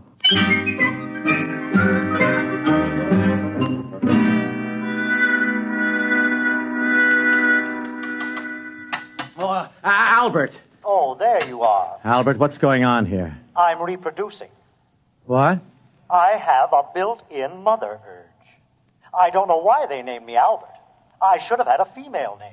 Oh, but you shouldn't be able to make robots. Look, boss, you worry a lot. You want robots, don't you? Well, yeah, I guess everybody could use a robot. I make robots. I'm making all you need. Albert, put down that head and listen to me. I want to have a serious talk. Sure, boss. What's on your mind? Now, Albert, I just looked through your packing case and I found this tag. Look, it says X, 190. X, Albert. Don't you understand? That means you're an experimental model. That's correct. You were never meant to be sold. That is also correct. I know. Don't you see? That means trouble. I can't keep you. I've already taken care of that. How do you mean? I filed off my serial number and replated the surface. Well, why did you do that? So that they can't come around and take me back. They made me, and then they got scared and shut me off. But you're not afraid of me. I'm You not. assembled me and let me go to work. Yep. I'm sticking with you, boss. Wait a minute. This could mean a lot of trouble for me, Albert. No trouble. They can't prove a thing. I'll swear that you made me. I'll not let them take me back. They will take no chances next time. They'll break me up for scrap. Oh, but look, if you make too many robots... Robots are useful. You need a lot of them in this place. Now, don't worry, boss. Everything will work out. Well... I'll take good care of you. Yeah. Now, I must go back to work. Adelbert is nearly finished.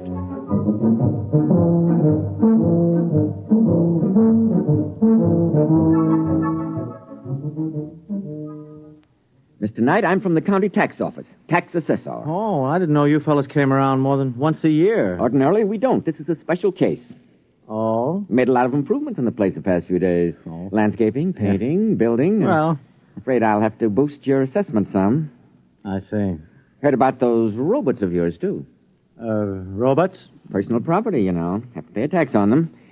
Just how many have you got? Oh, one or two. I've been counting. They move around so fast I can't be sure, but I estimate the number at 38. That right? If you say so. 38 it is, then. They cost $10,000 apiece. I'll assess them at 5. That's $190,000. Oh, no. Hey, that's pretty steep. But I'm going easy on you. By rights, I should only allow you a third for depreciation.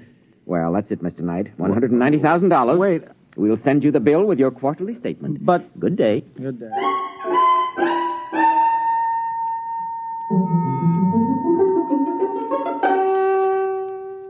Now, Albert, look, I've been holding off until we got the new landscaping job under control, but I can't hold off any longer. I mean, we got to start selling some of the robots. Selling? Yeah, 20 of them. That should do for a start. The tax assessor was here. I need the cash. You can't sell the robots, boss.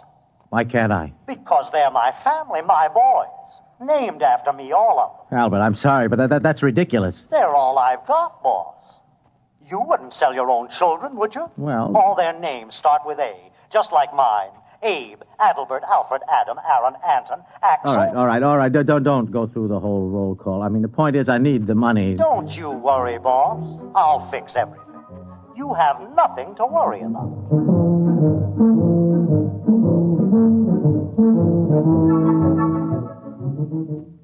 The point is, Mr. Knight, the Internal Revenue Department is always interested when a citizen shows a substantial capital gain during the year. Capital gain? I haven't made any capital gain. Oh, come, sir. I'm talking about the matter of some 52 robots. Well, as I understand it, their retail value is $10,000 each. So they say. 52 times 10,000 is $520,000. On capital gains, you pay 50% or $260,000. 200, oh. A tax roughly of $130,000. What do I do? By the 15th of next month, you must file a declaration of estimated income. You pay half of the due tax at that time and the balance in monthly installments. And there's one other matter. One other matter? We investigated. We found you make $10,000 a year. Huh? Would you tell me, out of personal curiosity, understand? I understand. Just how a man of your particular means could show a capital gain of $500,000 in so short a time? I'm beginning to wonder myself. Well, our only concern is you pay your tax. Yeah. However, some other branch of the federal government might very well want to ask some questions sometime. Oh? If I were you, Mr. Knight, I would be ready with some answers. Yeah. Good day. Good day.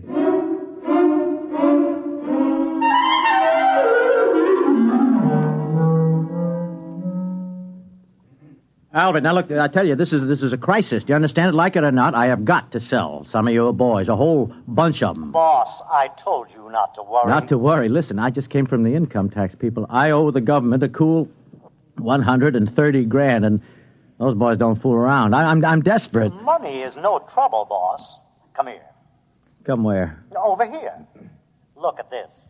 What's this? What, those bales? What have they got? Don't tell me. Full of money, boss. Help yourself. You mean the actual, real money in those bales? Not stage money now. Real money, boss. No ones, of course, but lots of 10s and 20s. Yeah. That bale over there is full of 50s. Full of 50s. We didn't fool around with the ones. Albert, look me in the eye. Did you make that money? You said you needed it. We took some bills and analyzed the ink. Found out how to weave the paper and made plates. I hate to sound immodest, boss, but they're beautiful. Oh, my gosh, I'm a counterfeiter, too. We just ran off as much as we thought you'd need. Yeah. If it's not enough, we'll make some more. It's enough, not another dollar. Well, you're the boss. Albert, listen to me. There are laws in this country. I mean, you just can't go out and print money. That's a crime, don't you understand? Now, look, you take it all outside and burn it right up. You understand? And don't print any more. That is an order. Gordon, are you down here? I'm busy. I hate to disturb you, dear, but I thought you ought to know about the sheriff. I don't want to know... The sheriff? He was here with a subpoena, or whatever you call them. That's what you call them. Seems the how-to company's going to sue us. Oh, no. Oh, no, all right, that does it. That Gordon, does it. Where are you going? To see my lawyer.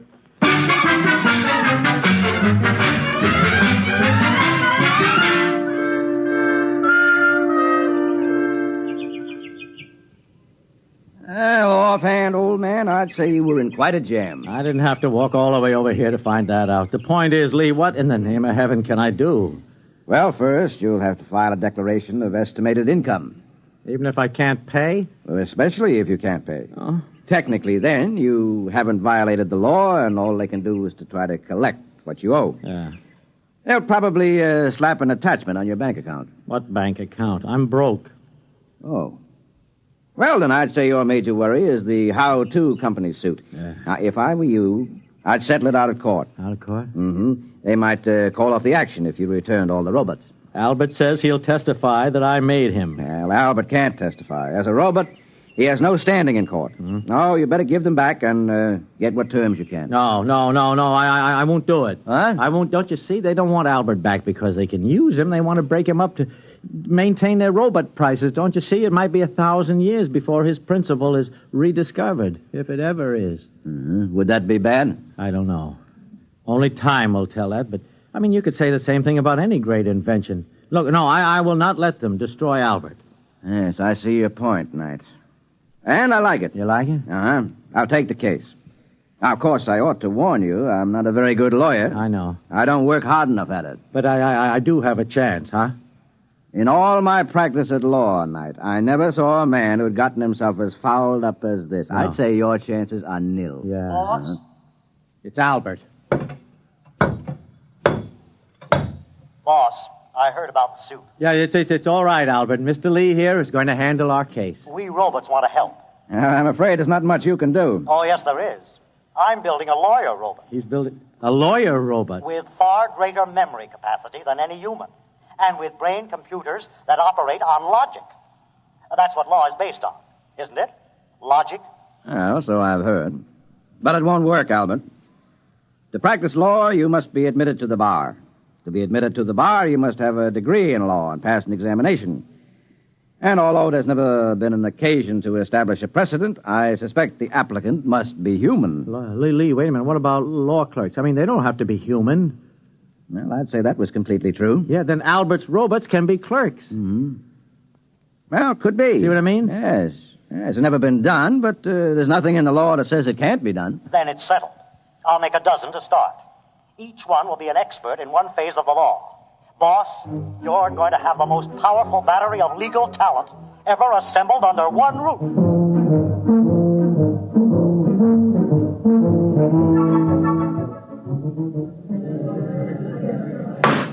Well, Quiet in the court.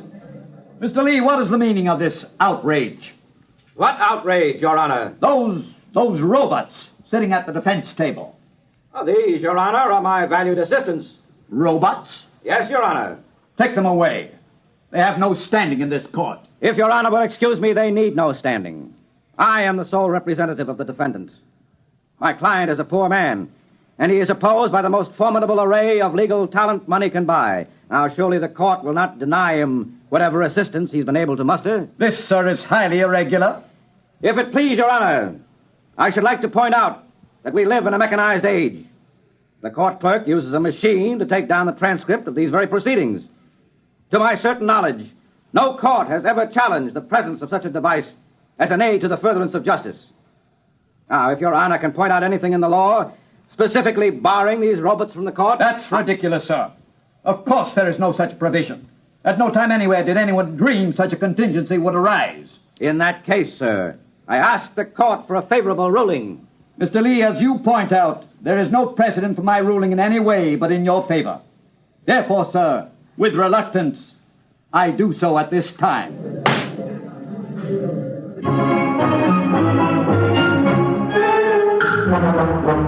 And what kind of a day has it been? It's a day in which a new kind of trial has suddenly captured the imagination of the public. A trial in which a man accused of misappropriating a robot has brought into court a whole battery of robots to aid in his defense. To give validity to their argument, Your Honor, it must first be proved that these robots are, in fact, the property of the plaintiff. That is the issue at trial in this case. So, in the now famous robot case, the issue has come down to this. Was the robot stolen or was he liberated? It is a far-reaching question indeed. Your Honor, I have already established that robots are possessed of free will, that they have the power of reasoning, and that they can most certainly reproduce. As to my worthy opponent's fourth contention, that they have no spiritual sense, I contend that this is irrelevant. There are agnostics and atheists in the human race, and in general, no one has denied them their full rights on this count. And so the trial has at last come to its end. The whole nation, indeed the whole world, awaits the momentous decision which must be handed down. In Washington, D.C., Treasury officials have been meeting steadily for a week to find some way to avoid the loss of the enormous taxes on robots in the event the decision rendered is in favor of the defense. One high government official has said that if robots are declared free and equal, it means they must be given full citizen rights under the Constitution. Already, the chairmen of both major political parties are mapping campaigns to corner the robot vote.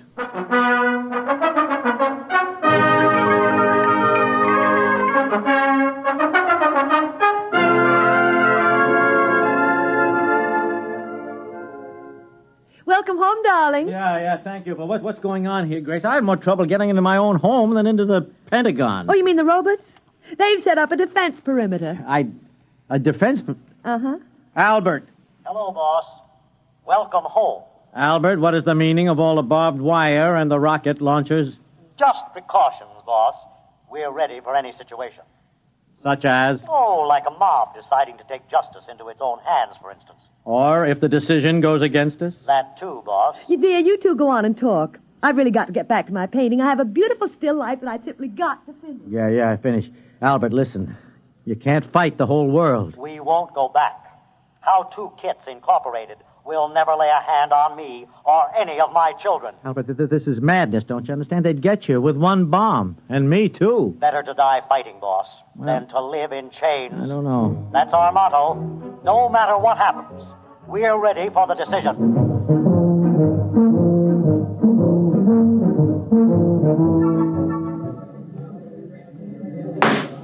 The court is ready to render its decision.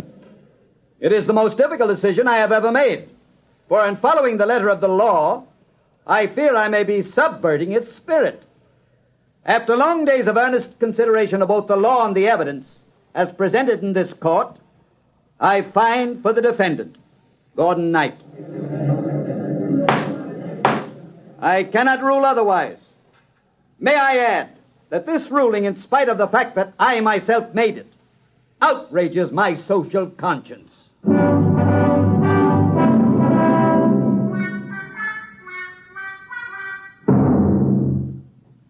You did it, boss. You did it. We're free. Yes, Albert. We sure did it. Where's my wife? In the studio, painting. Not another landscape. Her 5th this week. She's doing very well. Yes, isn't she? And I am working on a new robot for her. A painter. Soon she won't have to bother doing it herself. That's nice. And you won't have to do anything anymore either, boss. Oh? Not a thing. Oh? We're going to take care of you from here on out. Thanks.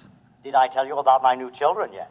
No, I don't think so. Alice, Angeline, Agnes, Agatha, Alberta, and Abigail. Daughters? 6 of them, boss. And all with a built-in reproducing instinct just like mine. Oh, no. They're down in the basement now turning out robots. Great. We've got everything worked out for you, boss. You won't have to worry about a thing for the rest of your life. No, Albert. Not a thing.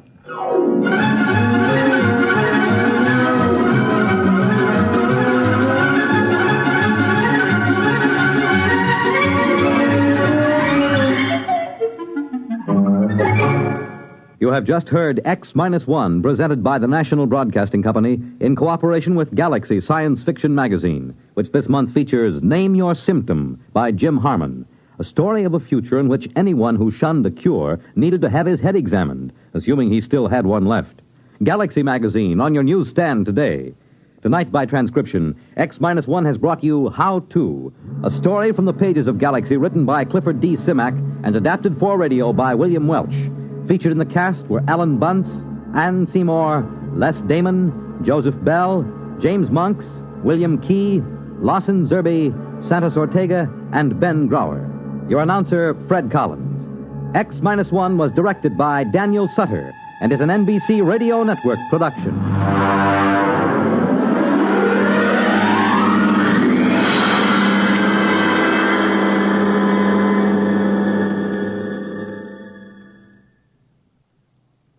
Hear politics and primaries, Dateline, Illinois, and Wisconsin, tonight on NBC Radio.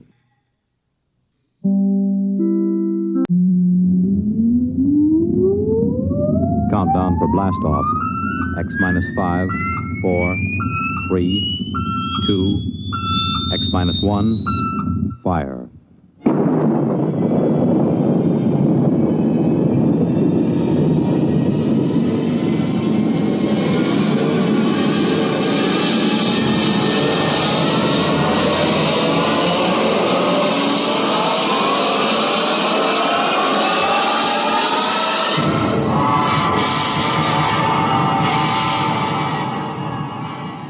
From the far horizons of the unknown come transcribed tales of new dimensions in time and space.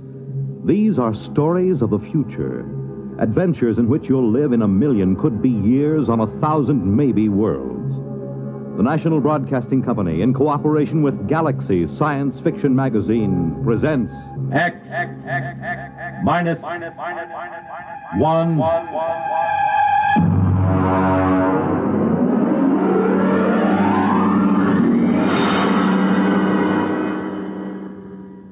Tonight, The Girls from Earth by Frank M. Robinson.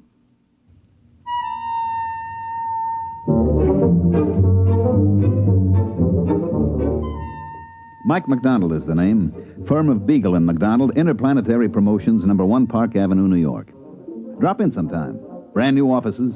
Had them decorated by one of the biggest guys in the business. You know, it's hard to believe that only 6 months ago, me and Charlie Beagle, my associate, were stranded in a one-tank mining town on Mars. Let me tell you about it. Here comes the waiter. Play it cool. Yeah, but we got no dough. Play it cool, I said. Gentlemen? I'll have the sirloin. One sirloin. Earth or Martian? Well, what's the difference? Well, the Earth sirloin's from genuine steers, $24 a pound. The Martian sirloin's from the domestic sloofer, $2. Charlie, you ever tasted sloofer? Uh-uh. We'll have the domestic. Very good. A beverage? Johnny Coffee? We ran out of coffee in 1997. Haven't been able to get any. Try the muggle juice. Muggle juice? It's a Martian vegetable. Has a pleasant narcotic effect. You better make it whiskey. Whiskey? That we got. Fine. My friend will have the same. Yes, sir.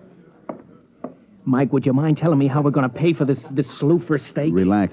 I'm thinking. And even more important, how are we going to get out of this burg? Charlie, what we need is a mark. A mark? A sucker. And if I'm not mistaken, this little guy with the glasses coming in now is just what we're looking for. Pardon me, sir.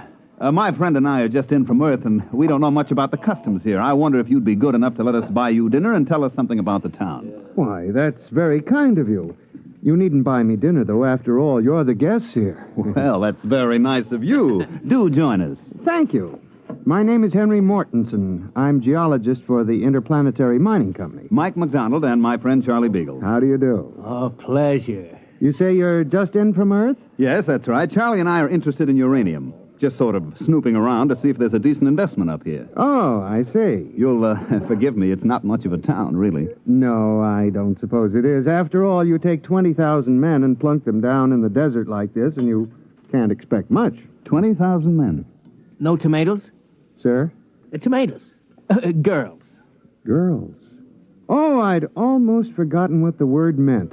No, you see, the colonization board hasn't been very successful in persuading Earth women to migrate here. There are a few female Saturnians, the four-armed variety, but aside from that... Well, what do the boys do for relaxation? Well, being a geologist, I'm naturally interested in rock formations. For relaxation? A great many of the men indulge in gambling, and of course there are limp phrases every glib day. Glib day? We have a 9-day week here on Mars. Oh. Tell me, Mr. Mortensen. Henry. Tell me, Henry, don't the boys get lonesome for the sight of a woman? Well, it is a problem. The men sign up for 9-year hitches.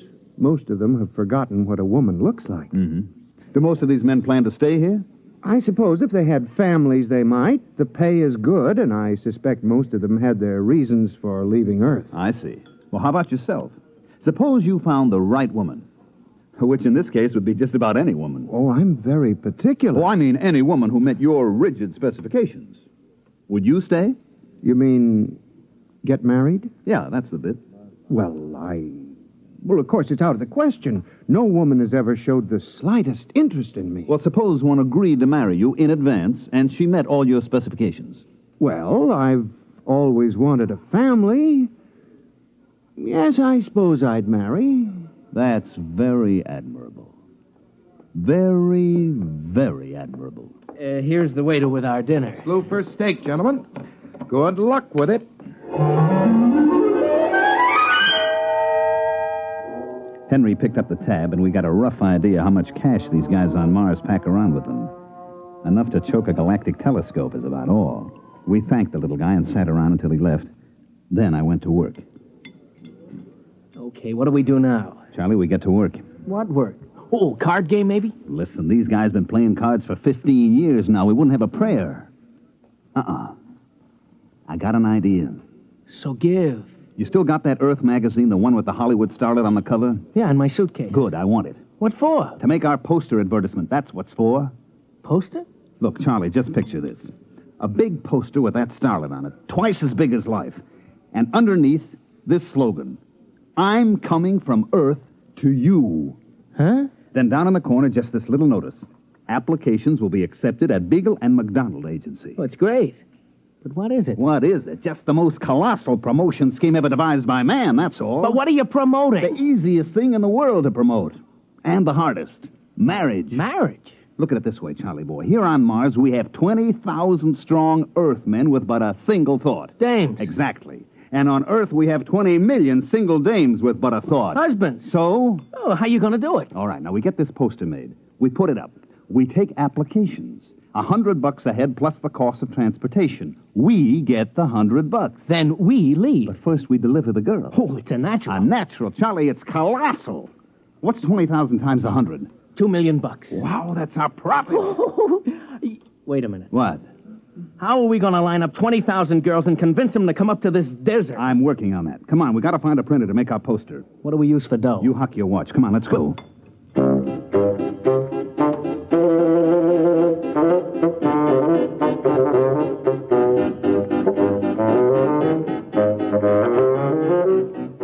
We got the poster made, and it is a beaut.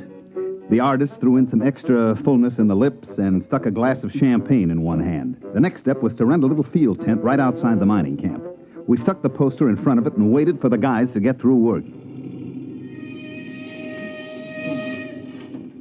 Hey, Tom. Hey, dig this.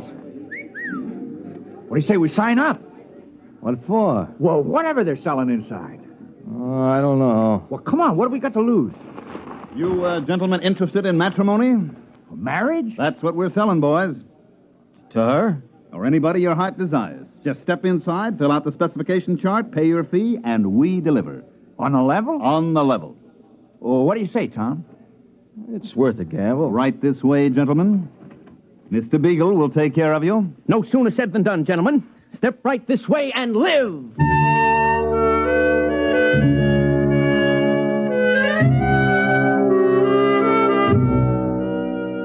At the end of the first day, we had deposits amounting to about $15,000. By the third day, we had to beat them off with clubs. Everybody had a dream girl, and we were guaranteeing delivery.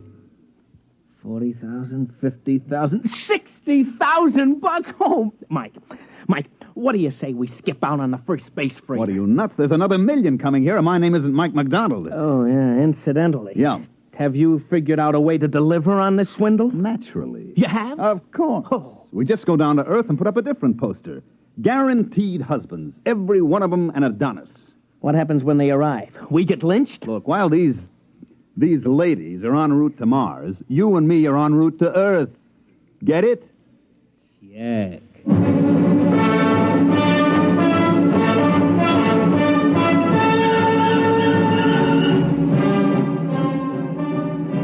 I radio-phoned a friend of mine down on Earth and had him place an ad in the New York papers the next day, complete with a picture of a handsome Martian uranium miner and a caption that read, "Husbands are waiting on Mars." When the next space liner rolled in, it brought the list of lady applicants from Earth, complete with photographs and background. Here's the first batch, Charlie. Let's look them over. Yeah, right. Let's see now. Maybe the next one will be a little better. How is it? Let's see the next one. Lola Carroll, age 29. 29? Whew, she's 40 if she's a day. Occupation, homebody. Background in education, blank. Oh, note from Mitchell. Says she did 4 years at a reformatory for shoplifting, and she's currently on parole. Let's see this one. Wanda Baker. Age 35, occupation gymnastic instructor, State College. Note says she was picked up for loitering and fined on 17 different occasions. Oh, brother. These ain't exactly the creme de la creme, these ladies. Oh, what'd you expect? It ain't what I expect, Mike. It's what the boys in the mining camp expect. $100 fee plus $2,500 for transportation. That ain't hay. Wait a minute. I got an idea. I'm waiting. First, we get rid of all these pictures, see? Then we print up a few thousand pictures of movie starlets, and we paste them on the applications. We make a few changes in the statistics, such as age and so on, and we're back in business. You know, Mike, I used to think you were about as crooked as a one-armed bandit, but I don't think it anymore. I know it.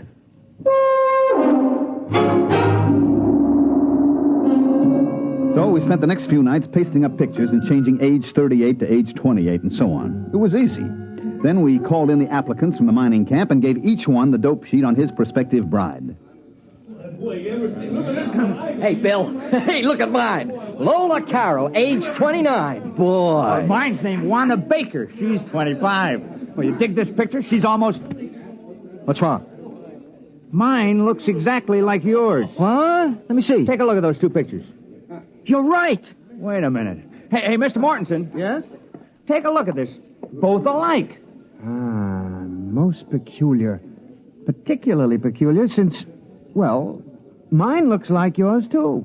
You put in for a wife? Why not? Miranda Potts, age 25. A former lady wrestling coach.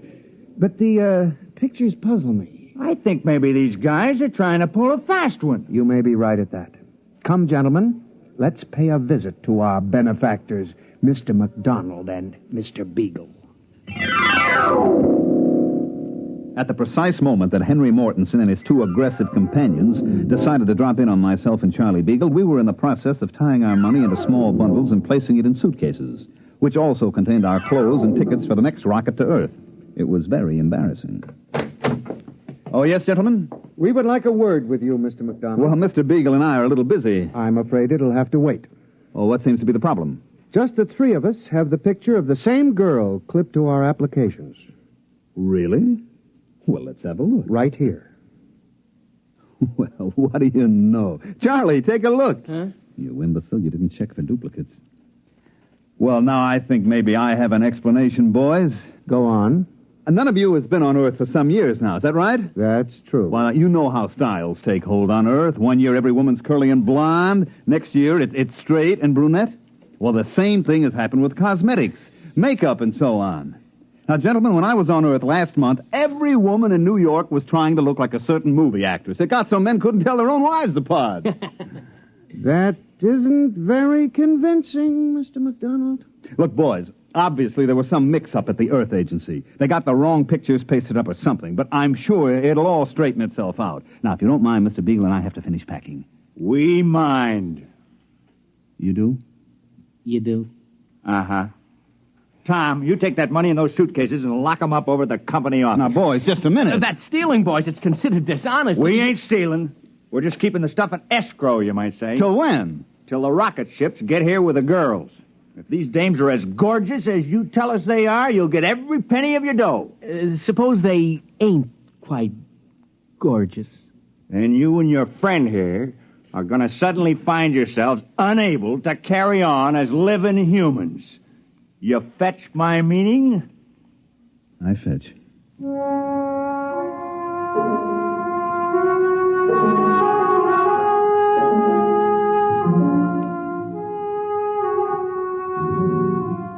Well, this caused a small dilemma in me and my partner, Beagle. The problem was easy to state. We had sold these guys on the idea that they were engaged to be wedded to an assortment of lovely, desirable, attractive young girls from Earth. The contingent from Earth, on the other hand, was made up mainly of frustrated, lonely women and a goodly portion of female criminal types. The problem was how to convince these boys that they were not getting cheated. That's enough, Charlie. Now, the problem is how to convince everybody that he ain't getting cheated, right? Oh, you're a master of summing up a problem. Now how about solving it? Just give me some time. Look, the rocket fleet from Earth arrives here tomorrow morning at 9 o'clock. 20,000 very strong miners will be assembled at the rocket port waiting. True. So? Pour me a little more of that muggle juice. No. Muggle juice. We could get them all drunk on muggle juice, mass hypnotize them. I'm dreaming. So what do we do? I could make a speech, appeal to their better selves, say these poor, unfortunate women need love and affection, something they've never had. Uh-huh. How about makeup? Maybe we could hire a cosmetic man to make them up to look like the pictures. Sure. Or we could say that it's all a big mistake. We got the wrong shipment. Or we could kill ourselves. No need for that, Charlie. That's going to be done for us. Yeah, that's what I figure. Well, it's been a short life and a merry one. Drink up, Charlie. For tomorrow we die.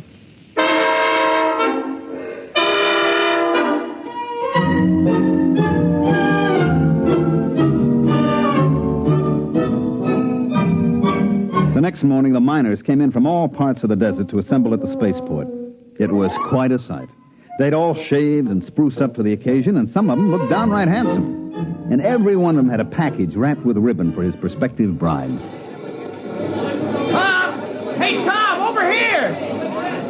Hi. Some excitement, huh? Yeah. I'm sweating like a schoolboy on his first date. Why, see, you got a present, too. Yeah, they were selling some of that cologne water. Hanley's number 4. Well, I got the same thing. Boy, this whole planet is going to smell like Hanley's number 4. Is my tie on straight? It's been 8 years since I tied a tie. Yeah, it's pretty good. Boy, everybody is nervous as a cat. You know, I took a look at myself in the mirror this morning. It was quite an experience. I just stood there looking. And then I said to myself, Bill, you're a slob. You couldn't get a girl on Earth. And if you're lucky, maybe the one who's coming today won't go back on the first ship. I was thinking the same thing. You suppose they'll be as glamorous as those two crooks told us? You know what? I hope not. I just wouldn't feel right bringing a real cultured, glamorous creature to that tar paper shack over near mine number 6. I was thinking the same thing. Hey, there's Mortensen. Boy, he looks like he's going to the radiation chamber. Good morning, gentlemen. Hi. Well, it shouldn't be long now. We ought to sight the first ship any minute. The fellow down at number 3 mine was trying to get out of it. He was so sure his girl'd be disappointed. Well, maybe they won't expect so much. Oh, here it comes! Here it comes! Attention, all men waiting to receive wives. The Earth-Mars convoy, Operation Big Date, is approaching the landing area. Please stand behind the fire screen until the ships are all landed. And good luck.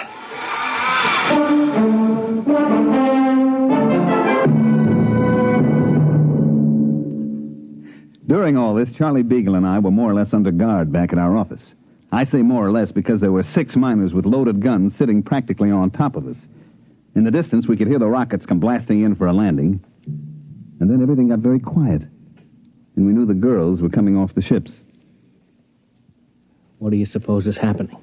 Well, it's pretty quiet, Charlie. I guess the girls are coming off. Yeah, I don't hear no sounds of rejoicing. Now, just take it easy. You suppose they'll hang us or shoot us? Now, relax. Relax, he says, but... Oh, here comes a jeep with Uncle Henry in it. Is he alone? Uh-huh. Well, so long, Charlie. Gentlemen? Now, look, Mr. Mortensen, this can all be explained. There was an error and the wrong girls got shot. Don't try to explain it, McDonald. But you can't just kill us without even a trial. I mean, it isn't just. Who said anything about killing you? We're throwing a banquet tonight, and we want you and Mr. Beagle as guests of honor. As what? Guests of honor. You mean the girls were okay? Okay, they're lovely. The nicest thing about them, of course, is that they don't expect much. They seem to accept us with all our faults and all the shabbiness and ugliness of the life on Mars. There isn't a one of them who turned up her nose at the place. They seem thankful just to be here. And the guys, they all feel okay about it? Okay, they're like a bunch of kids. There isn't a one of them who wasn't scared breathless that he'd have some sophisticated glamour girl on his hands. No, sir. These are down-to-earth women who had it tough on Earth, and they figure to find some happiness here if it's humanly possible. Yeah, but how did the boys like the way they shape up? Charlie.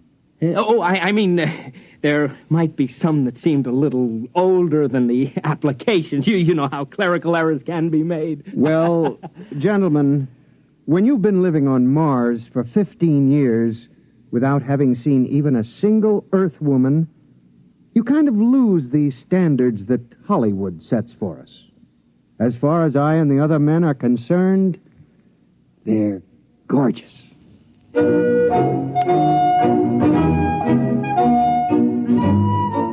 Well, that's the story, which proves you can sell a guy a gold brick that's made out of lead, and sometimes you find out the poor sucker likes lead even better than gold. Charlie Beagle and myself made a small fortune on the deal, like I said before. I made a trip back to Mars last month just to satisfy my curiosity, and you know what? I never saw a happier bunch of people in all my life. Hey, by the way, Henry Mortensen and the lady wrestler are having a kid. They're going to call it Mike if it's a boy, and Michelle if it's a girl.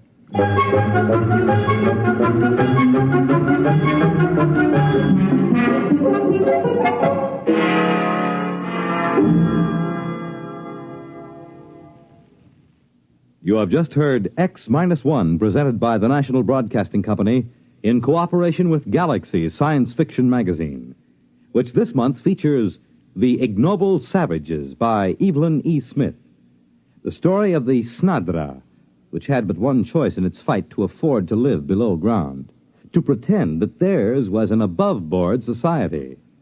Galaxy Magazine, on your newsstand today.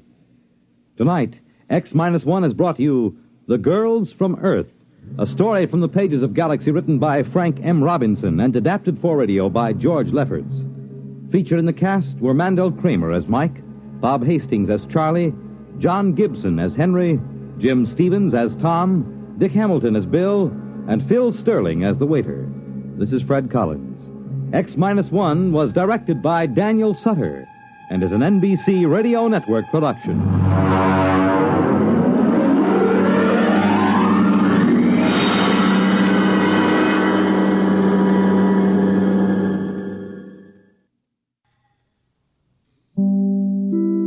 Now stay tuned for X-1 on NBC. Countdown for blast off. X-5, 4, 3, 2, X-1, fire.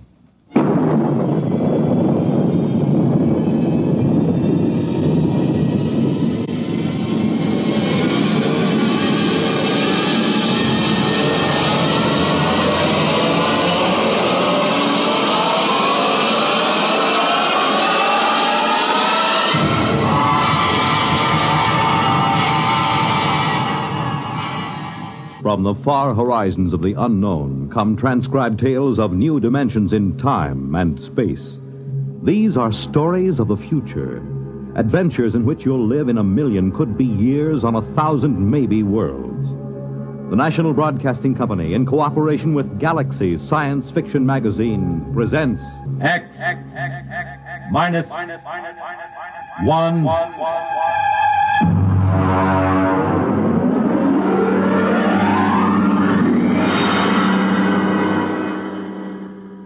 Tonight, The Defenders, based on a story by Philip Dick. And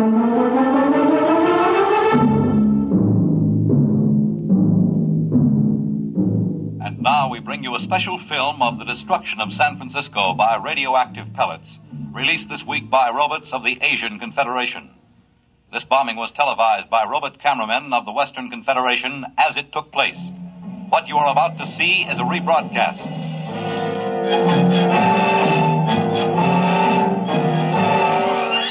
Here you see the heroic robots, the leadys, who defended San Francisco against the dastardly attack.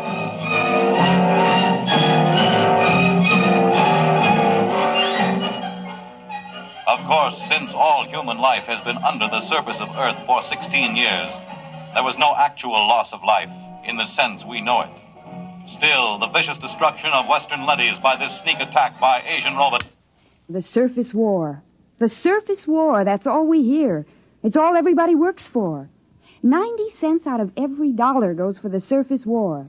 Every man, woman, and child is either inventing new weapons or manufacturing robots to fight for us or taking care of the people who are doing the inventing or manufacturing. Mary, take it easy. Oh, I'm sorry, Dad. Maybe you've been working too hard at the university. Maybe. How's the study coming? All right.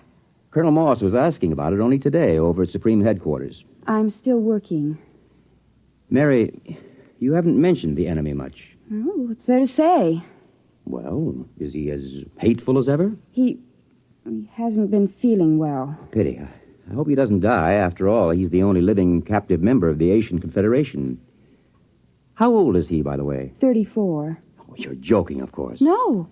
Mary, Western society only moved under the surface of the Earth some 16 years ago. Now, that would mean that the enemy was captured when he was only a boy. Yes. He told you this? Oh, no, he tells everyone he's 42. I deduced it from inconsistencies in his statements. Well, that's a little dangerous, isn't it? Well, you're the only one I've told, Dad. I wish you wouldn't even tell me these things. Do you expect your friend Colonel Moss to pop out from under the bed? Now you're being facetious. It's no laughing matter, Mary. The whole concept of the enemy is so charged emotionally. And so full of lies. Mary! It's true. I've been talking to him for 6 months now. He's just an ordinary young man who happens to have had the bad luck to come to symbolize every hated thing we fight against. I've heard him speak. He is hateful. He knows what to say if he wants to keep alive. Mary, I won't hear any more of this. Oh, I'm sorry, Dad. I suppose it doesn't serve any useful purpose. It isn't that. I'm thinking of your own safety. If remarks like this were overheard, do you know what they do to traitors? I've heard they turn them over to the leadys. They're taken up to the surface. As they approach it, the radioactivity begins to destroy them. And by the time they reach the top... I'll be careful. Good. Now then, why don't we stop this morbid talk? How about turning on some music, All right. Dad? Yes? What was it like? What? On the surface. Don't you remember? Mm-mm. Oh, no, of course not. You were only about 6 at the time. Well, it's best not to talk about it too much. Oh, tell me, Dad, please. Well, it was quite different from living underground. We lived in a valley, your mother and you and I. There were pretty farms along the floor of the valley, little white houses and green fields and trees. Oh, and there were birds. Yes. I'm afraid the birds are extinct now. It must have been hard for you those first years underground. It wasn't pleasant. But I had my work at the War Institute. There was so much to be done then, building the leadys to take over the surface war, designing the pneumatic tubes to get supplies and weapons up to the robots, organizing the robot councils on the surface, and, of course, the constant fight against radiation leakage. We're still working on that one. I wonder what my life would have been like if it hadn't happened. About all I know is metal walls and great roaring factories and barracks. Nobody wants to live this way, my dear. We have to. Someday, when the enemy is defeated... What makes you think he'll be defeated? The Asians are just as secure underground as we are. When our leadys conquer theirs... Dad. What is it? Dad, the enemy, the one I've been interviewing. I thought we weren't discussing him. He mentioned a word to me. A word? Yes. It seems to me that I heard it before when I was a little girl. It's best to forget these things. No, I don't know what it means, but it might even be a bad word, but I have to ask you. I'd rather not. Please? Well? The word was peace. Oh, Dad, I'm sorry. I didn't mean to shock you. I think I'll go up to my room. I have to get up early. I'm taping an interview with the enemy. Excuse me.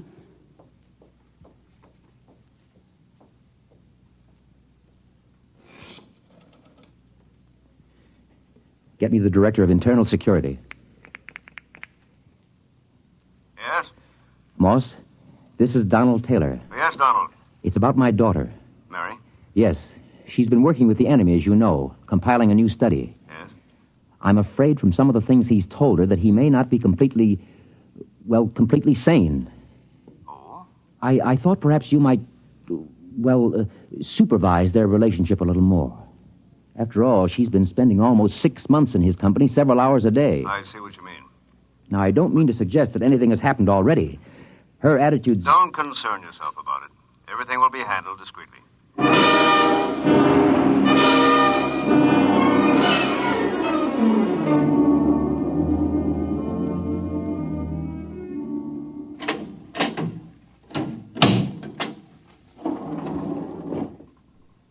The enemy is waiting inside, Miss Taylor. Good.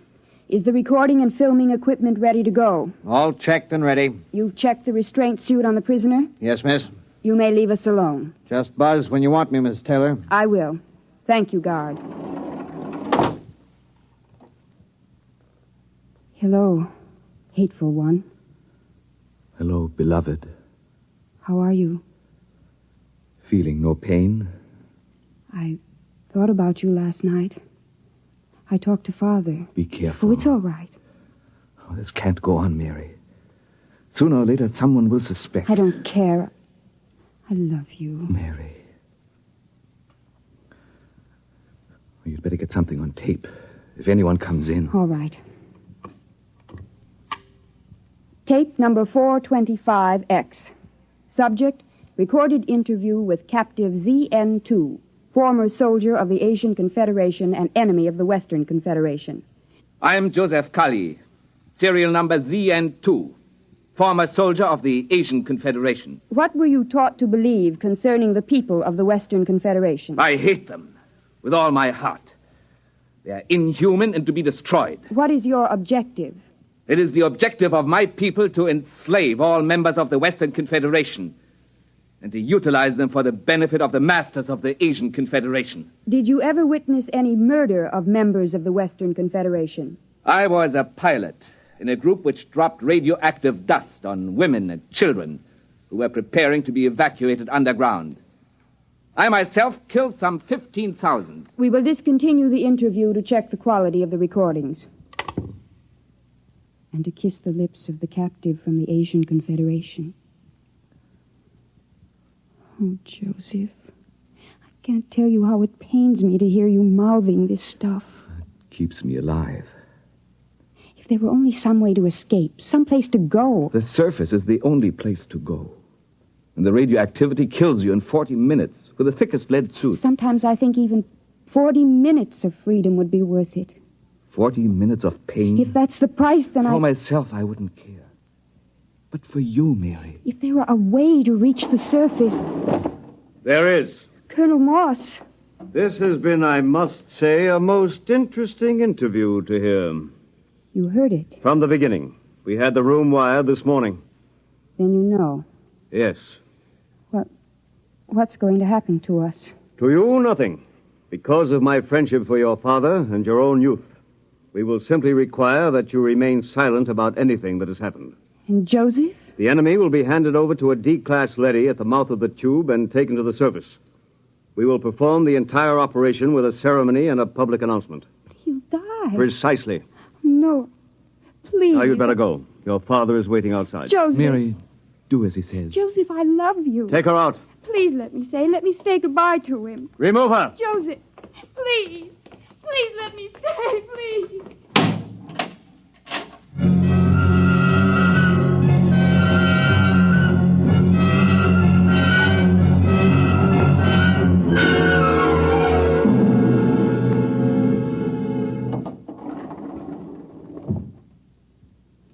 Father? Yes? Did you talk to Colonel Moss? Yes. And? He'll permit you to come along and watch the ceremony, provided... Provided? There's no display of any sort. And, of course, a public denouncement of the whole matter. He's prepared a statement to the effect that the enemy tried to dupe you, that he used hypnosis, etc., etc. Well? I'll sign it. The ceremony is at the foot of the tube tomorrow morning at 6. At that hour, the enemy will be handed over to a D-class leady, which is being brought down from the surface. Remember your promise.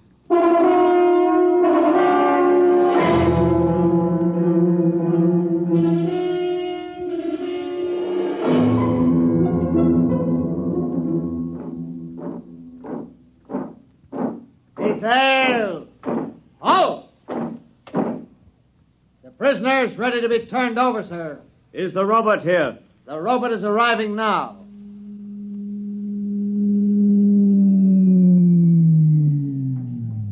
I'll give the orders. I wish to converse with it. Yes, sir.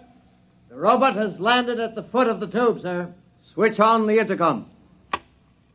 Robot. Robot N71. Can you hear me? Yes, sir. We have a prisoner to turn over. He is to be taken to the surface and destroyed. Yes, sir. Before we send him into the radiation lock, there are a few questions the military would like to have answered. Yes, sir. How is the war going on the surface? The war continues. We are a little short of fast pursuit craft, the single-seat type. It will be noted.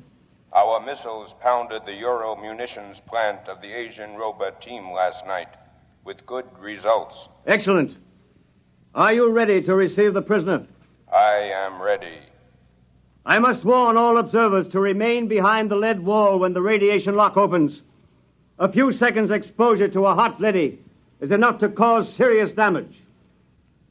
Prisoner, step forward. Father. Steady, Mary. Remember your promise? Yes. Is he? He's there. Oh, if I could only see him alone a minute. It's out of the question. Keep well behind the lead wall. Ready? Ready, Colonel. Open the lock.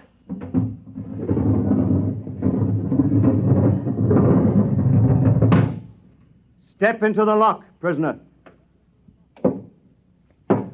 He's in with the leady. You can almost feel the radiation. By now, he's as good as dead. Lower the door. No! Wait! Joseph! Joseph! Mary, come back! Hold the door! Mary! Robert! Remove the woman and take the prisoner to the surface. Hurry! She'll be burned to death. Don't go out there. The leady is pushing around. Close the lock! Mary! Sergeant! Get a technician in a radiation suit to pick her up. Have her shielded and brought to the decontaminating chamber. Yes, sir. My daughter. You'd better get into a lead suit, Donald. We'll see what we can do to save her.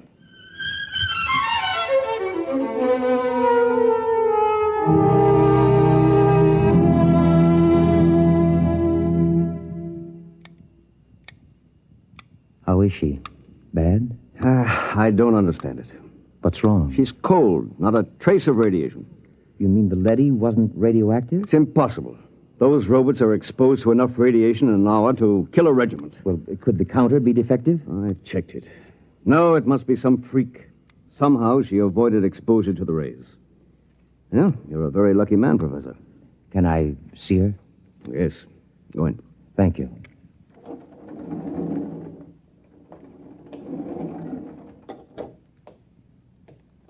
Mary, Hello, Dad. did they tell you you're going to be all right? Yes. Well, you don't seem overjoyed. Should I be? You really care for this murder of women and children? Dad, for the last time, Joseph never murdered any women and children. He confessed to those crimes to keep alive. Well, we won't discuss it. You're safe. That's all that matters. Was he taken up? Yes. By now, he's gone. I don't believe it. Mary. I don't believe it. Somehow, deep inside me, I know he's alive. Somehow, I knew that leady wasn't radioactive. That leady. Yes, that's puzzling. We'll have to investigate that. I'm going to send an order to the surface asking that the same leady be sent down again. There's something very strange about the whole business.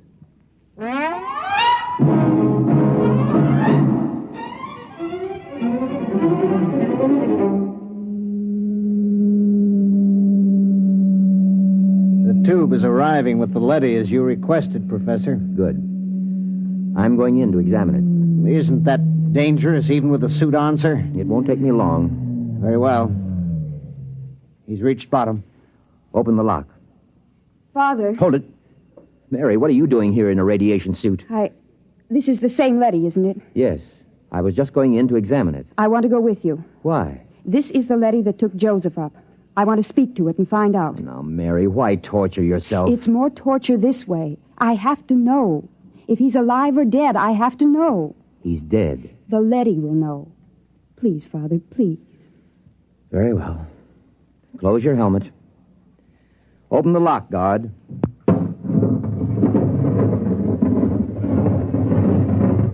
Ready, Mary? Ready. Let's go in.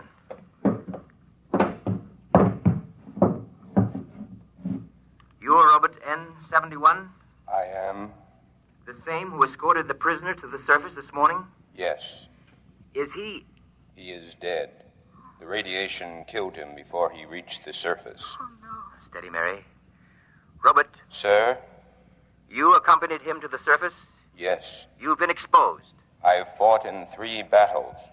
Then explain something. Sir? According to a counter I have concealed in my suit, you're cold. Not a trace of radioactivation. How do you explain this? Well? Answer me. That's an order. I must return to the surface. Not till you answer me. I must return to continue fighting the war. Do not attempt to stop me. Daddy has a ray gun. Look out! Keep back. I've shorted him with the metal counter. He'll be burned out in a second. That was close. I thought these robots were unable to harm their masters. He might have been bluffing, but I couldn't take a chance. Why do you suppose he did it? I don't know. But I'm beginning to suspect something so fantastic that I've got to find out about it. Find out? Leave the tube, Mary. What are you going to do? I'm going to the surface. What? My suit will protect me for about 5 minutes up there. No humans have been up to the surface for years. It's illegal. I know all about that. Now, will you leave the tube? No. I'm going with you. Mary, please. If you go, I go with you. All right. Hang on. I'm going to start the elevator. Here we go.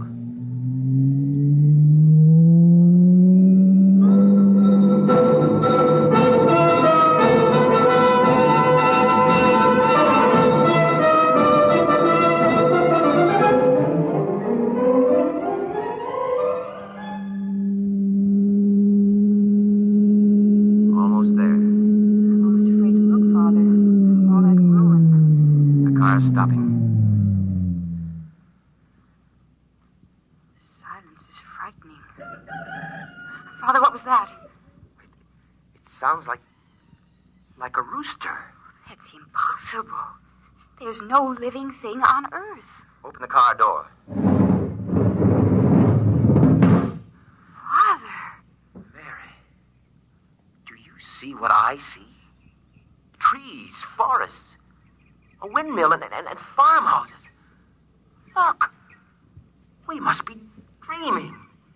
Father! Birds, look! It's unbelievable. Oh, no, I can't believe it. I can't. Raise your hands, both of you. It's a leady. Do as he says. He's armed. Good.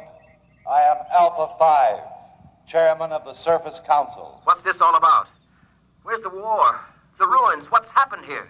Can't you guess? The war. There is no war. There hasn't been any war for 15 years. No war?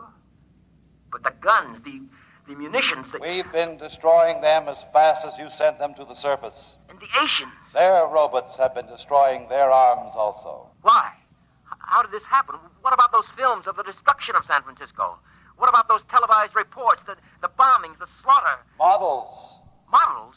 We have a full-time division of A-class robots who do nothing but photograph the progress of the fictitious war using scale models. The entire destruction of San Francisco, which you witnessed on your televisors, took place on a tabletop. Well, how did this come about? Quite logically. You created us to pursue the war for you, while you, human beings, went below ground to survive. But before we could continue the war, it was necessary to analyze it, to determine its purpose. We did this. And?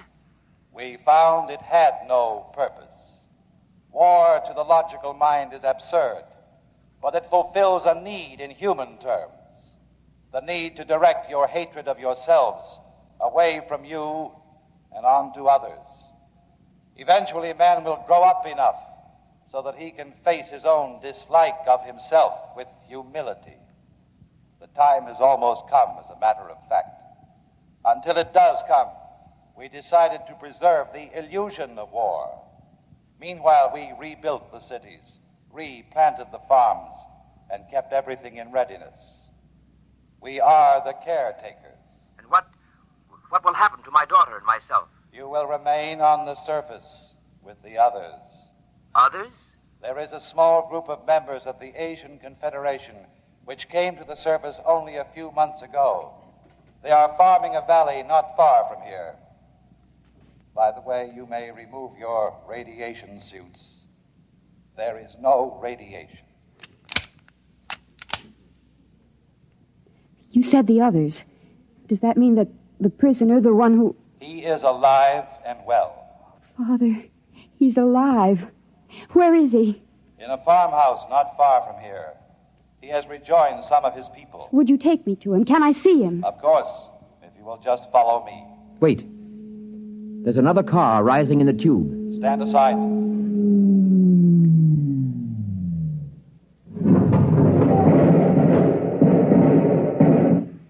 Just remain where you are.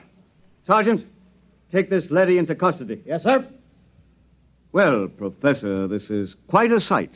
How did you happen to come here? The guard told us you had surfaced. We found the shorted robot where you left it and discovered it was cold. So we decided we'd better investigate. Good Lord, what a shock this is. A blessing, Colonel, not a shock. Do the Asians know about this? A few of them have surfaced, but the underground civilization is still ignorant of it. They think the war is going on just as our people do. Don't say. You know what this means, don't you? It means the end of the war. It means peace. It means victory, Professor. It means we can mount a full-scale attack. We can drop hydrogen fission bombs right down their tubes. We can wipe out the whole race. But there's no need. There's no war. There will be.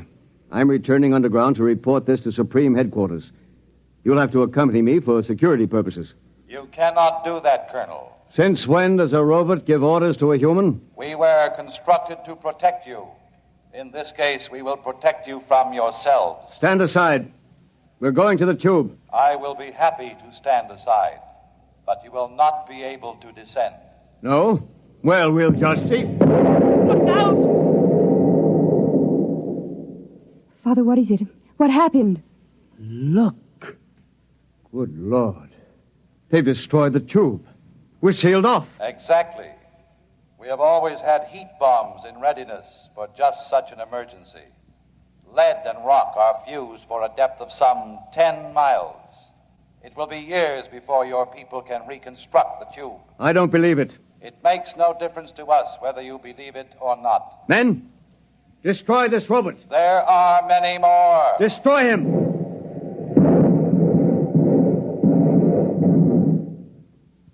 Now. Look, down the road. Humans. A bunch of humans coming toward us. Why, they're waving. Those are rations. Joseph!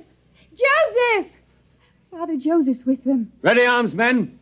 As soon as they're close enough, I'll give the signal to fire. Colonel, in heaven's name, they aren't even armed. They're the enemy. Our only hope for survival is to join with them. We'll need food and shelter. If we destroy them... The professor is right, Colonel. We're cut off from our own people. Sergeant, another word, and I'll have you court-martialed. Now, ready your weapons. Men, don't do it. Our only hope now is peace. Silence! I've got to warn them. Go back! Go back! All right, Professor, you asked for it. Now! Father!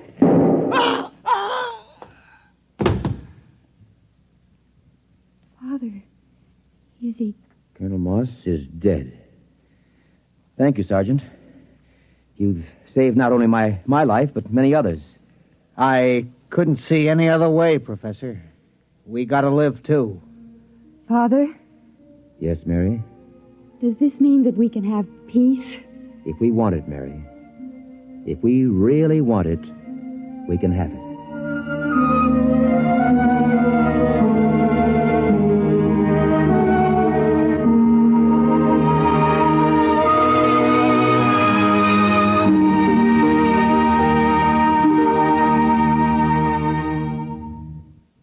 You have just heard X-1, presented by the National Broadcasting Company in cooperation with Galaxy Science Fiction Magazine, which this month features the Clifford D. Simak novelette titled Drop Dead, the story of a perfect world, accommodating and peaceful. But how it got that way was less ghastly than how it stayed that way. Galaxy Magazine, on your newsstand today. Tonight, by transcription, X-1 has brought you the George Lefferts adaptation of The Defenders, based on a story from the pages of Galaxy written by Philip Dick. Featured in the cast were Lydia Bruce, Warren Parker, Grant Richards, Robert Dryden, Michael Ingram, Stan Early, and Ivor Francis. Your announcer, Fred Collins. X-1 was directed by Daniel Sutter and is an NBC Radio Network production.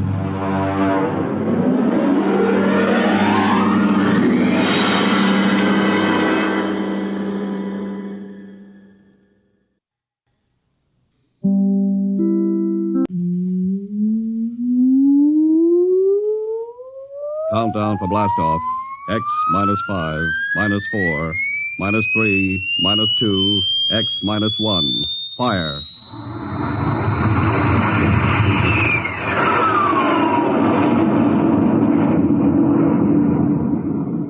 From the far horizons of the unknown come tales of new dimensions in time and space. These are stories of the future, adventures in which you'll live in 1,000,000 could-be years on 1,000 maybe worlds. The National Broadcasting Company presents X -1.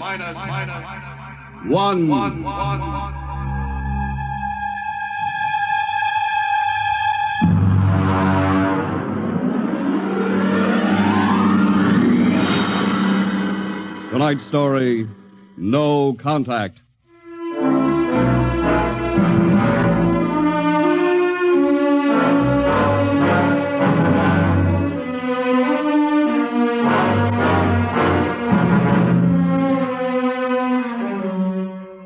It was in the year of 1982 that spacemen first discovered the Great Galactic Barrier. In the past 10 years, rocket travel to the moon and the nearer planets had become commonplace. And then men fixed their sights on a more distant star, the remote planet known as Volta. 5 exploratory ships went out, and none came back, each in turn disappearing mysteriously at the same vanishing point, at an invisible wall somewhere in the vast outer reaches that became known as the wrecker of spaceships, the Galactic Reef. And yet, the explorers refused to admit defeat. It was on June the 2nd, 1987, that the rocket Star Cloud made ready for takeoff, the sixth to attempt to crack the barrier and win through to Volta. Now hear this. Condition green. 2 minutes to blast off. Condition green. 2 minutes to blast off. Well, Lewis, this is it. I don't suppose you'll be needing the ship's doctor up here on the bridge during blast-off. I think not, Smitty. There's little chance of acceleration bends in these new overdrive ships. I'll be in my office then, counting vitamin pills if you need me. It's only a few steps. Good luck, Lewis. Thank you, Smitty. Lieutenant Collier. Yes, sir? You're relieved. You'd better get down to navigation control and take over. Yes, sir. Lieutenant. Yes, sir? We've never flown together before. This is your first flight in a space vessel as big as the Star Cloud. Yes, sir, but I was trained in oversized jobs at the Naval Academy. Well, if you're half as good a navigator as your father was, you'll do fine. Thank you, sir. Did you ship out with my father? I served under him on one of the first rocket runs to the moon. I see. I almost went along on his last trip to the barrier. Too bad about that. Yes, sir. That's all, Collier.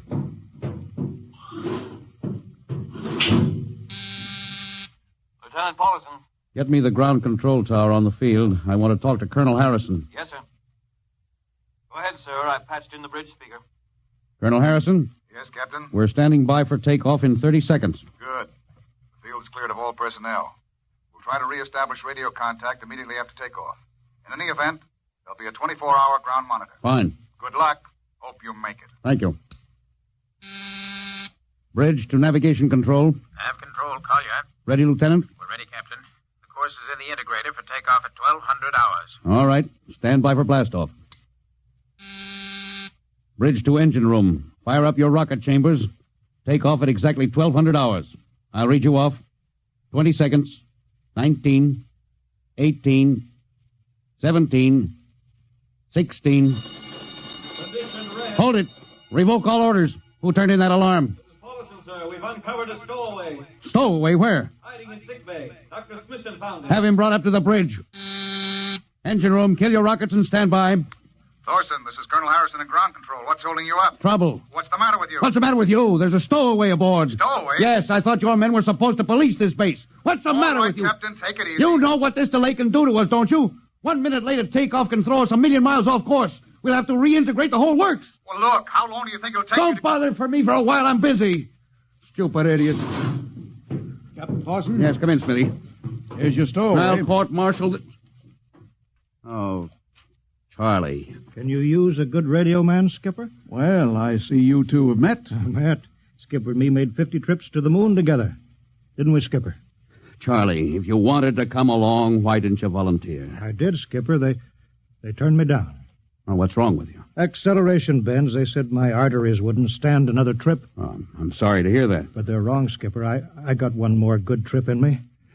Listen, Skipper, you know that these green kids, they don't know the first thing about space radio operation. Now, you put a man like me on, and I'll be getting you bedtime stories from Mars. Charlie, you know the regulations as well as I do.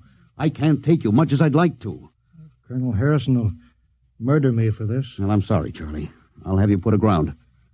I'll tell you what, I'll ask Harrison to put you on as ground radio contact, and it'll seem as if you're right here with us. He won't do it, sir. Well, he'd better. I'll have him busted to corporal for letting you sneak aboard.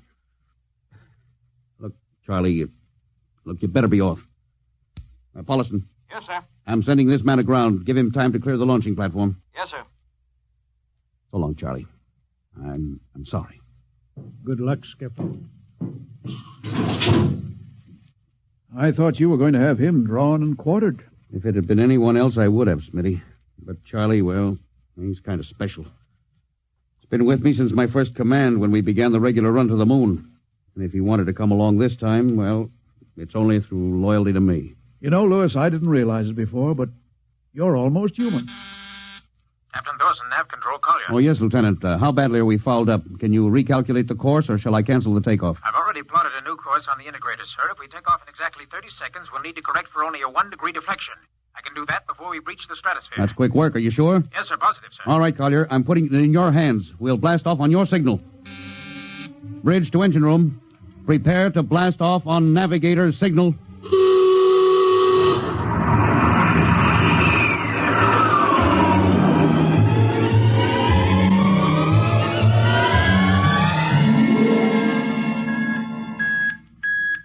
How are we doing, Collier? Coming on the bearing, sir. That's 4, 3, 2, 0. We've intersected the course vector. Good work, Collier. Course is corrected, sir. We're ready to go into atomic overdrive anytime you say. All right. Stand by. Yes, sir. Now hear this. Now hear this. Prepare for maximum acceleration. Bridge to engine room. Kill your rockets. Rockets out. Fire up number 1 cyclotron.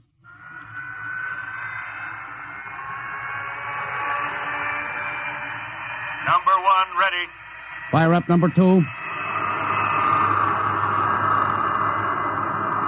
Number 2 ready. Withdraw your dampening rods. Fission chamber ready. Blast tubes cleared. All generators operating at capacity. Take it over, sir. Go into overdrive at the count of 0. 3 seconds, Mr. Collier. 3, 2, 2, 1, 0. 0.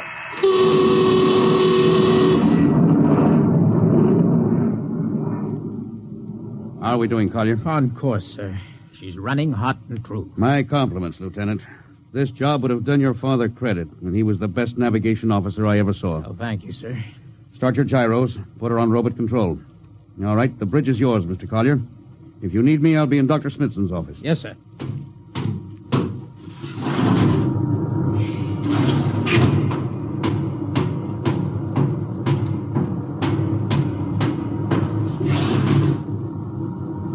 Lewis, I see you got us off the ground. You can thank young Collier for that.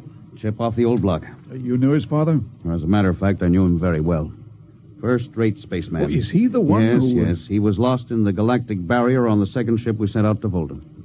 Lewis, just what do you think this galactic barrier is? Oh, your guess is as good as mine, Doc. All I know is that 5 ships have gone into it, and none of them have come back out. You think it's a nit? How about Mestrovik's theory that it's a time warp in space? That the ships reach it and slip into another dimension? I think that's a lot of rubbish. My theory is that the galactic barrier is nothing more than a radioactive layer of some kind. Why do you say that? Well, we know that radar signals bounce off it like they were hitting an invisible glass wall. And we know that it destroys our ships and crews in some way. There's no other logical explanation. What makes you think we can get through it, Lewis? Because we're ready for it. The others weren't. The entire hull of this ship is completely shielded with lead. We can crack through any radioactive cloud ever detected. Besides, we're equipped with some new UHF radio devices that should enable us to maintain radio contact with Earth. Nothing can happen. Absolutely nothing. Now, who are you trying to convince? Myself, I suppose. Lewis, you've had your share of glory. First skipper to reach the moon back in 1962. You could have retired. Why are you risking this trip? 5 ships are missing. Men like Prentice, Margetson, young Collier's father. I'm tired of seeing good men fed into that meat chopper. Then why are we going to Volta? We haven't any choice, Smitty. We're in a race, the kind of race where men and ships are expendable. According to the Interspace Code, the first nation to reach Volta can claim it. Well, personally, I want no part of it. Doc. I'll have to play physician, morale builder, and mother substitute for 112 slightly nervous men. Well, your morale doesn't sound too good, Doc. As morale officer, I can state without fear of contradiction, it is terrible. And something tells me as we approach that galactic barrier, I'm not going to be alone.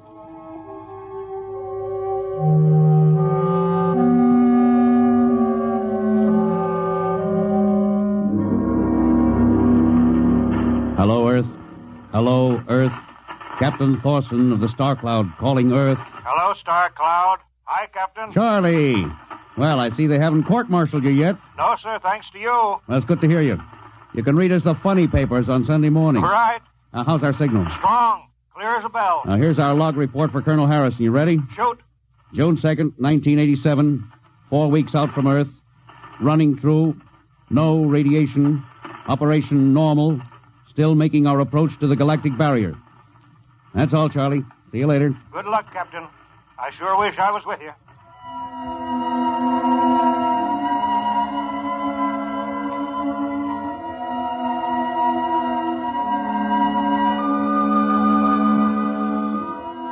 How's the morale, Smitty? The men know we're getting closer to the barrier. They're beginning to show a little tension, Lewis. Oh, how's their physical condition? Any sickness? About half the crew has come down with space blues. I was afraid of that. Are they bad? Same as usual. Lips and hands with a bluish cast. Eyes are sensitive to infrared. I don't know. When I first started flying these tin cans, nobody ever heard of space blues. Well, now there's a theory it's caused by the terrific acceleration of atomic overdrive. Change in gravity affects the circulation. What do you think? I think it's psychosomatic. I've noticed that the same men who get space blues under tension on a ship tend to get blue coloration back on Earth when they're upset. I guess it's just an occupational disease of space navigators. You think it's just nerves, then? Well, young Collier's got a bad case. I think it's tension from overwork. Maybe he needs some vitamins. Louis, when will you realize that vitamins are not a panacea for all the troubles of mankind?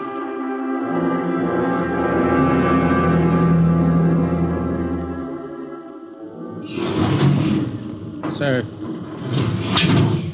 I understand that you've relieved me from duty. Well, Dr. Smithson says you aren't looking very well, Collier. I'm giving you a rest. Sir, I feel perfectly able to continue. Your lips are as blue as Minnetonka. Captain, I'd like to remain at my post. Don't be foolhardy, Lieutenant. I'm not being foolhardy, sir. I have a special, personal reason for wanting this expedition to reach Volta. Your father? Yes, sir. You think he might still be alive? I have to find out what happened, sir. I think I understand. Very well, Collier. Report back to duty.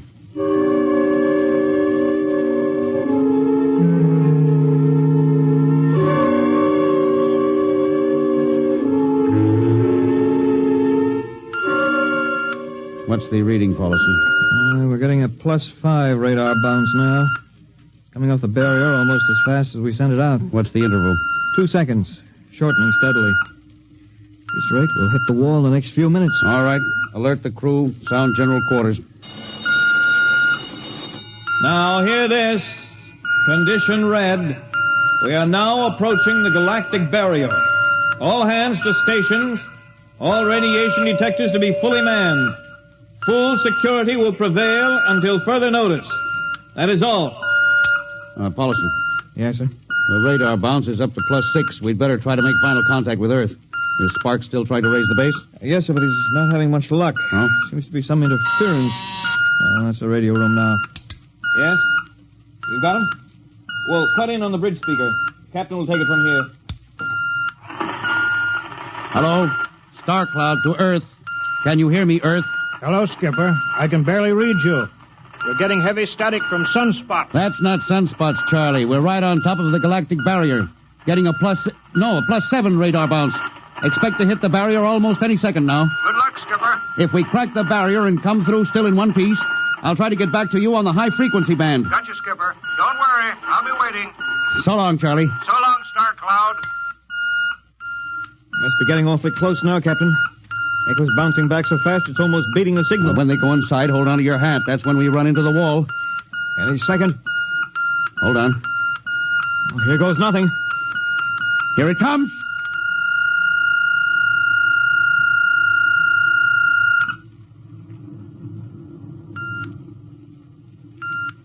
Captain. Nothing happened. We made it. We made it, Captain. No radiation, no time warp, no nothing. Now, the crew's gone crazy, sir. Let them. They've earned it. Doc, can you break out a few bottles of snakebite serum for medicinal purposes? I sure can, Louis. This calls for a celebration. How's your morale now? It couldn't be better. How's yours? Couldn't be better. What the... Condition red. Condition red. Radiation detectors. Condition red. Radiation detectors. Holy mackerel. Look at the needle on that indicator. Paulson. Yes, I see it, Captain. Picking radiation like crazy. What's it like? Well, it's a strong impulse. What kind? I don't know. It's too long for a cosmic ray, too short for UHF. Whatever it is, sir, the ship is lousy. Well, track it down, triangulate it, and make it fast. I want a directional fix. Yes, sir. Engine room. Yes, sir. We're picking up radioactivity. Is the fission chambers? No leak here, sir. Check your gauges. Nothing here, Captain. Must be coming from outside. Damage control. Is our lead shield leaking radiation? Well, keep at it. Paulson, how are you doing? I've got it fixed, Captain. Well, what is it? Well, I'll have to recheck my figures. Oh, hurry it up. The angle is correct, but Come on, man, for Pete's sake. Where's the radiation coming from? Sir, It's coming from inside the ship. That's impossible. No, sir, I've checked it twice. Well, it's got to be the engines, then. If it is, sir, we're finished. Engine room. Yes, sir. That radiation must be in the overdrive pile. No, sir, it isn't here, sir. Are you certain? Yes, sir. All right, keep checking. There's only one thing left to do. Paulson, get a Geiger counter. We're going to start combing this ship inch by inch. Yes, sir. All right, turn it on. Yes, sir. All right. Ready, Captain. We'll check the atomic guns first. Come on. We'll cut through the officers' quarters here to ordnance. Now turn here. Oh, wait a minute, sir. Huh? What is it? The signal's weaker now. Yeah. Let's go back. Hold it. Seems strongest right about here. Oh, it doesn't make sense. Whose cabin is this? Lieutenant Collier's. Collier? Oh, he's down in nav control, sir. Oh, I'll try the door. It's not locked, sir. Oh, it's in here, all right. Listen to that counter. Strongest over here. Open that wall cabinet. It's locked, sir. Smash it. Now, shut off that Geiger counter. Now, what do you make of this, Paulson? Well, it looks like some sort of portable transmitter, sir. Must be foreign manufacture. I don't recognize the calibration symbols at all. I've never seen anything like it. Which raises a small question. What is Lieutenant Collier doing with a transmitter in his cabin? I don't know, sir. Well, I intend to find out, Paulson. Get down to nav control and bring Collier up to the bridge on the double. Well, hadn't we better find some way to shut this thing off first? I know a way.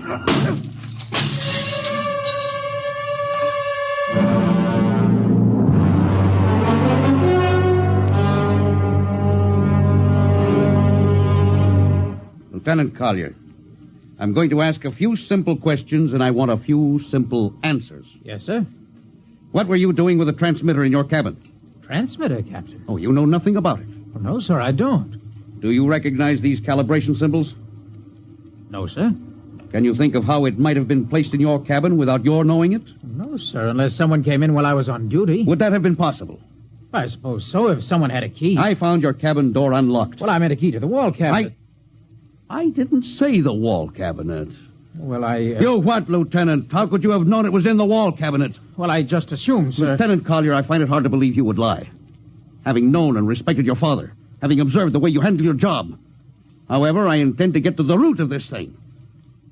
May I have your wristwatch, Lieutenant? Sir? Your wristwatch. Yes, sir. Paulson, turn on that Geiger counter. Yes, sir. Hold this watch next to it. Yes, sir. That's all. Lieutenant, if you hadn't any close contact with that transmitter, how do you explain the radioactivity of this watch?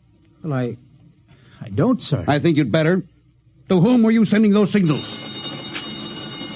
Condition red. Condition red. There's your answer, Captain. What is this, Collier? Alien spaceship approaching. Alien spaceship approaching. Collier, who's aboard that ship? All right, now talk! Very well, Captain. My mission seems completed. Your mission? Are you admitting that you're an agent of a foreign power? I'm stating it. What nation? No nation, Captain. What? I am an agent of the Voltan government. What? The government of the planet of Volta. You're crazy. Are you so stupid, Captain? Did you think your people are the only ones who can invade another planet? What do you mean? We've had agents operating on Earth since 1945. I don't believe you. What do you think happened to those 5 ships, Captain? Where do you suppose we got our information? Your language, your culture, family background. Your appearance, you look like... Like Commander Collier? Well, is that so surprising, Captain? You see, Captain, we had a living model. I ought to kill you. That would be very foolish, Captain. I would advise you to surrender without delay. Alien ship now coming into ordnance range. I'll deal with you later, Collier. Paulson? Yes, sir. Put this man in irons. Take him away. Don't worry, sir. We'll take good care of him. Carpenter, Robinson. Gunnery. Gunnery Richardson. What's the range? 10,000 meters. They're closing fast. Put your guns on radar tracking. Tracking. Coming on the bearing. Fire. Fire, Richardson. Richardson, did you hear me? Fire! What's the matter down there? Did you hear me? Richardson, answer me! It's no use to shout, Captain. Collier, how did you get loose? Where's Paulison? Lieutenant Paulison is dead. All stations! Lieutenant Collier has escaped! Seize him, men! Don't waste your breath. Your men can't hear you, Captain. What? Those still alive are my men. You're lying! No, Captain. Every ship that has ever left Earth was controlled by a Voltan crew. That's impossible. Those were hand-picked men. Hand-picked by us. I don't believe you. No? Then why not call for help? Carpenter, Robinson, Haley, report. You see, Captain? Carpenter, Robinson, Haley. It's quite useless, Captain. I would advise you to sit very quietly and do nothing. Very well, Collier.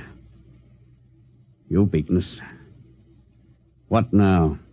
The ship will be taken to Volta for, shall we say, further experimentation. I see. Of course, there's one thing you hadn't counted on. Just what is that, Captain?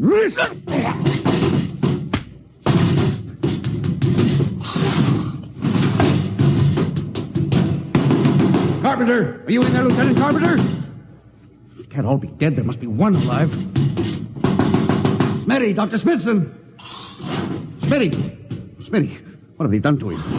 Louis, dirty. Don't talk. I must lean closer. There's not much time. Louis, space blues. Space blues? What is it, Smitty? What are you trying to tell me? All men with space blues. Voltans. Let me help you. No, Louis. Get message back to Earth. Voltan, 5th column. Watch out for space blues. Smitty. Oh, Smitty. Captain Thorson, you can't hide from us now. Come back to the bridge and surrender, or my men will come and get you.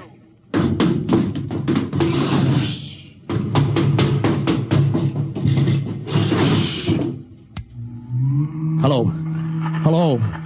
Star Cloud calling Earth. Oh, please, God, let me get through before it's too late. Hello. Star Cloud to Earth. Come in, please. Come in, please.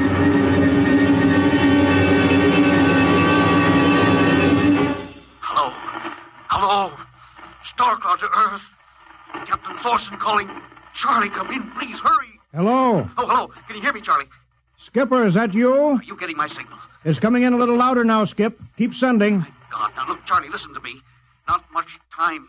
Get word to Colonel Harrison. Crew mutinied. Most of crew members, Fultons. What? Fultons. Spell that. V-O-L... Fultons. That's right. They're from the planet Volta. Skipper, are you all right? Now, Charlie, this is serious. They'll be here any second. Now, listen, they have a 5th column on Earth. They're planning to invade you. You mean it? Of course I mean it. Tell Harrison, posing as humans, you can detect them by space blues. You got that? Only Fultons get space blue. Charlie, did you hear me? Space blue. I get you. They're breaking in, Charlie. I'm depending on you. Warn everybody. Captain. They're opening the door. So long, Charlie. Tell Hannah. Captain Thorson. Hello, Star Cloud. What's the trouble, Sergeant? I was just trying to raise a Star Cloud, Colonel. Had any luck? No, sir. No contact. No contact, eh?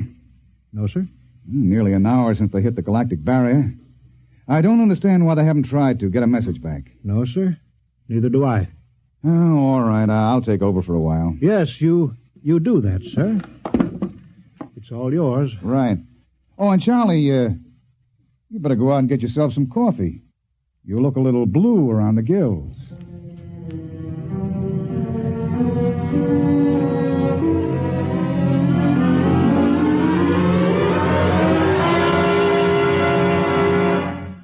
Tonight, X-1 has brought you No Contact, written by George Lefferts from an original story of Lefferts and Ernest Kinoy. Be Featured in the cast were Louis Van Ruten as Captain, Donald Buca as Collier, Wendell Holmes as Charlie, and Bill Griffiths, Bill Smith, Matt Crowley, and Ken Williams. Your announcer, Don Pardo.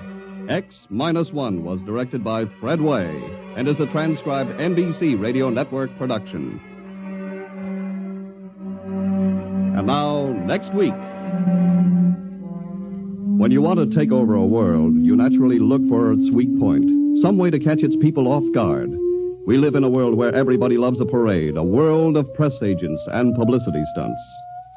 But who would ever dream that invaders from outer space would take advantage of that weakness and actually hire a press agent to advertise their coming?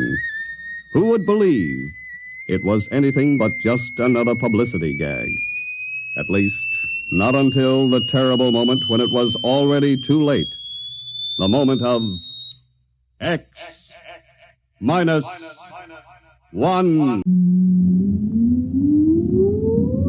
Countdown for blast off. X-5, 4, 3, 2, X-1, fire.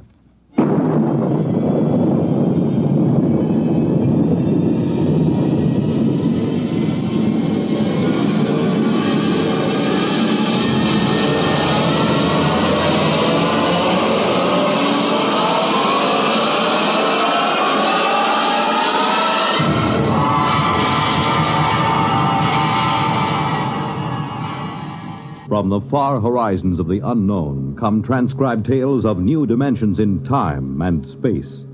These are stories of the future, adventures in which you'll live in 1,000,000 could-be years on 1,000 maybe worlds.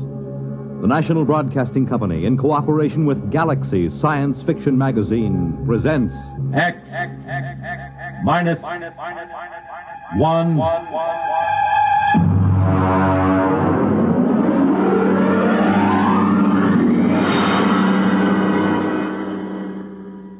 Tonight's story, Soldier Boy, by Michael Shera.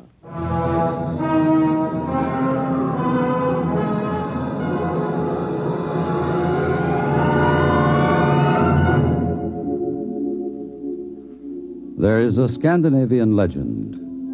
In the Northland deep, in a great cave by an ever-burning fire, the warrior sleeps. For this is the resting time, the time of peace. And so shall it be for 1,000 years. And yet we shall summon him again, my children, when we are sore in need. And out of the north he will come, and again, each time we call, out of the dark and the cold, with the fire in his hands, he will come.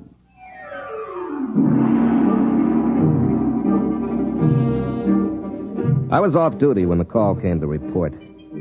I was off duty and out of uniform. As a matter of fact, I was in a bar, drunk.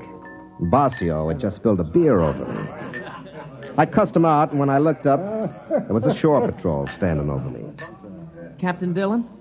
Well, where did they find you, Buster? Did you flunk out of high school or get into a fight with your father and run away from home? Captain Dillon, I have a message for you. Well.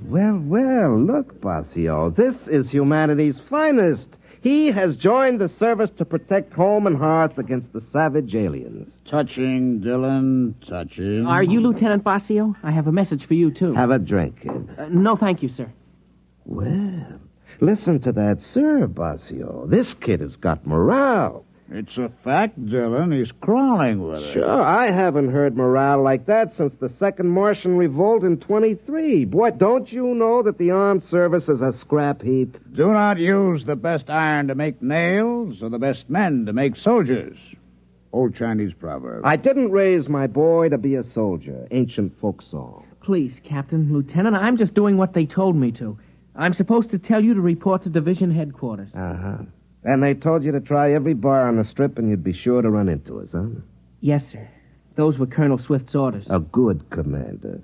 He knows the whereabouts of his troops. All right, Bossio, drink up. Let's go. Duty calls.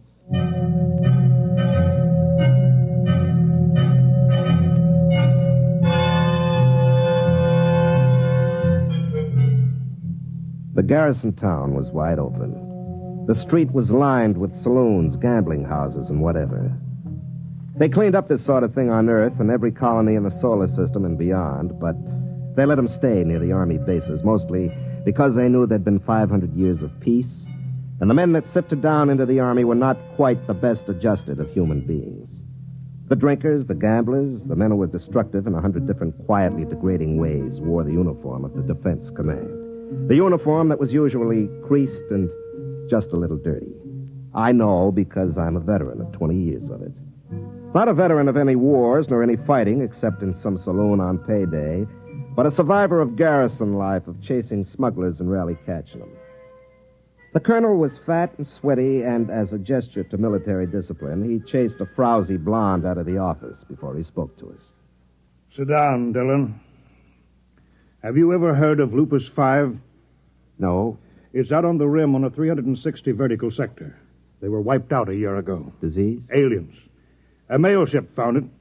By the time they called the Army in, almost 6 months had gone by. There were 70 colonists. 31 were dead. The rest were missing. All the technical equipment, all radios, guns, machines, even books were gone. The rest of the place was burned over. Only one of the men found something in the ash. As you know, every colony is equipped with a detonator in a main building. And a cobalt bomb buried right in the middle because it's a lot more important to blow a whole village than let some hostile alien learn vital technical facts about human technology and body chemistry. Well, why didn't the bomb blow at Lupus 5? Because the wire was cut. At the heart of the camp, under 12 inches of earth, somebody dug it up and cut it. Who? I don't know. Dillon, we're pulling back, evacuating the rim colonies. There's nothing else to do. No defense possible? After 500 years of peace? Look at you, Dillon. Look at me. And the rest of the Army is about the same. We're pulling out. They're not going to like that out at the rim colonies. If they don't like it, they can wait and be burned by the aliens. We can't protect them. You'll report to the 38th sector. You'll have 10 planets on your route to warn and evacuate. Try and stay sober. Yeah, I'll try. That's all. Get out of here. And send Kitty back in on your way out.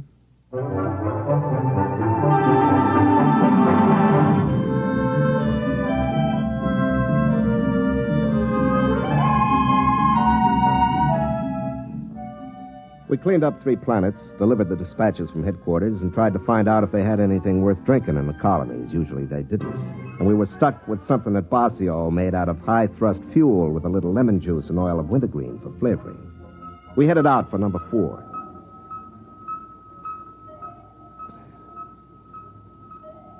Hey, Dillon. You want another belt? No, not now. I got to feed orbits into this fool computer. Light up. Come on. There she goes. Life? You're a 90-proof philosopher, Basio. Nah. Look, we come down on a planet. Nobody talks to us. We can stand out in the landing field in snow or sand or whatever they got on their miserable planet. Nobody wants us. Well, look at you. Can you blame them? No, you don't get it. What are we here for? To save them. To shove a firecracker under their tails and get them out while there's still time. What do they call us? Soldier boy. Drunken bum. Now, what do they do that for? 3 guesses. Yeah, like on that last one. They almost mobbed us. Every time we walked out in the street, they looked at us as if these uniforms were some kind of an insult. Well, look up your history, Basio. There's been too much misery tied up with soldier suits of some kind. It's practically a racial memory. Baloney. They got no call to treat us like we were criminals. They would have shot me down if you hadn't taken off so quick. Yeah, look, Basio. If somebody comes and tells you got to get off the planet that's been home for 20 years and then wrecks their best restaurant in a brawl, what do you expect, a medal? I guess you're right. Hey, that was some scrap. Yeah. I didn't like the way that stuck-up head waiter called me soldier boy. I'll do it all over again. I know you would. On the next planet, do your drinking on the ship. It's safer all around. Oh, they still got no right to be so stuck up. After all, somebody's got to be in the Army. Yeah, I guess so. Well, that's the last orbit. Pass me the bottle.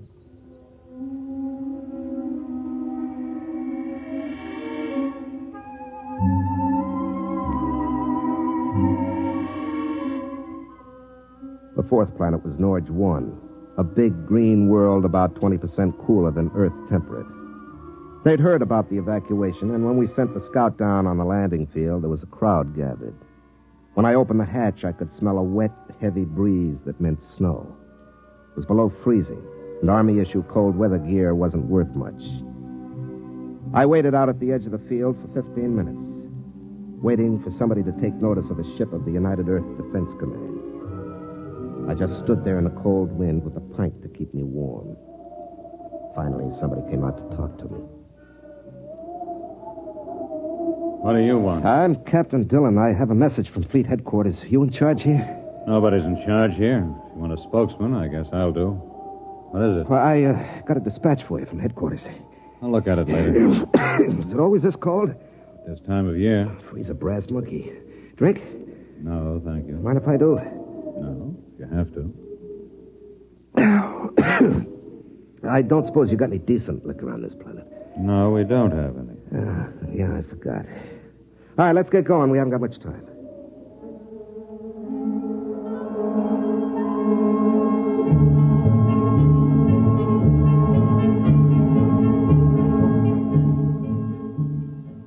They had a meeting at the main warehouse. Russell read the dispatch and the order for evacuation. It took them a long time to understand. They took it pretty well, but then these were pioneers. Pioneers. Before you settle a planet, you boil it and bake it and purge it of possible diseases.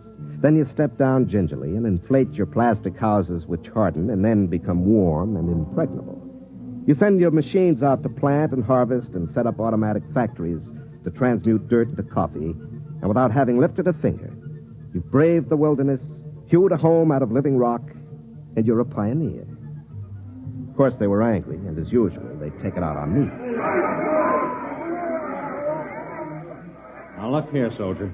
This is our planet. This is our home. We demand some protection from the fleet. We've been paying taxes for all of you all these years, and it's about time you earned your keep. Maybe, Mr. Russell, maybe, but there is no fleet. Oh, there are a few hundred half-shot old tubs that were obsolete before you were born, and there are 4 or 5 new jobs for the brass and the government, but that's all the fleet there is. Now, look, it's 10:30 now, and those aliens might be coming in at any time for all we know, so we'd better get going. Lieutenant Basio has gone on to the sister colony at Planet 2 of this system. He'll return to pick me up by nightfall, and I've been instructed to have you gone by then.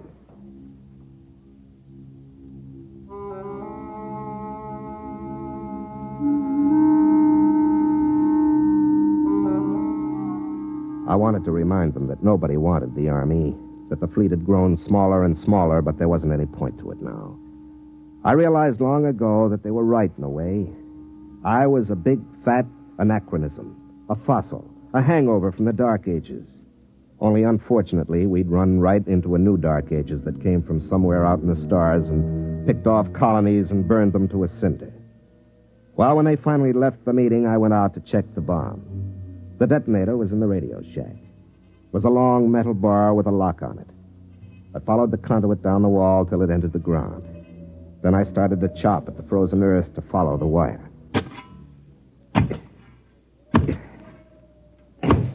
Captain Dillon. Yeah?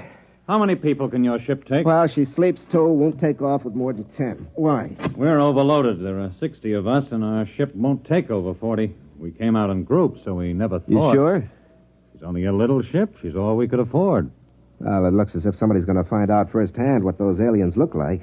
It's not very funny. All right. Maybe the colony on 2 has room. I'll call Basio and ask. Aren't there any fleet ships within radio distance? Look, the fleet is spread out kind of thin nowadays. Yeah. Here it is. What's that? That's your wire from the detonator to the bomb. Somebody dug it up, cut it, and then buried it again and packed it down again real nice. Fool. Who? Well, one of us, of course. I knew nobody ever liked sitting on a live bomb like this, but I never You mean one of your people? Isn't that obvious? Why? Well, they probably thought it was too dangerous, like most government rules. Maybe one of the kids. No. There was a bomb wire cut on Lupus 5 just before the alien attack. Maybe an animal? No, no animal did that. Some coincidence, huh? The wire at Lupus 5 was cut just about before an alien attack. Now, this one was cut, too, newly cut. So something knew enough about this camp to know that a bomb was buried here and also to know why it was. Something didn't want the camp destroyed, so it came into the middle, traced the wire, dug it up, and cut it, and then walked right out again. What'll we do? Pass out your guns. Try not to scare them. I'll be with you as soon as I've spliced this wire.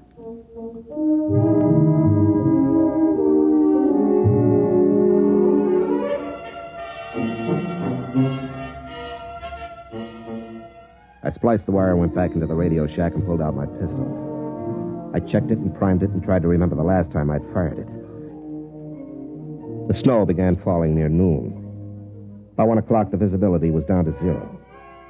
I tried to contact Bossio to tell him to hurry. He didn't answer.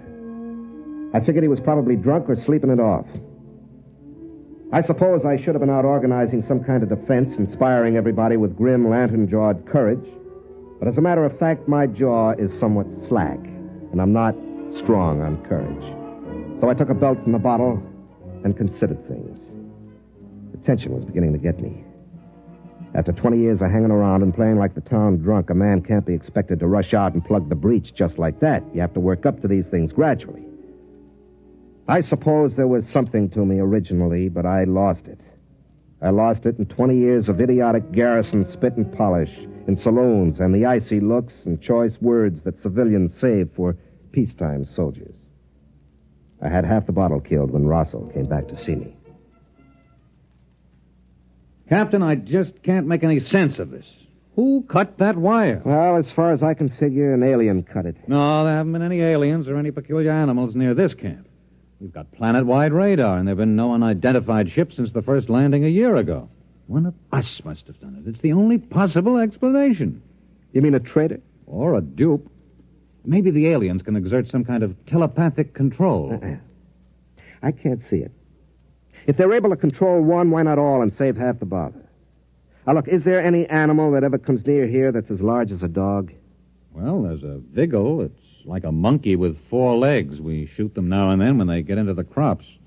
We're going to post sentries. Do you want to place them? Well, you know this site better than I do. Post them in a ring within calling distance, huh?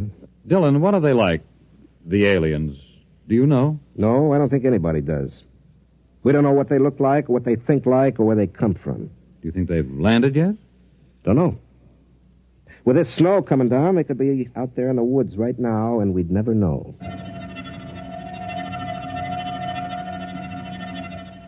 Planet Director 7396 recording progress report on attack day. Physical situation excellent. Headquarters bunker 10 feet underground. Electrical heating apparatus running smoothly. View screens operating. Human colonist activity not according to pattern. 8 humans have taken up watch positions on the perimeter of the colony. Original plan was for attack at night, but presence of Earth vessel dictates change in plans. The humans move quickly. They might be gone by nightfall. It will be necessary to disable their ship, proceeding on this alternate plan.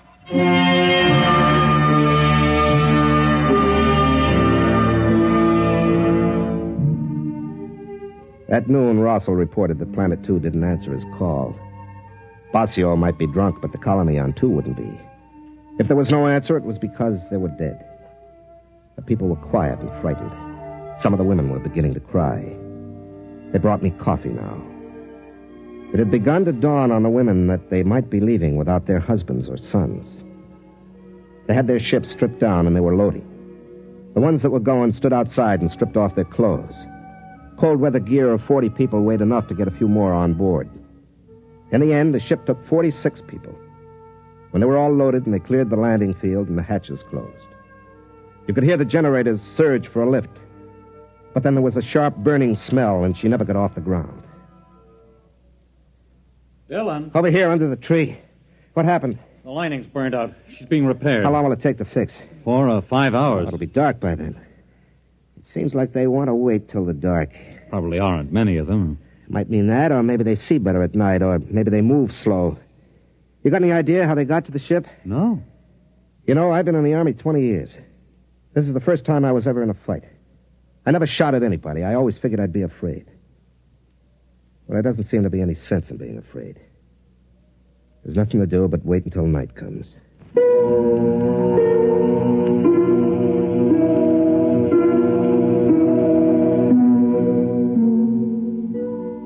I sat there thinking of Basio. He was dead. There wasn't much doubt of that. Probably died dead drunk and not giving a solitary hoot. I stared out into the snow and thought the same thought over and over. Basio is dead. Basio is dead. In all this dog-eared, ape-run universe, he was about the only friend I had, and so naturally he was dead. Dead because he tried to come out here to help these people. People who cursed him and called him a drunk, which he was, and a brawler, which he was when somebody crossed him. But he was the one who came to help. And in short time, I'd be staying behind so that some colonist could jam himself aboard my ship and lift out to safety. And I'd die to save somebody I didn't even know. Somebody who 24 hours before would be ashamed to be found in my company. They come to an army for help too late. An army like me, sodden and not knowing whether they can fight or not. Dylan. What? Over there, at the edge of the woods. Something moving. You can see it through the snow. Look out. How far do you make it to that tree? About 50 yards. 50 yards. There it is, you see, by the bush. 50 yards, no wind, half charge. I have a feeling I'm forgetting something. Well, here goes. You got it! Get down. Maybe more of them. Wait and see. I saw it clear when it jumped. It was one of those monkeys. Maybe. We'll see.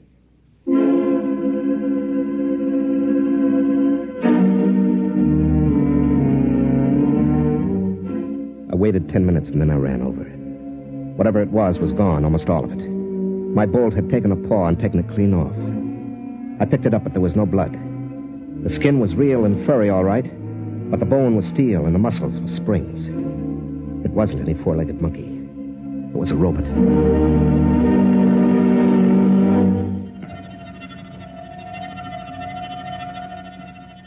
Planet Director 7396 recording progress report on attack day. Due to component tube failure, small robot unit out of control. Wandered towards settlement. Took calculated risk with poor seeing due to snow that humans would overlook it and still think of it as an animal, even firing with ports open. But a part of the robot is missing and the humans have found it. There will be no chance to disable the smaller ship now. In order to carry out total destruction, the settlement will have to be detonated. The settlement will have to be bombed from previously planted locations. I will have to leave control bunker for a more distant position as soon as protective armor is put on. I will proceed to carry out this plan. I realize this is not the ideal operation. It is more disciplined to capture humans and their equipment undamaged, but total destruction is necessary. For further operations, recommend duplication of essential controls on robots. The procedure of planting them on worlds before colonization by humans in the shape of local animals demands perfect operation when attack day arrives, or the resident director planted at the same time on each world will be unable to carry through attack plans. Now leaving bunker.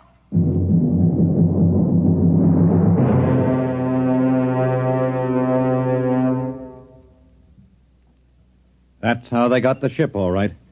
Probably slipped a Vigil through the aft port and left it in there to foul the lining. Wonder what else they've got. Well, probably all kinds of things. Must have been some kind of lizard that went under and cut the wire. A spicer lizard. They can burrow underground. And we've got a bat that could do aerial reconnaissance for them. Well, they know everything about you, and we don't know anything about them. They're probably sitting out there right now, swarming behind those trees, waiting for it to get nice and dark. All right, you better get back to the others and tell them I'll stay here. Why? Because we only need one. If we could just get one back to a lab, we'd have some clue to what they are. We can't just cut and run. We've got to make a stand. I didn't think the Army made stands. I thought they just pulled out. Yeah, I suppose so. An Army does what it has to, and ours is weak and filled with men like me. But even so, there comes a time when...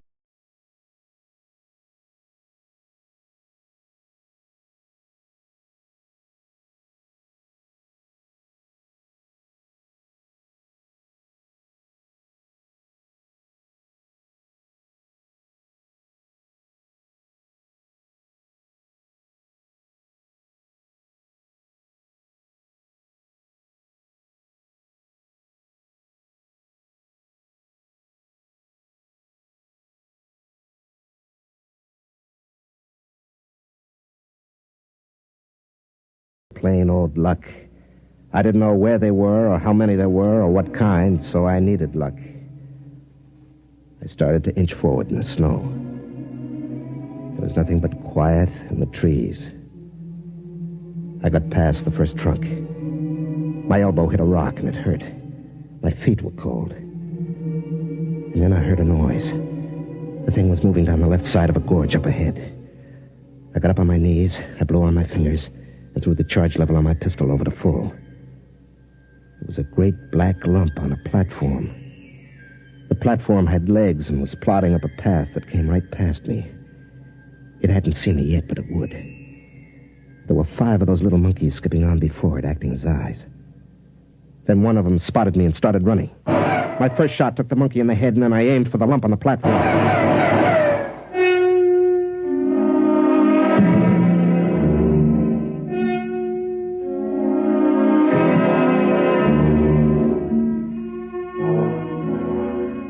They got one blast off before I hit anything vital. It burned across my shoulder, my shirt charred. It felt as if I'd been hit in the arm with an axe. Nothing else moved. The monkeys were stiff like statues, and the platform was on its side. Through a hole in the black lump, something gray and soft was oozing out. I looked around and saw the robots frozen, and I realized I'd got him. I'd hit the guide, the alien who was directing the robots. I kicked at it with my foot. It was too big and heavy to carry. I'd have to send someone back for it. But I wanted to take something, so I grabbed one of the monkeys by his stiff, jutting arm and began to drag it back to the village. We put the alien in a freeze tank and shipped it back to Earth. They learned a lot in the lab, but out there in the colony, we learned a lot more. We learned that man wasn't born to live out his days at home by the fire. In the wee black corner of space which man had taken for his own, other men were learning. And the snow fell in the planet's world, and when it was spring, where I had fought, men were already leaping back out to the stars.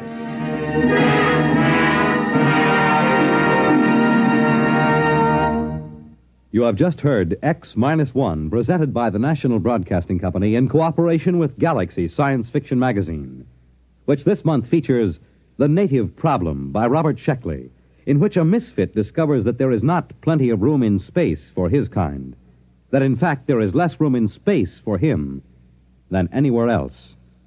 Galaxy Magazine, on your newsstand today.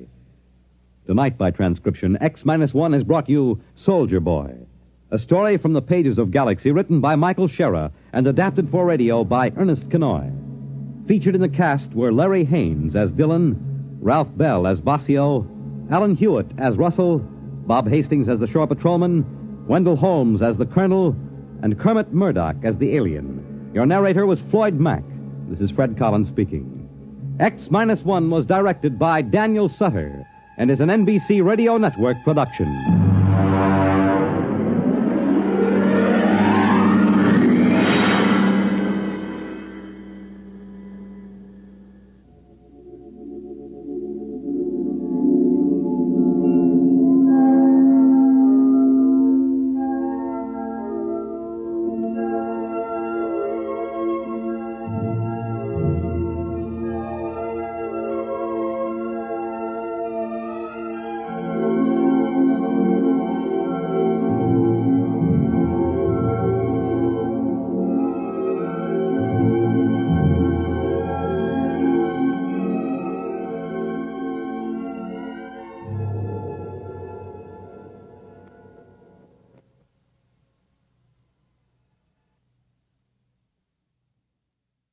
One of the best, one of the most popular programs on radio. That's You Bet Your Life with Groucho Marx. And here's a reminder. Now Groucho can be heard on Saturdays, and he's on at a time when every member of the family, from Junior to Grandpa, can join in the laughter that goes with each question and answer session. A new day, a new hour, but the very same fun and good times that have made Groucho and You Bet Your Life so popular throughout the years. Have you ever met a hamburger king or an earthworm farmer or a famous beauty contest winner? Well, these are some of those who have appeared as Groucho's guests. Who will be his guests tomorrow? Well, that's a secret, but you can bet your life they'll be full of fun and surprises. Have you ever heard Groucho sing his classic Captain Spaulding or throw a romantic line at a pretty girl? Well, listen in and you'll find out. Hear music in the Morgan Manor. Russ Morgan, live weekday mornings on NBC Bandstand.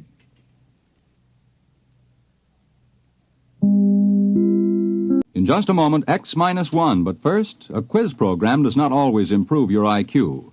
But when it's an NBC radio quiz program, you can be sure it will improve your disposition. Yes, NBC offers listeners a laugh session every Wednesday night with 2 fun-filled question and answer shows. One is Truth or Consequences. And though you may never learn why a chicken crosses the road, you'll howl as contestants perform the stunts dreamed up by MC Jack Bailey. The other is You Bet Your Life. And with a quizmaster like Groucho Marx, your good time is always guaranteed. Hear Truth or Consequences and You Bet Your Life tomorrow. Now stay tuned for X-1 on NBC. X-1 in 1 minute. This week is Military Reserve Week. If you're a young man between the ages of 17 and 18 and a half, you can fulfill your military obligation with only 6 months of active duty. You need no longer ask yourself, when will I be drafted? By joining the 6-month reserve training program, you become draft exempt and can plan your future with confidence. You are paid for your service while in training. You may be able to pick the exact job you want depending upon your aptitudes and Army vacancies. You may enlist in the program and then receive a deferment until you have finished high school. Your training will teach you to protect yourself and your family in any emergency. The training builds you physically, and the technical skills you learn can help you later in your civilian career. There are many other big advantages for you in the 6-month training program. Visit your Army Reserve Center for all the facts about your big opportunity in the 6-month training program. Learn how you can plan your future with confidence. The book says, when the ship shall enter into the orbital pool of its destination, the motors will change in sound due to the increased anti-gravity components. A study is being made to interpret the meaning of the word destination, which was lost some 4,000 years ago and has always been a subject for much controversy. But this need not concern you. Suffice to be reassured that the change in the sound of the motors is a part of the scheme of things. Return to the schedule. The ship is all. Praise the ship. The ship is all. Praise the ship. Countdown for blast-off. X-5, 4, 3, 2, X-1, fire.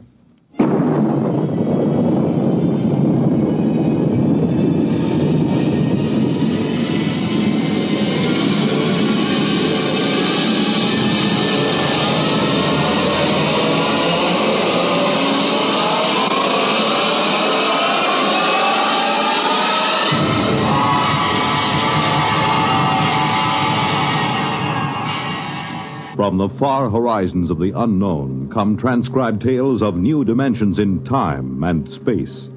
These are stories of the future, adventures in which you'll live in 1,000,000, could be years, on 1,000 maybe worlds. The National Broadcasting Company, in cooperation with Galaxy Science Fiction Magazine, presents X-1.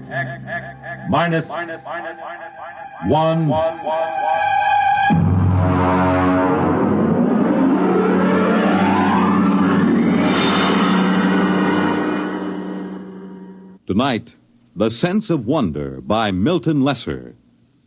The huge ship sped endlessly through space on a voyage that had lasted 10,000 years, the journey which had no end. And for those aboard her, there was no other universe. To them, the ship was all.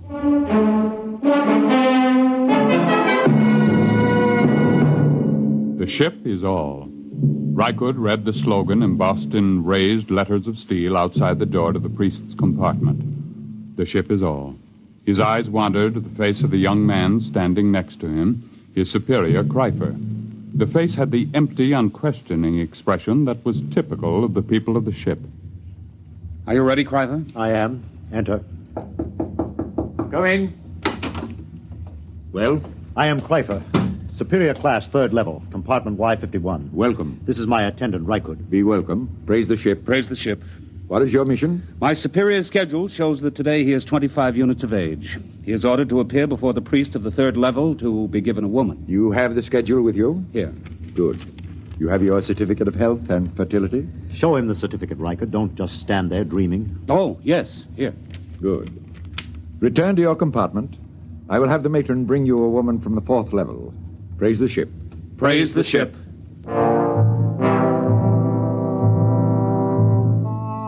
Kryfer returned to his compartment, followed by Rykud. There was no questioning in the mind of either of them. At birth, each of the people was classified as a superior or an attendant, and the coded marking of his schedule was tattooed down his right arm. Both of these young men were 25, strongly built, and tanned from constant exposure to the health rays in the ship's conditioning room. Kryfer wore the loose-fitting robe of a superior.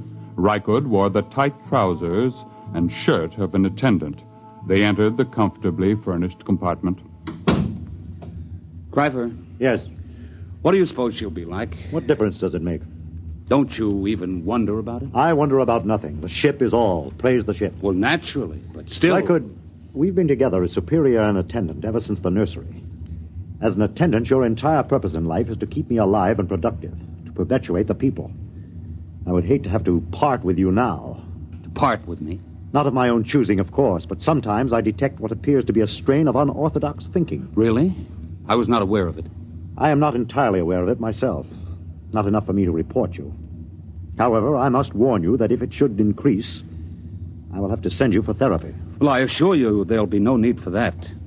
I've never deviated from the schedule. I have never disobeyed the buzzer. I am merely observing, asking questions like, don't you even wonder this is the first step to unorthodoxy? I shall watch myself for signs of it. Good. The eating buzzer. Your schedule calls for a massive dose of multivitamins. Fine. Prepare it in the green vegetables today. Today is a starch day. Oh, I'd forgotten. We could just skip it today. Rykud. Well... Of course, skipping the vitamins for one day is a permissible deviation, but I shall have to report for punishment tomorrow. Well? Skip the vitamins. I knew we would. You've never missed a permissible deviation yet. It's your influence that makes me do it. And you always blame it on me. That's what attendants are for. Yes, I know. Now, that must be the matron with the woman. Open the door. Maintain the utmost dignity, please. Yes? Is this the compartment of Kryfer, third level, Y51? Yes. I am matron of the woman's level. Enter. I am Rykud, Kryfer's attendant. This is Kryfer. I have brought a mate for you. This is she. Be welcome. Praise the ship. Praise the ship. Her name is Aylin. Welcome, Aylin. I am most happy to be here. Praise the ship. Come. I will show you which compartment is to be ours. This way. There are 5 compartments in this suite, and ours will be this... Will you take food, matron? Why do you look at me that way? That mark on your forehead. You have always had such a mark? Yes. And you have another diamond-shaped on your right shoulder? How could you know such a thing? Your name is Rykud. Rykud. How like him you look. How like whom? Your father. My what? Of course, you could not know the meaning. What do you say? When you were born, like any of the people of the ship, you were taken immediately and placed in the nursery of the ship. You never knew who sired you, nor did they know you. Naturally. It's according to the schedule. Yes, it's according to the schedule. I have a strange feeling toward you. I can't explain it. What sort of feeling, Rykud? As if we've met before. But that's impossible, of course. Yes. Still, there have been cases, it is almost heresy to mention it, where a mother has been able to keep her child for a while. Such a female would be turned over to the control chief and fed into the converter. If she were discovered. It is a criminal thing to do. It is said to warp the child so that he becomes a heretic at an early age. Yes, it is very, very criminal. Still, you say there have been cases. Once there was a woman, it is said, an attendant, who managed to conceal such a child behind one of the forbidden doors for almost 3 years. Behind the doors? It's unspeakable. Very likely only a rumor. It's shocking to hear of such things. Behind the forbidden doors. You're shocked, and yet something seems to stir deep in your memory, perhaps. Nothing. You're certain? Why do you speak to me thus, woman? Come closer. What is it? Closer. Where there's no chance that we'll be overheard. Well? Rykud, you are that child. I will not listen. I will not listen. You are that child. How could you know such a thing? I am 70 units of age. 25 units ago, I was a matron of the nursery. This person came to me and told me of her child, which she had concealed in the space lock behind the forbidden door. She begged me to take it and place it in the nursery with the other children. I had been her attendant for many years, and we were close to each other. I did as she asked. But are you certain this child was me? I remember the marks upon it. And I am doomed. Why doomed? I have known my own parent. This accounts for the strange feelings that come over me sometimes. What feelings are those? A sense of wonder. Ah. You seem pleased. Rykud. What? Your superior returns. I cannot speak. But if you would satisfy this sense of wonder, I have a book which I will give you. I cannot accept a book without the supervision of the ship's librarian. Take this one. Keep it concealed. Here. Take it quickly. They're coming. Well, what are you two whispering about? I was merely explaining to your attendant how he must behave in the presence of your mate. There is no need to explain. All is scheduled. Nothing is questioned. Praise the ship. Praise the ship. I hope that your union will produce the optimum number of children. I'll leave now. Aylin. Yes, Pfeiffer. Your duties will be very simple. Reichert will teach you how to prepare my meals, and you will memorize my schedule. In 3 months, he will be freed from service as my attendant, and he will report to the second level to find a mate in the attendant class. Yes, Cryphon. It's time for my health treatment. Teacher Reichert. Yes, Cryphon. Come here. Closer, where I may examine you. This is Cryphon's schedule. You will memorize it. Yes. Here is a list of permissible deviations. Oh, I am familiar with it, naturally. I see. I was not aware of what training you received on the women's level. The matron trained us well. Good. You have been with the matron a long time? Ever since I left the nursery. I see. What is she called? Mara. Mara? Tell me, did she ever speak to you of a sense of wonder? Are you of the control police? Certainly not. Then you should know better than to discuss feelings. I'm sorry. I thought perhaps... What's that? The change bell. There has been some change. It frightens me. Oh, what does it mean? I don't know. I heard it only once before. When the ship passed very close to a red planet, there was a shower of stars, and the ship seemed to shake, and the change bell rang. We were all summoned to the priest and told that we must undergo a test for radioactivity. What are we to do now? Reichert, Aylin, quickly. It is the change bell. We are all summoned to the priest of our level. Quickly! Within a few moments, the people of the third level of the ship were assembled in the area outside the compartment of Chul, the priest. They stood there trembling, listening, and panicked to the clangor of the change bell, not daring to wonder what it meant, but aware that something different had happened. Something different. I'm frightened. Hush! The priest is coming. The ship is all. Praise the ship. Praise the ship. Listen to Chul, your priest. I have just been in contact with the chief priest of the ship. This is what I have been given to say. For 10,000 years now, ever since the ship began the voyage which has no end, we have lived as one people following the schedule. In those years, the change bell has rung only twice. On one occasion, it was to announce a change in the schedule for the preservation of the people of the ship following the epidemic. On another occasion, the ship passed close to a radioactive explosion, and it was feared that we had become dangerously activated. Now the change bell has rung again. You wish to know the reason, naturally. I am given to tell you there has been a change in the sound of the motor. There is no cause for alarm. The priests have consulted the book which no man may see save the high priest.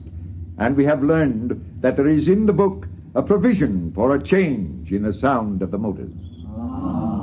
The book says, when the ship shall enter into the orbital pool of its destination, the motors will change in sound due to the increased anti-gravity components.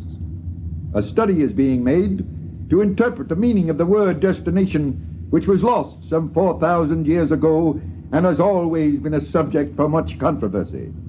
But this need not concern you. Suffice to be reassured that the change in the sound of the motors is a part of the scheme of things. Return to the schedule. The ship is all. Praise the ship. The ship is all. Praise the ship. On his way back to his compartment, Rykud stopped for a moment in front of the forbidden door which led to no one knew what, and listened to the sound of the motors. Yes, it was true. There was a new sound. It was frightening, and yet at the same time it made Rykud's heart leap with expectation. He looked at the forbidden door again and read the warning. No unauthorized persons permitted through this door. Attendant? Yes. What's your name and compartment? Rykud, attendant to Kreifer, third level, Y51. Who are you? Graf, control police. Why do you loiter outside the forbidden door? I was merely reading the warning, trying to impress it upon my brain. Is there a need to impress it? You have doubts? Well, no. No, of course not. Then why bother to impress it? If you have no doubts, there is no need to impress it. Well, I was merely... You see, I am engaged in the training of a mate for my superior. I wish to make certain that she knows every jot and line of the warning. Has she doubts? I'm sure she does not. Then why impress the warning upon her? It should be sufficiently impressed upon her since birth. I was merely... You were merely loitering, eh? Tell me, Rykud, do you ever wonder what is behind the forbidden door? Never. Are you perfectly content? Perfectly. Good. I'm going to enter your name in my report as a warning. See that it is not repeated. I will see. Return to your compartment. I will return. Praise the ship. Praise the ship. Rykud went back to his own compartment. He tried to push the events of the day out of his mind. It was almost too much to cope with.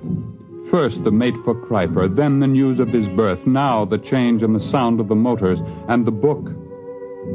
Rykud lay inside his bunk, drew the curtain, and took the tiny, ancient plastic book from his trouser belt. He opened it and began to read. It was thought advisable to keep from the passengers on the ship the fact that their voyage might end in catastrophe. Forced to leave the Earth because of its radioactivity following the 3 wars, the inhabitants of the ship, to all intents and purposes, became the inhabitants of a new world. The ship was their world. The organizers of the expedition felt it would be cruel to inform them that the ship's navigation machinery had been set in a series of ever-increasing circles and then ever-decreasing circles, so that in 10,000 years the ship would return to Earth. There was the possibility that Earth would no longer exist, or that the radioactivity would have made it uninhabitable, even if the remaining humans hadn't managed to explode it. Therefore, the ship became all. Even the word destination was eliminated. If it were known that I had chronicled this account, I would most certainly be executed and the book destroyed. Most likely it will pass into legend and be disbelieved anyway, just as fairy tales and even biblical accounts have become tolerated but disbelieved by many who were... The sleep buzzer sounded, and Rykud's eyes closed automatically. Ordinarily, the people of the ship did not dream. It was considered a sign that therapy was needed. Tonight, Rykud dreamed.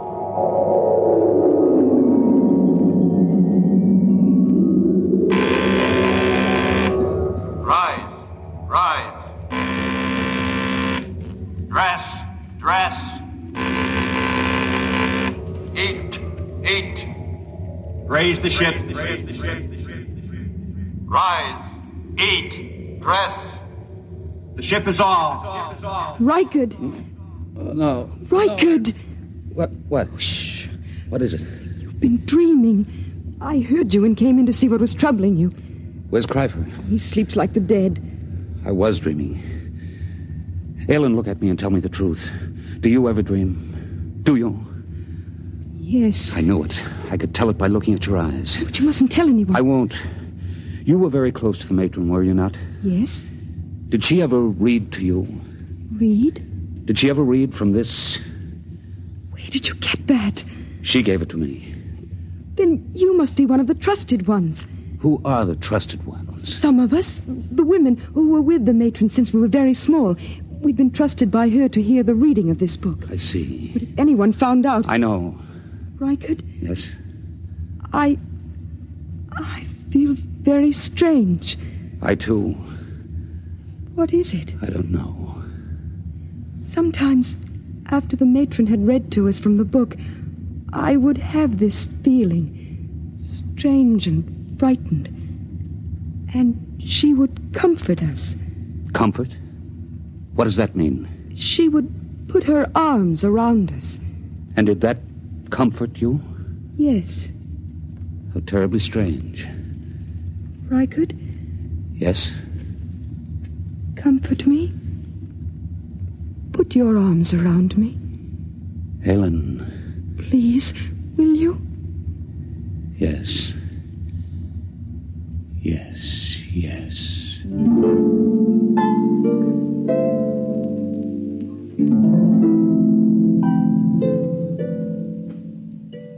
On the following morning, when Kreifer went to the conditioning room, as prescribed by the buzzer, Rykud drew Aylin over to the spaceport and slid aside the protective shield. Look. I am looking. Tell me what you see. I see the stars and space. Look closely. Do you see nothing unusual? I so seldom look through the spaceport. I'll tell you then. Look there. See that one star, so big and so bright that it hurts your eyes? Well? I've been watching it. It is growing larger each hour. Stars do that. Never has one been this large. What difference does it make? The stars exist only as pictures in the glass of the viewport. They're not real. The ship is all. That is what we are told, but perhaps it isn't true. What? Perhaps these stars do not exist only in the glass of the viewport. Perhaps they exist beyond the viewport. I don't understand. Let me say it this way once and forever. Perhaps, Aylin, the ship is not all. Rykud, your heresy frightens me. Rykud, hold me close. It frightens me even to look at you. Oh, Rykud, you mustn't even think it. I do think it. I believe it. I believe the ship is not all. And I believe you are a candidate for the converter. Kreifer. Don't move, Rykud, or I'll blast you into dust. It is bad enough for an attendant even to touch his superior's mate, but to couple it with the ultimate heresy. There is nothing but death in this. Kreifer, I beg of you. Stand aside, Aylin. I'm going to finish this heretic. Now, Rykud. Have I killed him? No, he's just stunned. Oh, Rykud, what can we do? I don't know. Rykud, the change bell again. Something's happening. I know what has happened. Come, we'll go to the priest. What about Kreifer? He'll have us killed. No, it's too late to think of that. Come.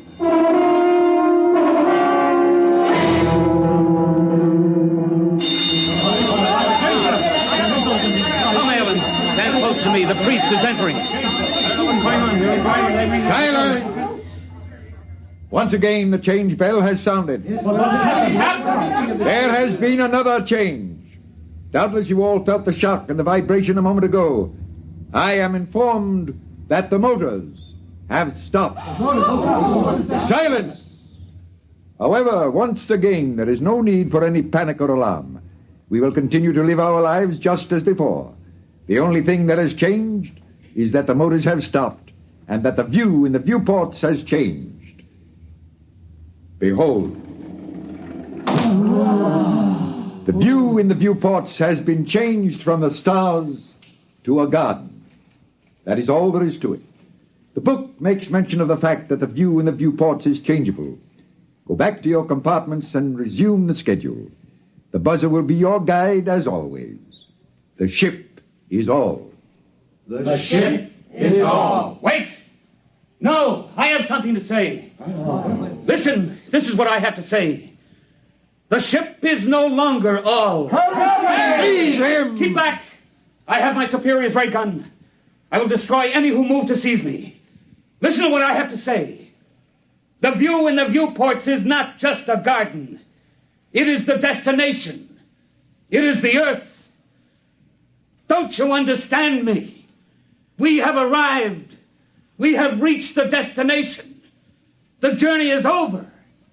We can leave the ship and go out into the garden. Fools, can't you understand? Watch the viewport. Watch it. The viewport is broken. I've shattered it. You can go out. Feel the air rush in. Smell its fragrance. Rykud, they don't move. They don't understand. Seize him! Kill the heretic! Kill him! Rykud, they're moving toward us. Run! Follow me quickly! After him! Death to the heretic!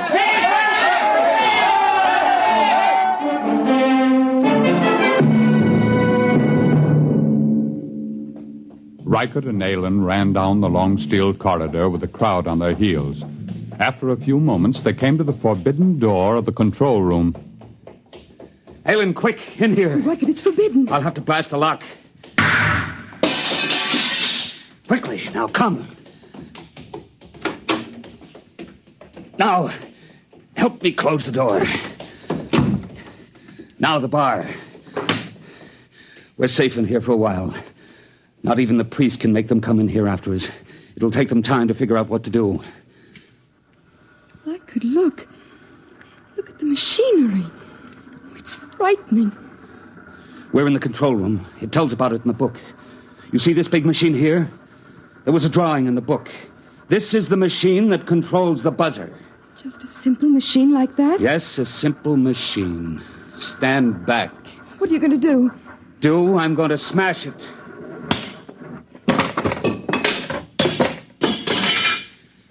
Now they're going to have to find a way to live without the buzzer. Reichert, they're breaking down the door. Come with me. Where can we go? There's nothing except the ship. No, there is more than the ship now, Aylin. There's the Earth. The cool green Earth. I'm going to smash the viewport. Come on. We're going to leave the ship. Reichert, I'm frightened. Put your arms around me. There's nothing to be afraid of. Come, Aylin. Take my hand. Here is the Earth. And it is ours.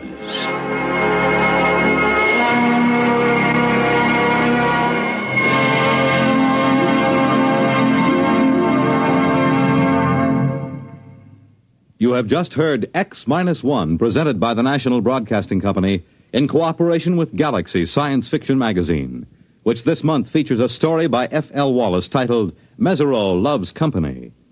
When Marcus Mesereau set out on his mission to Earth, he was driven by pride and indignation, plus a practical reason. But if he'd known what lay ahead, he might have decided to let bad enough alone. Galaxy Magazine on your newsstand today. Tonight, by transcription, X-1 has brought you The Sense of Wonder, based on a story from the pages of Galaxy written by Milton Lesser and adapted for radio by George Lefferts. Featured in the cast were James Monks, Bill Quinn, Edwin Jerome, Vera Allen, Rita Lloyd, Joe DeSantis, and Dick Hamilton. Raymond Edward Johnson was the narrator. Your announcer, Fred Collins. X-1 was directed by Daniel Sutter and is an NBC Radio Network production.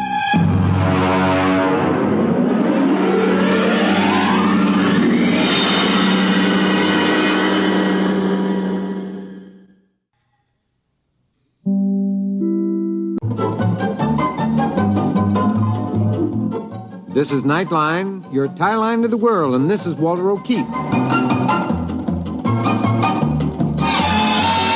Tonight, a visit to worlds strangely different from ours, the world of the future, the world of X-1.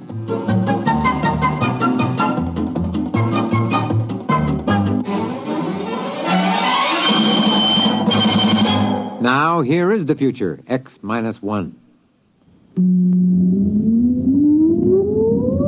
Countdown for blast-off. X-5, 4, 3, 2, X-1, fire.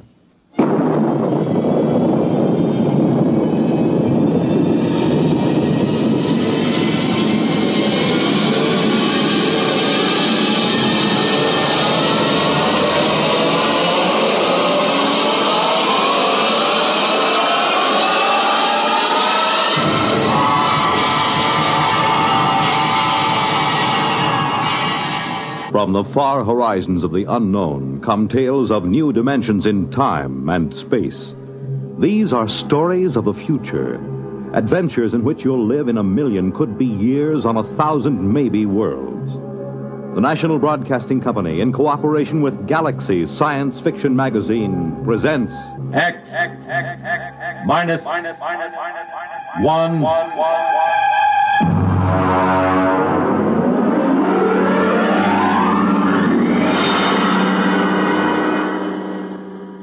Tonight, the Clifford D. Simak story, Drop Dead. But first, hear this. Have you ever asked yourself what this country's most important natural resource is? I'm Dorothy Olson, NBC Bandstand singing schoolteacher. Our most important resource? Well, you might consider it our mineral deposits, or our tremendous sources of water power, or maybe our great forests. Well, these are all very important natural resources, but there's one resource that's more important than all these combined. Our children. Don't neglect them or their educational facilities. Poor schools breed inadequate citizens for tomorrow. And another thing, keep your youngsters in tip-top shape so that they won't miss important school days. Dress them against the weather so they won't catch needless winter colds. Check their wardrobe as they go back to school this fall to be sure that they have plenty of the right kind of clothing. Remember, our children are this nation's most important natural resource. It's your job to protect their future as they go back to school this fall.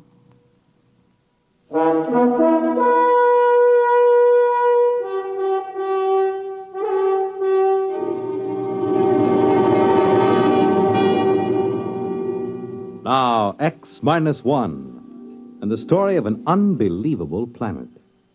Listen to Drop Dead.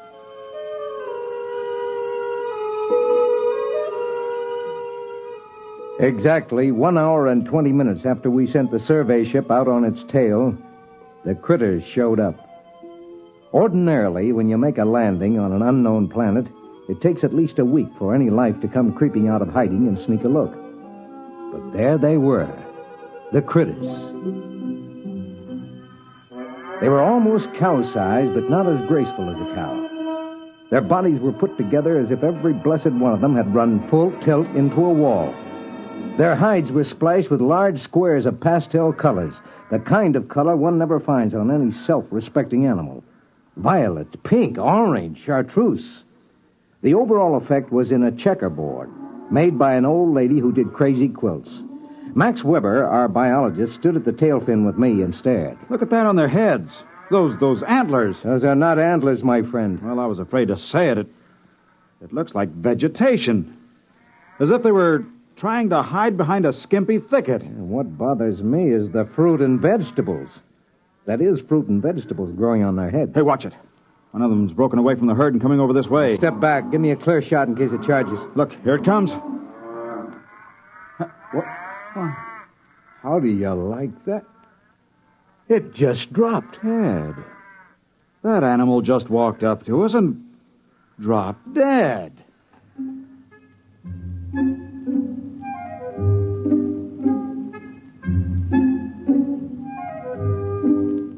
We left the critter lying where it fell and started to set up camp. Carl Parsons, our ecologist, had the stove together and the supper started before the last tent peg was driven. I dug out my diet kit and mixed up my formula, and all of them kidded me about it the way they always did. It didn't bother me. Their kidding was automatic, and I had automatic answers. I know ulcers must sound silly and archaic. You ask any medic, he'll tell you they don't happen anymore. But I have a riddled stomach and a special diet kit to prove that they sometimes do. After supper, Carl Parsons, the ecologist, Max, and I dragged the critter in and had a good look at it. Hey, look at this, Ed. This animal's got different colored blocks on it, just like a checkerboard. Look at this one. Holes. Yeah. Just like one of those peg sets a kid uses toys. Here, look what I found out of that. I'll poke it with my knife. There. Looks like a bee. Well, it is. On top of being a tomato bush and a grapevine, this critter is a walking beehive. Why couldn't they be something simple? Yeah, it never is. You know, this is a screwy place. The critters? No, not the critters. The planet itself. Never saw one like it. It's positively naked. No trees, no flowers, nothing. Almost as if someone had said, let's make a simple planet. Let's cut out all the frills. Let's skip all the biological experiments and just work on the basics. One form of life and the grass for it to eat.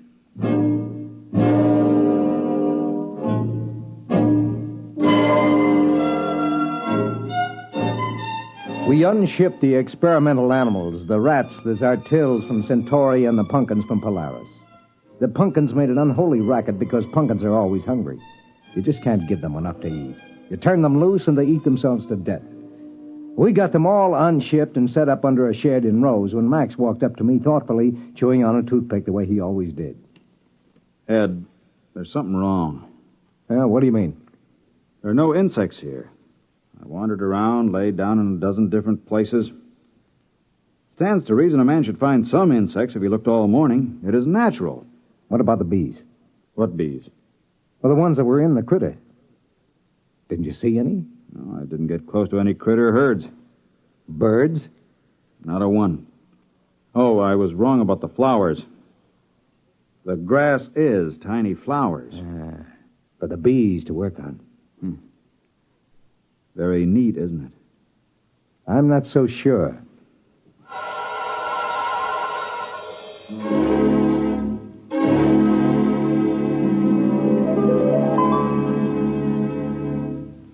American tradition.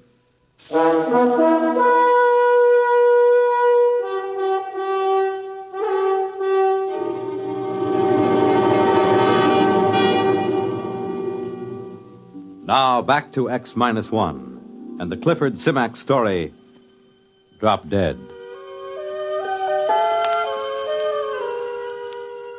The bio team had the critters spread out on a canvas tarp. They were happily chopping him up in small pieces with a scalpel. Ed, I've got news for you. No brain. What? No brain. We can't find one, and there's no nervous system. That's impossible. How can a highly organized, complex animal exist without a brain or nervous system? It's got everything else. As near as we can figure it out, there are at least a dozen different kinds of flesh. Some fish, some fowl, some good red meat, maybe even a little lizard. Well, an all-purpose animal. We found something, finally. If it's edible, and if it doesn't poison you, if it doesn't grow hair all over you. Well, that's up to you, fellas. I'll get the cages down, and you can start killing off the little animals to your heart's content. And there's only one insect, these bees. And we never see these unless we're near a critter herd. And no birds, no fish in the water. Not even a single-cell paramecium. Yeah, I was talking it over with Max. You know, I'd give my right arm to hear a cricket or a mosquito or even a hornet. This is the strangest thing we've... Hey, Max, what are you chewing? Toothpick. That's no toothpick. Spit it out, spit it out. That's grass. I don't know. I must have just picked it automatically to chew on. It. Just a habit, I guess. Well, go on with the report. Well, it's a walking filet mignon. That animal is an all-purpose for sure. It lays eggs, gives milk, and has 6 different kinds of red meat. Makes honey, 2 kinds of fowl, 1 of fish, and a whole lot of others we can't identify. Then, of course, the bacteria. And what about the bacteria? The critters swarm with them. And all of them the same. You know, it normally takes 100 different kinds of bacteria to make the metabolism work. But here there's only one. It must do all the work of the 100 other species do. I wouldn't be surprised if that's the brains and the nervous system you couldn't find with your knife. The bacteria doubling in brass for both systems. The whole place balances. Nature's never static, never standing still. But here on this planet, it's standing still. Where's the competition? Where's the evolution? It's as if long ago all these life forms said, let's quit this feuding, let's get together, let's cooperate. Symbiosis. Well, we need another critter to work on. I'll bet you we get it.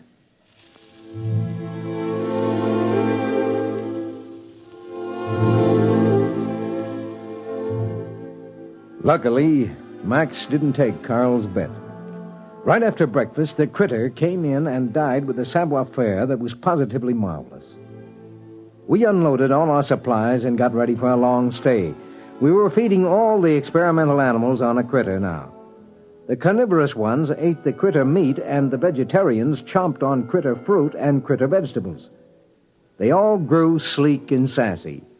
We were sitting around after supper one night when suddenly we heard something. Hey! What is it? Listen! Thunder. Listen. I think... All right, quick. Everybody up into the ship. What is it? A herd of critters. Look, you see the dust? They're coming this way in a stampede.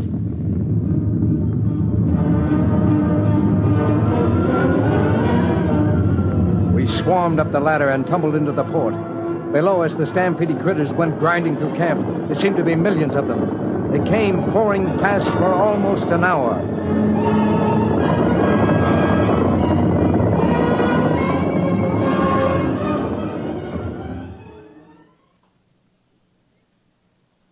When it was all done, we came down and surveyed the damage. Well, the animals are safe. They were under the tail fins. Everything else is gone. Tents carried away. Food supply is gone. How about the emergency rations in the ship? I had to move them down to the supply tent so they'd be handy. They're gone, dashed into the mud. Well, even if we lifted ship immediately, it's at least 7 weeks to the nearest contact point. And no rations. Well, gentlemen, I suggest you try on your bibs. There'll be steak for dinner. Steak? That's right. Steak or fowl or fish or honey, whichever you like. You mean eat critter? You got any other ideas? Well, for one time. Ed, I wish I had your ulcers. You've got your diet kit in your pack, right? Yeah. Well, let's get a good fire going and throw on a chunk of critter.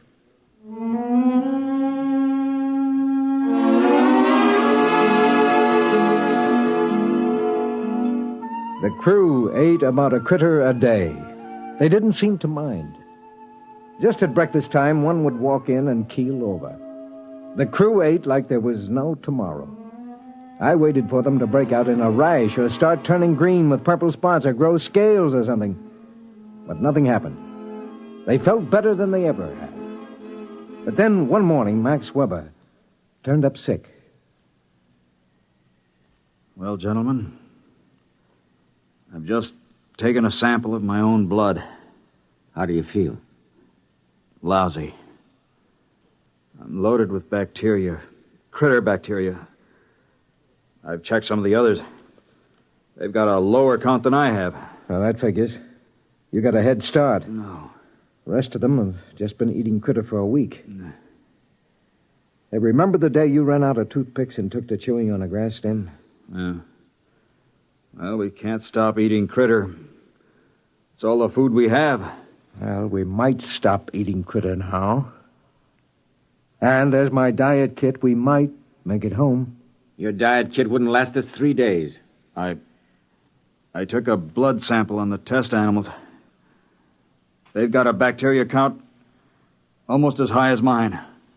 Well, it doesn't make any difference. We still have to eat critter. We haven't got any choice.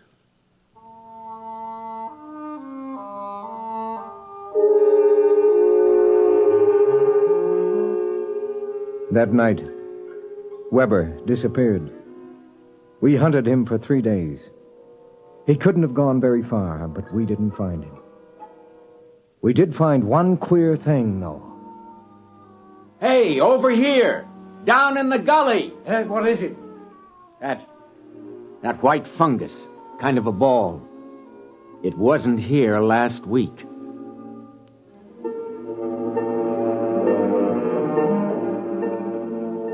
We couldn't find Weber. And then about 4 days later, Carl woke me up. Ed, get up. Get up.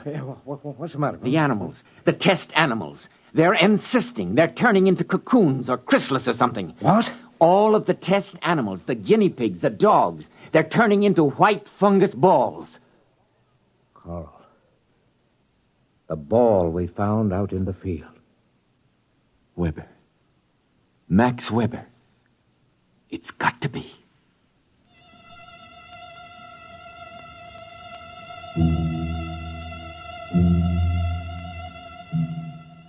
We had some trouble finding the place because the land was so flat and featureless. We finally located it just as dusk was setting in. It's split. It looks like an egg after a chicken's been hatched. Carl? Well, what do you think? Look inside. There are 2 halves of that cocoon. Look at the marks. You can see what it is now. Ed, you're the only one who has a chance. I think you should leave right now. Get back to the center and tell them. You've got your diet kit. You can make it. No wonder there are just the critters here. Take 1 drink of water, chew a single grass stem, take 1 bite of critter. Do any one of those things and you turn into one of them. Listen, Ed. You take your diet kit and notes and get out of here. But I can't run out on you. Forget us. We're not human anymore. You must not stay. If you do, in a day or two, a critter will come in and drop dead for you. And you'll go crazy all the way back home, wondering which one of us it was.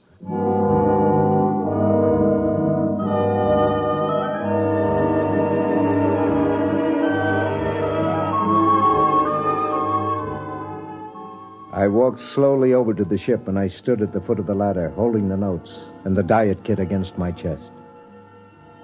I thought of all the things we'd been through together. The crew, how they'd always kidded me about the diet kit. I thought of almost 10 years eating that awful goo, and that I could never eat like a normal human because of my ulcerated stomach. Maybe they were the lucky ones, I told myself. If a man got turned into a critter, he'd probably come out with a whole stomach and never worry about how much or what he ate. The critters never ate anything except the grass. But maybe, I thought, that grass tasted just as good to them as steak or a pumpkin pie would taste to me. So I stood there for a while and I thought about it. Ed, what are you doing back here? Carl, I just took that diet kit and threw it out into the waste disposal unit. What are you talking about? My friend, I am very hungry. What have you got for supper?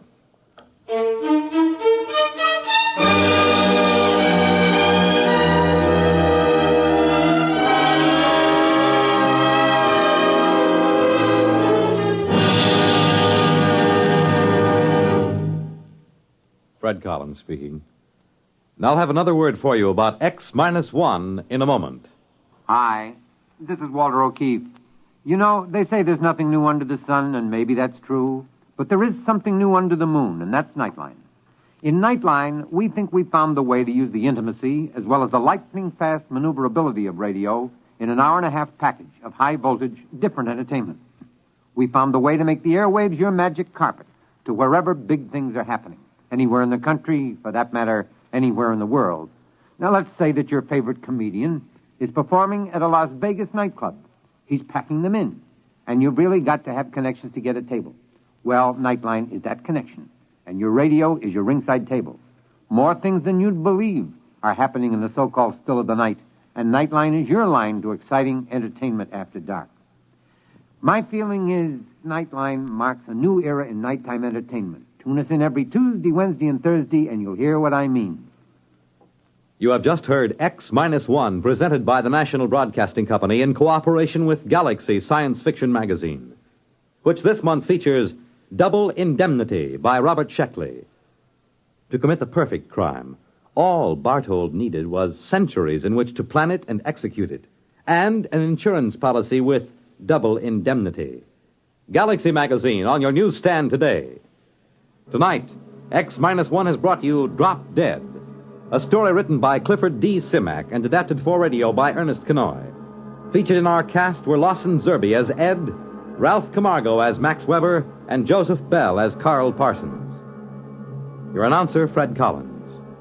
X-1 was directed by George Voutsas and is an NBC Radio Network production.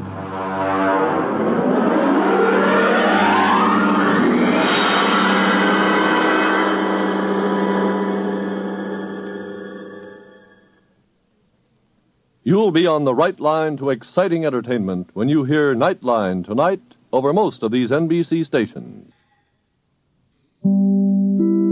In just a moment, X-1. But first, when you hear the hearty laugh and familiar voice of the great Gildersleeve tomorrow night, you know you're in for some hilarious adventures. Because whenever Gildy is around, somehow things never seem to go as planned. It might be his impulsive nature, or maybe it's his incurable weakness for the fairest sex, but whatever it is, the great Gildersleeve is bound to keep you laughing for a full 25 minutes.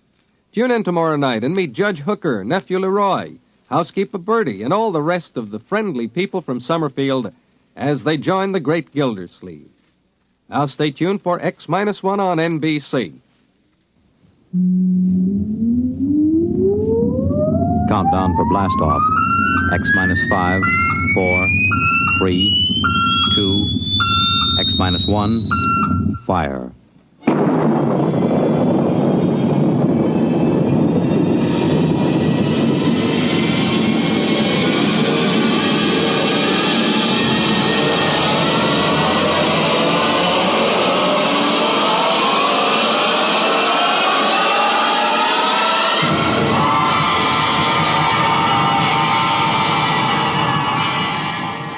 the far horizons of the unknown come transcribed tales of new dimensions in time and space.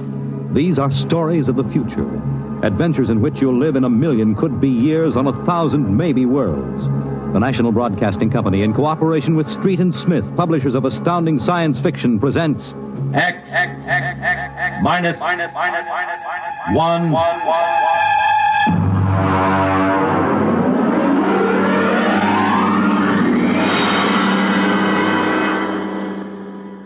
Tonight's story, Time and Time Again, by H. Beam Piper.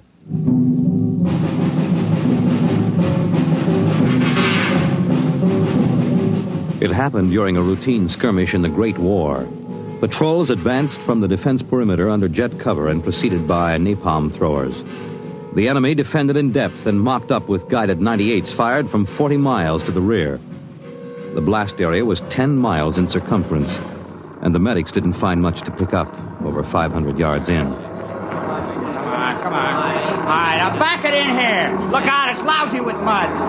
More. Now, cut left. More, hold it. Stretches. Coming up. Come on, Travers, get those men out. Yes, sir. Get a move on. Line them up. Come on. Easy. You want to kill them? Okay, take it away. Left those Joes where they was. Half of them won't last till the plane comes. As long as they're alive, they'll be treated. Get those tags out, Travers. Start taking names. Yes, sir. This one must have been 1,000 yards in. Get his dog tag out. What a mess. Here. Hartley Allen, Captain G5 Chem Research AN 73D. Number SO 23869403-J. Hartley? Alan Hartley. Oh. That must be the Hartley that wrote Children of the Mist and Conker's Road. Never heard of him. Major, I think maybe he's partly conscious. Had I better give him another shot? Go ahead, Sergeant. There isn't much else we can do for him.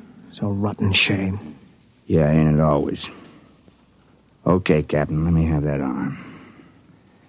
There.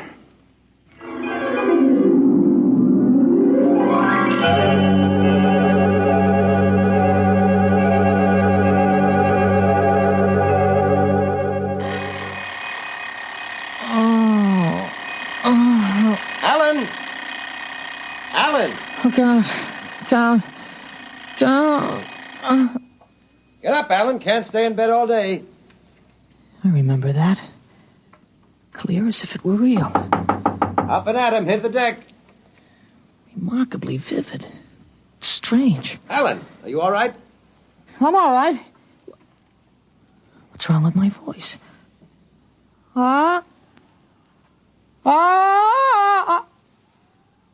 It's too high. What are you doing? Practicing singing? My voice has changed. Is that all? You're growing up. Happy birthday. Happy birthday? Hey, wake up, son. Wake up. I am awake. It's impossible. I am awake. Well, the way you slept through that alarm, I'd say it was impossible. Come on, out of bed. I don't understand. You went to bed at a decent hour. You could wake up the next morning. Come on, son. Breakfast waiting. Out of bed or I'll turn it over. All right. It's a dream. Maybe, but you're wide awake now. I am. I'm awake. Well, half awake anyway. That's the bell at St. Boniface, isn't it? What day is it? Are you kidding? You forget today's your birthday? No, I didn't forget. Neither did I. Here, son. Happy 13th birthday. You won't guess what's in here. A rifle. A light .22 rifle. Oh, now how did you know that? I remembered. Did I spill the beans sometime? Oh, I could have sworn it would be a surprise. Well, go on. Open it.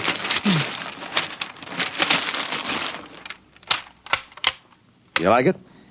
Yeah, it's perfect, Dad. We'll have to lay down rules about using it, and I'll have to teach you how to operate it. I don't believe in letting a boy handle a gun till he really knows how. If I let you play with that thing before I teach you about guns, you'd blow your head off. I suppose so. I'll be shaving, Alan. Come down to breakfast when you're ready. Well, it's a big day today. You're almost a man. Almost. You're still groggy. Snap out of it, Alan. I will. There's a dream in it somewhere, but I'm not sure which. What? Never mind, Dad. I'll be right down for breakfast.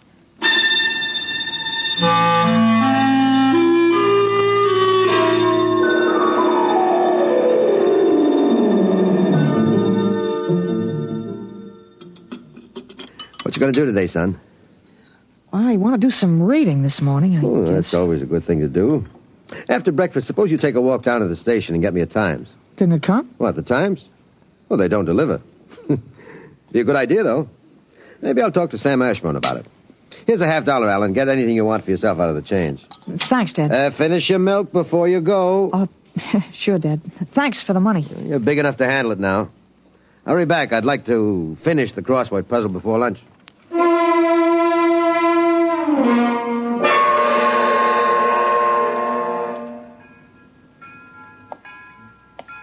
Here you are, Alan, 1 Times. Tell your father the puzzle's a stinker this week. Yeah, thanks, Mr. Ashburn. Look out for the trucks when you cross the highway. I'll go across Elton's lot. It's a shortcut. Elton's? You'll have a hard time crossing there, son. There's 4 buildings on that block. I thought they burned down. I've seen them this morning, big as life. I guess that didn't happen yet. What'd you say? Nothing, Mr. Ashburn. I was just muttering. My days, youngsters talked up. Yes, sir. Bye, Mr. Ashburn.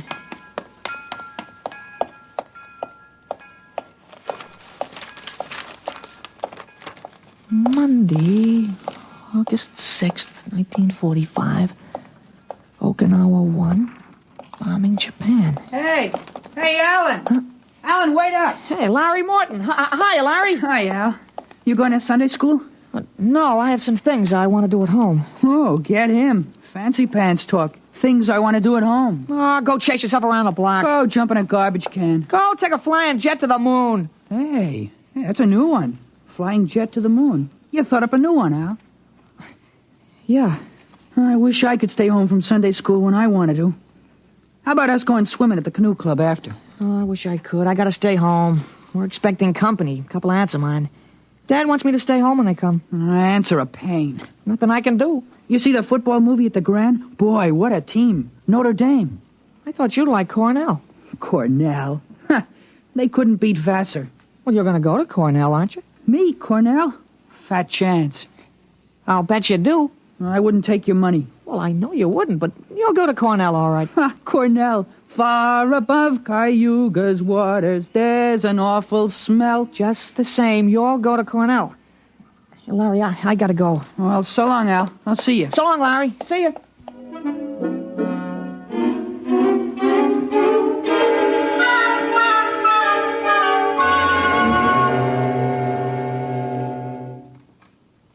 I'm stuck in this corner. 7-letter word that makes in proportion. Titrate. Huh?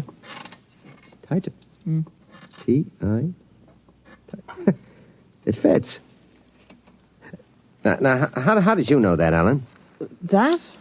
I read it somewhere, I guess. Oh. What you reading now? Tarzan again? No, not Tarzan. It's refreshing to see you with a book. Sometimes I think I ought to forbid comic books in the house. Yeah, they must be raising the devil with those bombing raids in Japan. How long do you think the war in Japan will last, Dad? Oh? I'd say to the middle of 1946. They'll have to invade those islands foot by foot. I don't think so, Dad. I wouldn't be surprised if the war was over very suddenly. How, by magic? There isn't a thing on earth will make those Japanese surrender. You expect somebody to make a pass and it'll be all over by this afternoon? Something like that. I wish it could. Be a lot of boys dead in the invasion of Japan. Mr. Hartley, excuse me, please. Oh, hello, Mr. Gutchell. That's Frank Gutchell, Dad? That's right. Excuse me. I didn't mean to disturb you, Mr. Hartley. It's all right. Lovely day, isn't it, Mr. Gutchell? Mr. Hartley, the Lord's Day is always beautiful. Of course, Mr. Gutchell. Mr. Hartley, I wonder if you could lend me a gun and some bullets. My little dog's been hurt, and it's been suffering something terrible. Oh, that's too bad. I want a gun to put the poor thing out of its pain. Of course. How would a 20-gauge shotgun do? You wouldn't want anything heavy. I was hoping you'd let me have a little gun. Maybe, so big. Pistol? So I could put it in my pocket. It wouldn't look right to carry a hunting gun on the Lord's Day, and people wouldn't understand that it was for a work of mercy. Of course, I understand. You're a very religious man. The whole world is evil, Mr. Hartley. Yeah, sometimes it certainly looks like it. Well, I have a Colt 38 Special from the auxiliary police outfit. Well, that's fine. Now, you've got to bring it right back, Mr. Gutschel. I might be called out. Now, you'll have to promise to get it right back. Dad, wait a minute. I just remembered. Remembered what? Well, aren't there some cartridges left for the Luger? Then you wouldn't be without the Colt. That's right. I have got a German automatic I could let you have. That way I wouldn't get stuck. You'd have to return it promptly, though. Oh, wait, Dad, I'll get it. I know where the cartridges are. Be careful, son. Well, Mr. Gutschel, it sure turned out nice after all that.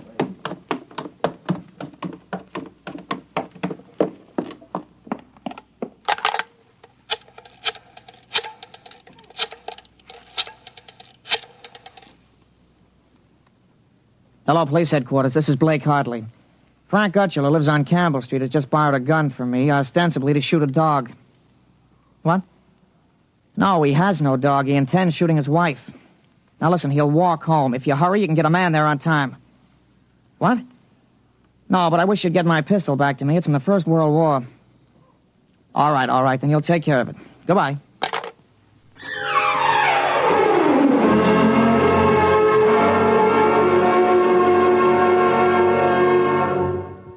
There you are. What kept you, Alan? I couldn't find the cartridges at first. I'll show Mr. Gutschel how it works. It's all loaded, ready to shoot. This is the safety. Just push it forward and up. There are 8 shots in it. Did you load the chamber, Ellen? Sure, it's on safe now. You understand how it works, Mr. Gutschel? Oh, yes, I understand. Thank you, Mr. Hartley. Thank you, Sonny. Goodbye. Goodbye, Mr. Gutschel. Return the gun when you're done. Yes, I'll be done with it soon. Goodbye. Alan, you shouldn't have loaded that gun. I guess it's all over now.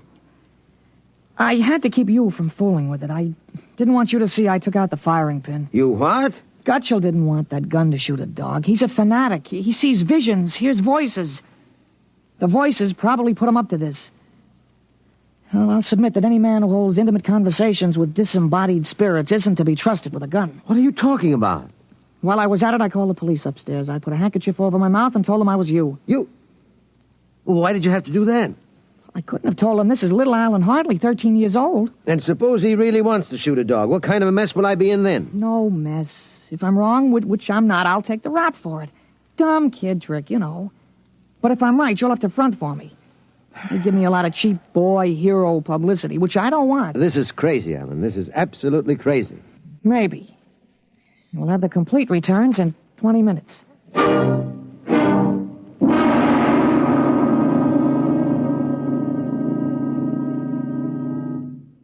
Mr. Hartley? Mr. Blake Hartley? That's right. I'm Detective Sergeant Koborski from Homicide.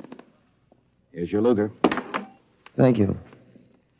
I don't know how you spotted that guy, but when we busted in, he was pointing that gun at his wife and swearing a blue streak because it wouldn't go off. I'm glad I was able to help. You know, they may even have some kind of a citation for you, Mr. Hartley. I don't think that's necessary. In the department, we figure a little publicity never hurt nobody. Even a lawyer, huh? I really would prefer it if you kept quiet. Well, whatever you say. We'll want you to drop around in the morning for a statement. I'll be glad to. Well, goodbye. Goodbye, Sonny. Goodbye, Sergeant. Why don't you take the citation, Dad? Well, you were right. You saved that woman's life. Now, let's see you put back the firing pin. Sure. Here.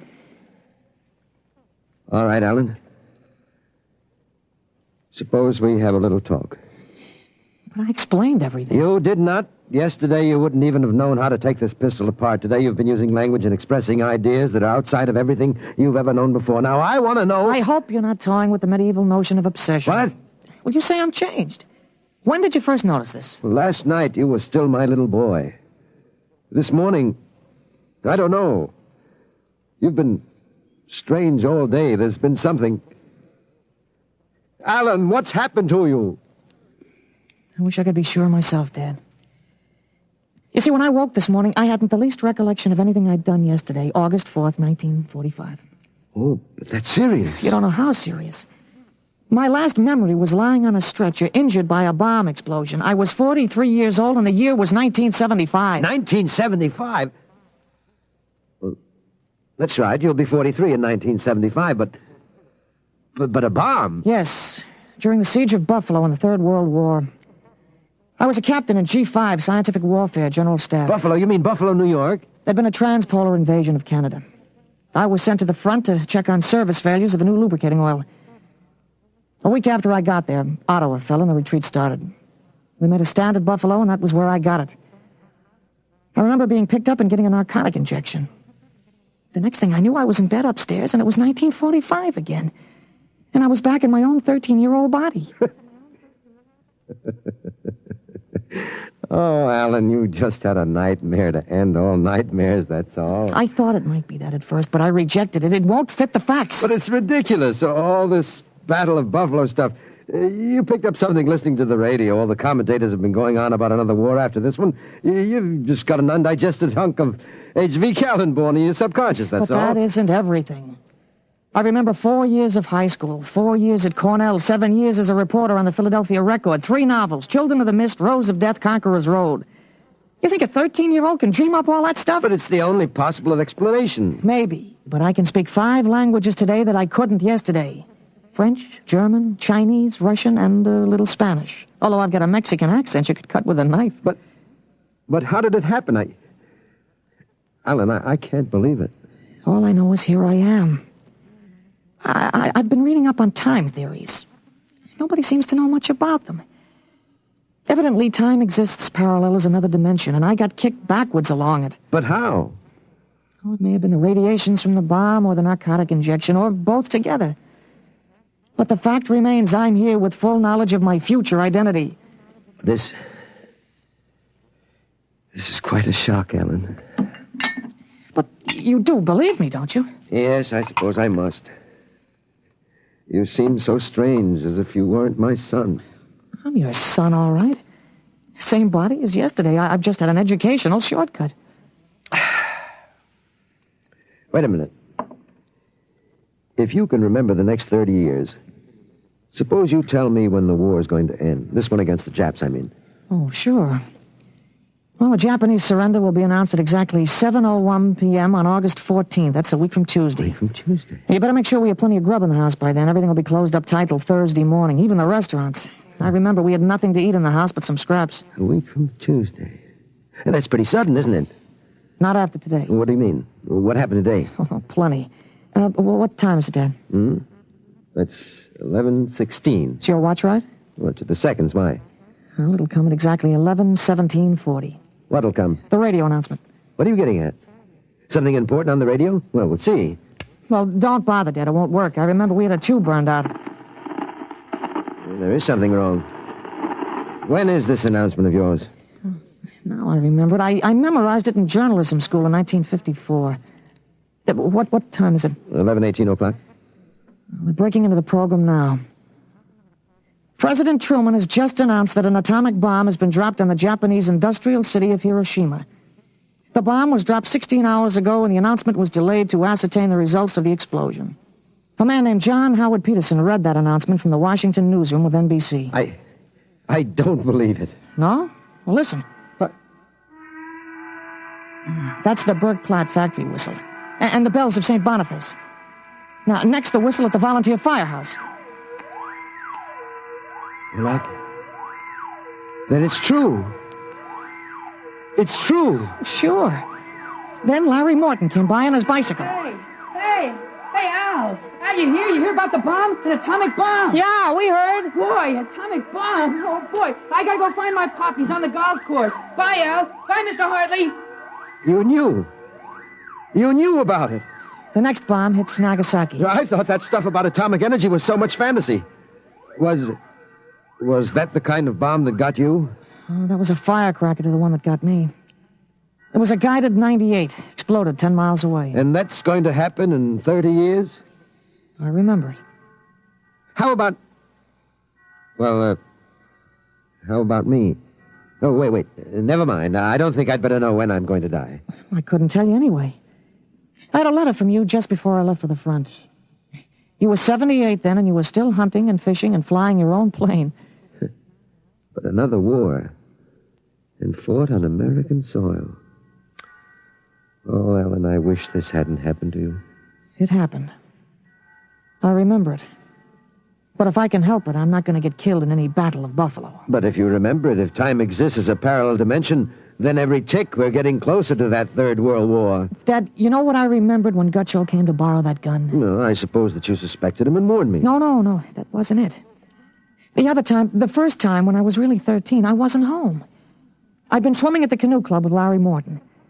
When I got home about a half an hour from now, I found the house full of cops. But if the gun didn't fire... What makes you think it didn't?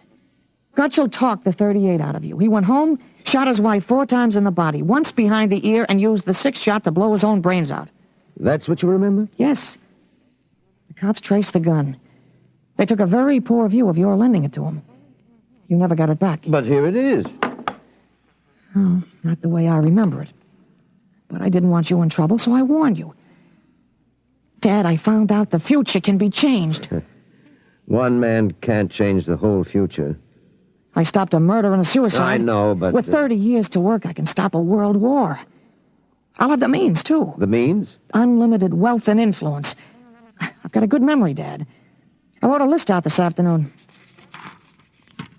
Salt, jet pilot, citation, ponder, middle ground. What is this, a code? Horses. That's a list of Kentucky Derby winners from 1946 to 1970. Huh? You sure? Oh, I learned that list on a bet at the Officers Club in Cincinnati in 1971. Assault paid 8-1. You figure out what we can take in. But gambling? Oh, this isn't gambling. It's a sure thing. When we get rolling, we'll make the Rockefellers look like pikers. Assault at 8-1. Mm-hmm. I suppose I could scrape up $5,000. In 10 years, that'll make a lot of money. Any other little thing you have in mind, Ellen? Well, by 1952, we start building a political organization here in Pennsylvania. In 1960, I think we can elect you president. President? Isn't that going a little too far? Well, why not? Who wouldn't vote for a politician who was always right? Besides, that's the one thing we've got to change.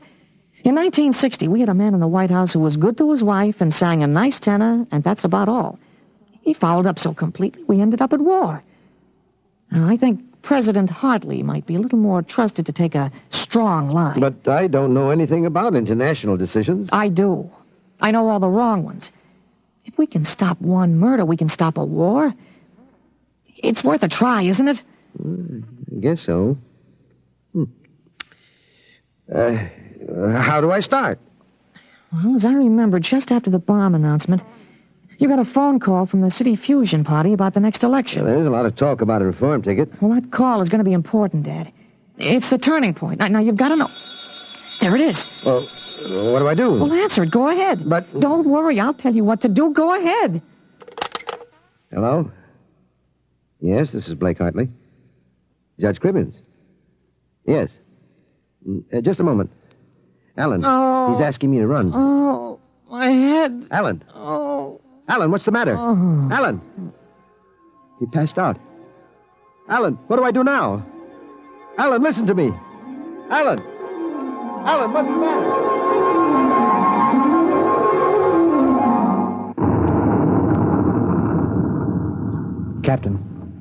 Captain Hartley. Captain Hartley. He was all right, Doctor. I gave him a shot and he was all right. Well, he's dead. All right, Sergeant. Make out the tag.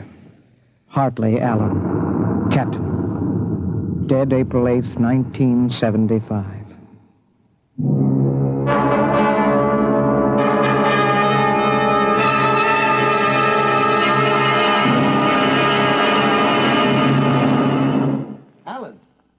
Alan, what happened? Alan! Alan! Alan, are you all right? Hi, Dad. I've got Judge Crimmins on the phone. What do I tell him? What? Alan, are you all right? You passed out. Sure. I'm all right. Hey, today's my birthday, isn't it? What'd you get for my birthday, huh? Don't you remember? The Third World War? What Third World War? Dad, what's the matter? You're looking at me funny. You don't remember. You're back again, aren't you? Back to 13 years old. Sure, I'm 13 today. For corn's sake, Dad. You must have died up there. It was only a mind transfer. That means I'm on my own. I have to do it myself without your help. Help for what? If it's the grass, I said I'd cut it tomorrow. No, it's not the grass. I've got to save your life, Ellen. I can't let you die that way in 1975. What you talking about, Dad? You sound goofy. I've got to change it all by myself. Change what? Never mind, Alan. You don't know yet. Come on. Let's have lunch. Sure, Dad, but how about my present now? What'd you get me for my birthday, In a minute, son. Go on in. Okay, well, hurry up, Dad, huh? Sure, all right. Now, where did I put that list of horses?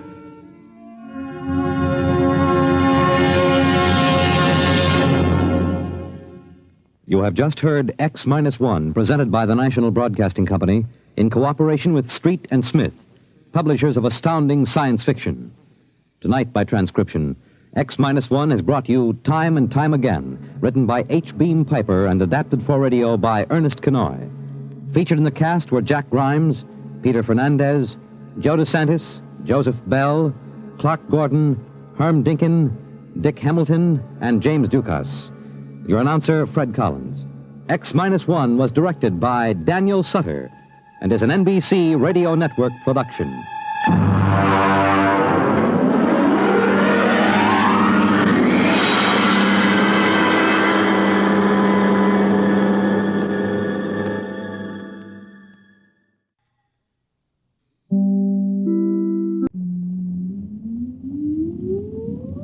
Countdown for blast off. X-5, 4, 3, 2, X-1, fire.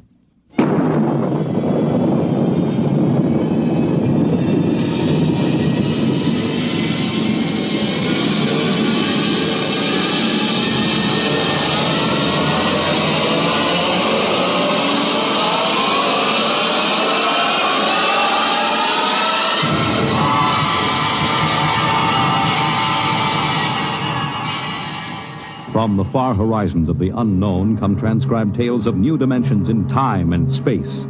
These are stories of the future, adventures in which you'll live in 1,000,000 could-be years on 1,000 maybe worlds. The National Broadcasting Company, in cooperation with Street and Smith, publishers of astounding science fiction, presents X minus 1.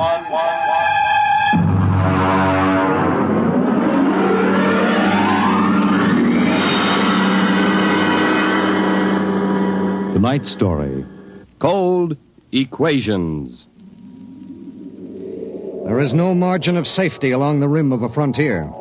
There can't be any until the way is made for those who come later.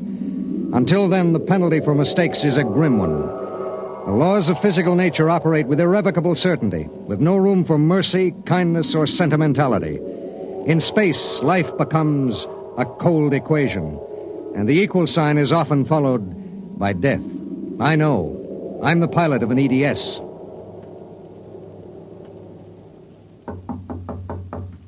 Come in. You sent for me, Commander? Yes. Sit down, Barton. We just got an ED from the Territorial Space Station on Woden. Woden. That's in the Crab Nebula, isn't it? That's right. There are 2 exploration parties there on Manning's continent. 8 men each. Mm-hmm. They've got calla fever in one of them and no serum. Oh, and I thought this was going to be a nice, quiet passenger run. Computers are working out your payload and your course right now. In exactly 10 minutes, we'll drop into normal space and launch your ship. I'll get her ready. One thing. What's that? Woden is at the maximum pay limit for an EDS. Figuring the weight of the serum, we'll be able to give you just enough fuel to land on Manning's continent if you make it the first pass. Otherwise, you'll burn out in midair. Mm-hmm. Standard procedure. Report to launching control. Right. Good luck, Barton. Thanks. Oh, by the way. Yes? When can I expect to be picked up? We'll make a stop on the run back to Earth sometime next year. You'll be notified by radio. Okay. Sorry we can't make it sooner. That's what happens when you sign on for EDS work. I'll see you next year, Commander.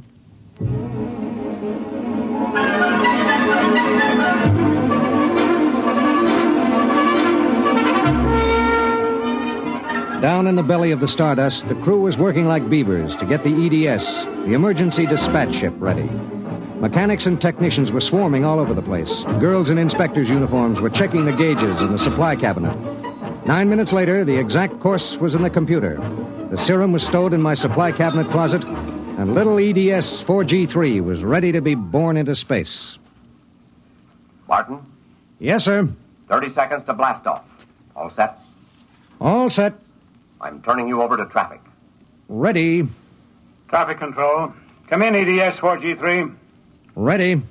20 seconds. Lock open. 15 seconds. Space drive on. Space drive on. 10 seconds. Gravity neutralizer on. Neutralizer on. 5 seconds. 4, 3, 2, 1. Blast off.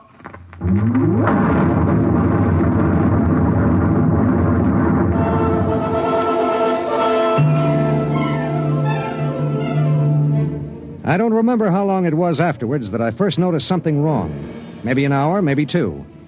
There was nothing to show it except the needle and the heat gauge. It was on 0 when we left the Stardust, and now I noticed that it had crept up toward the 30 mark. That meant something inside the ship was radiating heat. That something was in the supply closet, and it was alive.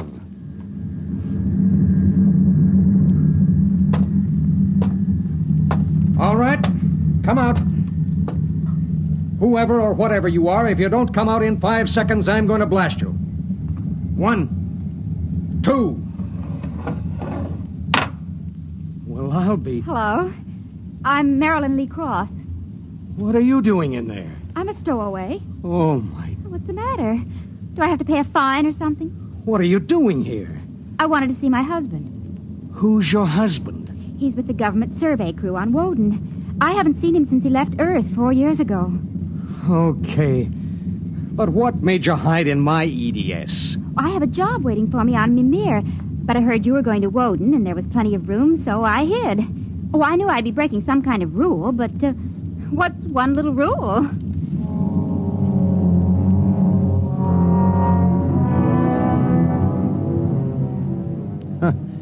What's one little rule?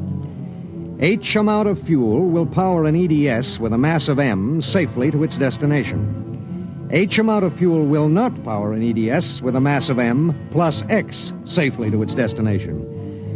Well, how could she be expected to know? She was 5'2" with brown curly hair and the faint, sweet smell of perfume. She was 5'2" and she smelled like apple blossoms. And her name was X in an equation that would have to be balanced.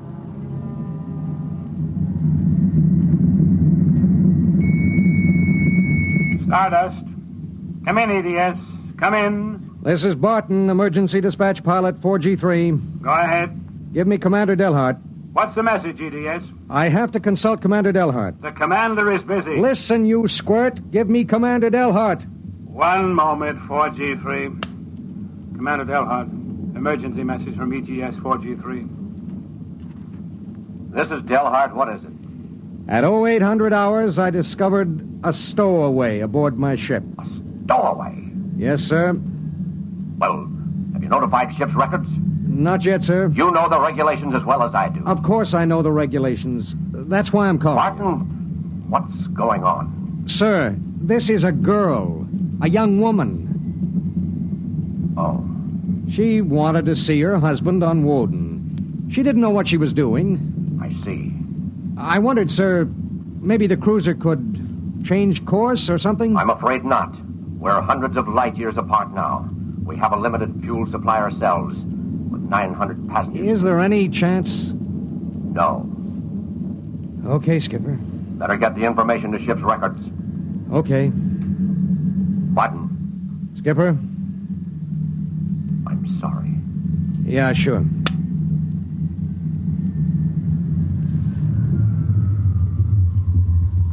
You cut our acceleration, didn't you? Yes. Why? Well, save fuel. For a while. How did you manage to stow away? I was taking a language lesson in Mimérese from a girl in the inspection corps. The order came in for your trip, and I just went along on an impulse. Oh, it was easy. I'll be a model prisoner, I promise. Oh, if you were only a thief or a spy, it would make it easier. Make what easier? Forget it.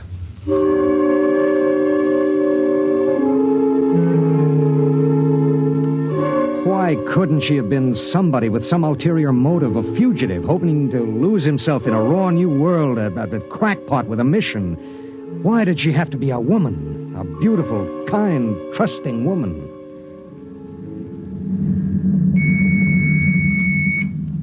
Stardust. Barton, EDS 4G3. Go ahead, 4G3. Identify a stowaway. Give me your identification disc, Miss Cross. Here. Why? Well, it's for ship's records. Identification number T8374. One moment. This is for the gray card, of course. Yes. I'll need the time of... I'll tell you later. That's highly irregular. Then we'll do it in a highly irregular manner. The subject is a young woman. She's listening to everything that's said.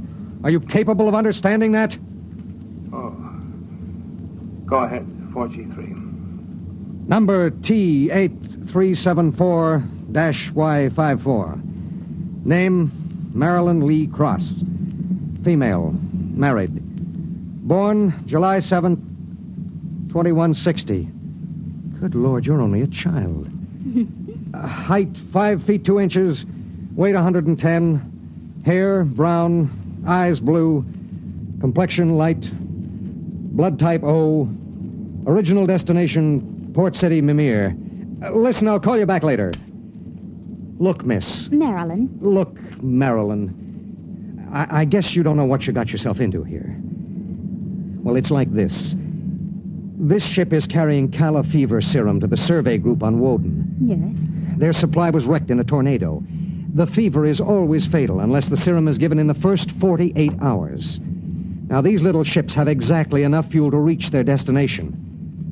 If you stay aboard her, your added weight will cause it to use up all its fuel before it can land. What happens then? We crash. You die, I die, and 6 fever victims on Woden die. Well, can't they send out another ship to meet us? There are no ships to send. Well, Oh, no. Oh, no, you couldn't do that. That's how it has to be. But that's crazy. I haven't done anything. I haven't hurt anybody. I'm sorry. I should have told you before, but I wanted to make sure there was no other way. You mean it? You're going to make me leave this ship? That's how it is. But I'll die. I'll explode. I'll be like those horrible pictures about... Try to understand. I do understand. You're going to kill me, and I didn't do anything. I know you didn't. That has nothing to do with it. It has everything to do with it. Nobody just dies like that for no reason. Oh, listen. Maybe there are other cruisers you don't know about. Maybe the radio. Maybe it... Now, listen to me. It's different here. Different from anything you've ever known. On Woden, there are 16 men. 16 men on an entire world. They're fighting an alien environment. The environment fights back. You can only make a mistake once. And I made a mistake. Yes. There's no hope. Absolutely none. You'll have to be put out of the ship.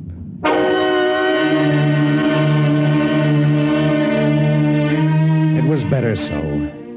With the going of all hope would go the fear. Then would come the resignation. She needed time, and there was so little. EDS. Starship to EDS. Need pertinent data. All right, Starship. When do you expect to complete your report? I need a computer check. I'll give you statistics. Statistics. This is EDS 4G3. I'm intersecting course vector 7.3 at 0831. Deceleration 1750, weight 1 ton. I would like to stay at point 10 as long as the computers allow. Will you give them the question? Check. I'll call you back. We wouldn't have long to wait. The new factors would be fed into the steel maw of the computer bank, and the electrical impulses would go through the complex circuits. Here and there, a relay would click, a tiny cog turn over. But it would be the current, formless, mindless, invisible, which would determine with utter precision how long the pale young girl beside me would live. 5 little segments of metal in the second bank would trip against an inked ribbon, and the machine would spit out the answer. You will resume deceleration at 1910. It was 1810 when he spoke. 1 hour. She has 1 hour to live.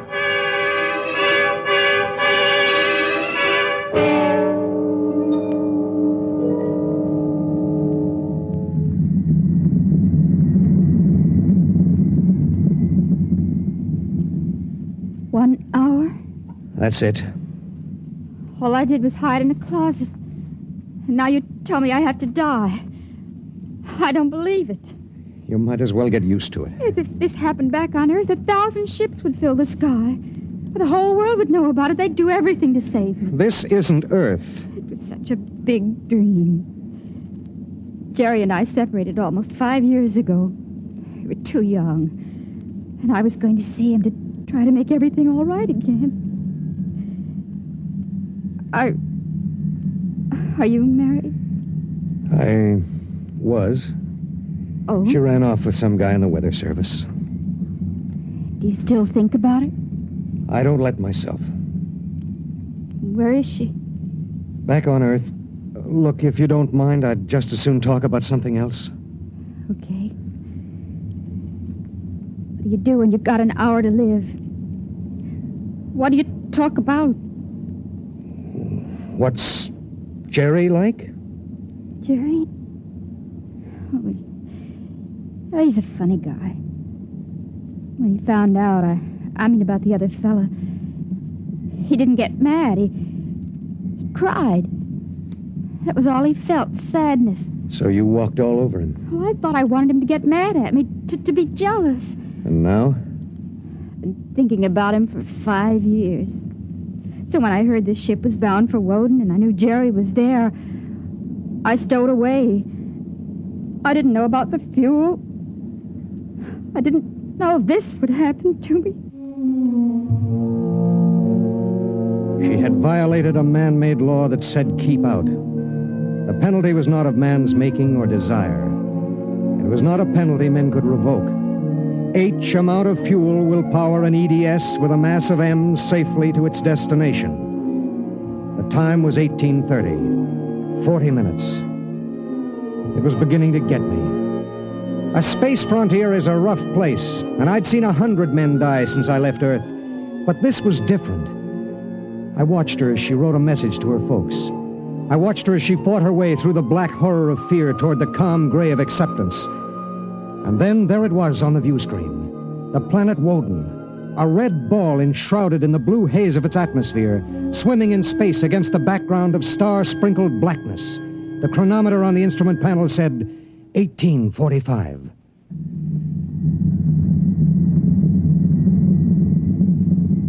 Listen, we're in radio range of Woden now. I mean, would you want me to try to contact your husband? Jerry? It'd mean he would know you're going to die. There'd be nothing anyone can do.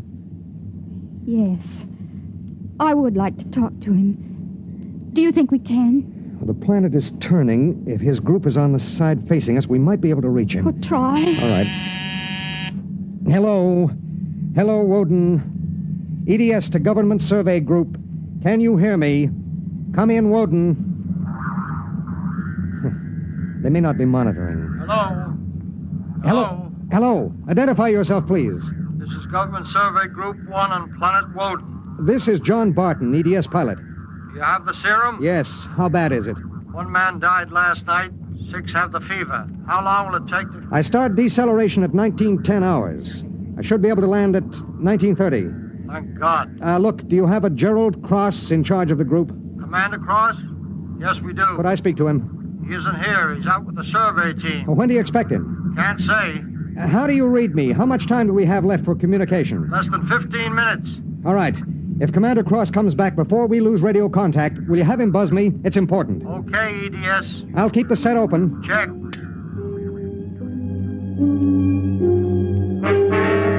The minutes passed like small bits of eternity. On the view screen, I could see Manning's continent sprawled like a gigantic hourglass in the eastern sea. There was a thin line of shadow where it was beginning to disappear as the planet turned on its axis.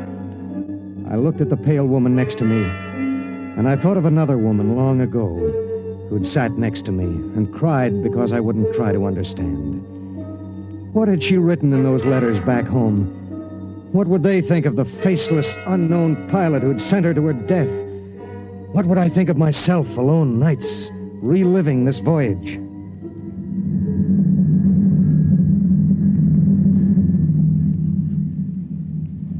Cold, isn't it? I'll turn up the thermostat. Nothing from Jerry? We have about 2 minutes of radio contact left. Maybe it's better. I mean, suppose it were you and your wife tried to call you. How would you feel? I don't know. Do you ever hear from her? I got a letter about a year ago. I tore it up. That was foolish. Yeah, it was. Life is so terribly short to be wandering around alone. Well, Wait a second, we're getting something. How much time before I have to leave the ship? About 10 minutes. Hello, EDS. Hello, EDS. Come in. Come in. EDS. This is Woden. I have Commander Cross. All right, go ahead. Hello, this is Commander Cross. Jerry Cross? Yes. I have someone for you. Go ahead. Hello. Jerry? Hello? Jerry? Who is it? It's me, Marilyn. Marilyn. I wanted to see you again. I stowed away on the EDS. You what? But Marilyn... It doesn't matter, Jerry. All that matters is that I can tell you all the things I've kept inside for so long. Jerry, I want you to know I've never forgotten. Oh, it's been so many years. I can't believe it. I thought I'd see you again, but now I can't. Jerry, you don't hate me, do you? Hate you? Oh, Marilyn, I've never stopped loving you. Not for an instant. Oh, Jerry. Listen, we don't have much time. The transmission is getting fuzzy. Oh, Marilyn, I've got to see you. There's got to be some way. But there isn't. Let me talk to the pilot. Give it to me. Hello? Pilot, have you called the mothership? Did you have them checked with the computers? I've done everything. You've been on the frontier long enough to know the setup in an EDS. Oh, dear God, there must be something, some way. Do you think I'd let this happen if I wasn't sure? He tried to help me, Jerry. He tried. And it really doesn't matter. I'm not frightened anymore. Not now. But how did you get here? I don't understand. Well, I was going to Mimir to take a job, I thought. And now I realize I was just going because I'd be closer to where you were. Oh, Jerry, all this time... Don't. Let me tell you something. Marilyn, I've always known you'd come back to me. I've known it every minute. It's what's kept me alive. I want you to hold that in your mind. Jerry, I can't hear you. We haven't much time. We're losing radio contact. Jerry! Oh, don't cry, darling. Just know how I feel. I do. It's fading. There are so many things to say. Jerry, if you can still hear me, maybe I'll come to see you again. Maybe I'll come to you in your dreams, or be the touch of a breeze, or one of those golden-winged little birds singing my silly head off. Maybe I'll be nothing you can see or hear, but you'll know I'm there. Think of me like that, Jerry. Goodbye. Goodbye, my darling. She sat motionless in the hush that followed. And then she looked at me. Now? Now. I pulled down the black lever, and the inner door of the lock slid open. She walked with her head up and the brown curls brushing her shoulders. I let her do it alone. She stepped into the lock and turned to face me, and I could see the pulse in her throat. I'm ready. I pulled the red lever, and there was a slight waver as the air gushed out. I thought I sensed a bump, as if something had bumped the outer door. And then there was nothing. The white hand of the closet temperature control was back at 0. A cold equation had been balanced, and I was alone in the ship.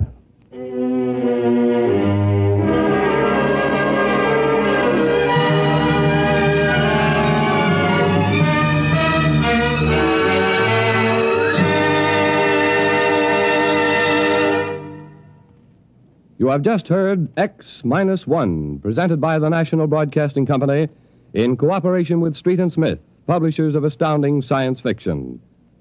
Tonight, by transcription, X-1 has brought you Cold Equations, written by Tom Godwin and adapted for radio by George Lefferts. Featured in the cast were Court Benson as Barton, Jay Meredith as Marilyn, Milo Bolton as Commander Delhart, Bob Hastings as Jerry Cross, Jack Arthur as Traffic Control Officer, and Walter Kinsella as the Woden Monitor. Your announcer, Bill Rippey. X-1 was directed by Ken McGregor and is an NBC Radio Network production.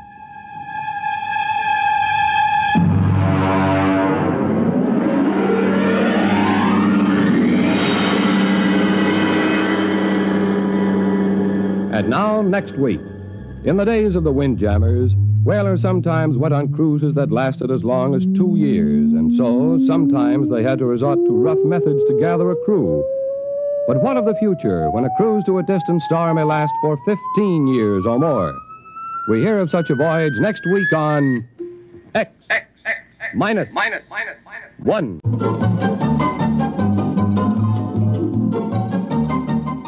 This is Nightline, your open door to people and places, and this is Walter O'Keefe. Nightline invites you to listen in on NBC's award-winning science fiction series X-1.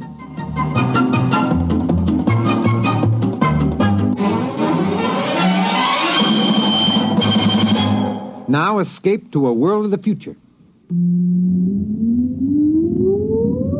Countdown for blast off. X-5, 4, 3, 2, X-1, fire.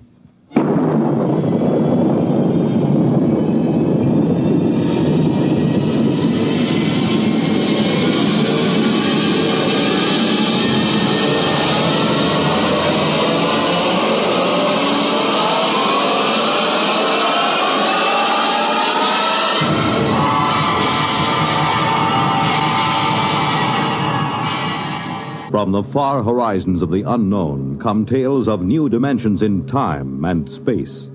These are stories of the future, adventures in which you'll live in a million, could be years, on 1,000 maybe worlds.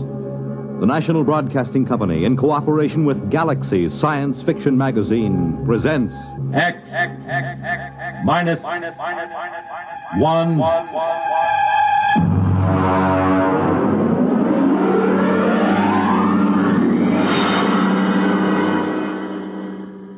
Tonight, The Merchant of Venus by A.H. Phelps, Jr. But first, hear this. When they play it hot and you dig the beat, oh, life is swinging, life's complete. You make it Pabst, 'cause Pabst makes it perfect. Yes, Pabst makes it perfect. Just as we always have ever since 1844. So next time, you make it Pabst, because Pabst makes it perfect. America's Blue Ribbon beer from the Pabst Brewing Company, Milwaukee, Wisconsin. Yes, Pabst makes it perfect.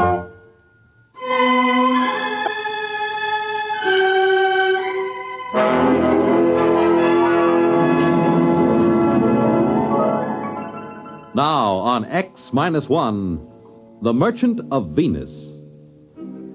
If you've ever tried to make a 6-inch marionette play the piano using spider webs 100 feet long for the strings, you'll have some idea of the job of administering personnel problems of the Venus colony from an office on East 41st Street in New York. But that's the way it's done. All recruitment and contract work for outspace employment is handled by the UN Off-World Commission. My particular mess is the Venus Project. Mostly the trouble comes to my phone extension. Work 'em here. Work 'em. How long do you think we're going to stand for this? Oh, General Carlson, how are you? At the rate you're going, there won't be a man left on Venus or a dollar left in the budget. What kind of a personnel director are you? Well, if you... Don't you know this project is vital to every person on Earth? General Carlson, just what is wrong? 30 more resignations came in from the colony on the last mail flight. 33 spineless quitters getting fat at the taxpayers' Excuse me, General. Listen to me, Workham. I'm getting awfully tired of the kind of recruiting you're doing.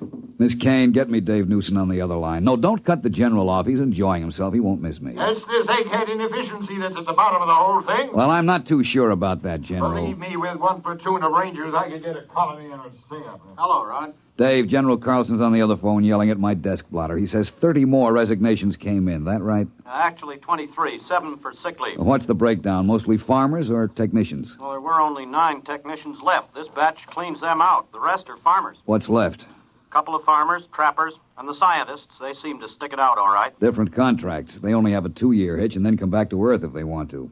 Listen, meet me down at the coffee shop. No, Carlson goes down there sometimes. The saloon over on 43rd, about 10 minutes.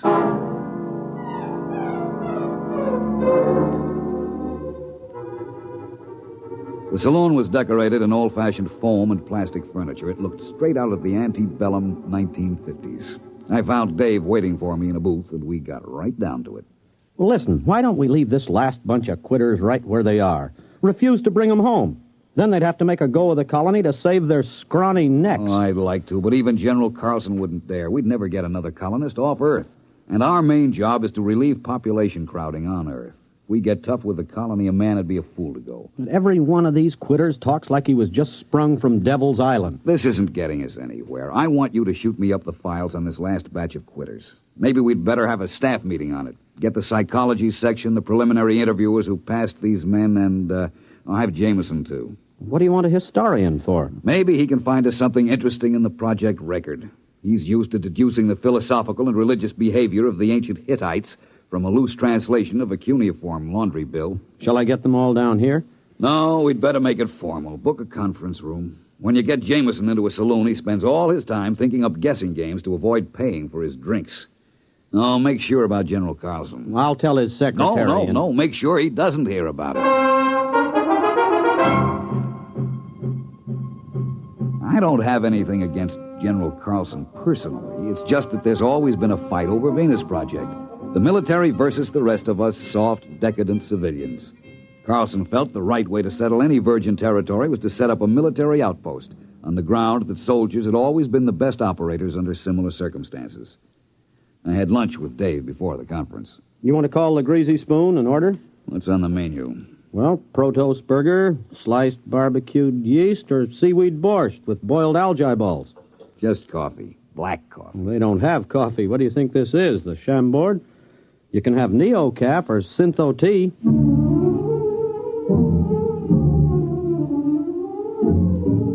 And that just about sums up the problem the Earth faces. Scientific agriculture and hydroponics had gone just about as far as they could. Synthesized foods couldn't take up the slack.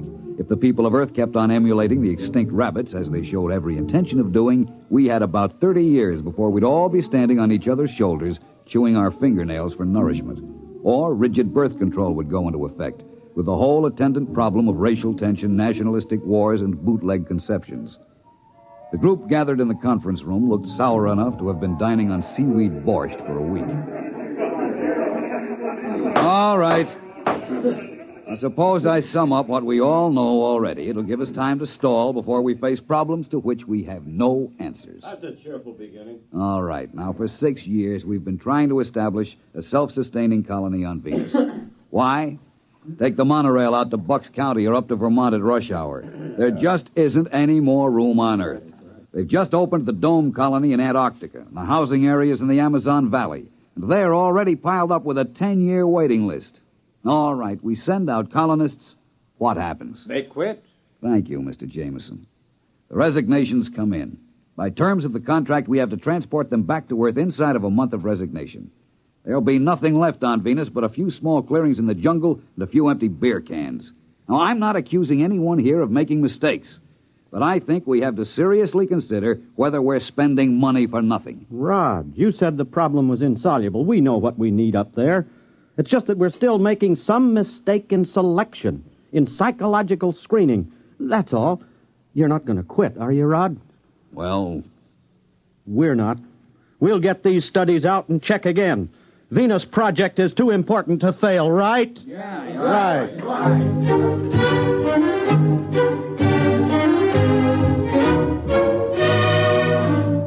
It's a cheap trick, but it always works. I talk with a heavy, heavy heart. Dave jumps in to shill like a Boy Scout. It always amazes me how a bunch of PhD psychologists can get suckered into enthusiasm every time. We tried to figure out what made the settlers quit. We went into their backgrounds, their personality psych profiles. The coffee grew stale and the smoke heavy. Nothing. Look, Rod, here's what it boils down to. A man has to be unstable to want to leave Earth, but he has to be stable to stay on Venus. You need initiative and resourcefulness to make out on a new planet. But if you had it, you'd make out fine at home. You need young, healthy, vigorous, mature, older, experienced people all rolled into one. We're looking for a collection of walking paradoxes.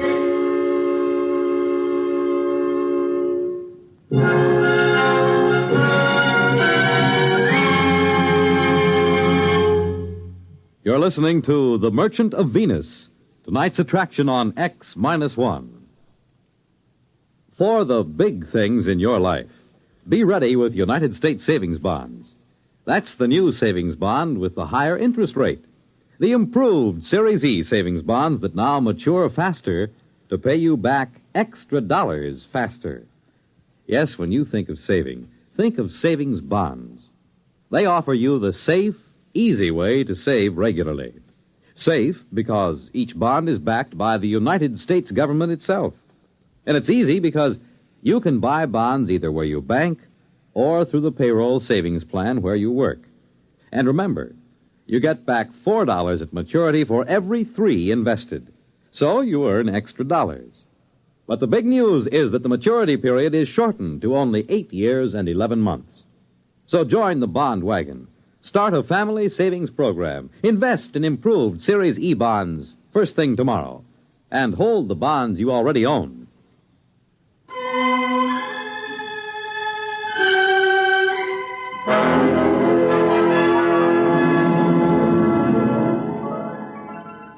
Now back to X-1 and The Merchant of Venus. We tried brainstorming on Project Venus. You know, just sit around and let the ideas seep out of your unconscious. Take kids up and bring them up on Venus under guard. Grow colonists in test tubes and ship them out wrapped in glass. Start trial colonies in the Congo. Nothing. I was mulling the conference over by myself in the saloon when Jameson dropped into a chair beside me. Hi, Rod.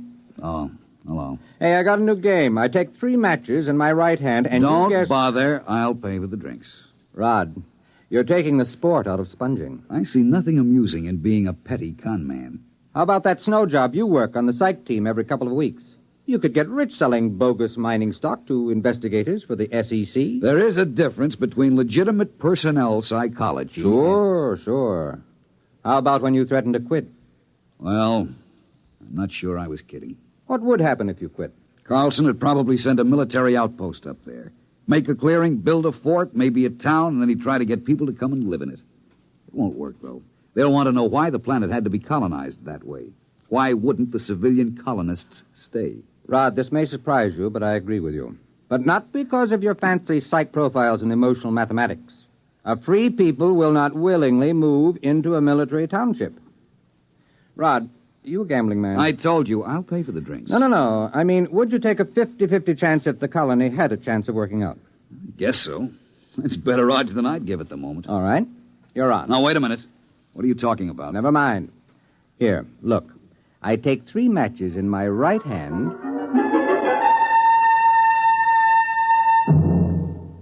And that's all he said. I found out a week later what was going on when I was called on the carpet by General Carlson. And as I understand it, this plan of Mr. Jameson's was smothered in your office because of professional jealousy, Mr. Jameson having no degree in psychology. Is that what he told you? Mr. Workham, I'm very busy.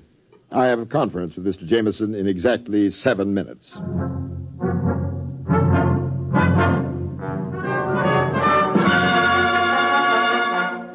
I caught him later that afternoon. Now, take it easy, Rod. That's the only way I could get Old Blood and Sarsaparilla to snap at my bait. If he thought you were sitting on an idea, he was bound to grab it. You know he dry-docked me for 6 weeks. Go fishing. Have a good time. When you get back, I'll have my little swindle going full blast.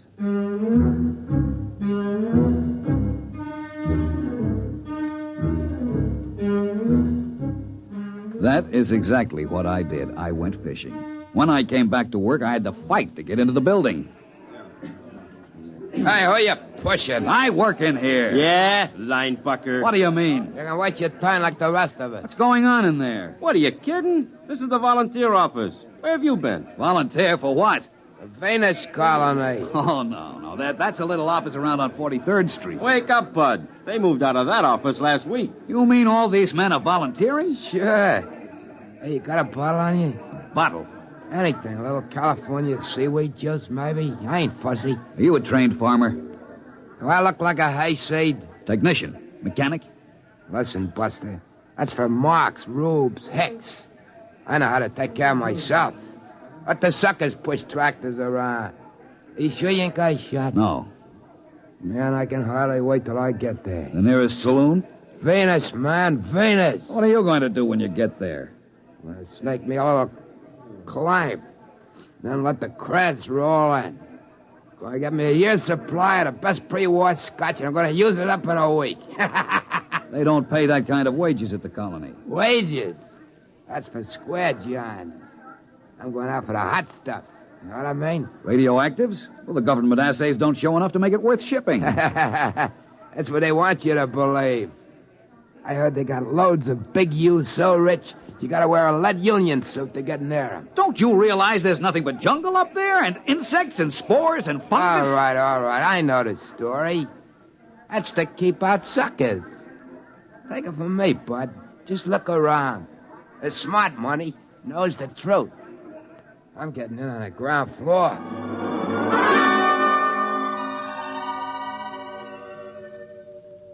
Jameson, you irresponsible idiot! Ah, Rod, how are the fish? I know what you're doing, and I won't put up with it. You've told those dupes down there they can get rich on Venus. Well, they're volunteering. And I suppose you think if you get enough of them, you'll find what you want. But have you looked at them? Crooks, gangsters, bums, hobos, drunks, and I don't know what. They are a little picturesque, aren't they? Well, you've got recruits, all right. But what kind of a society are you going to start with them? Rod, you're not being just a teeny-weeny bit snobbish, are you? Look, this isn't a joke. I don't care who goes as long as they meet some standards. But to make a decent place, you need decent people, morally clean and healthy. And to think this is a man I have seen playing stud poker. You've got a collection of bums and alcoholics and criminals. Probably half of them are wanted by the cops. You've got to stop.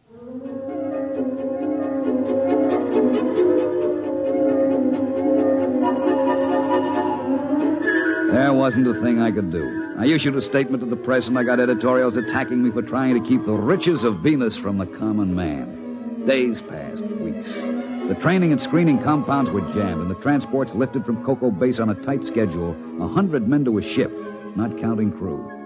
People traveled miles to apply. They drifted in from every skid row around the world. Then the numbers decreased. Day by day, the get-rich-quick propaganda seemed to be losing its grip. About a year passed, and the lines had dwindled down to about a steady 5 men a day.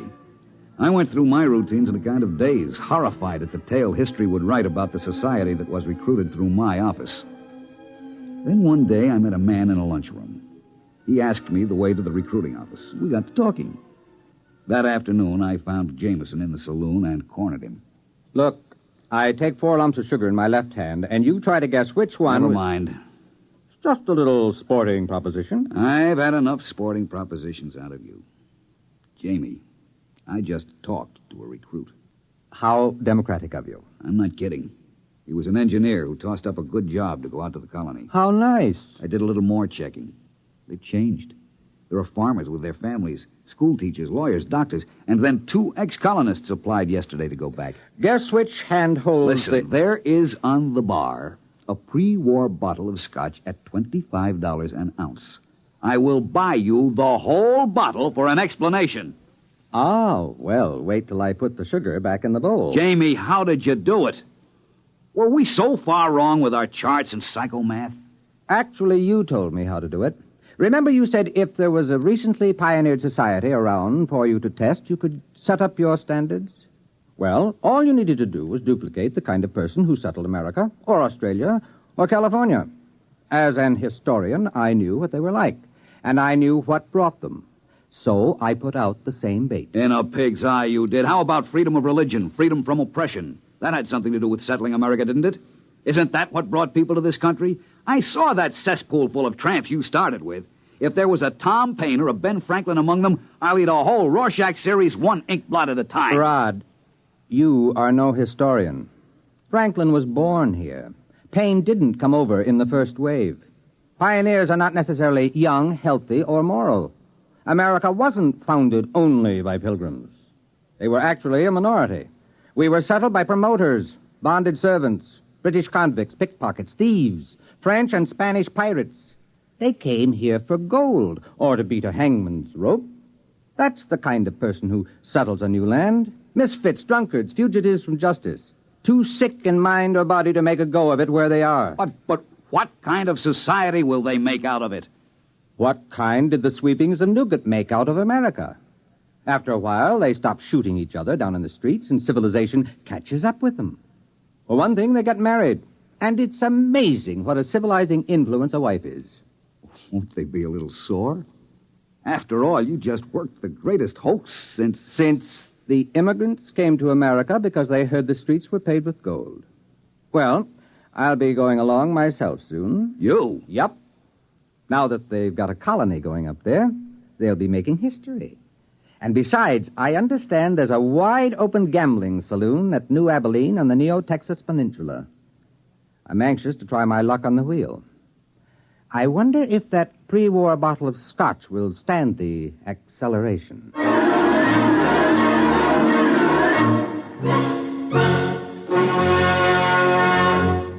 Fred Collins again, and I'll be back with a word about X-1 in a moment. This is Bob Haynes speaking to you from somewhere in the Caribbean. I am aboard a UDT personnel landing craft. That's the Underwater Demolitions Team. We are right now on our way out to rendezvous with United States submarine Sea Lion. Monitor took you there. Some men go over Niagara Falls in a barrel. Some people sit on top of flagpoles. But we have a man by the name of Rajah Phillips from India who is buried alive right in the center of a furniture store here in Owensboro, Kentucky. And Monitor took you there. Big events, little events, offbeat events, comedy, music, news, and sports. They're all part of the top variety of entertainment Monitor brings you all weekend long. This is Frank Blair inviting you to join us on Monitor every weekend and Friday nights, too, on most of these NBC stations. You have just heard X-1, presented by the National Broadcasting Company in cooperation with Galaxy Science Fiction Magazine. Your announcer, Fred Collins. X-1 was an NBC Radio Network production.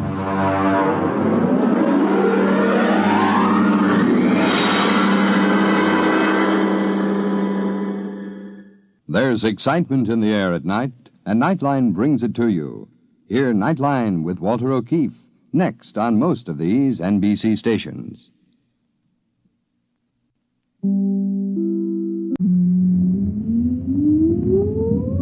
Countdown for blast-off. X-5, 4, 3, 2, X-1, fire.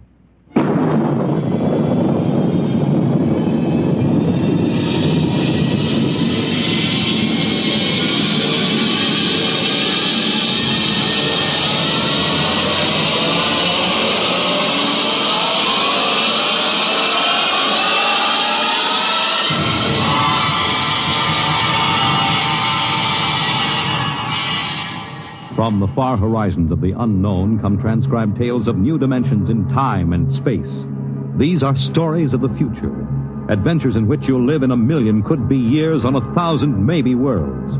The National Broadcasting Company, in cooperation with Street and Smith, publishers of astounding science fiction, presents X-1.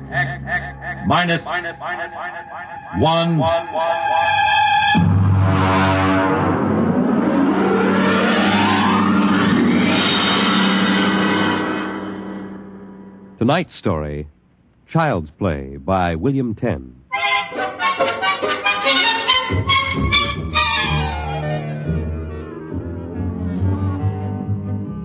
My name, Sam Weber. My job, an attorney, and a pretty successful one, if I do say so myself. Maybe you won't believe it. My best friends find it hard to believe, but I used to be a completely different guy. Frightened, sickly, nearsighted, a real Mortimer Meek. No kidding. That was 10 years ago. The big change in me began to take place on a cold December morning in 1955. Just a moment, please. Yes, please. Weber? Yes. Samuel? That's right. Okay, Jack, step back. All right, fellas, bring it in. Just a moment. You must have the wrong... Watch it, Jack. Sign here. Is that for me? Weber, Garden Apartments. It looks like a coffin. I don't design them, Jack. I just deliver them. Sign here.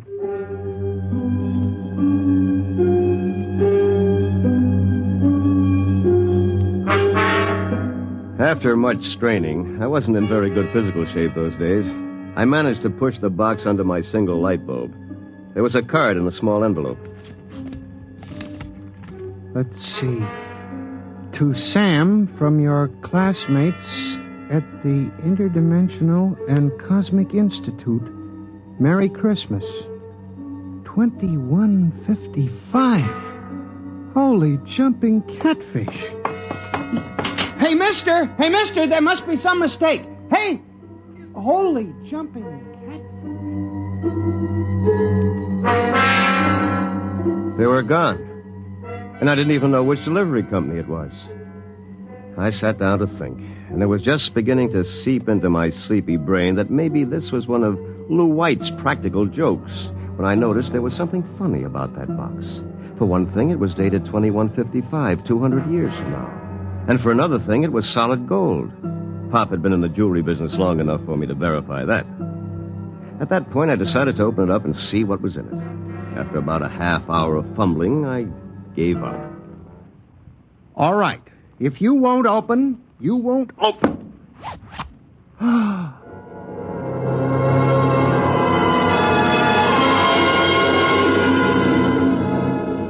No sooner had I said the word open than it came apart like the skin off a banana. There inside was something resembling a high-powered kid's chemical set. Vials, jars, tubes, wires. You never saw so much scientific-looking junk in your life. And on top of it all was a book of instructions printed in mad green streaks. I opened the cover and read page 1.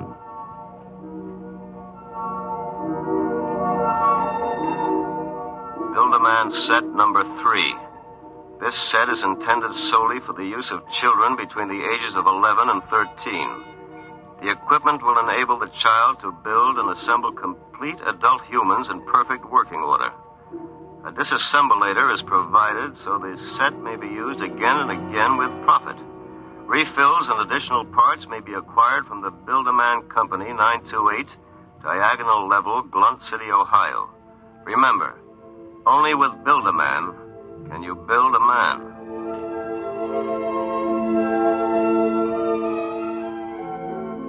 When I arrived at work that morning, an hour late, my brain was still reeling with the stuff I'd read in the instruction book. By the time I'd reached the office, I decided it had been a bad dream and it would be over by nightfall. Somerset and Ojak, attorneys at law. Just a moment. I'll connect you with Mr. Ojak. Oh, good morning, Mr. Weber. Good good morning. I've got to get my mind off that book.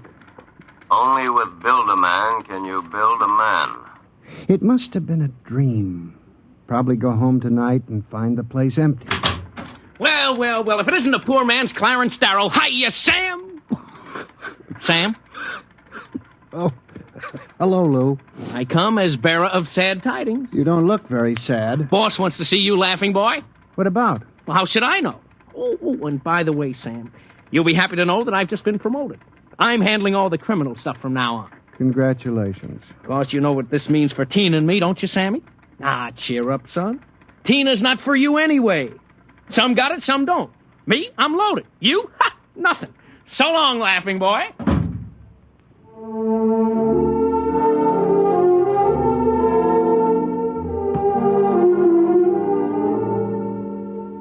That was my good friend, Lou White.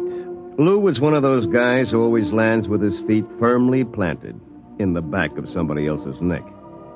In the year I had known him, he'd already managed to steal the job I wanted, and he was now working on the girl I wanted. Her name was Tina. Tina Velvet. She was...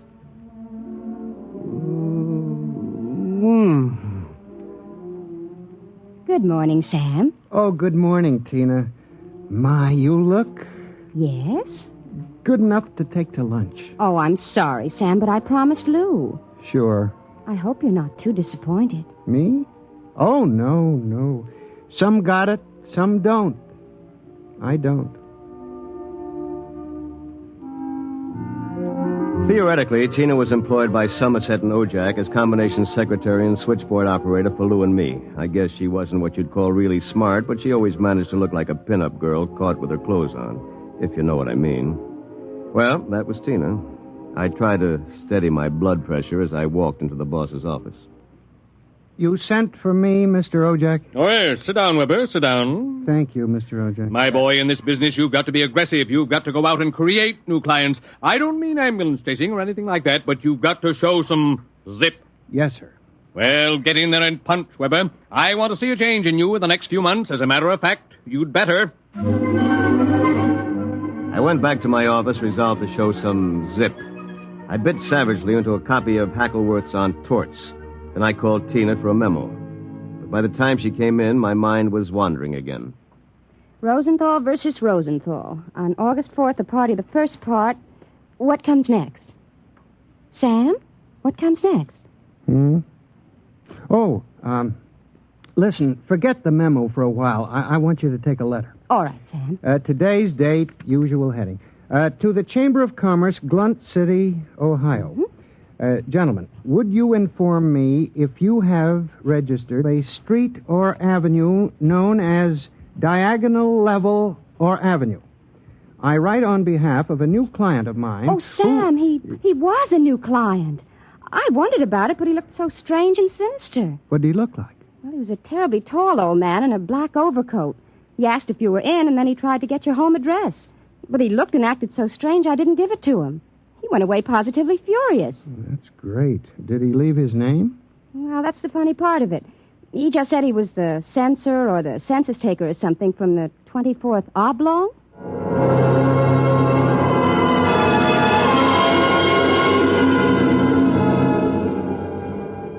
I left the office early and went home. Sure enough, there it was, my Build-A-Man set gleaming a little obscenely in the corner. I walked over to it, gave it a kick, and hollered, "Open sesame!" 3 minutes later, I was flopped down in bed reading Chapter 1, Making Simple Living Things. An hour later, I was fooling around with such complicated items as the Junior Bicalibrator, which measured everything from blood pressure to hemoglobin content, and the Jiffy Vitalizer, which was actually supposed to put life in your creation, providing you had followed instructions carefully. At 8 o'clock, I went out to supper with the idea of getting a little drunk. I did. At 9:45, I came back and made my first simple living thing. Here, boy. Here, boy. Maybe you aren't a boy. Let's see. According to the book, you are a rubicular oyster hog. Not much to look at, but I made you. Me, Sam Weber, attorney at law. I have created life. Hey, come back here. Come back. Here, boy. Here, boy. Here, boy. Hey.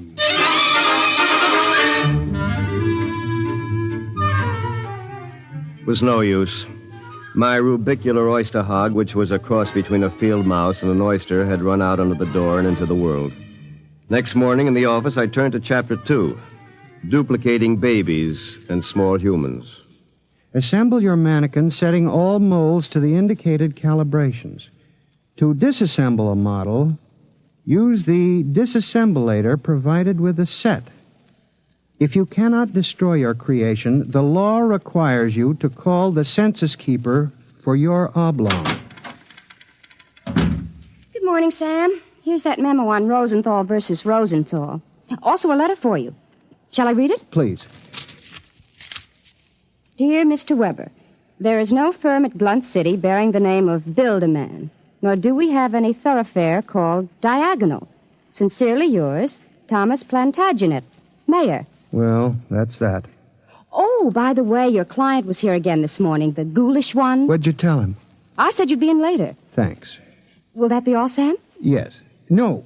Are you doing anything New Year's Eve? Sam, I'm disappointed in you. What did I do? You haven't even noticed. Noticed what?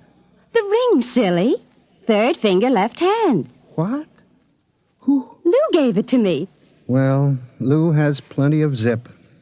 I'm sure you'll be very happy zipping around with each other. Oh, Sam. What's the matter? I don't know. I'm so confused. Hey, listen, what's going on in here?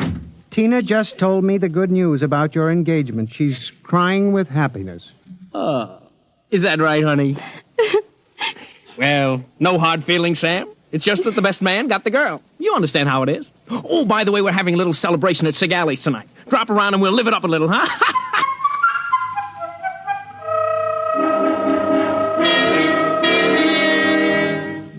I went home feeling like a man who had been stuffed into a washing machine with the dial set at rinse dry. I was a failure. My job was a bust. My girl was going to marry a football player. I'd been playing God with a chemistry set from some crazy futuristic world. And the bill collectors were hot on my heels. Why not? Think of it. A Sam Weber without all the psychological problems you've got. A dynamic, uninhibited Sam who could win a girl like Tina by sheer magnetism. Then when it was all over, we just take the old disassemblator and presto. And I can do it, too.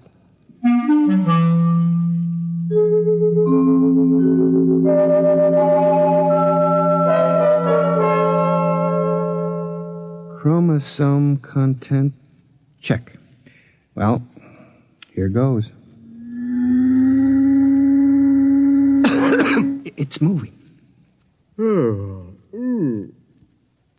Holy mackerel. It's alive.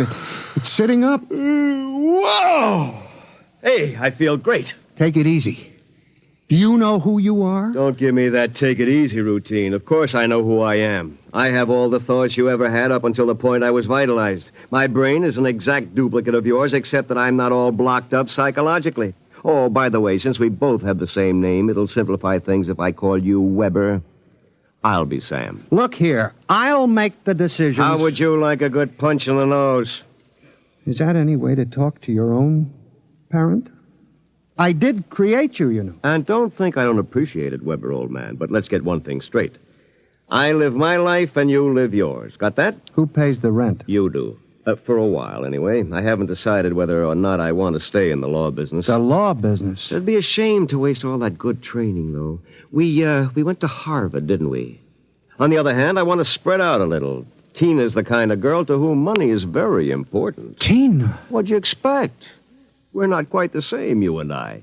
I've got zip. Don't use that word. Sorry. Now, how about some dinner? I'm starved. We'll have to go out. I'll need some clothes. Sorry, I only have this one suit. Fine, you can lend it to me. But what about me? I'll bring you a sandwich after I come back from Sigali's. Sigali's? You haven't forgotten, have you, Weber? We're invited to the celebration, Tina and Lou White. Only it wouldn't look quite right if we both showed up. So I'll tell you all about it. Now, come on, off with the suit. And no nonsense.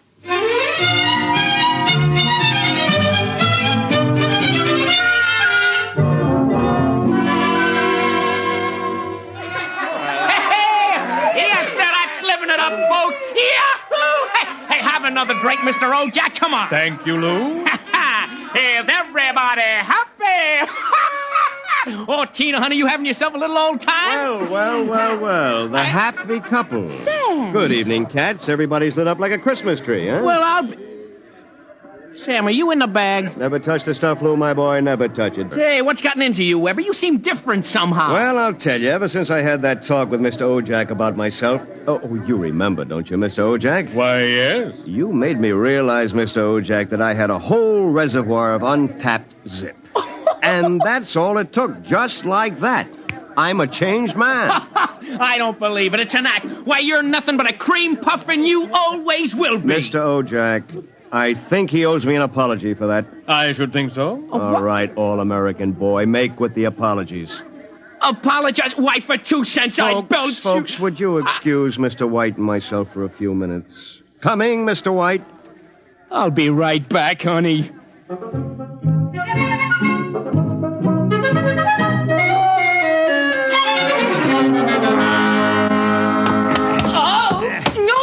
Okay, big boy, you've taken enough punishment. Lou, don't kill him. He did... Oh, dear. He'll be all right in a little while, baby. Did you? I mean... Oh, Sam. Tina. We really shouldn't be... kissing like this. Well, it's what you've always wanted, isn't it? Well, isn't it? Oh, Sam.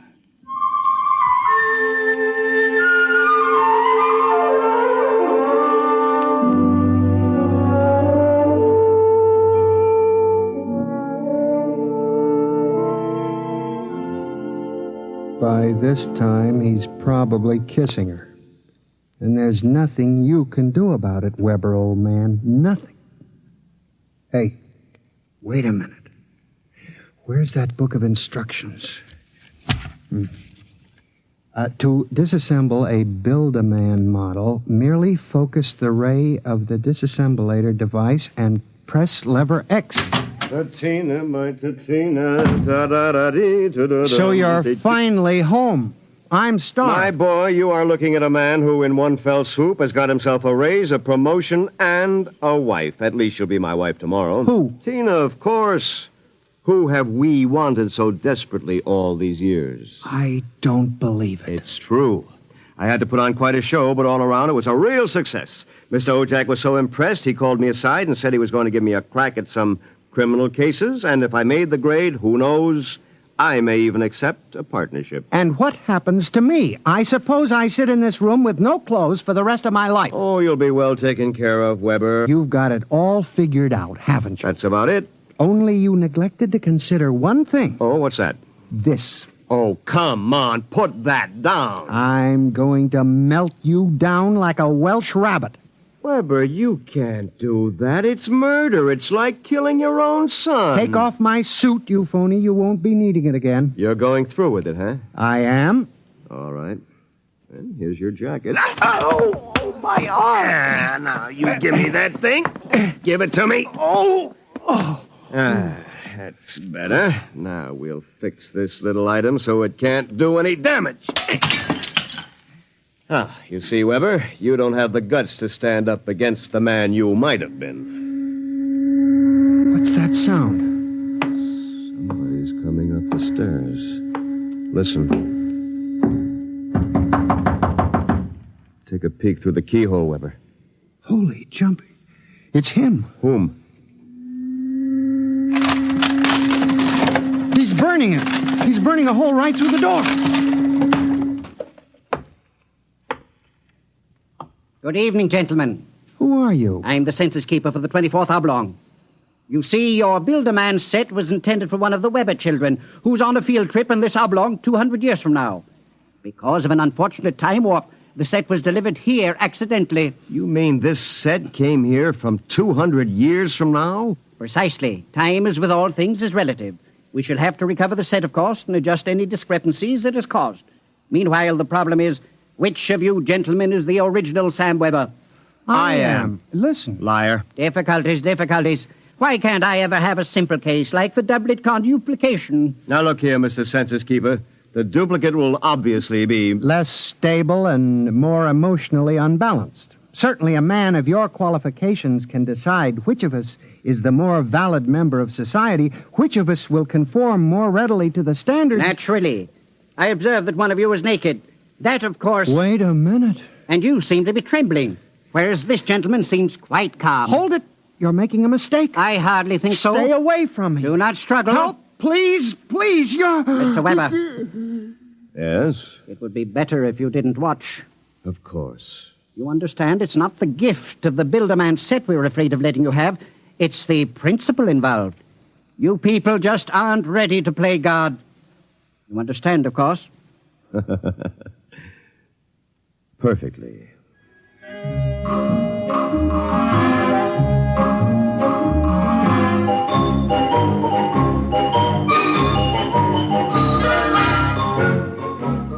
Well, that's my story. Within 10 seconds, the old Sam Weber had been completely dismantled and packed into the box. Tina and I were married, as you know, and I went on to become a full partner in the firm of Ojak, Somerset, and Weber. Oh, and by the way, Tina and I have been doing quite successfully what the old Sam Weber and his Build-A-Man set made such a mess of. We have 1, 2, 3 little conuplications. Sam Jr., age 4, Samantha, age 3, and Samina, age 2 months. Good night. You have just heard X-1, presented by the National Broadcasting Company in cooperation with Street and Smith, publishers of astounding science fiction. Tonight, by transcription, X-1 has brought you Child's Play by William Tenn, adapted for radio by George Lefferts. Featured in the cast were Bill Zuckert as the truck driver, John Gibson as Sam, Grant Richards as his alter ego, Peggy Lobbin was Tina, Ted Osborne played Mr. Ojak, Bob Hastings played Lou, and Guy Rep was the man from the Census Bureau. Your announcer, Fred Collins. X-1 was an NBC Radio Network production.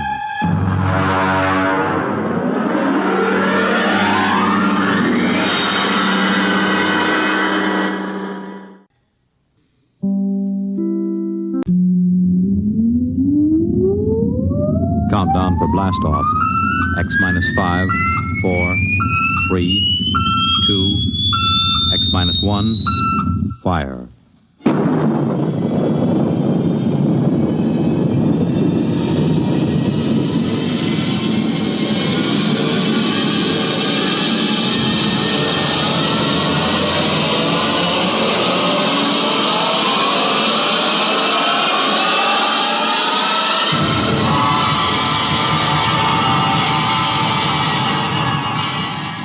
From the far horizons of the unknown come transcribed tales of new dimensions in time and space.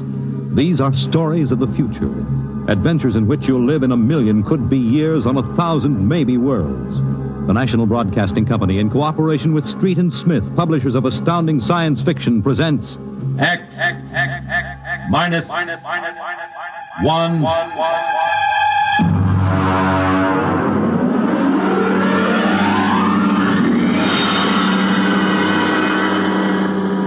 Tonight's story, Courtesy. This is the story of the second expedition to the planet of Landro.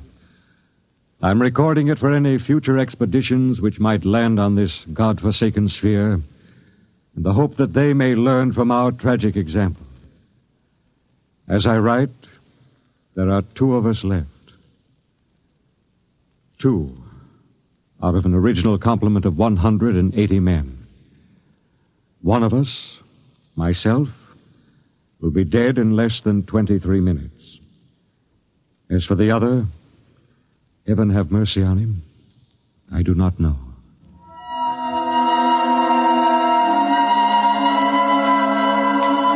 On June 3rd, 1997, less than 2 months ago, the last of our supply ships blasted off from Lando for their return to Earth.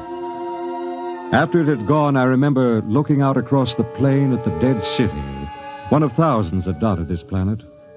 It had tall, graceful buildings, atomic power systems, vacuum conveyors, all perfect, all deserted, all ominous. How had it happened? The best guess was that the plague had frightened the original inhabitants of the planet so that they'd piled into rocket ships and headed for some distant planet. I often wondered why a civilization so advanced as Landro could not find a serum to beat the plague. It had taken out Earth doctors less than 6 months to develop an immunization method. Well, maybe those aborigines back in the hills knew the answer. That strange, ugly little people who had taken to the caves the day we landed. I was thinking these things when something happened that gave me the shock of my life. Good evening, Captain. Oh, what brings you here, Doctor? It's the matter of the serum, sir. Oh, what about the serum? It's no good. No good? It's too old. 10 years too old. Didn't you examine it? Yes, I did, but, well, my eyesight has been failing lately. Are you aware, Doctor, that the last supply ship has returned to Earth? Do you know we'll have no more contact for 2 years? Just, how long do you give us? Well, the present immunity will last a week or so. Then, without booster shots, it's just a question of time until someone picks up the plague. After that... What about the natives? They don't die from the plague? The accepted theory is that they have developed an immunity. Well, suppose they haven't developed an immunity, Doctor. Suppose they get the disease. Then they must have a treatment for it. If they don't, there would be no natives. Would you be willing to go on an expedition to the hills to find out? At this point, Captain, I'd be willing to do anything. Absolutely anything. I am truly sorry. You're sorry? Dr. Morgan, sometime when you aren't too busy, when you have a moment, I'd hate to inconvenience you. Would you mind telling me how it feels to murder 180 men? 181, including yourself.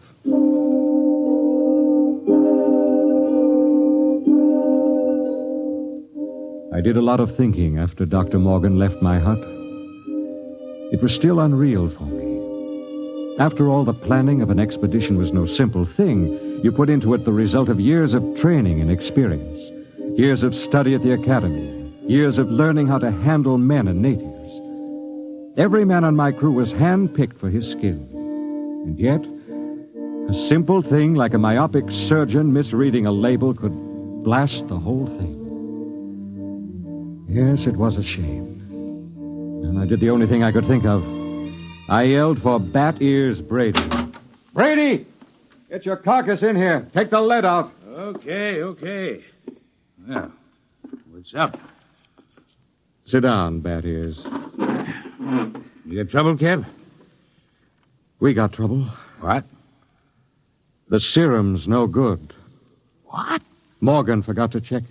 It's 10 years too old. Holy jumping snails. You're going to court-martial that? Wouldn't do much good.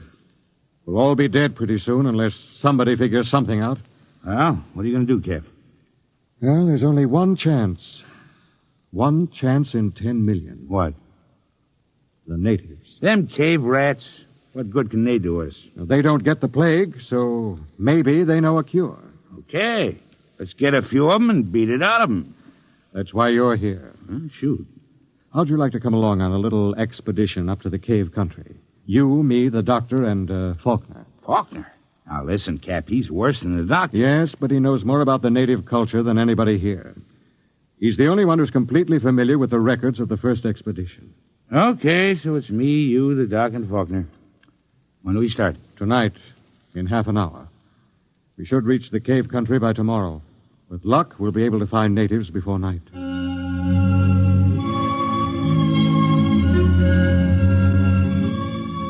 Benny Faulkner was the expedition anthropologist. One of the most unfortunate-looking individuals I've ever met. An ugly man with large ears and a big nose. His body was small and consumptive, but he had a good brain. And he was the best anthropologist the Interplanet Institute could recommend. He and Dr. Morgan were the only two civilians on the expedition. We set out, and after several hours hard walking... Cap. What is it? Don't look now, but very slowly turn your eyes to the right and look behind that big yellow rock. Okay. You see anything? No. Keep looking. Don't stop walking or let on. Okay. There. Yes, it looked like a shadow or something. It's one of them gimpos. He's been following us now for almost an hour, dodging in and out behind the rocks. Shall I bring him in? No, not yet. Just pretend you don't see him. Tell the others, if they notice, to show no fear. There's nothing will start these simple-minded cavemen like fear.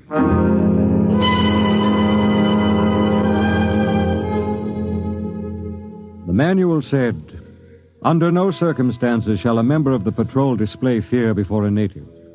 The dignity of the Earthman must be preserved at all costs." Just before dawn, we reached the cave country. We were tired and hungry, and we stopped to cook some food and rest. Everything was quiet. There was no sign of the Gimpo which had been trailing us until... Okay, get in there, you sneaking little monkey man. Come on, before I break this shovel on your stern. Yeah, what's the trouble? Cap, I caught me one of these Gimpos sneaking around outside the tent. Bring him in the light of the fire. We can get a look at him. Faulkner? Yes, sir? Keep an eye on him. Try to establish some communication. All right, get in there. Look out. No need to knock him down, Bat is. Oh, that's the only language they understand. See if you can reach him, Faulkner. Okay, Captain. I'll need a drum of some sort. A what? Well, they have no language as we know it, and they have a very rudimentary sense of hearing. I find they communicate with one another through a very primitive kind of vibration of the tongue. The closest I can come is a series of drum beats, a sort of Morse code. The psychologist on the first expedition had it worked out before he was killed by the plague. I've studied his notes, and I think it'll work. You mean these little critters can talk to one another? I believe they can. At any rate, we'll have a chance to find out. Do we have something I can use for a drum? Here, take my water bottle. Thank you, Doctor. Now, I'll tap it 3 times. That's a greeting of some sort. Just a moment. Yes, sir? I don't want you treating this fellow like an equal. Don't give him the idea that we're desperate. Once they sense that, you're lost. I have to communicate with him, sir. Well, just bear in mind what I said. Dignity. Yes, sir. I'll do my best, sir. It was a strange sight. On one side of the water bottle crouched little Benny Faulkner, looking for all the world like a human spider. Across from him crouched the Landrian, a humpbacked, gray little creature with an enormous head and those huge, soft lavender eyes. Every few moments, one would stop the strange tattoo of communication, and the other would take it up. I'm setting forth in this narrative the most vital part of their conversation, as Benny Faulkner later transcribed it from the best of his memory. Benny asked, "Why were your cities abandoned? Was it the plague?" The native said yes. Benny said, "Do you still fear the plague?" The native answered yes. "Do any of your people become afflicted?" The answer was some. "How do you treat them?" Silence. "How can we find a cure for the plague?" More silence. Then the native said, "Go among my people." Benny asked, "Will we find the answer among your people?" And the native replied, "My people have the answer." Benny said, "Will you tell me the answer?" The native repeated, "Go among my people." As far as the Landrian was concerned, the conversation was ended. He rose to go, and Faulkner stepped from his path, but Brady was there to ensure the bet. Hold on there, bucko. You ain't going no place. Don't maltreat him, Brady. What did he say, Benny? He says his people have the answer. What do you think? Well, there may be some truth in it. He says some of his people still get the plague. That must mean it isn't a question of immunity. They must have a cure. Well, he wasn't clear on that. Then they must have a vaccine to keep it from spreading. Does he know? Well, his answer is for us to go among his people. Well, that leaves it up to us. The first level of caves is on top of that cliff about a mile ahead. It's a trap. I'll bet my last dollar on it. Well, maybe not. And we'll have to risk it. Wait. Well? Let me go. I got you all into this. But how will you talk? Benny here can give me enough of the code so I can ask the big question. You understand that they might just decide to cut your throat? I'm fully aware of the risk. All right, Doctor. You go ahead. We'll wait at the foot of the cliff. If you aren't back down in 3 hours, we'll come up after you. What about the Gimpo here? We'll hold him as a hostage to ensure the doctor's safety. If the doc comes back, all right, we'll let him go. If not, well, that's your job, Brady. A pleasure.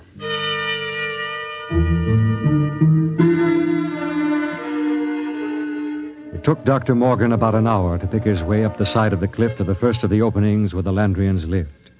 He waved to us before he entered the mouth of the cave, and we waved back. Then we settled down to wait. It was a long, long wait.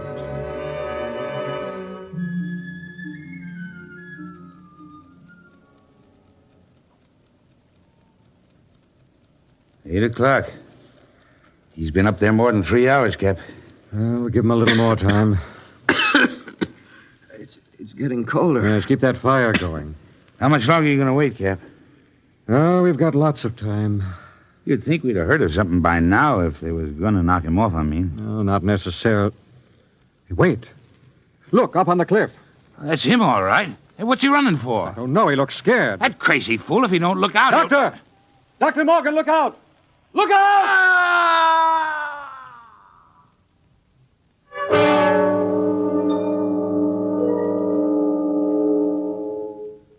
We found the doctor at the foot of the cliff, crumpled and broken.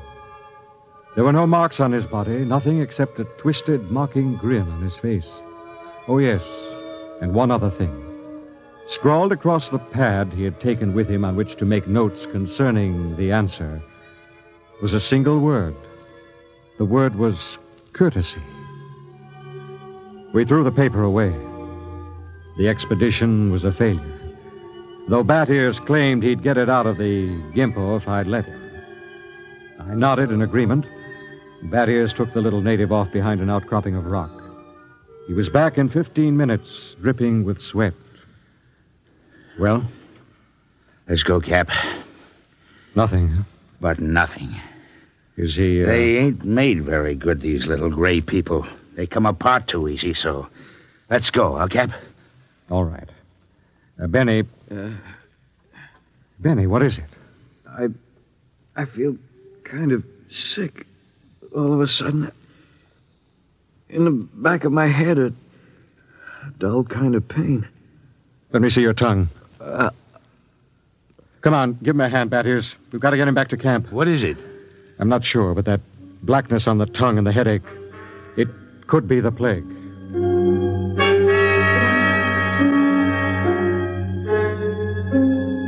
By the time we got Benny Faulkner back to camp, he had the red spots on his body, and then the fever began to rage. It was the plague, no mistake about it. Before morning, Collins, the supply sergeant, had it. Then it was Peabody. After that, the men went down like 10 pins. Then one morning, Bat Ears Brady dragged himself into my tent and sat down. The lines in his face told me the end was coming pretty fast.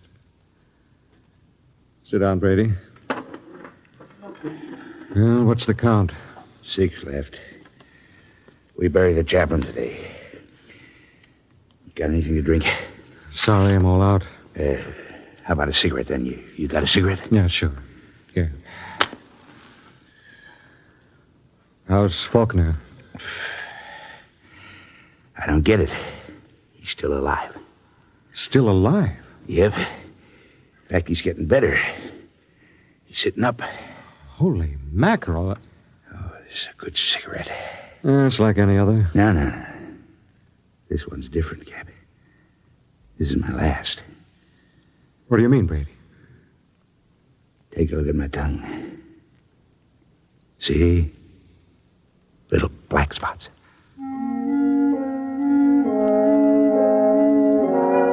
Somehow I managed to get him into bed. He was already raving when I gave him the last of the morphine. It was incredible. Big, brawling, Bat Ears Brady, a tower of strength, lying sick and whimpering on a cot. When he died, I went out on the moors to think. The sun was a dull red glow. Cold breeze whipped up. But somehow I couldn't forget Faulkner. Why should Faulkner recover from a plague from which no man has ever recovered? Surely there must be a reason. Nothing happened without a reason. I turned and went back to see Benny Faulkner. Hello, Captain. Hello, Benny. How are you? Pretty good. I got up and walked a couple of steps today.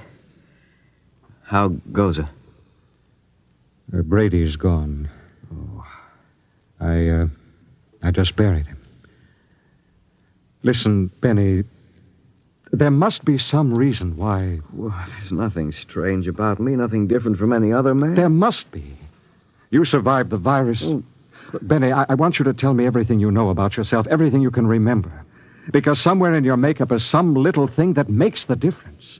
If I can find that thing, then maybe I can do something to save myself and the rest. Even if I can't, at least I can leave a record for any future expedition that comes to Landro. Okay? Okay, Captain. Where should I start? At the beginning. I'm going to take notes. Well, I was born on the 2nd of July in 1971. My parents were ordinary people. My father was...